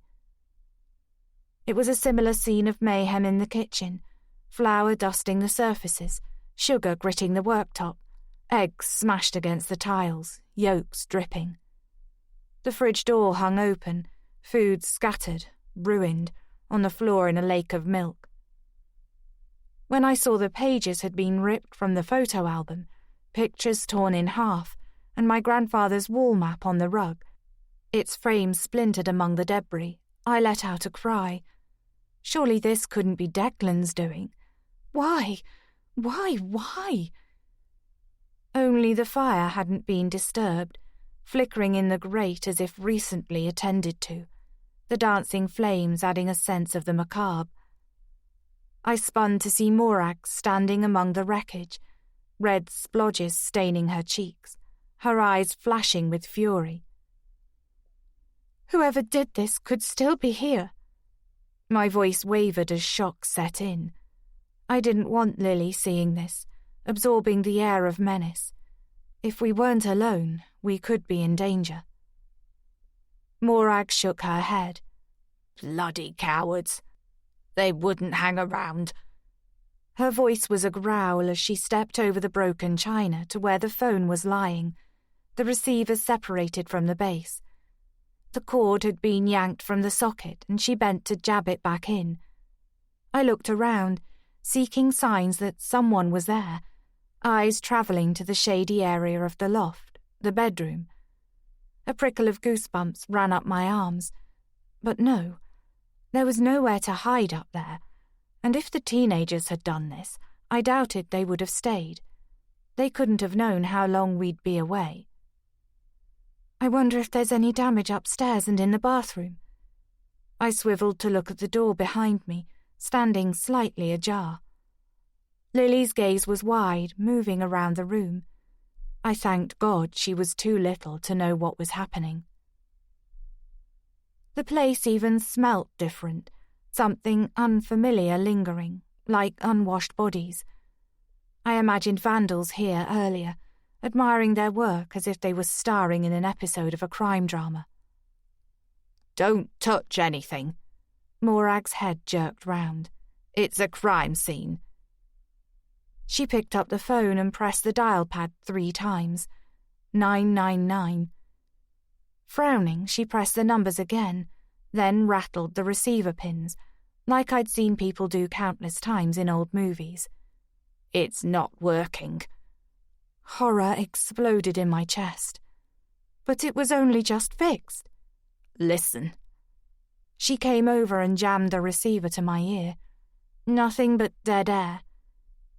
The room felt too hot, despite cool air flowing through the open door. "No dial tone." She made an angry sound and threw the phone down. "Must have been the storm. I'll have to drive back to the village."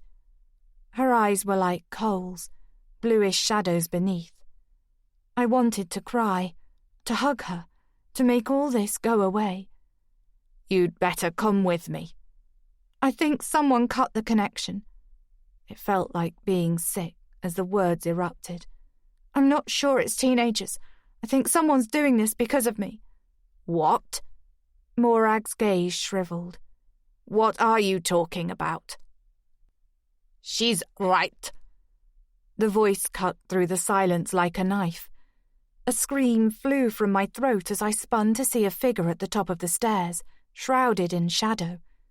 Morag's rifle cradled in his arms. "I did do it deliberately." He allowed the words a moment of space before adding, "No one's coming to help you." 34. Morag was breathing hard, both hands pressed to her heart. My stomach vaulted with shock at the look on her face. "Go, Grace." I hardly recognized her voice. "Take the van and go." I tore my gaze away and looked at the man.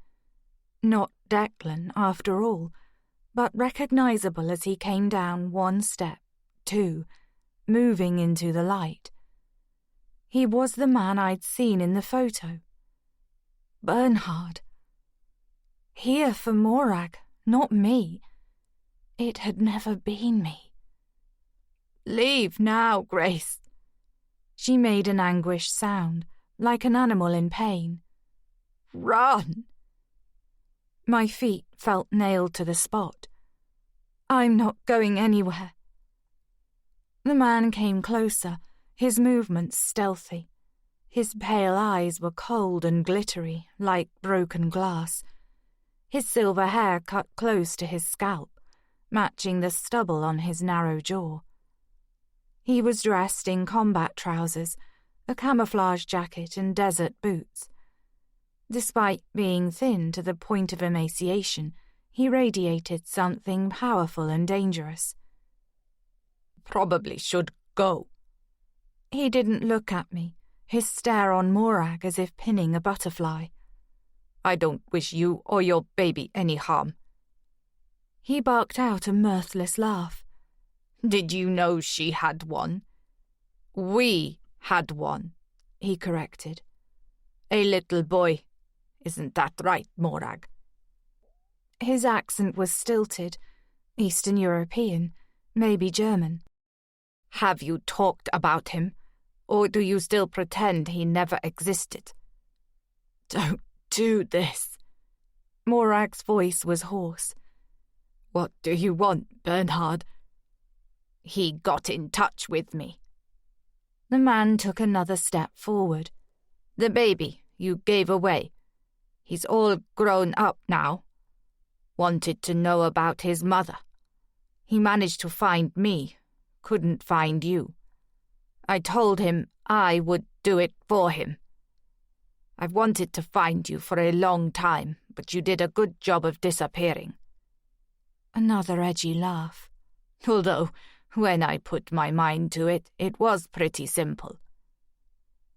He seemed to have forgotten I was there, as though face to face with Morag at last, he couldn't stop the words he'd been saving up from tumbling out. I thought it would be fun to use my old skills, he said, and a chance to pay you back for destroying my career. You did that yourself. Morag's voice was thick with emotion. You killed that soldier in cold blood. I watched you do it and try to cover it up. That's why I reported you. I was doing my job. His words were frighteningly cold. I went to prison because of you. My reputation was ruined. I was trying to absorb what he'd said. Morag had a child. A son. It seemed impossible, yet made a weird kind of sense.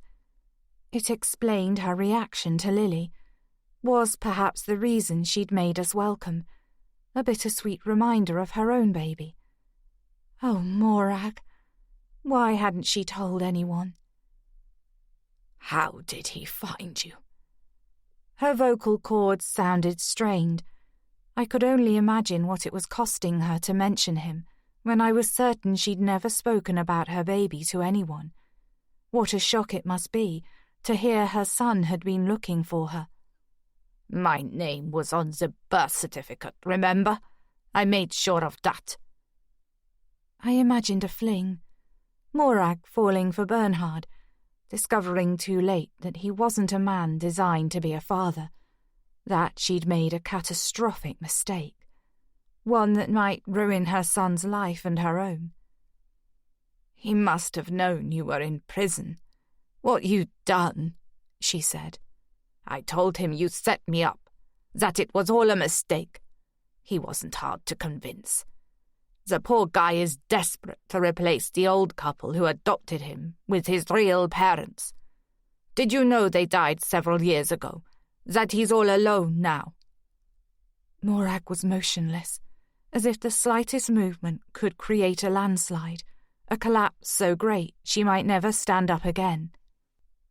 You left the note. My voice was too loud. He blinked as though remembering I was there. Keep her close. You were talking about me. Note. Morag's head turned slowly, as if it was too heavy for her body. What note? I recognized the writing from the letter in the picture frame. Her gaze was uncomprehending. I wondered whether she'd forgotten about it, until she suddenly dived for the painting, lying face down on the floor beneath its hook. She tugged out the folded paper and hurled it into the fire.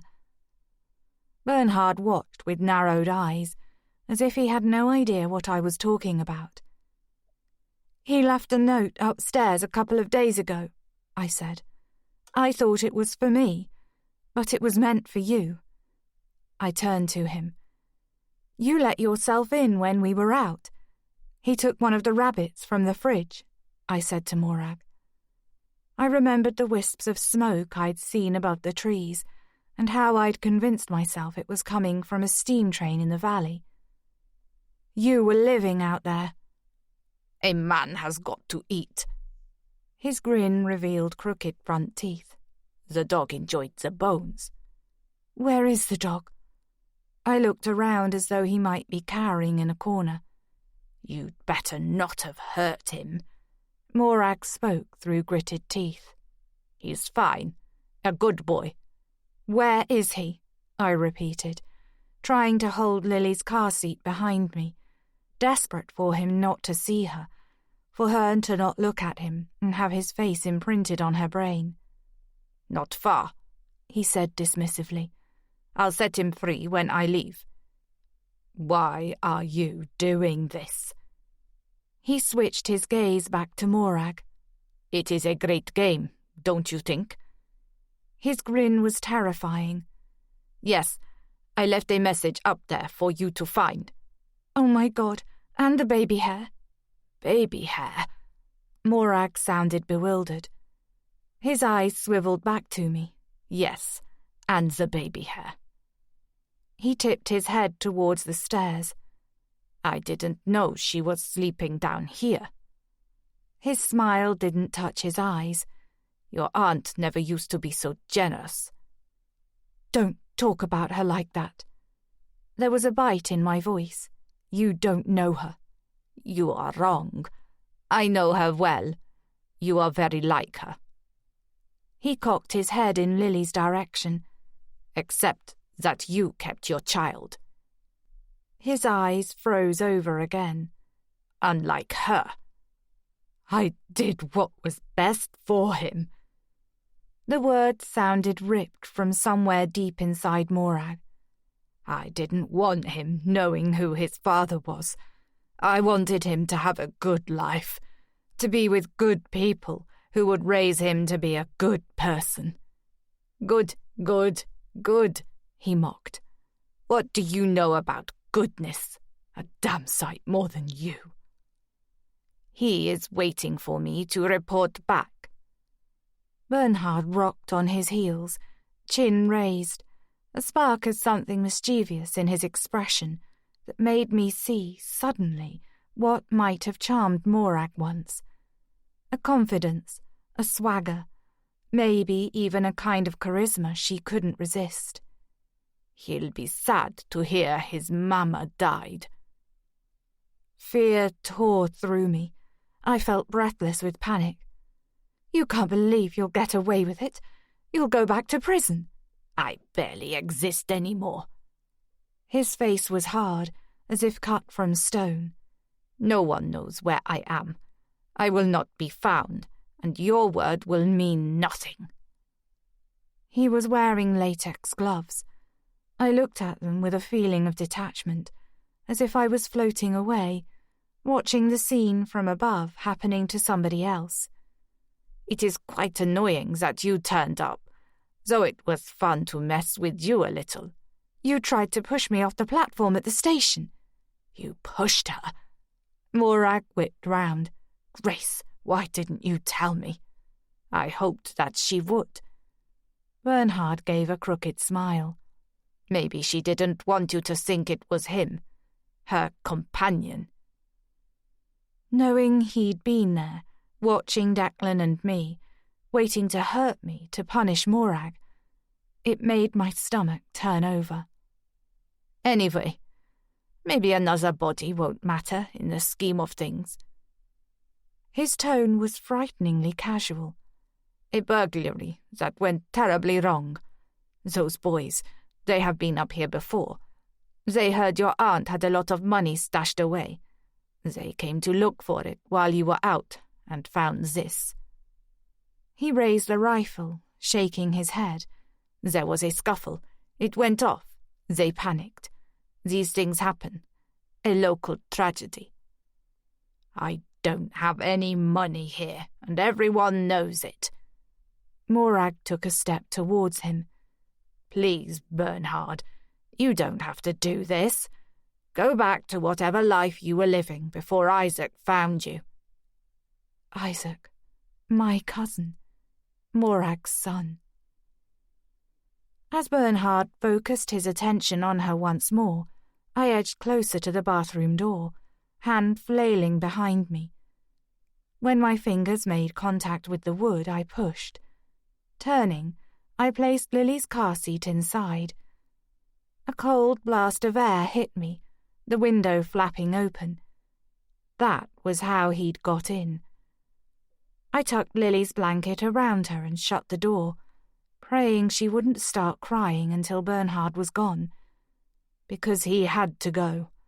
He couldn't be serious about killing us. When I have done what I came to do, I will go back and be with my son. Bernhard's tone was gloating. I will be the father he has always wanted. My heart dropped through my stomach. You're insane. Morag's face was bone white. This is a game to you, just like being a soldier was. You enjoy killing. How many others? Without warning, She lunged towards Bernhard and pushed him hard in the chest. Taken off guard, he stumbled back, staggering over one of the sofa cushions on the floor. As he shot out a hand to save himself, the rifle slid from his grasp. I hurtled forward, snatching up the gun as he twisted to reach for it. Jamming the butt against my shoulder, I pointed the barrel at him, hooking my finger around the cold, smooth trigger. "Get out of here, now!" I swung the gun at the open door, then back to his chest. "Run, or I'll shoot!" My voice had a steadied, a calmness descending. I hadn't come all the way here with my daughter to wind up dead at the hands of a madman. I know how to use it. I was aware of Morag breathing harshly. "Grace." Her voice was a growl. "Don't do this." Bernhard held up his hands in supplication. He was on his knees, looking at me from under his lashes, the orange glow from the fire giving his face a devilish appearance. "You won't do it." His tone was arrogant. "You are not a killer, any more than she is." He jerked his head at Morag. "Grace, put the gun down." She stopped as the light changed, blue and red swirling across the room in a bizarre disco kaleidoscope. The police. Seeing it too, Bernhard's head swung in the direction of the door, perhaps calculating how long he had to get out. His gaze returned to me. Everything seemed to speed up. He rose like a cobra, pushing fast in my direction. Morag shouted, "No, no!" the words mingling with the siren sound of Lily's cry and an unearthly roar from Bernhard. I shut my eyes and squeezed the trigger, jerking backwards as agonizing pain seared through my shoulder. As I landed heavily, my daughter's wails seemed to reach me from a long way off, and all I could think was, "I'm sorry, I'm sorry, I'm sorry." 35. News travelled fast. Annie was outside the police station when we emerged an hour later, a coat thrown over her flannel pyjamas, to offer us a room at the pub. "You can't go back home tonight," she said, throwing an arm around Morag's shoulders. "Ivan called to tell us what happened." She waited patiently while I made a quick call to Anna, to tell her that I was safe, running through the bare bones of what had happened. "Christ, Grace, you could have been killed. Thank God you know how to handle a gun, which is not something I thought I'd ever say." She sounded on the verge of tears. "So it was nothing to do with Patrick after all?" "No." It still hadn't sunk in. "But what about the man in the photo you sent? Who is he?"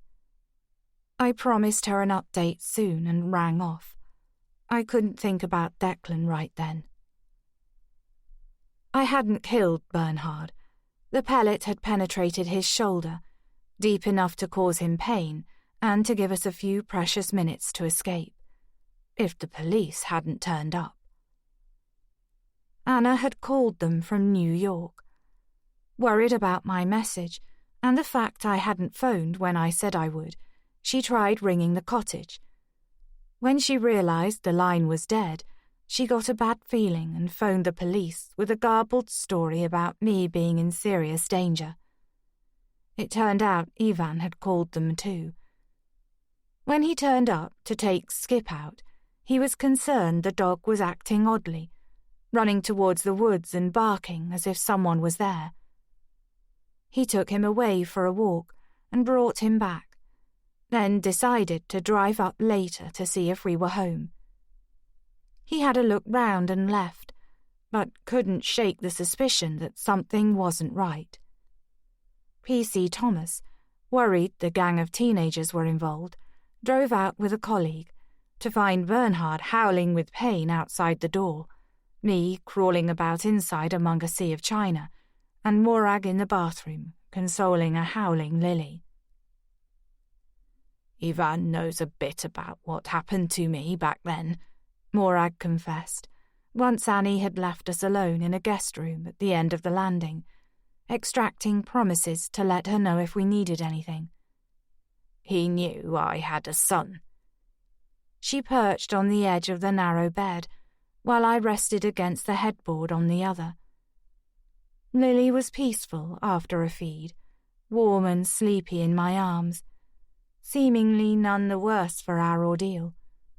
But my throbbing shoulder was a painful reminder of what had happened. He was talking about missing his wife, how you learnt to work around the grief, and I found myself telling him I understood, that I lost someone too, but it was a choice I made, so I didn't deserve to grieve. Morag, that's not true. I was shocked that she believed it. You obviously loved your baby. I was still struggling to absorb the fact that my aunt was also a mother. Like I said at the station, I think I always knew Bernhard would come for me one day. I didn't want Isaac to grow up knowing his father was a murderer, that we might have to keep moving around once he was released from prison.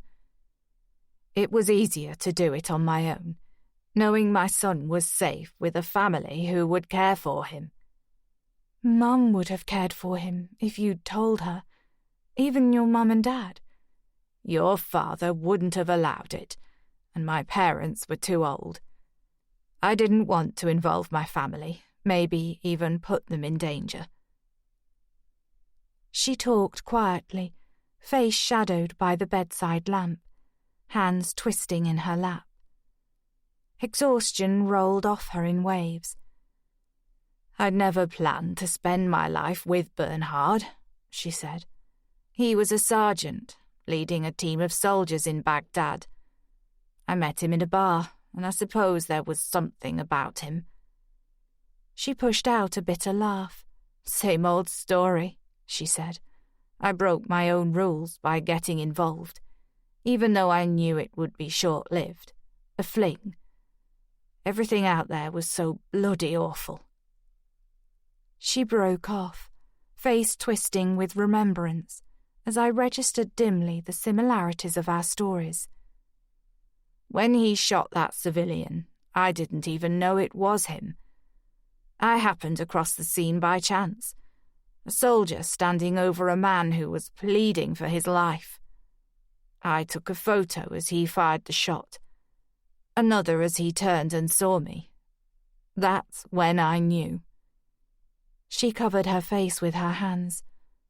I thought of the picture of Bernhard I'd found, the letter she'd kept, and knew she'd been in love with him.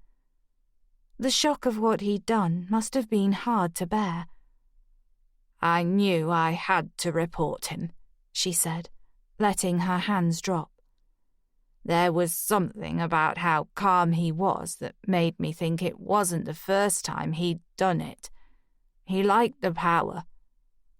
My mind flew to Patrick, an image of him in a courtroom, holding someone's future in his hands. The difference was, he was on the right side of the law. My photographs helped convict Bernhard, and of course, he never forgave me. I don't remember it being on the news, I said. Mum never mentioned it. I didn't tell her any of it. I couldn't. Morag pushed at the skin around her thumbnail. The case was kept quiet because of his position, and because of the damage it would do to the army's reputation if what he'd done became public knowledge. He was sent to a military prison after a short trial. She tipped her head back, as if seeing it all play out across the ceiling. I tried to imagine her abroad, dealing with it all on her own. I hoped she'd had the support of her colleagues, of friends, but maybe she wasn't supposed to talk to anyone about it. When I found out I was pregnant, I thought maybe I could keep the baby, live a different life. But it wasn't me. When her gaze landed on mine, it was filled with shame. It wasn't just about him. I was thinking of myself too. I wasn't ready to be a mother, and yet, ever since, I've regretted letting him go. I often wondered how it might have been if I'd kept him with me. The urge to reassure her was stronger than almost anything. Of all of us, Morag, Mum, me, she was the better person, her actions purer. You mustn't think like that. I knew it was asking the impossible, but said it anyway. By letting him go, you might have saved his life. She nodded reluctantly, as if needing to hear it, but not quite believing the sentiment. I held Lily a little tighter. And it's not too late. He wants to meet you. I don't know. She shifted, stood up and paced the room, less sure of herself than I'd ever seen her, no doubt still in shock. He's told him terrible things about me. There'll be work to do, I acknowledged. But you're his mother, Morag. He needs you. Just tell him the truth. The truth. I'd never tell Lily the truth about Patrick. Not the whole truth, anyway. He's your son, and there's no reason now why you can't get to know him. She stopped then, and I watched the reality of it sinking through her, hope sparking a light in her eyes. Bernhard will go to prison and probably won't come out, I said. Even if he did, he wouldn't dare come after you again. She dropped back down on the bed, her face working. Is this why you stayed away so long? Why you never came to visit or stayed in touch? Because of what happened with him? I was ashamed. Her voice shook. I couldn't face my family, knowing I'd judged your mother when I was no better. Worse, in fact, because I'd given my baby away. They would never have forgiven me. I think they would. Maybe I couldn't forgive myself. You should talk to Mum. Tell her, I said. She'll understand. More than you know. After sitting in silence for a while, Morag climbed into bed fully dressed and fell instantly asleep, while I lay wide-eyed in the darkness, reliving it all, fitting the pieces together as Lily slept on beside me. Images blurred in my mind, Bernhard's arrogant features morphing into my mother's expression earlier that day, as she cradled her granddaughter for the first time, knowing she'd looked at me with the same expression once. I cried silent tears because she'd missed the chance to look at her nephew that way, didn't even know he existed, and because Morag had missed it all too, because of him. No man should come between a mother and her child, especially a man like Bernhard. I didn't regret firing the rifle. I only wished the pellet had pierced his heart. The following morning, I looked at Morag across the table downstairs in the bar. Her face was pale but calm, the lightness I'd glimpsed in her gaze still there. Despite everything, I felt a burst of happiness for her. At least Bernhard had brought her son back into her life. I had a feeling she wouldn't shirk meeting him now. I still have the lock of hair he left, I told her. It's in the drawer in the dressing table. Ivan turned up as we ate breakfast, taking it in turns to hold Lily. To say he'd found Skip tied up in the woods near where Bernhard had been camping out. The dog greeted us as if he hadn't seen us for years, seeming unaffected to have been tied up outside all night. Traitor, Morag muttered, slipping him some bacon. Making friends with strangers. Ivan was reluctant to leave her, I noticed, but Annie chivied him out with Skip. Meet her back here in an hour, she said. Give her a chance to eat and have a shower, and then we'll all help clear up at the cottage." Annie didn't know the full story and hadn't probed, but I knew it was only a matter of time before it all came out. The story of an ex-soldier on a revenge mission, staking out his former girlfriend, shot in the shoulder by the woman's niece. It would keep the locals gossiping for years, yet I knew they would be protective of Morag. "Good for you," Annie had said briskly, hearing about my part in the drama. "You're allowed to shoot someone if they break into your property. He got what he deserved." As I sat across from Morag, empty breakfast plates in front of us, early sunshine streaming through the window, my mind turned to Declan. My throat grew tight.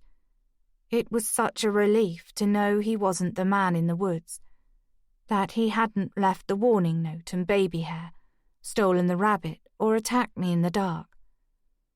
But it didn't alter the fact that he hadn't been honest. He knew Patrick. He'd followed me here from New York. Worse, I didn't know what his plan was. I dug out my phone, which was almost out of battery. My head felt as if it was being squeezed in a vice, and my shoulder twinged whenever I moved. I felt dizzy with tiredness and delayed shock, but I couldn't put it off any longer. I had to talk to Declan. I brought up his number and texted, "Hey, it's me." It was hard to know what tone to strike. "Thanks again for the train ride. Are you free tomorrow? Pub lunch at the Carpenter's Arms, midday? Kiss." Was the kiss too much? I deleted it, then added it back. We'd left things with the understanding that we were at the start of something. One kiss came across as friendly. For all he knew, I added kisses to all my messages. I wondered how much he did know about me. I supposed I would find out tomorrow.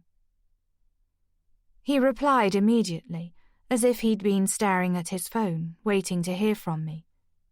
"You promised to call. Kiss." I could call him. Would it be better to ask him outright over the phone, rather than face to face? No. I had to look him in the eye. I wanted him to hear me out, to see my face and know I was telling the truth. But I wanted to do it somewhere public. After last night, I wasn't taking any chances. Busy with Lily right now. She didn't have a good night. We'll be catching up on some sleep today. Kiss. At least that was true. "Everything okay?"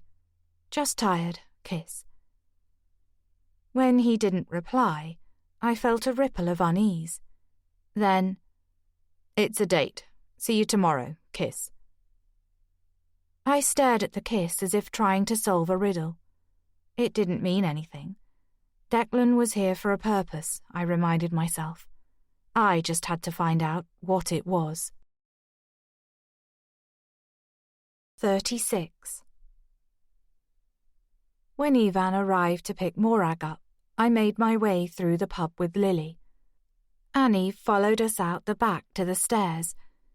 "I'm going to drive over to the cottage to help your aunt," she said. "If you need anything, give Bryn a shout, and help yourself to whatever you want from the kitchen." I turned to face her, knowing I looked a state, despite grabbing a shower, while Morag watched Lily before breakfast. I'd had to put on the clothes I'd worn the day before. "Thanks for this," I said. "You're a good friend." "We care about your aunt." Annie's tone was matter-of-fact, her smile sincere. "That's how it works around here." There were sounds of a child running around in one of the rooms above, followed by a squeal and a thump. Annie winced. "That's Gwyn, having one of her tantrums," she said. "Her granny's taking her out in a few minutes, so you should get some peace." "There's no need." "Believe me, there is." Smiling again, she wound a mustard-coloured scarf around her neck and untucked her hair. "If she doesn't work off some energy, she'll still be charging around tonight." When Annie had gone, I headed up to the bedroom with Lily and changed her nappy on the bed, singing to her softly, tickling her feet to make her smile. Gwyn's shrieks and thumping feet reverberating through the walls was somehow reassuring. Sounds of an uncomplicated life. I tried to keep my mind empty as I crawled under the duvet, Lily tucked close to feed, as if my thoughts might transmit through my breast milk and taint her. Worried about nodding off with her underneath me, I made a nest on the floor with the other duvet and a pillow, and watched Lily closely until her eyes drifted shut, before climbing back under the covers and crashing into an exhausted sleep. It was late afternoon when Morag came to pick me up. I woke with a start to see Lily gazing at the ceiling, gurgling to herself, and Bryn's voice calling that my aunt was waiting. "I won't say it's as good as new," she said back at the cottage. "A lot of stuff was broken, but Annie's given me some plates and mugs from the pub, and I've restocked the kitchen as best I can. Everything else can be replaced later." It was odd being back. The feeling I'd had of someone watching was gone. The trees were no longer sinister, hiding prying eyes, and the cottage looked tranquil and welcoming from the outside, with smoke curling from the chimney. "I thought if I didn't come back right away, I never would," Morag said, while I stood by the van looking around me. "I hate the thought he was here, that he'd been through my things. But I won't let him drive me out. I've been happy here." "I'm glad." I wondered whether I'd feel the same. The memory of Bernhard materializing at the top of the stairs made my stomach shrivel. The sight of him with the rifle. Had he intended to use that, or the knife the police had found in his belt, was still too fresh in my mind. Once inside, my fears subsided a little. Apart from the dresser being empty of china, the place looked much the same as it had. The cushions were back on the sofa, albeit upside down. "Just until I replace it," Morag said, and the rug and floors were clear. The kitchen looked cleaner than it had been before. The wall mat was back up, pinned without a frame, but otherwise intact. The ancient phone plugged in. "He'd cut the wire again, but it's being fixed tomorrow." "Photos," I began. Morag shook her head. "I couldn't do anything about those, but your mum has an identical album." "She can copy them for you." Morag nodded. "Ivan fixed the doors and drawers on the dresser. He's handy with a screwdriver." She lifted Lily out of my arms and held her close, bouncing her gently as Lily dribbled and smiled. I noticed my aunt had colour in her cheeks, and she'd washed her hair so it shone. She was wearing the navy sweater I hadn't seen before. The colour flattered her. Being around Ivan flattered her. "Has he gone?" I glanced at the kitchen, though there was nowhere for a big man like Ivan to hide. "He's coming back later." Morag's colour deepened. "Annie's cooking some food for us, and he's bringing it over so you," she smiled, "don't have to cook, and we don't have to go out either." "That's nice." Skip snuffled around my feet, and I crouched to loop my arms around his neck. "We needed you last night," I said, laughing as he licked my face. "You could have given that horrible man a nasty bite." It was better to talk lightly about Bernhard, not give him the gravity I was sure he thought he deserved. It was bad enough knowing we'd have to face him in court at some point. I imagined him in his cell, wondering where he'd gone wrong and what he could have done differently. Then made him shrink in my mind, smaller and smaller, until he was gone in a puff of smoke. "You did that already," Morag said, picking up on my tone. "You took a nice chunk out of his shoulder." Not a big enough one. I straightened, embarrassed suddenly under her laser beam stare. Where did you learn to use a rifle? Grandad showed me, I said. He told me not to tell anyone. I was only 11. To be honest, I didn't think I'd remember what to do, but I'd already seen it under the bed and saw it was loaded and, I don't know, it just came back to me. Muscle memory, I suppose. He showed me too, but I didn't even know whether it still worked. Morag widened her eyes. I never expected to use it. She stroked Lily's forehead with her fingertip. Would you have killed him? I held her gaze. Not deliberately, I said. Would you, in my position? After what he did to that innocent man? She pressed a gentle kiss on Lily's cheek. After all the killing I've seen? She shook her head. Maybe he'd have deserved it, but I couldn't have pulled the trigger. Her words confirmed what I already knew. She was better than Mum, better than me. My aunt had limits. I was more like my mother than I realized. I'm just going to put my phone on to charge and get changed, I said. I need to get out of these clothes. I hesitated. Is it okay to go upstairs? There was no damage up there, but I changed the bedding anyway. I found your ring under the pillow and put it on the windowsill, she said. I thought we could get it made smaller so you can wear it in future. I'd like that. My throat swelled with tears. Did you find a lock of baby hair? It was in the drawer, like you said. Morag's eyes were shiny. I'd almost forgotten how dark it was, like mine. I bet he looks like you. She smiled. I don't care if he doesn't. Leaving her with Lily, I ran up to the bedroom to get my charger and check my suitcase, pulling it from under the bed. The money was still stashed away, along with my passport. He hadn't even looked, maybe losing interest once he'd spotted the rifle. I changed my clothes, pulling on clean underwear and a grey fleece with black jogging bottoms, before choosing a fresh pair of socks from Morag's drawer. When I was dressed, I plugged my phone in, breath faltering as the screen lit up. There was a message from Declan. He'd sent it a few minutes after our last exchange, just before my phone died. We need to talk. Kiss. I blinked. Talk about what? Had he spoken to Patrick? Surely he wouldn't have added the kiss if something was wrong. But then again, he wouldn't want to alert me if it was. Had he guessed that I knew? My shoulder ached, a bruise was developing, even as the one on my cheek faded, and the headache I'd slept off earlier pounded back.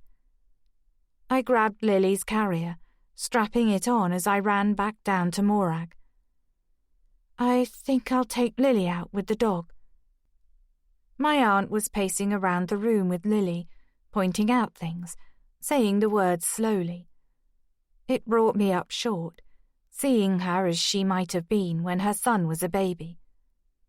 I wondered whether she'd met the family who adopted him, and opened my mouth to ask, just as she said, quietly, "I wish your grandparents had met her." She folded my grandfather's black coat and laid it over the back of the rocking chair, and I suddenly understood that she felt close to her parents here, surrounded by their things, and regretted being away from them during their final years. "Me too," I said gently. "Gran would have been knitting up a storm." Morag punched out a laugh. "I can't see me or your mother getting busy with knitting needles, but I bet Biddy will have whipped something up the next time you see her." Next time. I liked the sound of it. Smiling, I held out my arms. "Come on, Sweet Pea, let's get some fresh air and give Auntie Morag 5 minutes peace." Are you sure? She was slow to hand Lily over. It looks like it might rain. We won't go far. I slotted Lily's arms and legs into the carrier and reached for a raincoat on the hook by the door. The baseball cap I'd worn the day I arrived was still there, like a relic from another life. I just need to clear my head for a few minutes. I managed to zip the coat over the carrier, so just Lily's head was poking out, her hood covering her hair. Skip pranced on his hind legs, yelping with excitement. You can't not go now. Morag gave the dog a despairing look. I'll make some fresh coffee, she said. Thank God he didn't damage my cafetiere. Skip shot off as soon as we were outside. It was less blustery and the sky had brightened, deepening the green of the leaves all around. Nearby, a pigeon cooed, and somewhere lambs were bleating. It was spring, I reminded myself. There might even be bluebells in the woods. Nature was doing what it did every year. If I was lucky, I'd be here next year to see it begin again. Maybe not at the cottage, but not far away. Somewhere I could decorate a nursery for Lily, do all the things I hadn't had the opportunity to do before. Once I'd spoken to Declan, maybe then I really could put the past behind me. I set off after Skip, past the neat rows of cabbages, chard and carrots, enjoying the sweet scent of compost in the air. At least Bernhard had left the allotment alone. I shuddered, imagining him watching Morag from the edge of the woods as she pushed her hands through the earth, tending to her vegetables, while he planned his next move. He'd discovered where she kept her spare key, had let himself into the cottage more than once before she gave it to me. I knew it had been him, watching as I dozed that day while feeding Lily on the sofa. What would have happened if I'd opened my eyes? "Hey, boy!" Skip was running back as if he'd heard something. I could hear it too, a car engine approaching. I turned, heart leaping into my throat. A muddy silver 4x4 had pulled up next to the van. The door opened and Declan got out. My hands automatically curved around Lily as I made my way back, stomach curdling with dread. "What are you doing here?" I aimed for a friendly tone, but fear was blocking my throat and it sounded forced. "I thought we were meeting tomorrow." "I had to talk to you." My heart thumped as though trying to break through my ribs. "About what?" "Hey." Morag came out, a gingham tea towel in her hands. "You found us." I remembered I hadn't told her about Declan's visit the night before last. It felt like a decade ago. He was the one who'd followed us from the pub, and when we visited Mum. I hadn't imagined the car at the service station. "I need to speak with Grace." He was wearing jeans with a grey hoodie, a black waterproof over the top. He looked tired, dark crescents under his eyes. His smile was thin. "Okay." Morag glanced at me, eyebrows raised, then turned to go back inside. "Call if you need anything." "There's nothing you can't say in front of my aunt." I didn't want to be left alone with him. Morag swiveled, her smile gone, and moved closer. "You heard her," she said to Declan, her tone no longer friendly. He gave me an imploring look. "You might want to do this in private." "Do what?" Morag looked from him to me. "What's going on?" "You didn't mention what happened last night." His words were directed at me. His tone was light, but I sensed something underneath, like pebbles at the bottom of a stream. "What do you mean?" Lily moved against me. Too hot now, I unzipped the coat, and her fingers fastened around my thumb. "How did you know about last night?" "News travels in a place like this." But you're not staying in Fenbrith. The police station is in Carnarvon. His shrug was stiff. He was nervous, I realised, despite trying to appear relaxed. Hugh got wind of it, told me about a botched robbery up here, that someone got shot and a man was in custody. It was someone I knew a long time ago, Morag said at my side. A dangerous man. She glanced at me. Grace saved my life. Wow. Declan's gaze softened. I had no idea. I felt a shot of heat behind my eyes, pressure building around my temples. I didn't. The police arrived. It was Anna who saved the day. Declan was looking at me oddly now, as if he couldn't work me out. I wondered whether he'd thought the supposed robbery was something to do with Patrick, and had come to check up on me. But Patrick had sent him, so it didn't make sense. "Why are you here?" He rubbed his forehead.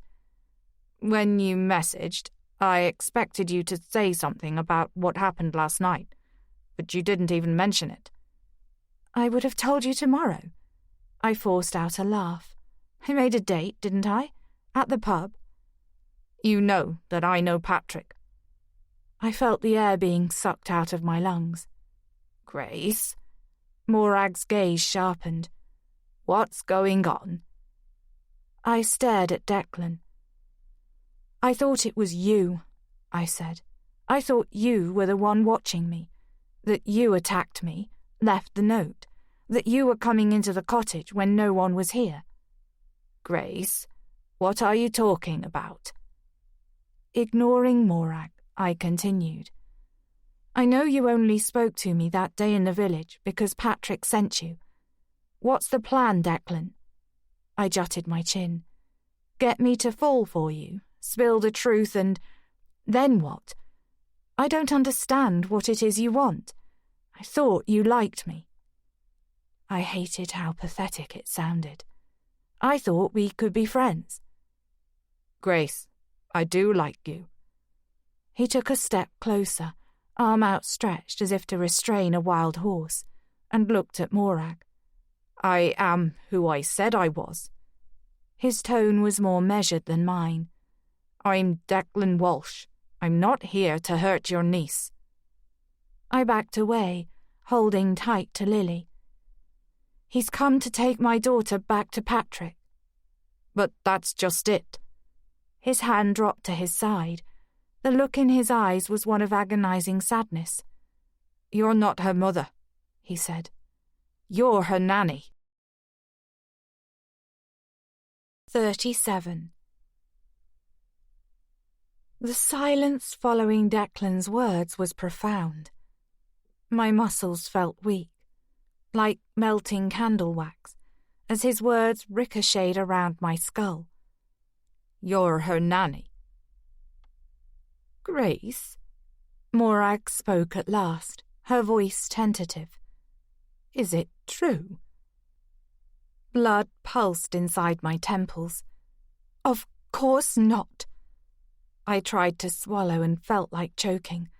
Of course I'm her mother. It's not what you think. Grace, talk to me. As Declan advanced, I turned and ran. Skip barked, thinking it was a game as I headed for the woods, pulling up the zip of my coat as extra support for Lily. Panting, I crashed along the path and through the trees, heading for the field I'd been in days ago. I had no idea where I was going after that, only that I needed to get away, to run. Grace! He was coming after me. I heard the crunch of boots behind me and tried to speed up, but couldn't move fast enough with Lily strapped against my chest. Scared I was jolting her too hard, that I might trip over a root, I slowed to a jog, pulling in painful breaths. I'm sorry, sweetheart. Sweat prickled my hairline. When I looked at Lily, her eyes seemed full of reproach. What was I doing? I'd run once before. I couldn't keep running. I didn't even want to. But we weren't safe if Declan didn't believe me. If he was on Patrick's payroll, he might do anything, no matter what I said. I sank behind a tree trunk, pressing my cheek against the bark, which smelt of lichen and moss. Grace. He was there, his hand cupping my elbow, his breath coming hard as he pulled me gently to my feet. I looked at him through a haze of tears and saw only concern in his eyes. His face was pale in the greenish light, edging through the trees and shadowed with worry. Branches creaked around us, something rustling in the undergrowth. A gust of wind tugged my hair across my face. As if sensing something was wrong, Lily began crying, her mouth wide open, her eyes screwed up. "Hush, hush, little baby, it's fine, it's all fine, don't cry." I bounced her, one hand on the back of her head, fresh tears pushing to my eyes. "Please don't do this," I said to Declan. "Come back and talk," he appealed. "I promise I'm not here to hurt you, or to take Lily away. I just want to hear your side of the story." My side of the story? The story Patrick had cooked up and I'd gone along with. The stupid, stupid story I should never have agreed to. The story I thought had ended with Elise's death, but clearly wasn't over. Wouldn't be over until the truth came out. I wiped tears off my cheek with my wrist and stroked Lily's hair to soothe her as her cries subsided. A feeling of inevitability stole over me. "I'll tell you, if you promise to hear me out." He made a sound, like air being punched from his chest. "I promise." I followed him silently back to the cottage, where Morag was waiting in the kitchen, her eyes fixed on the doorway. Her face was tense, her hair mussed as though she'd been running her hands through it. "Sit down," she instructed. Skip, clearly resentful his walk was over, padded to the rug and flopped down. "I was talking to my niece." The fact that she wasn't angry, was trying to make a joke, tore at my heart. I wished I'd been honest with her from the start. "We've an hour before Ivan comes back." She dragged over the stool from the kitchen and sat down, pointing Declan towards the sofa. He dwarfed it when he sat on the edge, forearms resting on his knees. I took Lily out of her carrier, removed her hooded coat and checked her nappy was dry before sitting beside Skip on the rug. I stretched out my legs and laid Lily on my thighs. I wanted to see her face as I told the story, knowing it was the only time she would ever hear it. The warmth from the fire was calming. I waited for my leaping heart to settle before taking a deep breath. The past rushed in like a tidal wave, pulling me back to the day Patrick reappeared and changed the course of my life. "Can we talk?" Not giving me a chance to respond, Patrick steered me down a side street, careful we shouldn't be seen together, as if everyone in Manhattan knew who he was, and eyes were constantly on him. He told me once they probably were, because of the cases he'd worked on, the families of criminals he'd helped put behind bars who might want to take revenge. A few years earlier, an assistant DA in another county had been mown down in a hit-and-run that was thought to be deliberate. The culprit was never caught. "What are you doing?" I said, once we were sitting in a leather booth tucked out of view. He'd pulled a folder from his briefcase so it would look as though he was having a meeting. "I haven't seen you for months and you just—" "Elise lost the baby." The tiredness that had fogged my brain for days cleared in an instant. "Patrick, that's awful. I'm so sorry. I know how much she wanted to be a mother." In that moment, I meant it. Patrick had told me that having a child would save his wife, the fulfillment of a dream, a reason to stay sober. Was it a miscarriage? I knew she'd suffered too already, that it was more likely to happen during the early months. I felt a twinge of fear, wondering whether it could still happen to me at 6 months pregnant. How would it feel for the life that had begun to grow inside me to slip away, to not exist anymore? I was frightened of giving birth, and of what came next, but I didn't want to lose the baby. I think she'd been drinking again. Patrick's face darkened. He looked tired, almost ill, his normally sleek hair dishevelled, pouches of tiredness under his eyes.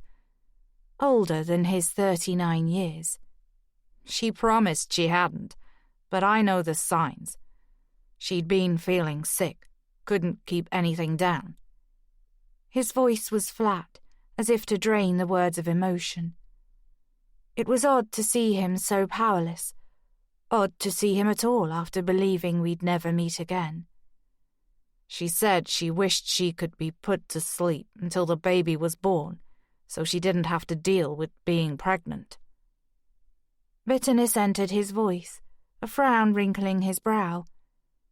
I wondered how much of what he was feeling was grief at losing his child and the fact that his wife was suffering, and how much was anger that the perfect marriage and family he'd planned had vanished. I was stupid to have got excited and pinned my hopes on it actually happening. It was too good to be true, he said. And now she's regressed, sleeping all day, not speaking to anyone. I'm fielding calls from her parents and the few friends she's got left, telling them she's still got terrible morning sickness. It's tragic when everyone was so thrilled for her. Wait, I interrupted.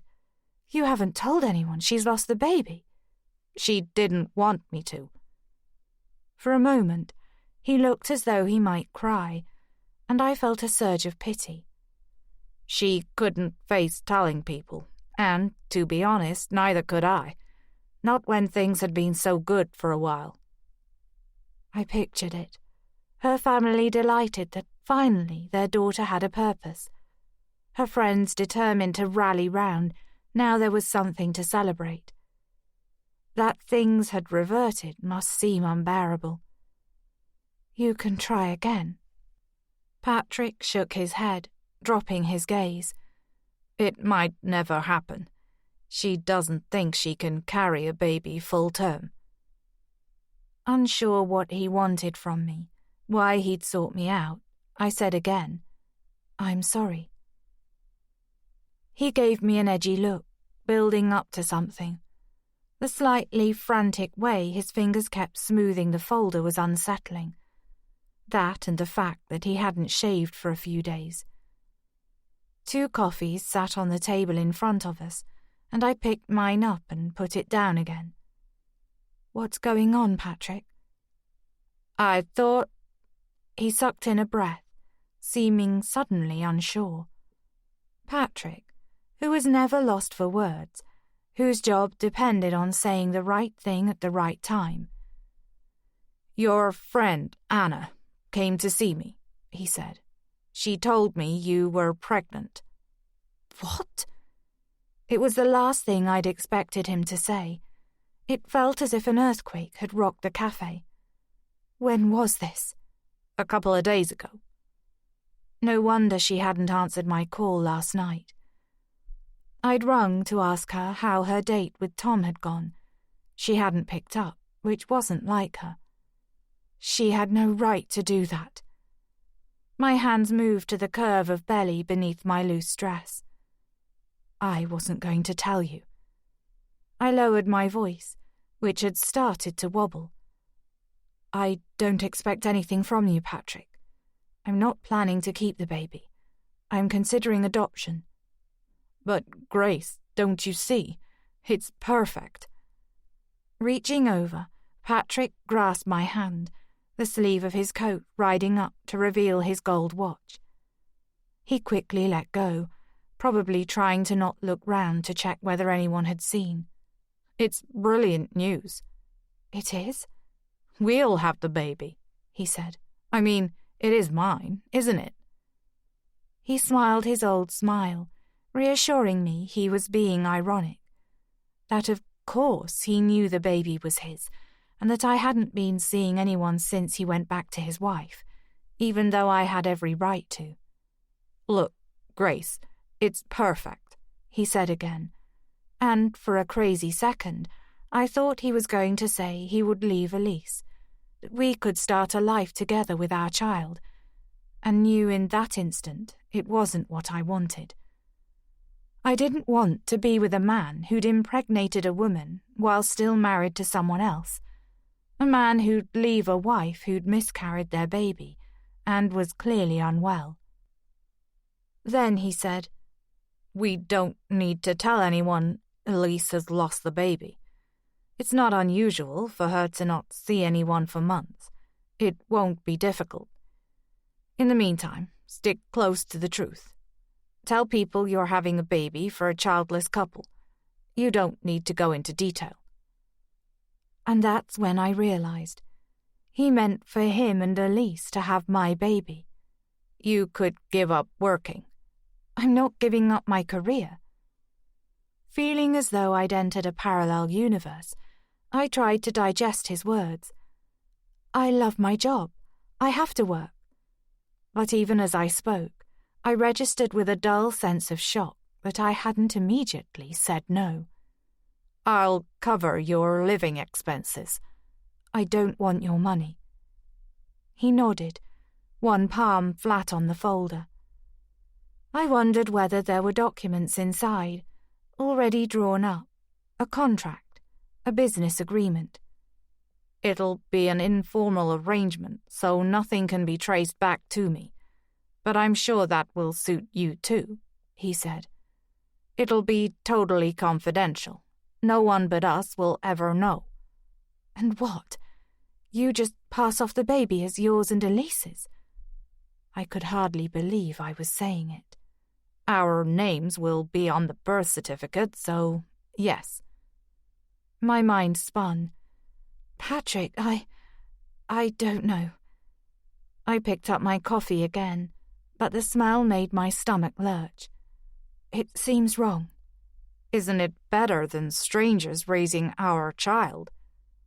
Both hands were on the folder now, his face animated. "You could do anything you want afterwards. Open a chain of restaurants if you want. I'll invest." "I've told you, I don't want your money." Anger flared. "How do you know I won't tell people about this? That Patrick Holden asked for my baby in exchange for a chain of restaurants?" I already knew I would never tell anyone about this. He knew it too. "That's not you, Grace." His voice was gentle. "I know you." He slid round without warning onto the seat beside me and rested his hands on my stomach. "It's my baby in there." "Mine too," I felt like saying, but it still didn't seem real. He moved back to his seat and looked at me expectantly, used to getting his own way. "If I say yes, I will never see my baby again." A pinprick of something ominous pierced my disbelief. A premonition, maybe. "What does Elise have to say about this brilliant plan?" I sat back and tried to steady my breathing. The baby chose that moment to move, as though protesting at my tone and racing heart. "What have you told her?" He had the grace to look guilty, drumming his immaculate fingernails on the table. "I said I knew someone who was pregnant and didn't want her baby. That she was happy to give it up for a price and sign a non-disclosure agreement." "And Elise is on board with that?" I shook my head, trying to picture it. "She's an alcoholic, Patrick." "The only thing that will stop her is a baby." His tone turned pleading. "More than anything, Grace, she wants to be a mom. This is her last chance." Emotion twisted his face. our last chance.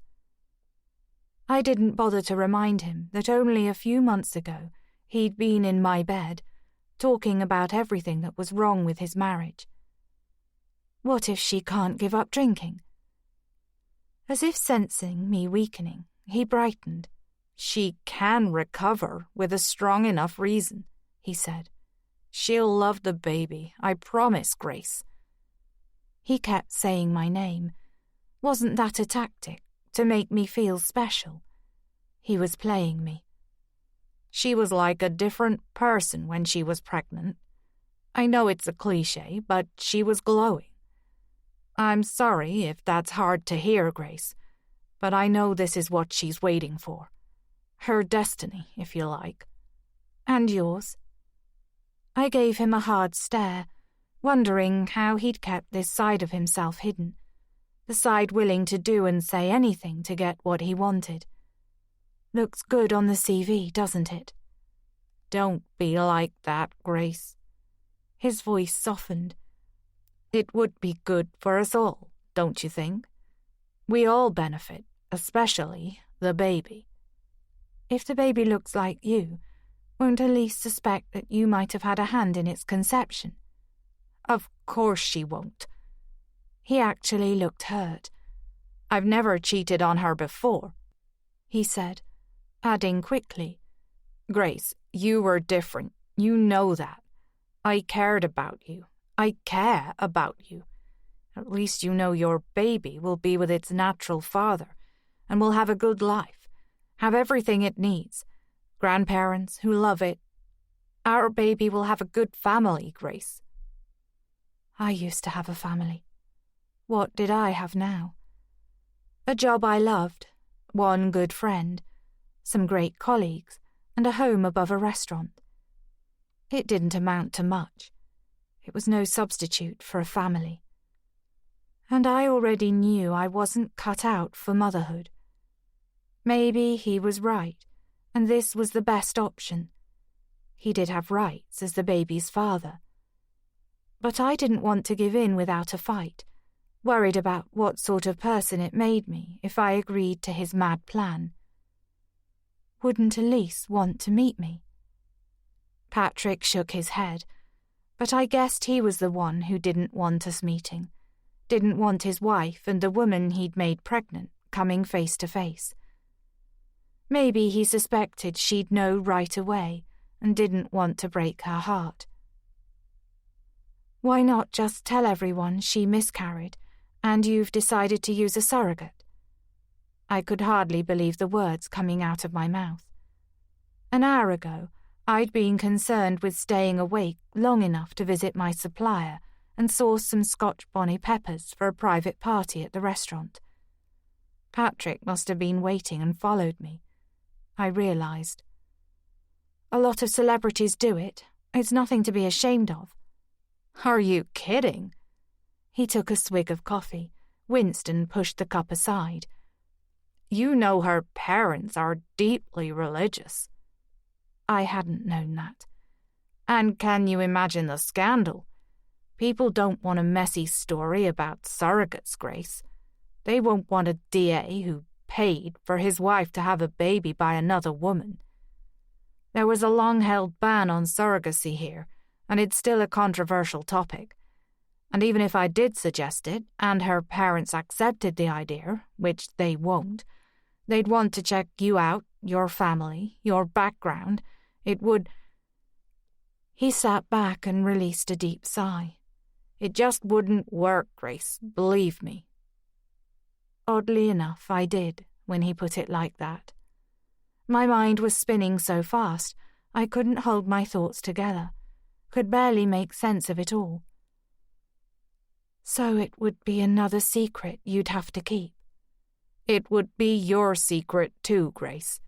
You can't tell anyone, not even your friend, however grateful I am that she let me know you were pregnant. If you tell just one person, it's not a secret anymore. At that moment, I wasn't sure I'd ever speak to Anna again. You don't even need to tell her we spoke, just that you've made a decision about what to do. Patrick sat forward, eyes glowing, in love with the idea. "It's so perfect," he said. He seemed to like that word, but nothing was ever perfect. "I already can't wait to meet my son." "What if it's a girl?" "It won't be." He sounded so sure, as if it would come to pass simply because he wished it. "It'll work, Grace, I'm telling you." This time, his smile reached all the way inside me. His special smile, the one I imagined he wore when he won a particularly tricky case. "You just have to believe it." 38. And so I agreed. I came back to the moment to see Morag and Declan listening with rapt attention. I carried on working until I got too big, and my ankles became swollen, and then spent a lot of time in the apartment. When people asked, I said I was carrying the baby for a childless couple, just like he suggested, and they accepted it. I paused. It was harder than I'd thought, not telling the truth. It was a lonely time. Patrick got a burner phone that he'd call me from for updates, telling me to take this vitamin and that. He told me how excited Elise was to meet her baby, that she'd already stopped drinking and was looking after herself, had started decorating the nursery. That's what she said, apparently. Her baby. I shook my head, recalling Patrick's barely contained excitement as he waited for his plan to come to fruition. How complimentary he was, telling me I was making a difference, saving his wife's life, their marriage. He insisted I go for a scan and email him the picture so he could show her. I went to the hospital alone, making my mind blank when I heard the echoey heartbeat for the first time, shaking my head when asked if I wanted to know whether it was a boy or girl. I don't even know what I was thinking by that stage, only that I wanted it to be over so my life could go back to normal, I said, holding Lily's hands and squeezing gently. I am so ashamed of that now. Go on, Morag prompted, a hardness in her voice that I knew wasn't directed at me. How were you supposed to have the baby and hand it over without anyone knowing? He had this crazy plan to tell everyone Elise had the baby at home, and they delivered it themselves. When I went into labour, I was to go to the hospital, have the baby, and the next day get a cab to his town apartment, the one where he stayed when he was working on a case and didn't want to go home. Not the actual apartment, but down the block, where he'd be waiting to take the baby to Elise. I gave an incredulous laugh. It was stupidly cloak and dagger, and sounds so ridiculous now. But he made it seem plausible, as if nothing could go wrong. And when Patrick puts his mind to something, it just it works. I kept pushing the reality to one side, I said. It was so far beyond how I imagined things turning out, like the plot of a soap. I just wanted my real life back, the one I was used to that didn't involve affairs or babies, and it was actually, weirdly, okay, sort of, until she was born. In the end, there'd been no long labour, no time to worry about pain relief or getting to hospital on time. I'd had a small bag packed for a week, had gone out and bought the basics, everything I thought a new baby would need. I'd toyed with the idea of an epidural as the date drew near, and my fear of giving birth grew. But my labour started in the bathroom on a rainy night in January, waters pooling on the tiles. I'd got up to have a drink of water, but the low backache I'd suffered all day quickly gave way to a seething pain in my lower belly. I'd gripped the edge of the sink as it radiated up around my back and into my pelvis, shaky and sweating. "I wasn't ready," I said.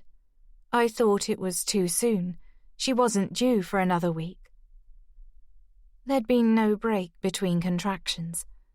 I panted through them in a panicked crouch, everything fading around me as some force beyond my control began to gather, making me push and push as I shook and cried for my mother.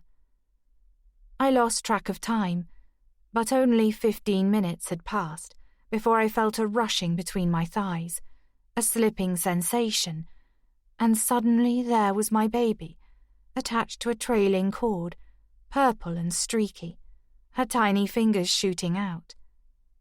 When she took her first cry and I put her to my breast, a feeling of peace flooded into the space where she'd been. "I called Anna," I said, tears springing to my eyes as I remembered. She was the first person I wanted to tell, and she came. She brought nappies, even though I had some, and a teddy for the baby, even though I'd told her I wasn't keeping it. Anna had also brought her midwife cousin Maria, who was practical if disapproving. She helped me deliver the placenta and cut the cord, while Anna made sweet tea and cleaned the bathroom, still racked with guilt for telling Patrick I was pregnant. She'd done it because she was angry that he'd used me, then gone back to his wife, and she thought I wasn't coping, that he should step up and support me. Maria had weighed the baby. 8 pounds. I don't know how you kept her hidden for as long as you did. And when she finally bustled out, tight-lipped, I cried until I thought I'd never stop. "I told Anna the truth then," I said, addressing my words to Lily. "I told Anna that the couple I was giving the baby to was Patrick and Elise. I knew she wouldn't say anything, because she felt responsible for telling him about her in the first place."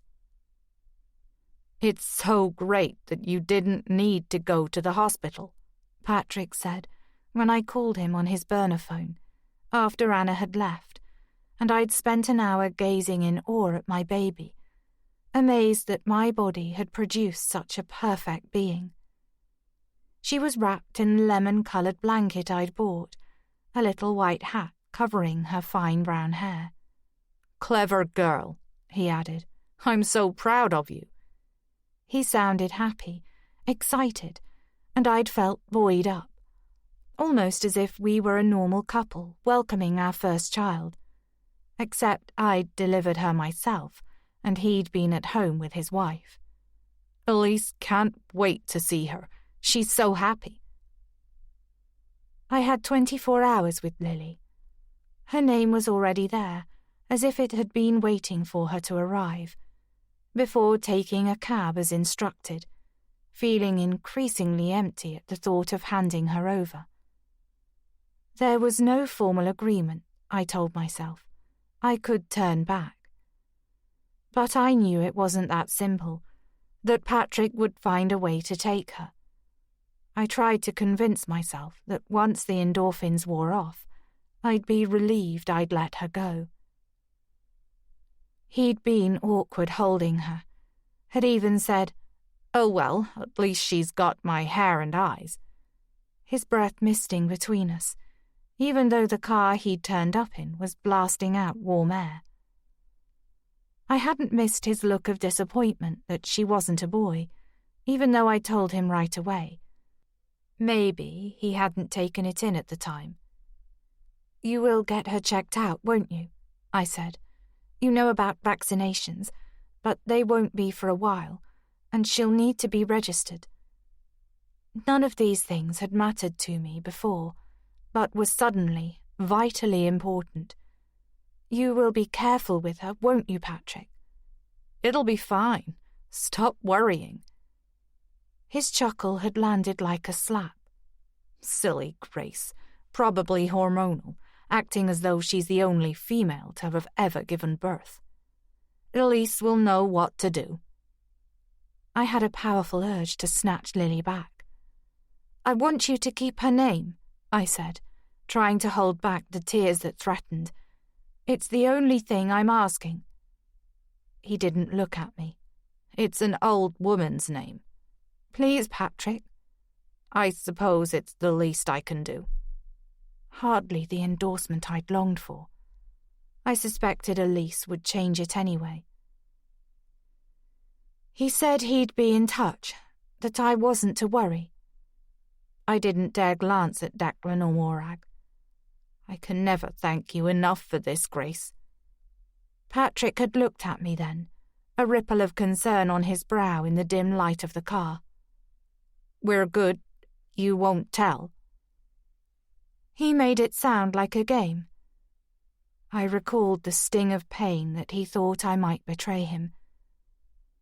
I kept looking at the pack of nappies when I got back to the apartment. I just felt so sad. My breasts, full of milk, had started leaking. I looked online, went out and bought a breast pump. It seemed wasteful not to save my milk, I said.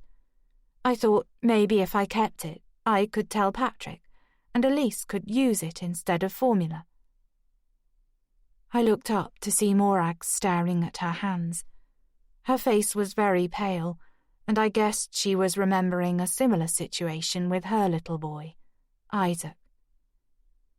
I thought it would get easier, that once my milk had gone and the hormones settled, I'd go back to work and that would be that, I said. But Patrick called in a panic the next day, said Elise wasn't coping. She didn't know what to do with the baby. She was out of her depth. He said I had to help, move in with them and help with the baby until Elise was ready. Even as I told Patrick I couldn't disappear from my life, I knew I'd drop everything to be with Lily again. He said I should tell everyone I was going away for a while, that I needed a break after having the baby. He said he'd pay me, anything I wanted, but it was never about money. I just wanted to see Lily. He didn't want to tell Elise I was her mother. He said I would be a nanny, trained in dealing with newborns. I shook my head. The next few days were a nightmare, because it was obvious Elise didn't know what to do, and she was basically drinking as soon as she got up. He hadn't told me that bit. I doubted that she'd ever given up. I saw you. Declan's voice startled me back to the living room at the cottage. I came to the house to pick up Patrick. He had an important meeting downtown. He didn't come out, so I knocked, and Elise answered the door. She was wearing a nightdress and looked terrible. I heard a baby crying, realized she wasn't pregnant anymore. I said congratulations, and when I saw you I asked, who's that? And she said, the nanny. I was going to ask if the baby was a boy or a girl, because that's what you do, but didn't get a chance because she slammed the door in my face. I remembered that morning. Lily had been beside herself, red-faced and bawling, clearly starving. Patrick said she'd rejected the bottle Elise had tried to give her. I breastfed her, but she wouldn't settle. I'd been pacing round, breasts aching, head thumping, hormones raging. I'd just seen Elise in the kitchen, pouring vodka into a coffee mug, before drinking it in one long swallow. It was 8:30 a.m. Can't you shut her up? She snapped when someone knocked on the door. My first impressions of Elise had not been good. Far from the recovering alcoholic, desperate to be a mother I'd expected to meet, as Patrick ushered me through the back door to the nursery they'd prepared, I was confronted with a sad-eyed woman who stank of booze, barely capable of looking after herself, never mind a baby. She was nothing like the striking, elegant figure, dark hair smoothed back in a chignon, that I'd seen in a photo online of her with Patrick at a charity event they'd attended with her parents a couple of years ago. While I understood Patrick's desperation to let his wife have the one thing he was certain would fix her, I knew in my gut that the moment had passed, had maybe passed the day she miscarried their child. She hadn't even spoken to me, haunting the house like a ghost, spending most of the day in her bedroom with the door shut. "I can't believe that was you," I said to Declan, thrown by the strangeness of us almost crossing paths. I do remember Patrick saying once that he had a driver, someone he knew from way back, because he preferred to focus on work in the car while travelling. But I could barely remember what day it was that morning. I'd been up most of the night. Declan looked pensive. "When Patrick finally came out, I congratulated him on becoming a father, and he looked annoyed and kind of harassed. He said no one was supposed to know, that I could probably see Elise was struggling. He kept fiddling with his tie. He told me they'd got a nanny in to help out for a while. I remember thinking there was no shame in having a nanny, but he asked me not to say anything. Her parents hadn't met the child yet. He and Elise were waiting until she felt better before making announcements about the new arrival. I said I wouldn't tell a soul. I mean, it was none of my business.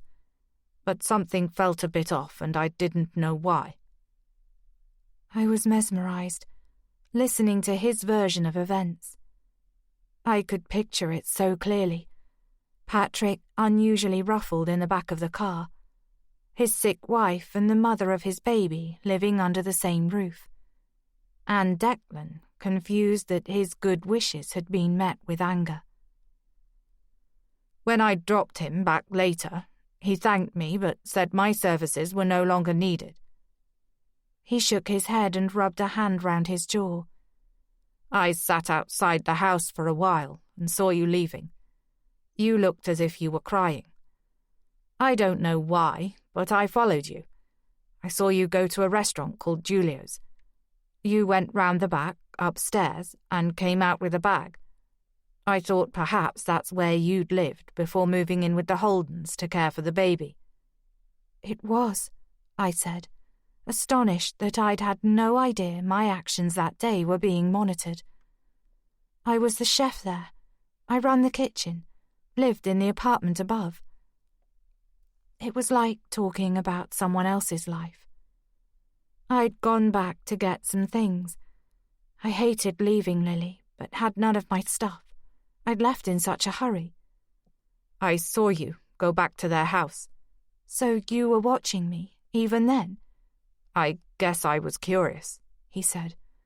"No offense, but you didn't look like the kind of nanny the Holdens would employ."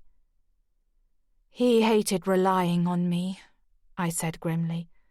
But he knew there was no other way with the state Elise was in, not when everyone was expecting her to appear with a baby in a few weeks' time. I thought of the days and nights that followed, all blurring into one. The panic in Patrick's eyes, how he didn't like holding Lily, how he caught me breastfeeding and told me to stop, saying I should use formula or pump and freeze so the baby didn't get used to me. But my milk was there, waiting for her, and Elise wasn't coping, and I didn't want to give Lily a bottle if I didn't have to. When I thought back, the weeks had taken on a nightmarish quality, the memories suffused with a charcoal haze. I only ever half dozed, ears constantly pricked for Lily's cry. I couldn't read or watch TV. I barely ate or showered, worried my baby would need me and I wouldn't hear her. If Elise decided she wanted to spend some time with Lily, I had to go to my room, a hotel-like suite where her parents stayed when they visited. "They're in Canada with her sister, so no chance of them popping in," Patrick said one night, passing the nursery on his way to see Elise. We were like ships in the night, as if now the baby was there and being attended to, he no longer had any interest in me as a person. I would sit rocking on the edge of the bed, cupping my painful breasts as I listened to my baby scream in another room. wondering how my life had been reduced to this. Occasionally slipping down to the kitchen to grab food from the fridge, delivered by caterers because Elise didn't cook and Patrick was too busy. He told me to make myself at home, but I'd never felt more like an interloper than in their oddly soulless house. I tuned in to hear Declan speaking again. In the end, I figured Patrick was stressed with everything going on. The campaign, the new baby, his wife being ill. I knew about her drinking, he said. But I needed to find another job. Was thinking about moving back to Ireland, so I put it to the back of my mind. Until I heard Elise had died. My head started buzzing. I shifted, adjusting Lily's position, careful not to wake her. You heard it on the news? He nodded. I suppose with Patrick running for district attorney and Elise's parents being a big deal in publishing, it warranted a good 5 minutes, he said. I was shocked, I must admit. I called him. You called Patrick? My heart picked up pace. He sounded in a really bad way. Declan's face was furrowed with concentration. I said I was sorry, asked if there was anything I could do. He said no. I said something about it being awful, the poor baby, something like that, and he said, "There's no baby anymore." I was confused. I asked him what he meant, but he said to leave it, to forget it. Declan frowned, reliving his bafflement. I didn't want to push him. I thought he must be in shock, and then I thought, oh God, what if Elise was holding the baby when she fell and it died too? But I couldn't understand why there was nothing on the news about it. I guessed they would have kept it quiet, that it was private, a family thing. They didn't want the press raking over it. He sat back, then leant forward again. Then I remembered the nanny and went to the restaurant and asked if you still lived there. The owner seemed pretty pissed off. He said you were flying to the UK with the baby and wouldn't be back. He sat back. The baby, the one Patrick had told me to forget. I straightened, easing the stiffness in my back.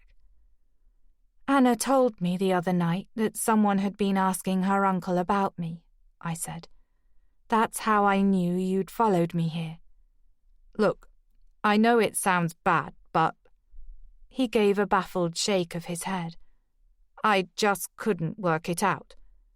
I got it into my head you must have kidnapped the baby, run off with her, and that was why Patrick had acted so strange. I thought maybe you had something on him, were blackmailing him, though I couldn't think what it would be. He was so squeaky clean. Why would any of it matter to you? Patrick helped a good friend of mine from my army days. Declan's gaze moved beyond me, looking into the past. He'd got into trouble, was wrongly accused of drug trafficking. Patrick represented him in court, made sure his name was cleared, and he did it free of charge. I'd flown over to support him and wanted to thank Patrick in person. I thought he was a great guy. He seemed genuine, you know?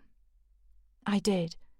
When I said I was staying a while and looking for work, he gave me a job as his driver. So you felt like you owed him?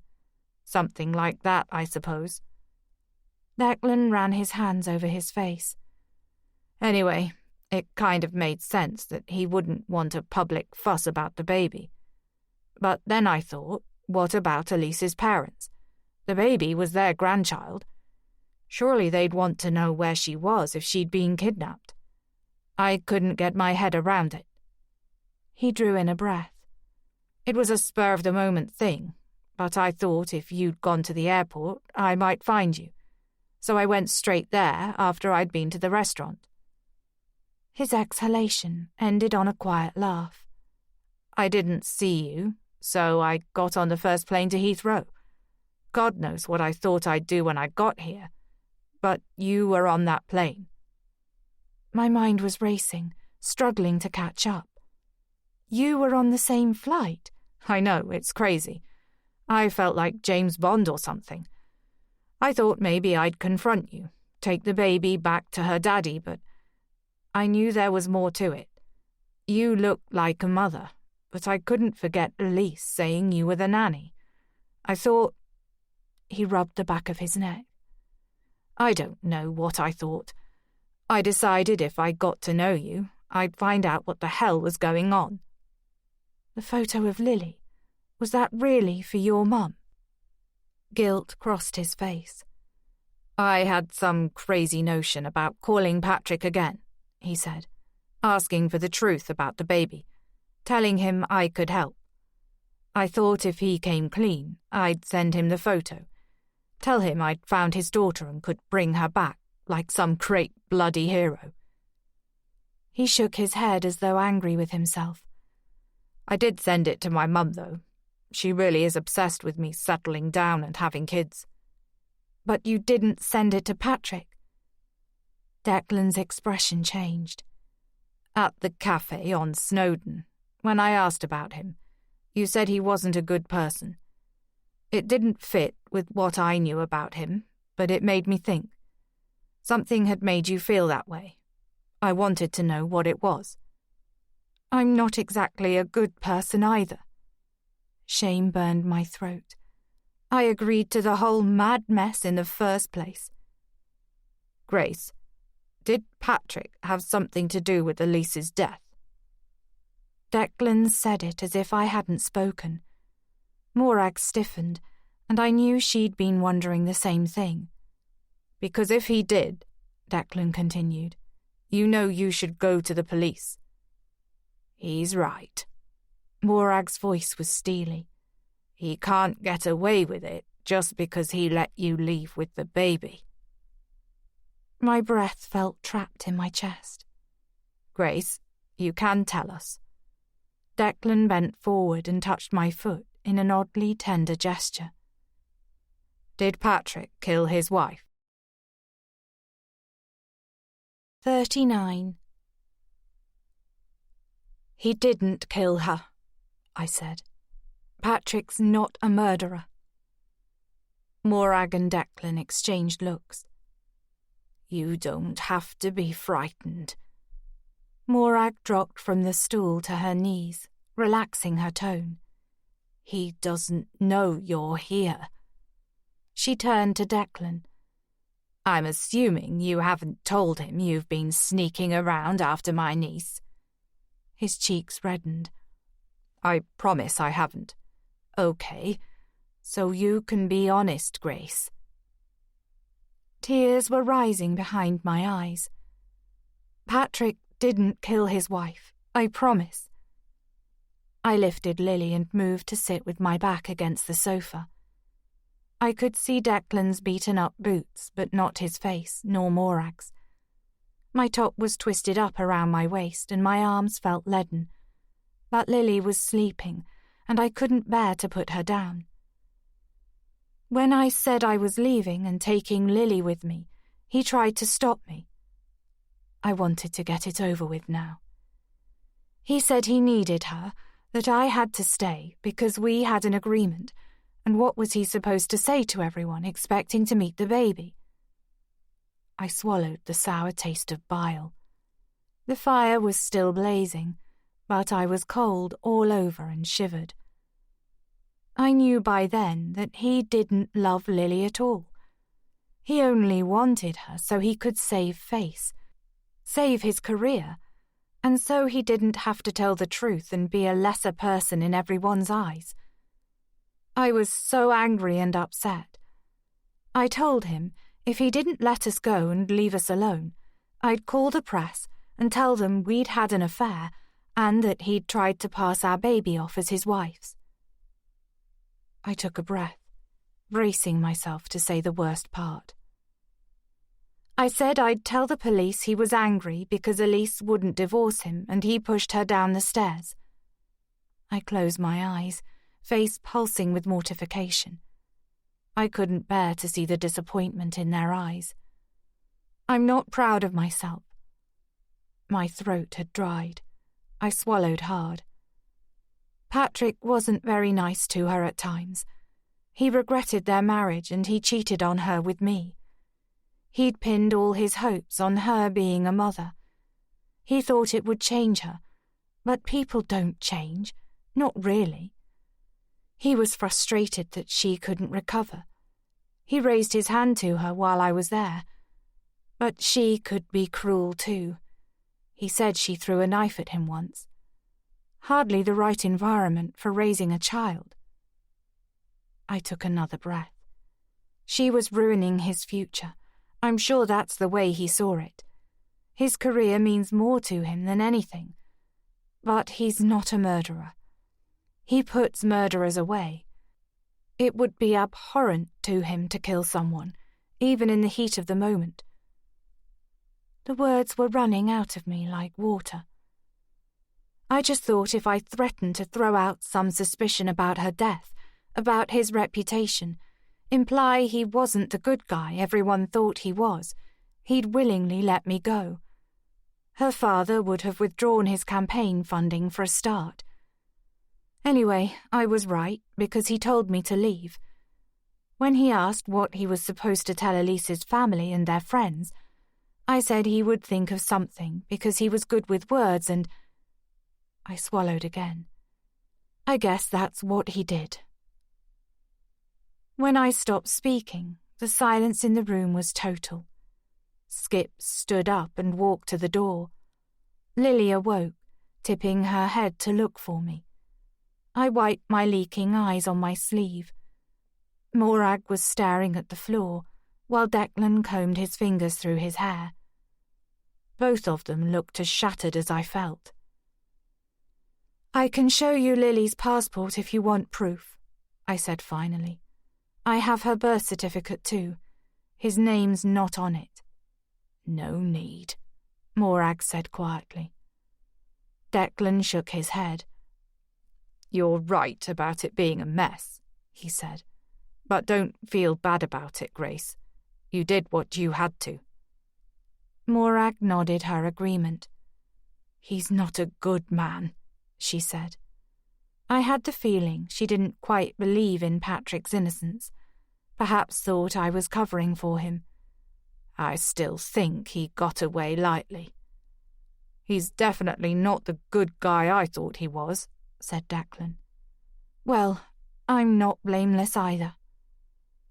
I moved Lily to my other shoulder. She curled into me, solid and warm. I'll have to live with my decisions, and so will he. But he's not completely bad. His work is important. It makes a difference, and I know he'll be a good DA. His brother's death changed his life. It shaped him. I guess... I caught Morag's eye. I guess we all have our reasons for doing the things we do. Declan reached down and stroked Lily's hair, then traced his finger down my cheek. I'm sorry I wasn't honest about why I was here, he said. That I doubted you. I'm sorry too.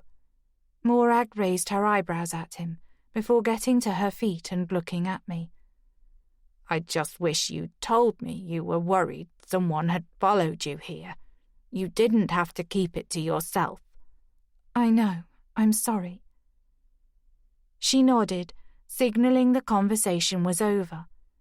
As she went to the door to let Skip out, I said to Declan, Is Hugh really your friend, or was he a cover story and you've been staying at the pub all this time?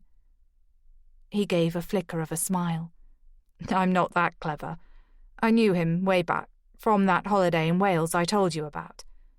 We talked about joining the army together back then, but he didn't and we lost touch. It was a good opportunity to make contact, and we hit it off again. His job offer's real too.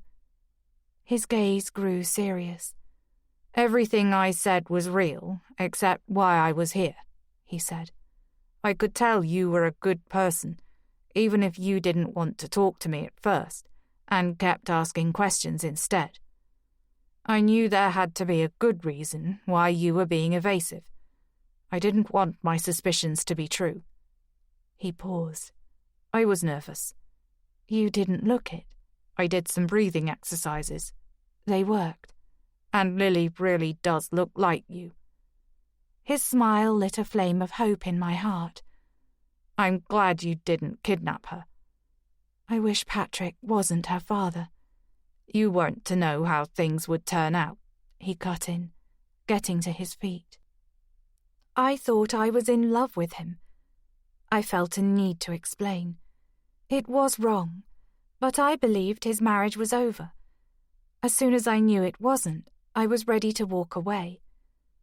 I know now that what I felt for him, it wasn't real. "It's in the past now." Declan's voice was gentler than I deserved.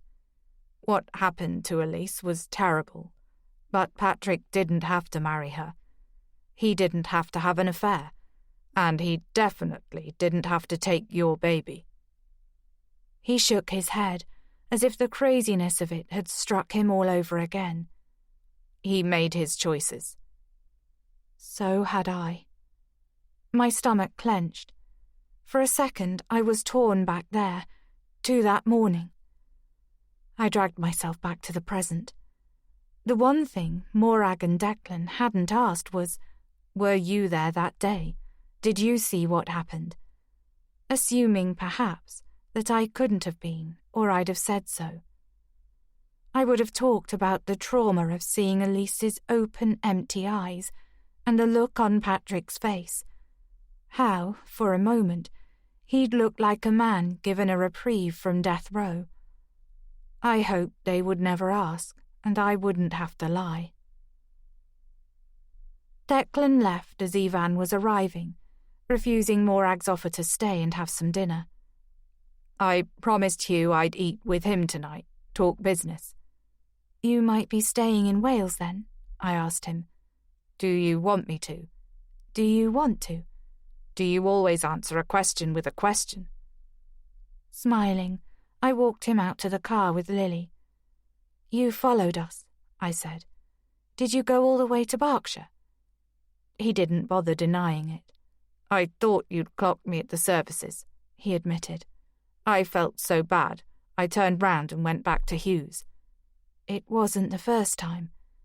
"I tried to find out where you were living the night you left the pub, but the roads round here are too quiet, especially at night. It was pretty obvious, I guess. I'm sorry I scared you." "How did you know I was in Fendrith in the first place?" "I'm afraid I followed you to the coach station." He rubbed his jaw, embarrassed. "A classic case of follow that cab. When I knew where you were heading, I hired a car. I watched you get off the coach outside the pub and thought you were staying there. I'd made contact with Hugh and he invited me over, so I went, thinking I'd find you the next day. But when I came back, you weren't there. I hung about, hoping to bump into you." My mind swam with this new information. At the restaurant, Anna's uncle said you weren't Irish. What was that about? "Maybe it was the James Bond thing kicking in." He looked sheepish. "It's pretty easy to slip into a New York accent when you're Irish," he said, doing a convincing impression. "Sneaky, huh?" "Don't get used to it." He nodded. "I won't." As he opened the car door, he paused. "You know, what really made me think I was wrong was when you breastfed Lily. I thought you couldn't be her nanny if you were doing that. Unless you were one of those wet nurses, but that didn't make sense either." "I breastfed her on the plane," I said. "Didn't you see?" "I didn't dare get too close in case you spotted me." "I suppose you asking if I'd ever worked with children was another way of digging for information." "Let's just say I'll never be a detective." He rolled his shoulders, as though loosening tension there. "Look, let's meet tomorrow at the cafe with the Welsh cakes. We'll start over. No secrets this time." "No secrets." "I'd like that." 10 o'clock. "We'll be there." "Grace," Morag called from the doorway. "Your food's getting cold." 40. Morag drove us to Fenbrith the following morning. "I'll be your chaperone," she said. I knew it still rankled that Declan had entered our lives under false pretences, even though his motives had been pure. Perhaps after Bernhard and everything I'd told them about Patrick, she was right to not trust men, though she'd seemed happy in Ivan's company the evening before. They hadn't gone to the pub after we'd eaten, but sat talking quietly long after I'd gone to bed with Lily, too mentally drained to summon new thoughts and make conversation. I knew they were discussing what had happened to Morag, not me. Perhaps she would never tell anybody my story, even Ivan. It was hardly one for the family archives. "I'm going to make contact with Isaac," she'd said over dinner, revealing he would be 26 in May, and had been adopted by a Scottish couple when he was a few days old. She'd given birth alone in a London hospital and returned to work a week later. She'd been hoping Bernhard would reveal Isaac's exact whereabouts, maybe even a phone number, but he'd refused to speak once he was in custody, though a small envelope containing more baby hair had been found in his pocket. Morag believed his adoptive parents had kept it for him. "He must have given it to Bernhard to give me." She knew the name of the couple who adopted him. It won't be too hard to find him. She could have made contact any time, but had resisted. Didn't even ask for a photo. "I couldn't have coped," she said, while Ivan cleared away our plates and made coffee. "It was better to make a clean break. Except it never is. Not really." I'd thought of Mum, missing me all the time I'd been away, but letting me go because she thought it was what I wanted, glad that I was happy and safe. "Will you tell your Mum about what happened?" Morag said now, as if tracking my thoughts, slowing to let a car pull out in front of the van. "Maybe," I said. "I'm tired of keeping secrets." I'd slept deeply the night before, but had woken with a heaviness in the pit of my stomach, knowing there was one last thing I had to do before I could really move on. If Declan was surprised when Morag entered the cafe and sat down opposite, he didn't show it, greeting her easily, asking what we'd like to drink. "My treat." He made a fuss of Lily, who looked bright-eyed and cute, a knitted jacket the colour of a strawberry milkshake. Another of Annie's donations. "I got her this from the store next door." He produced a bendy giraffe and waggled it at Lily. "It's ethical and good for teething." He laid it on her chest and her little hands patted its head. "Hey, you should get her swimming," he said. "They're never too young to learn." He sat back in his chair and gave me a searching look. His hair looked freshly washed, and he seemed relaxed, as if he'd slept well after coming to terms with everything I'd told him. In contrast, I was pasty-faced and hadn't bothered to comb my hair before coming out. "What is it?" he said. I was perched on the edge of the chair beside Morag, still with my coat on, Lily on the table between us in her car seat. "I wanted to ask you something." "Shall I go?" Morag, halfway out of her jacket, made to push her chair back. No, it's fine." My heart was thrashing now the moment had come. "Stay." I waited until the waitress had taken our order, giving Declan an extra-wide smile before sashaying away. "Go on." He sat forward, brow furrowed. "Anything." I forced a calming breath. "Do you still have Patrick's number?" Declan's frown deepened. "Yes, but I don't intend to use it ever again." He reached into his pocket. "Shall I delete it?" No, I bit my lip. I had to do this. Could I have it? I want to call him. What? Morag stared at me aghast. That's not a good idea, Grace. Why? Declan's tone was more restrained, but his face showed concern. I have to know whatever was between us is really over, that I don't have to keep looking over my shoulder. It is, said Declan, at the same time as Morag cautioned. It'll only stir things up. You should leave it well alone. Just a quick call to put my mind at rest. It's not a good idea. Declan was frowning again. I honestly think he'll leave you be. He's got bigger things on his mind.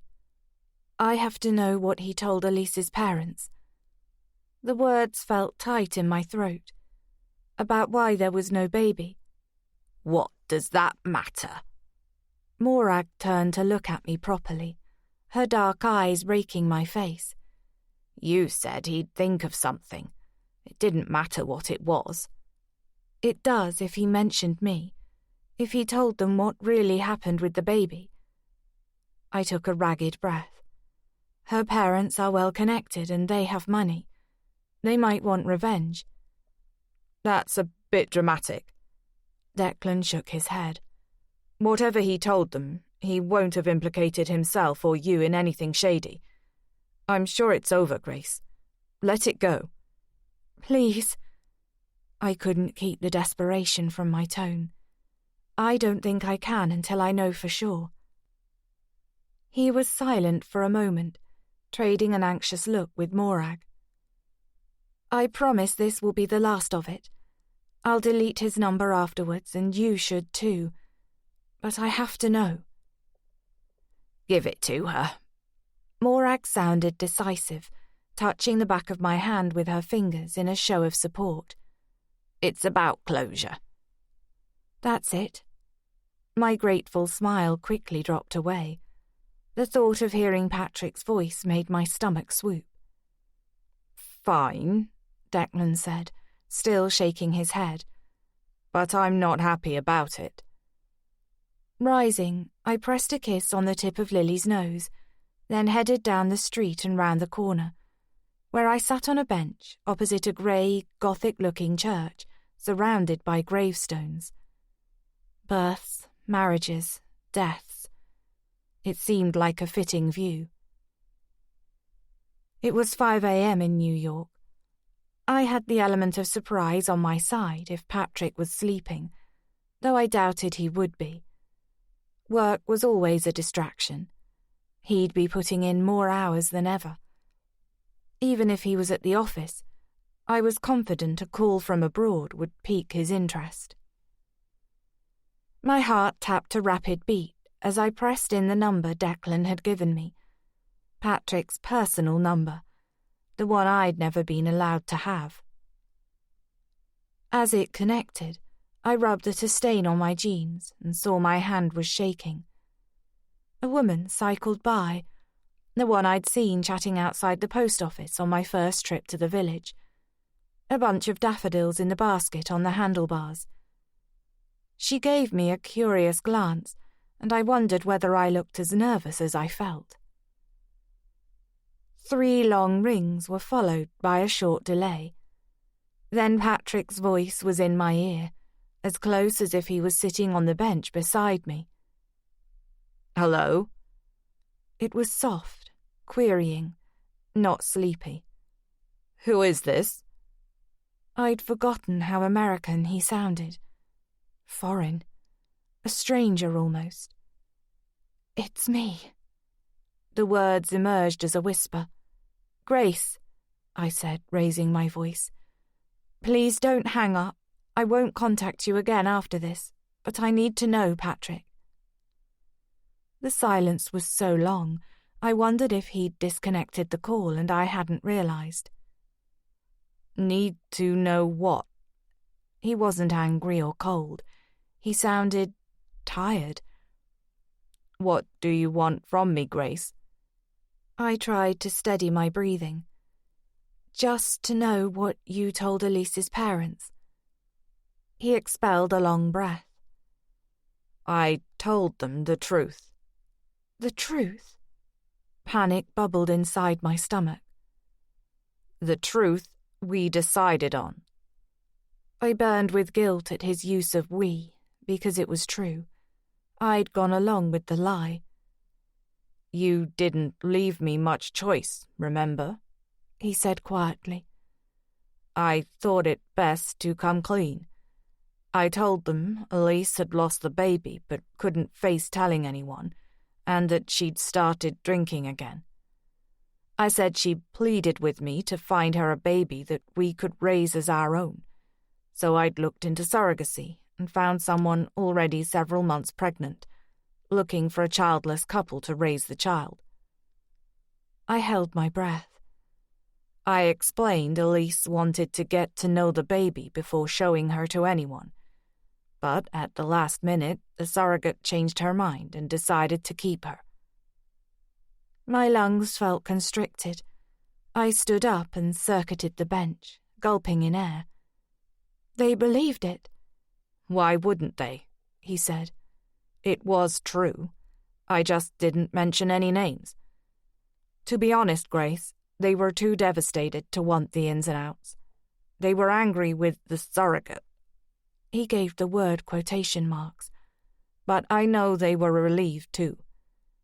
Like I told you in the first place, the idea of their daughter raising a child that wasn't hers didn't sit right with them.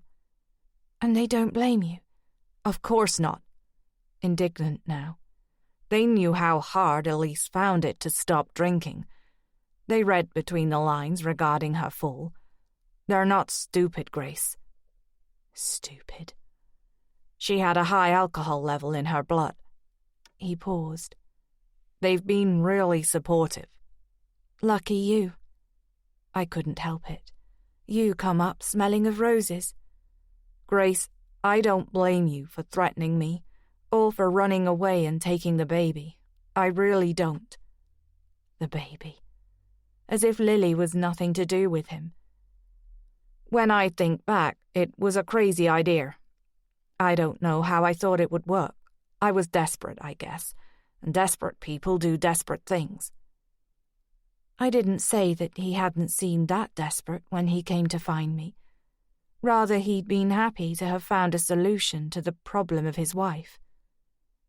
How is she, Grace? You don't get to ask that. Another soft sigh.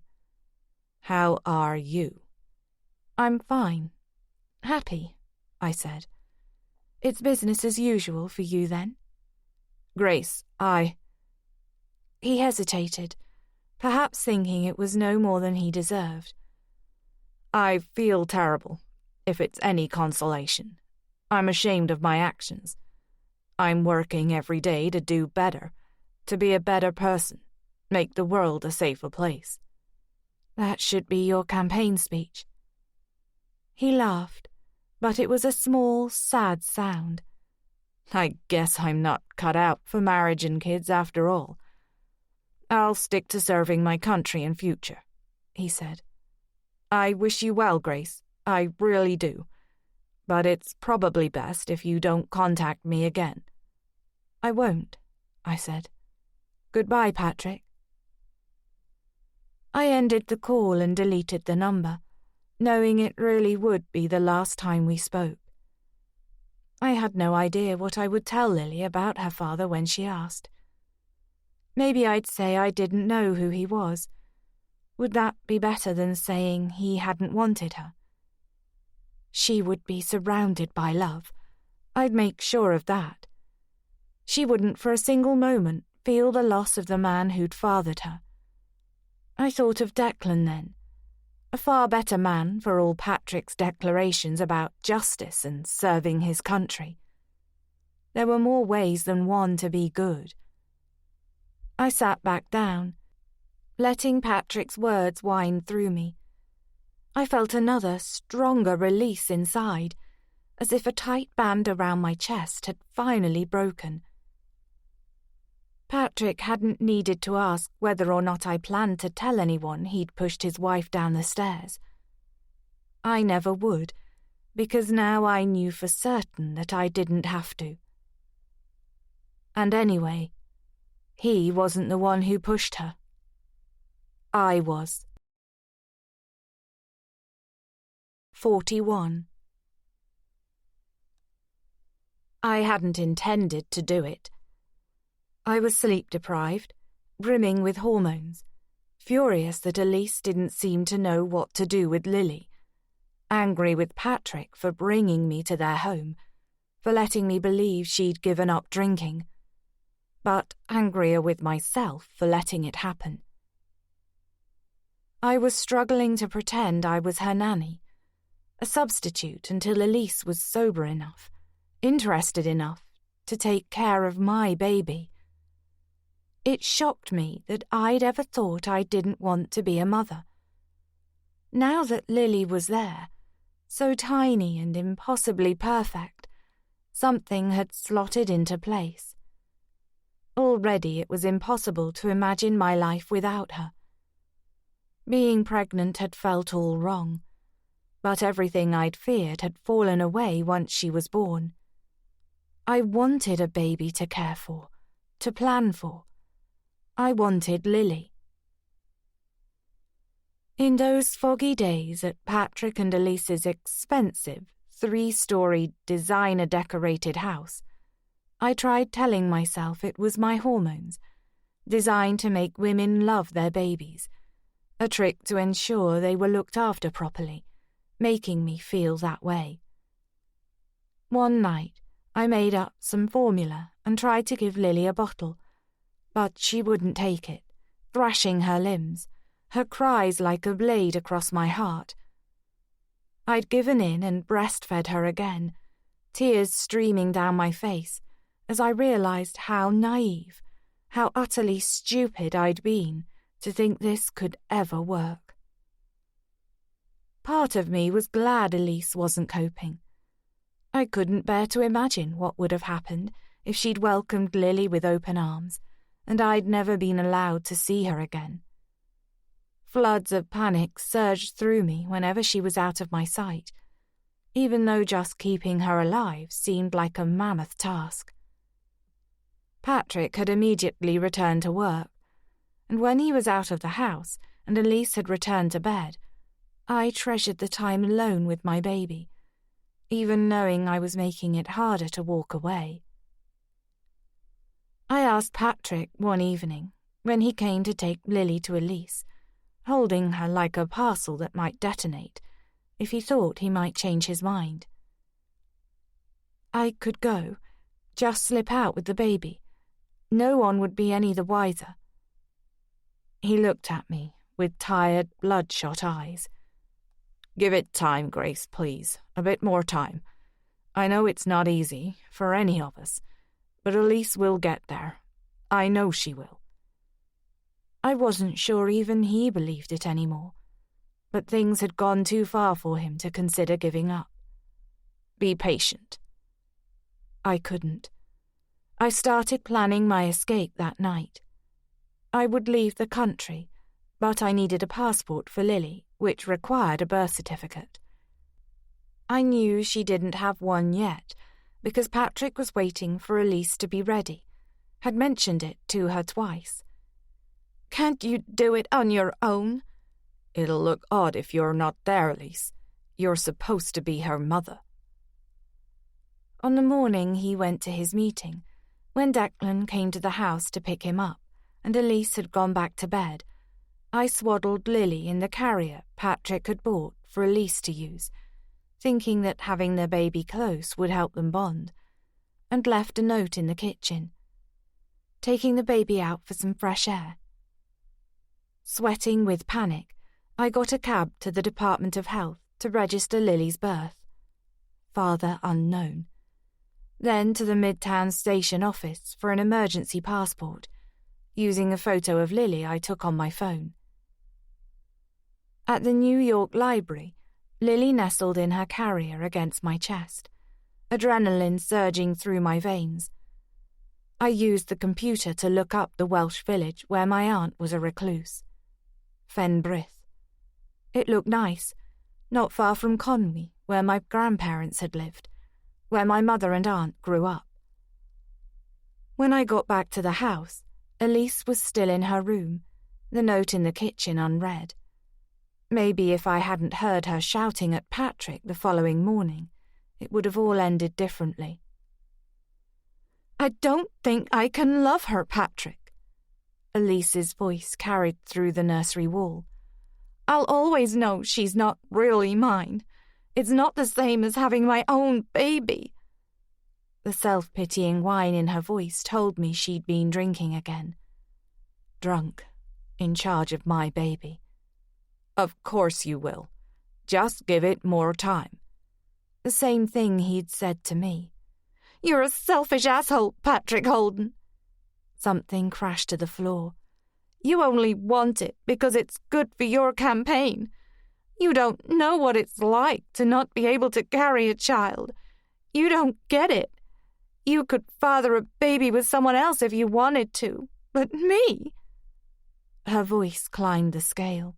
"I'll never have my own baby, and you think you can make it okay by giving me one ready-made." It. She'd called my baby it. "It's not the same, Patrick. I've tried. I really have, but I don't think I can do it." "Then try harder." "Pity it's not a boy." Her voice grew snide.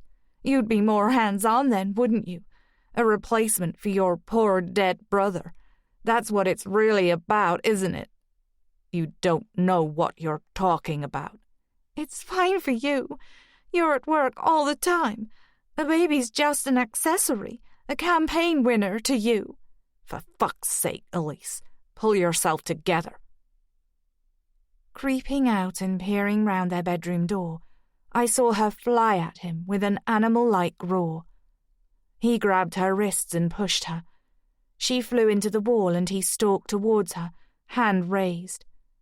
I froze, my memory scrambling back to my father in the kitchen the day he died. Elise cowered and his hand dropped. He straightened his tie.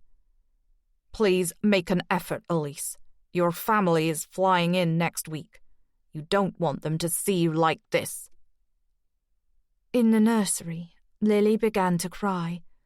I hurried to her, anger whipping through my veins as Patrick's footsteps clattered down the stairs, followed by the front door slamming and the sound of Elise's sobs. He hadn't even bothered to check on Lily. When Elise came to the nursery a little later, she was pale, but showered and dressed, though her jasmine-scented perfume barely masked the alcohol, or the coffee she must have drunk to disguise it. She hardly glanced at me in the rocking chair by the window, where I'd been nursing Lily, trying to calm my racing heart. "You have to go," she said coldly. "If I'm going to do this, I can't have help all the time. I need to do this on my own." My heart was thumping. "You're firing me." "My husband will give you a good reference." Her watery blue eyes narrowed, as if bringing me properly into focus for the first time, taking in my lank, unwashed hair and tear-stained face, the shapeless dress straining around my post-pregnancy stomach and breasts, realizing I looked nothing like a baby care professional. "Give her to me." She came over and roughly prized Lily from my arms. "I'll go and warm up some milk," she said, leaving before I could respond, silky skirts swishing around her slim ankles. "Wait!" I sprang up and ran after her, down to the kitchen. She was clutching Lily in one arm, opening the many cupboards, looking for a tin of formula. "She's not hungry." I was almost weeping, fingers itching to snatch my baby back. "I just fed her." Lily started to cry, her little face screwed up and red. Elise winced, as though the sound hurt her ears. "It's not your call to make." "Babies have a routine." "Don't tell me what to do, Grace." She tossed her curtain of hair, shifting Lily to her other arm like an annoying parcel. It's better for me to learn by trial and error. Not with my baby, it isn't. Please, Elise, let me take her. As Lily's cries escalated, the sound insistent, a ripple of disbelieving fury crossed Elise's face. This is your fault, feeding her on demand. She jiggled my daughter with alarming ferocity. Why won't she stop crying? Let me take her up to the nursery while you make her a bottle. It was a suggestion born of desperation, but Elise caved in and thrust my daughter at me. She'll never get used to me with you around. Her voice was thick with anger. I want you out of here by the end of the day. You should discuss it with your husband first. What did you say? Elise advanced, her pale lips an angry slash, eyes burning with rage. She shoved me against the fridge, her fingers closing tightly around my throat. I tried to avert my face from a stale waft of coffee breath, and from the fury tightening her face. Please, you'll hurt the baby. My voice was constricted. She squeezed harder, then let go. I gulped in air, coughing as I checked Lily was unharmed. You're not fit to be her mother. Who do you think you are, talking to me like you know me? Fast as lightning, she grabbed a crystal tumbler on the worktop. I barely had time to duck before it sailed past my head and hit the doorframe.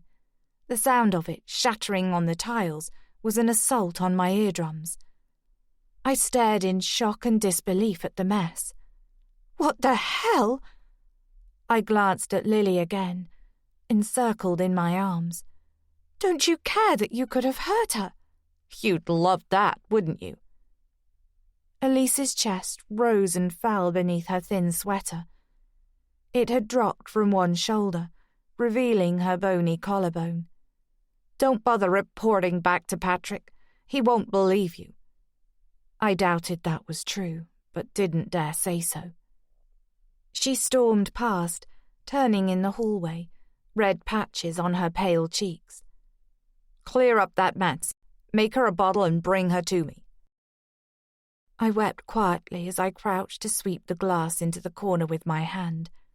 Lily, silent now, pressed to my chest.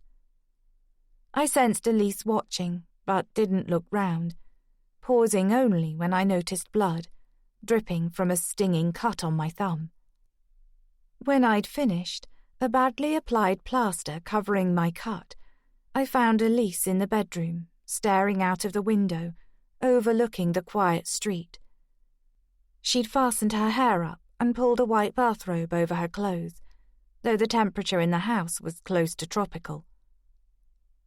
I dragged my eyes from the rumpled bed she shared with Patrick, though I'd caught him coming out of a room down the corridor the previous morning, looking as if he hadn't slept. I should get her a pacifier for when she cries.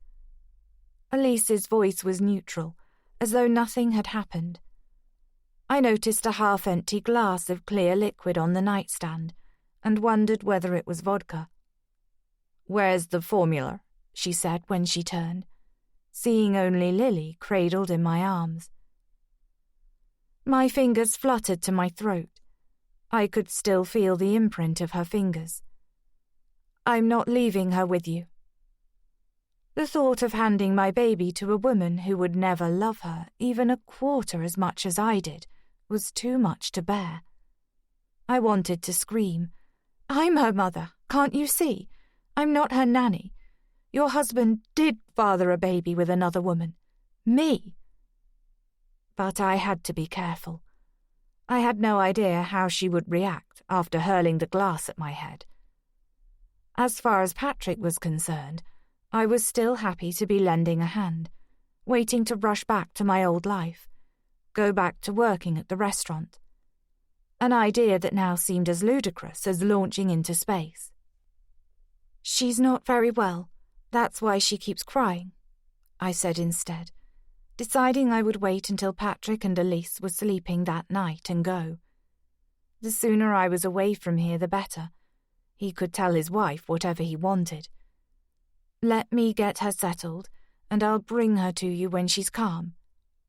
Just let me hold her for a while. No. Propelled by my refusal, Elise rushed towards me once more. I backed onto the landing, my feet sinking into the deep pile of the carpet.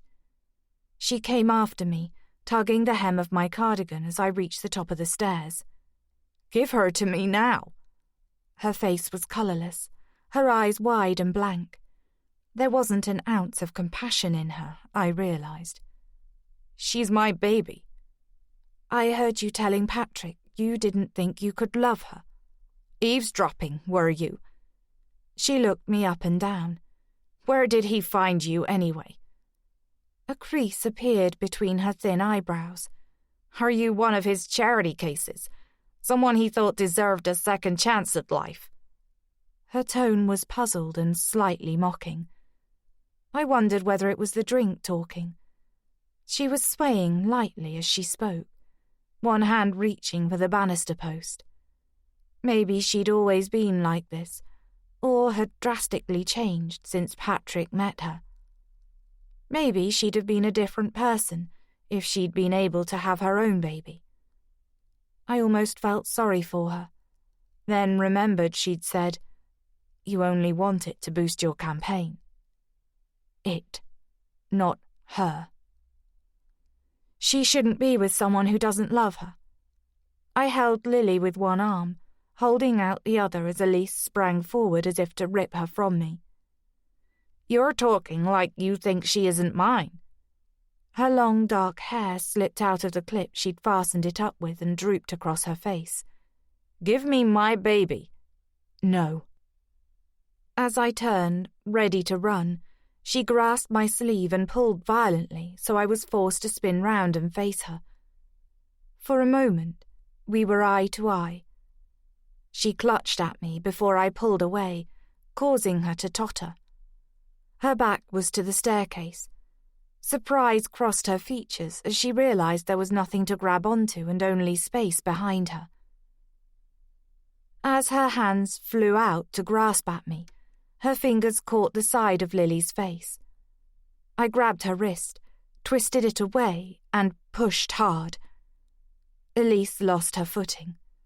As if in slow motion, she went sliding, crashing, tumbling head first down the stairs, landing with a dull thud on the marble floor in the hallway.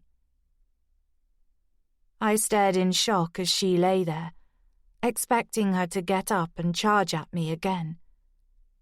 When she didn't move, I slowly descended the stairs as if in a dream.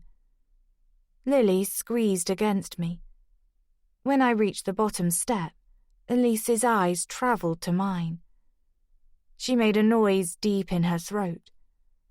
With Lily tight to my chest and the sound of my heart pounding in my ears, I ran panting with fright to the phone in the hallway and picked up the handset, resting it on the table so I could press 911. My fingers shook as it hovered over the 9. I jabbed it, then ran back to see blood seeping from under Elise's head. The life was fading from her eyes. With a terrified gasp, I hurried back to the phone and pressed the final 1. What's your emergency? Patrick returned then, his appearance shocking in the stark white hallway. Maybe he'd thought of Lily and wanted to check she was okay, or, more likely, he'd come back to plead with his wife once more. I never got the chance to ask. He took in the sight of Elise on the floor and turned, wide-eyed, to see me with the phone in my hand and Lily in the crook of my arm. When I shook my head, a look that said, "It's over," smoothed out his features. A lightning flash of relief crossed his face before he ran to her. And he was right. It was over. Case closed, as he might have said, if he hadn't been digging deep to find some grief for the tragic death of his wife. All I had to do was wait for the ambulance to take her away, before telling him I was leaving with Lily and wouldn't be back. As I deleted Patrick's number, I saw a text from Mum. "I hope you can find it in your heart to forgive me. I love you. Kiss, kiss." "I love you too. Kiss, kiss." It felt good to put it in words. I was looking forward to seeing her again, and for Lily to get to know her grandma. Smiling, I rose from the bench, pushing my phone in my pocket. The sun had emerged, bathing the church in a golden light, so it looked like something from a fairy tale. It felt like a sign. Permission to push down the memory of Elise for good, to seal her inside the space where my father had lain for so long, where she would stay buried forever. "Lovely morning." It was Biddy, holding the hand of a little boy with a crown of dark curls, carrying a bag of bread crusts. "Got the morning off," she said, smiling down at him. "Thought I'd take my grandson to feed the ducks." "Good idea. I used to love feeding the ducks when I was a little girl. And Lily would one day too." "I hear you're helping out at the pub on a Saturday night." I returned her smile. "That's right. Bit of a come-down, isn't it?" I supposed it seemed that way to outsiders, from being a New York chef with a promising future to this. But it felt more like the real me, looking after Lily, staying with my aunt and working at the local pub, building friendships, getting to know Declan if he decided to stay. "Actually, it's perfect," I said. "I hope you'll come in for something to eat." "I'll be there." Her smile broadened. "Give my love to your aunt." "I will." I waved, then turned to make my way back to the cafe in the warm spring sunshine, where Declan and Morag were waiting, with my beautiful, precious daughter, my darling Lily, my family. That was And Then She Ran, by Karen Clarke, read by Rachel Beresford, produced by White House Sound. Text copyright 2021. Production copyright 2021 by HarperCollins Publishers. All rights reserved. Karen Clarke asserts the moral right to be identified as the author of this work. Thank you for listening.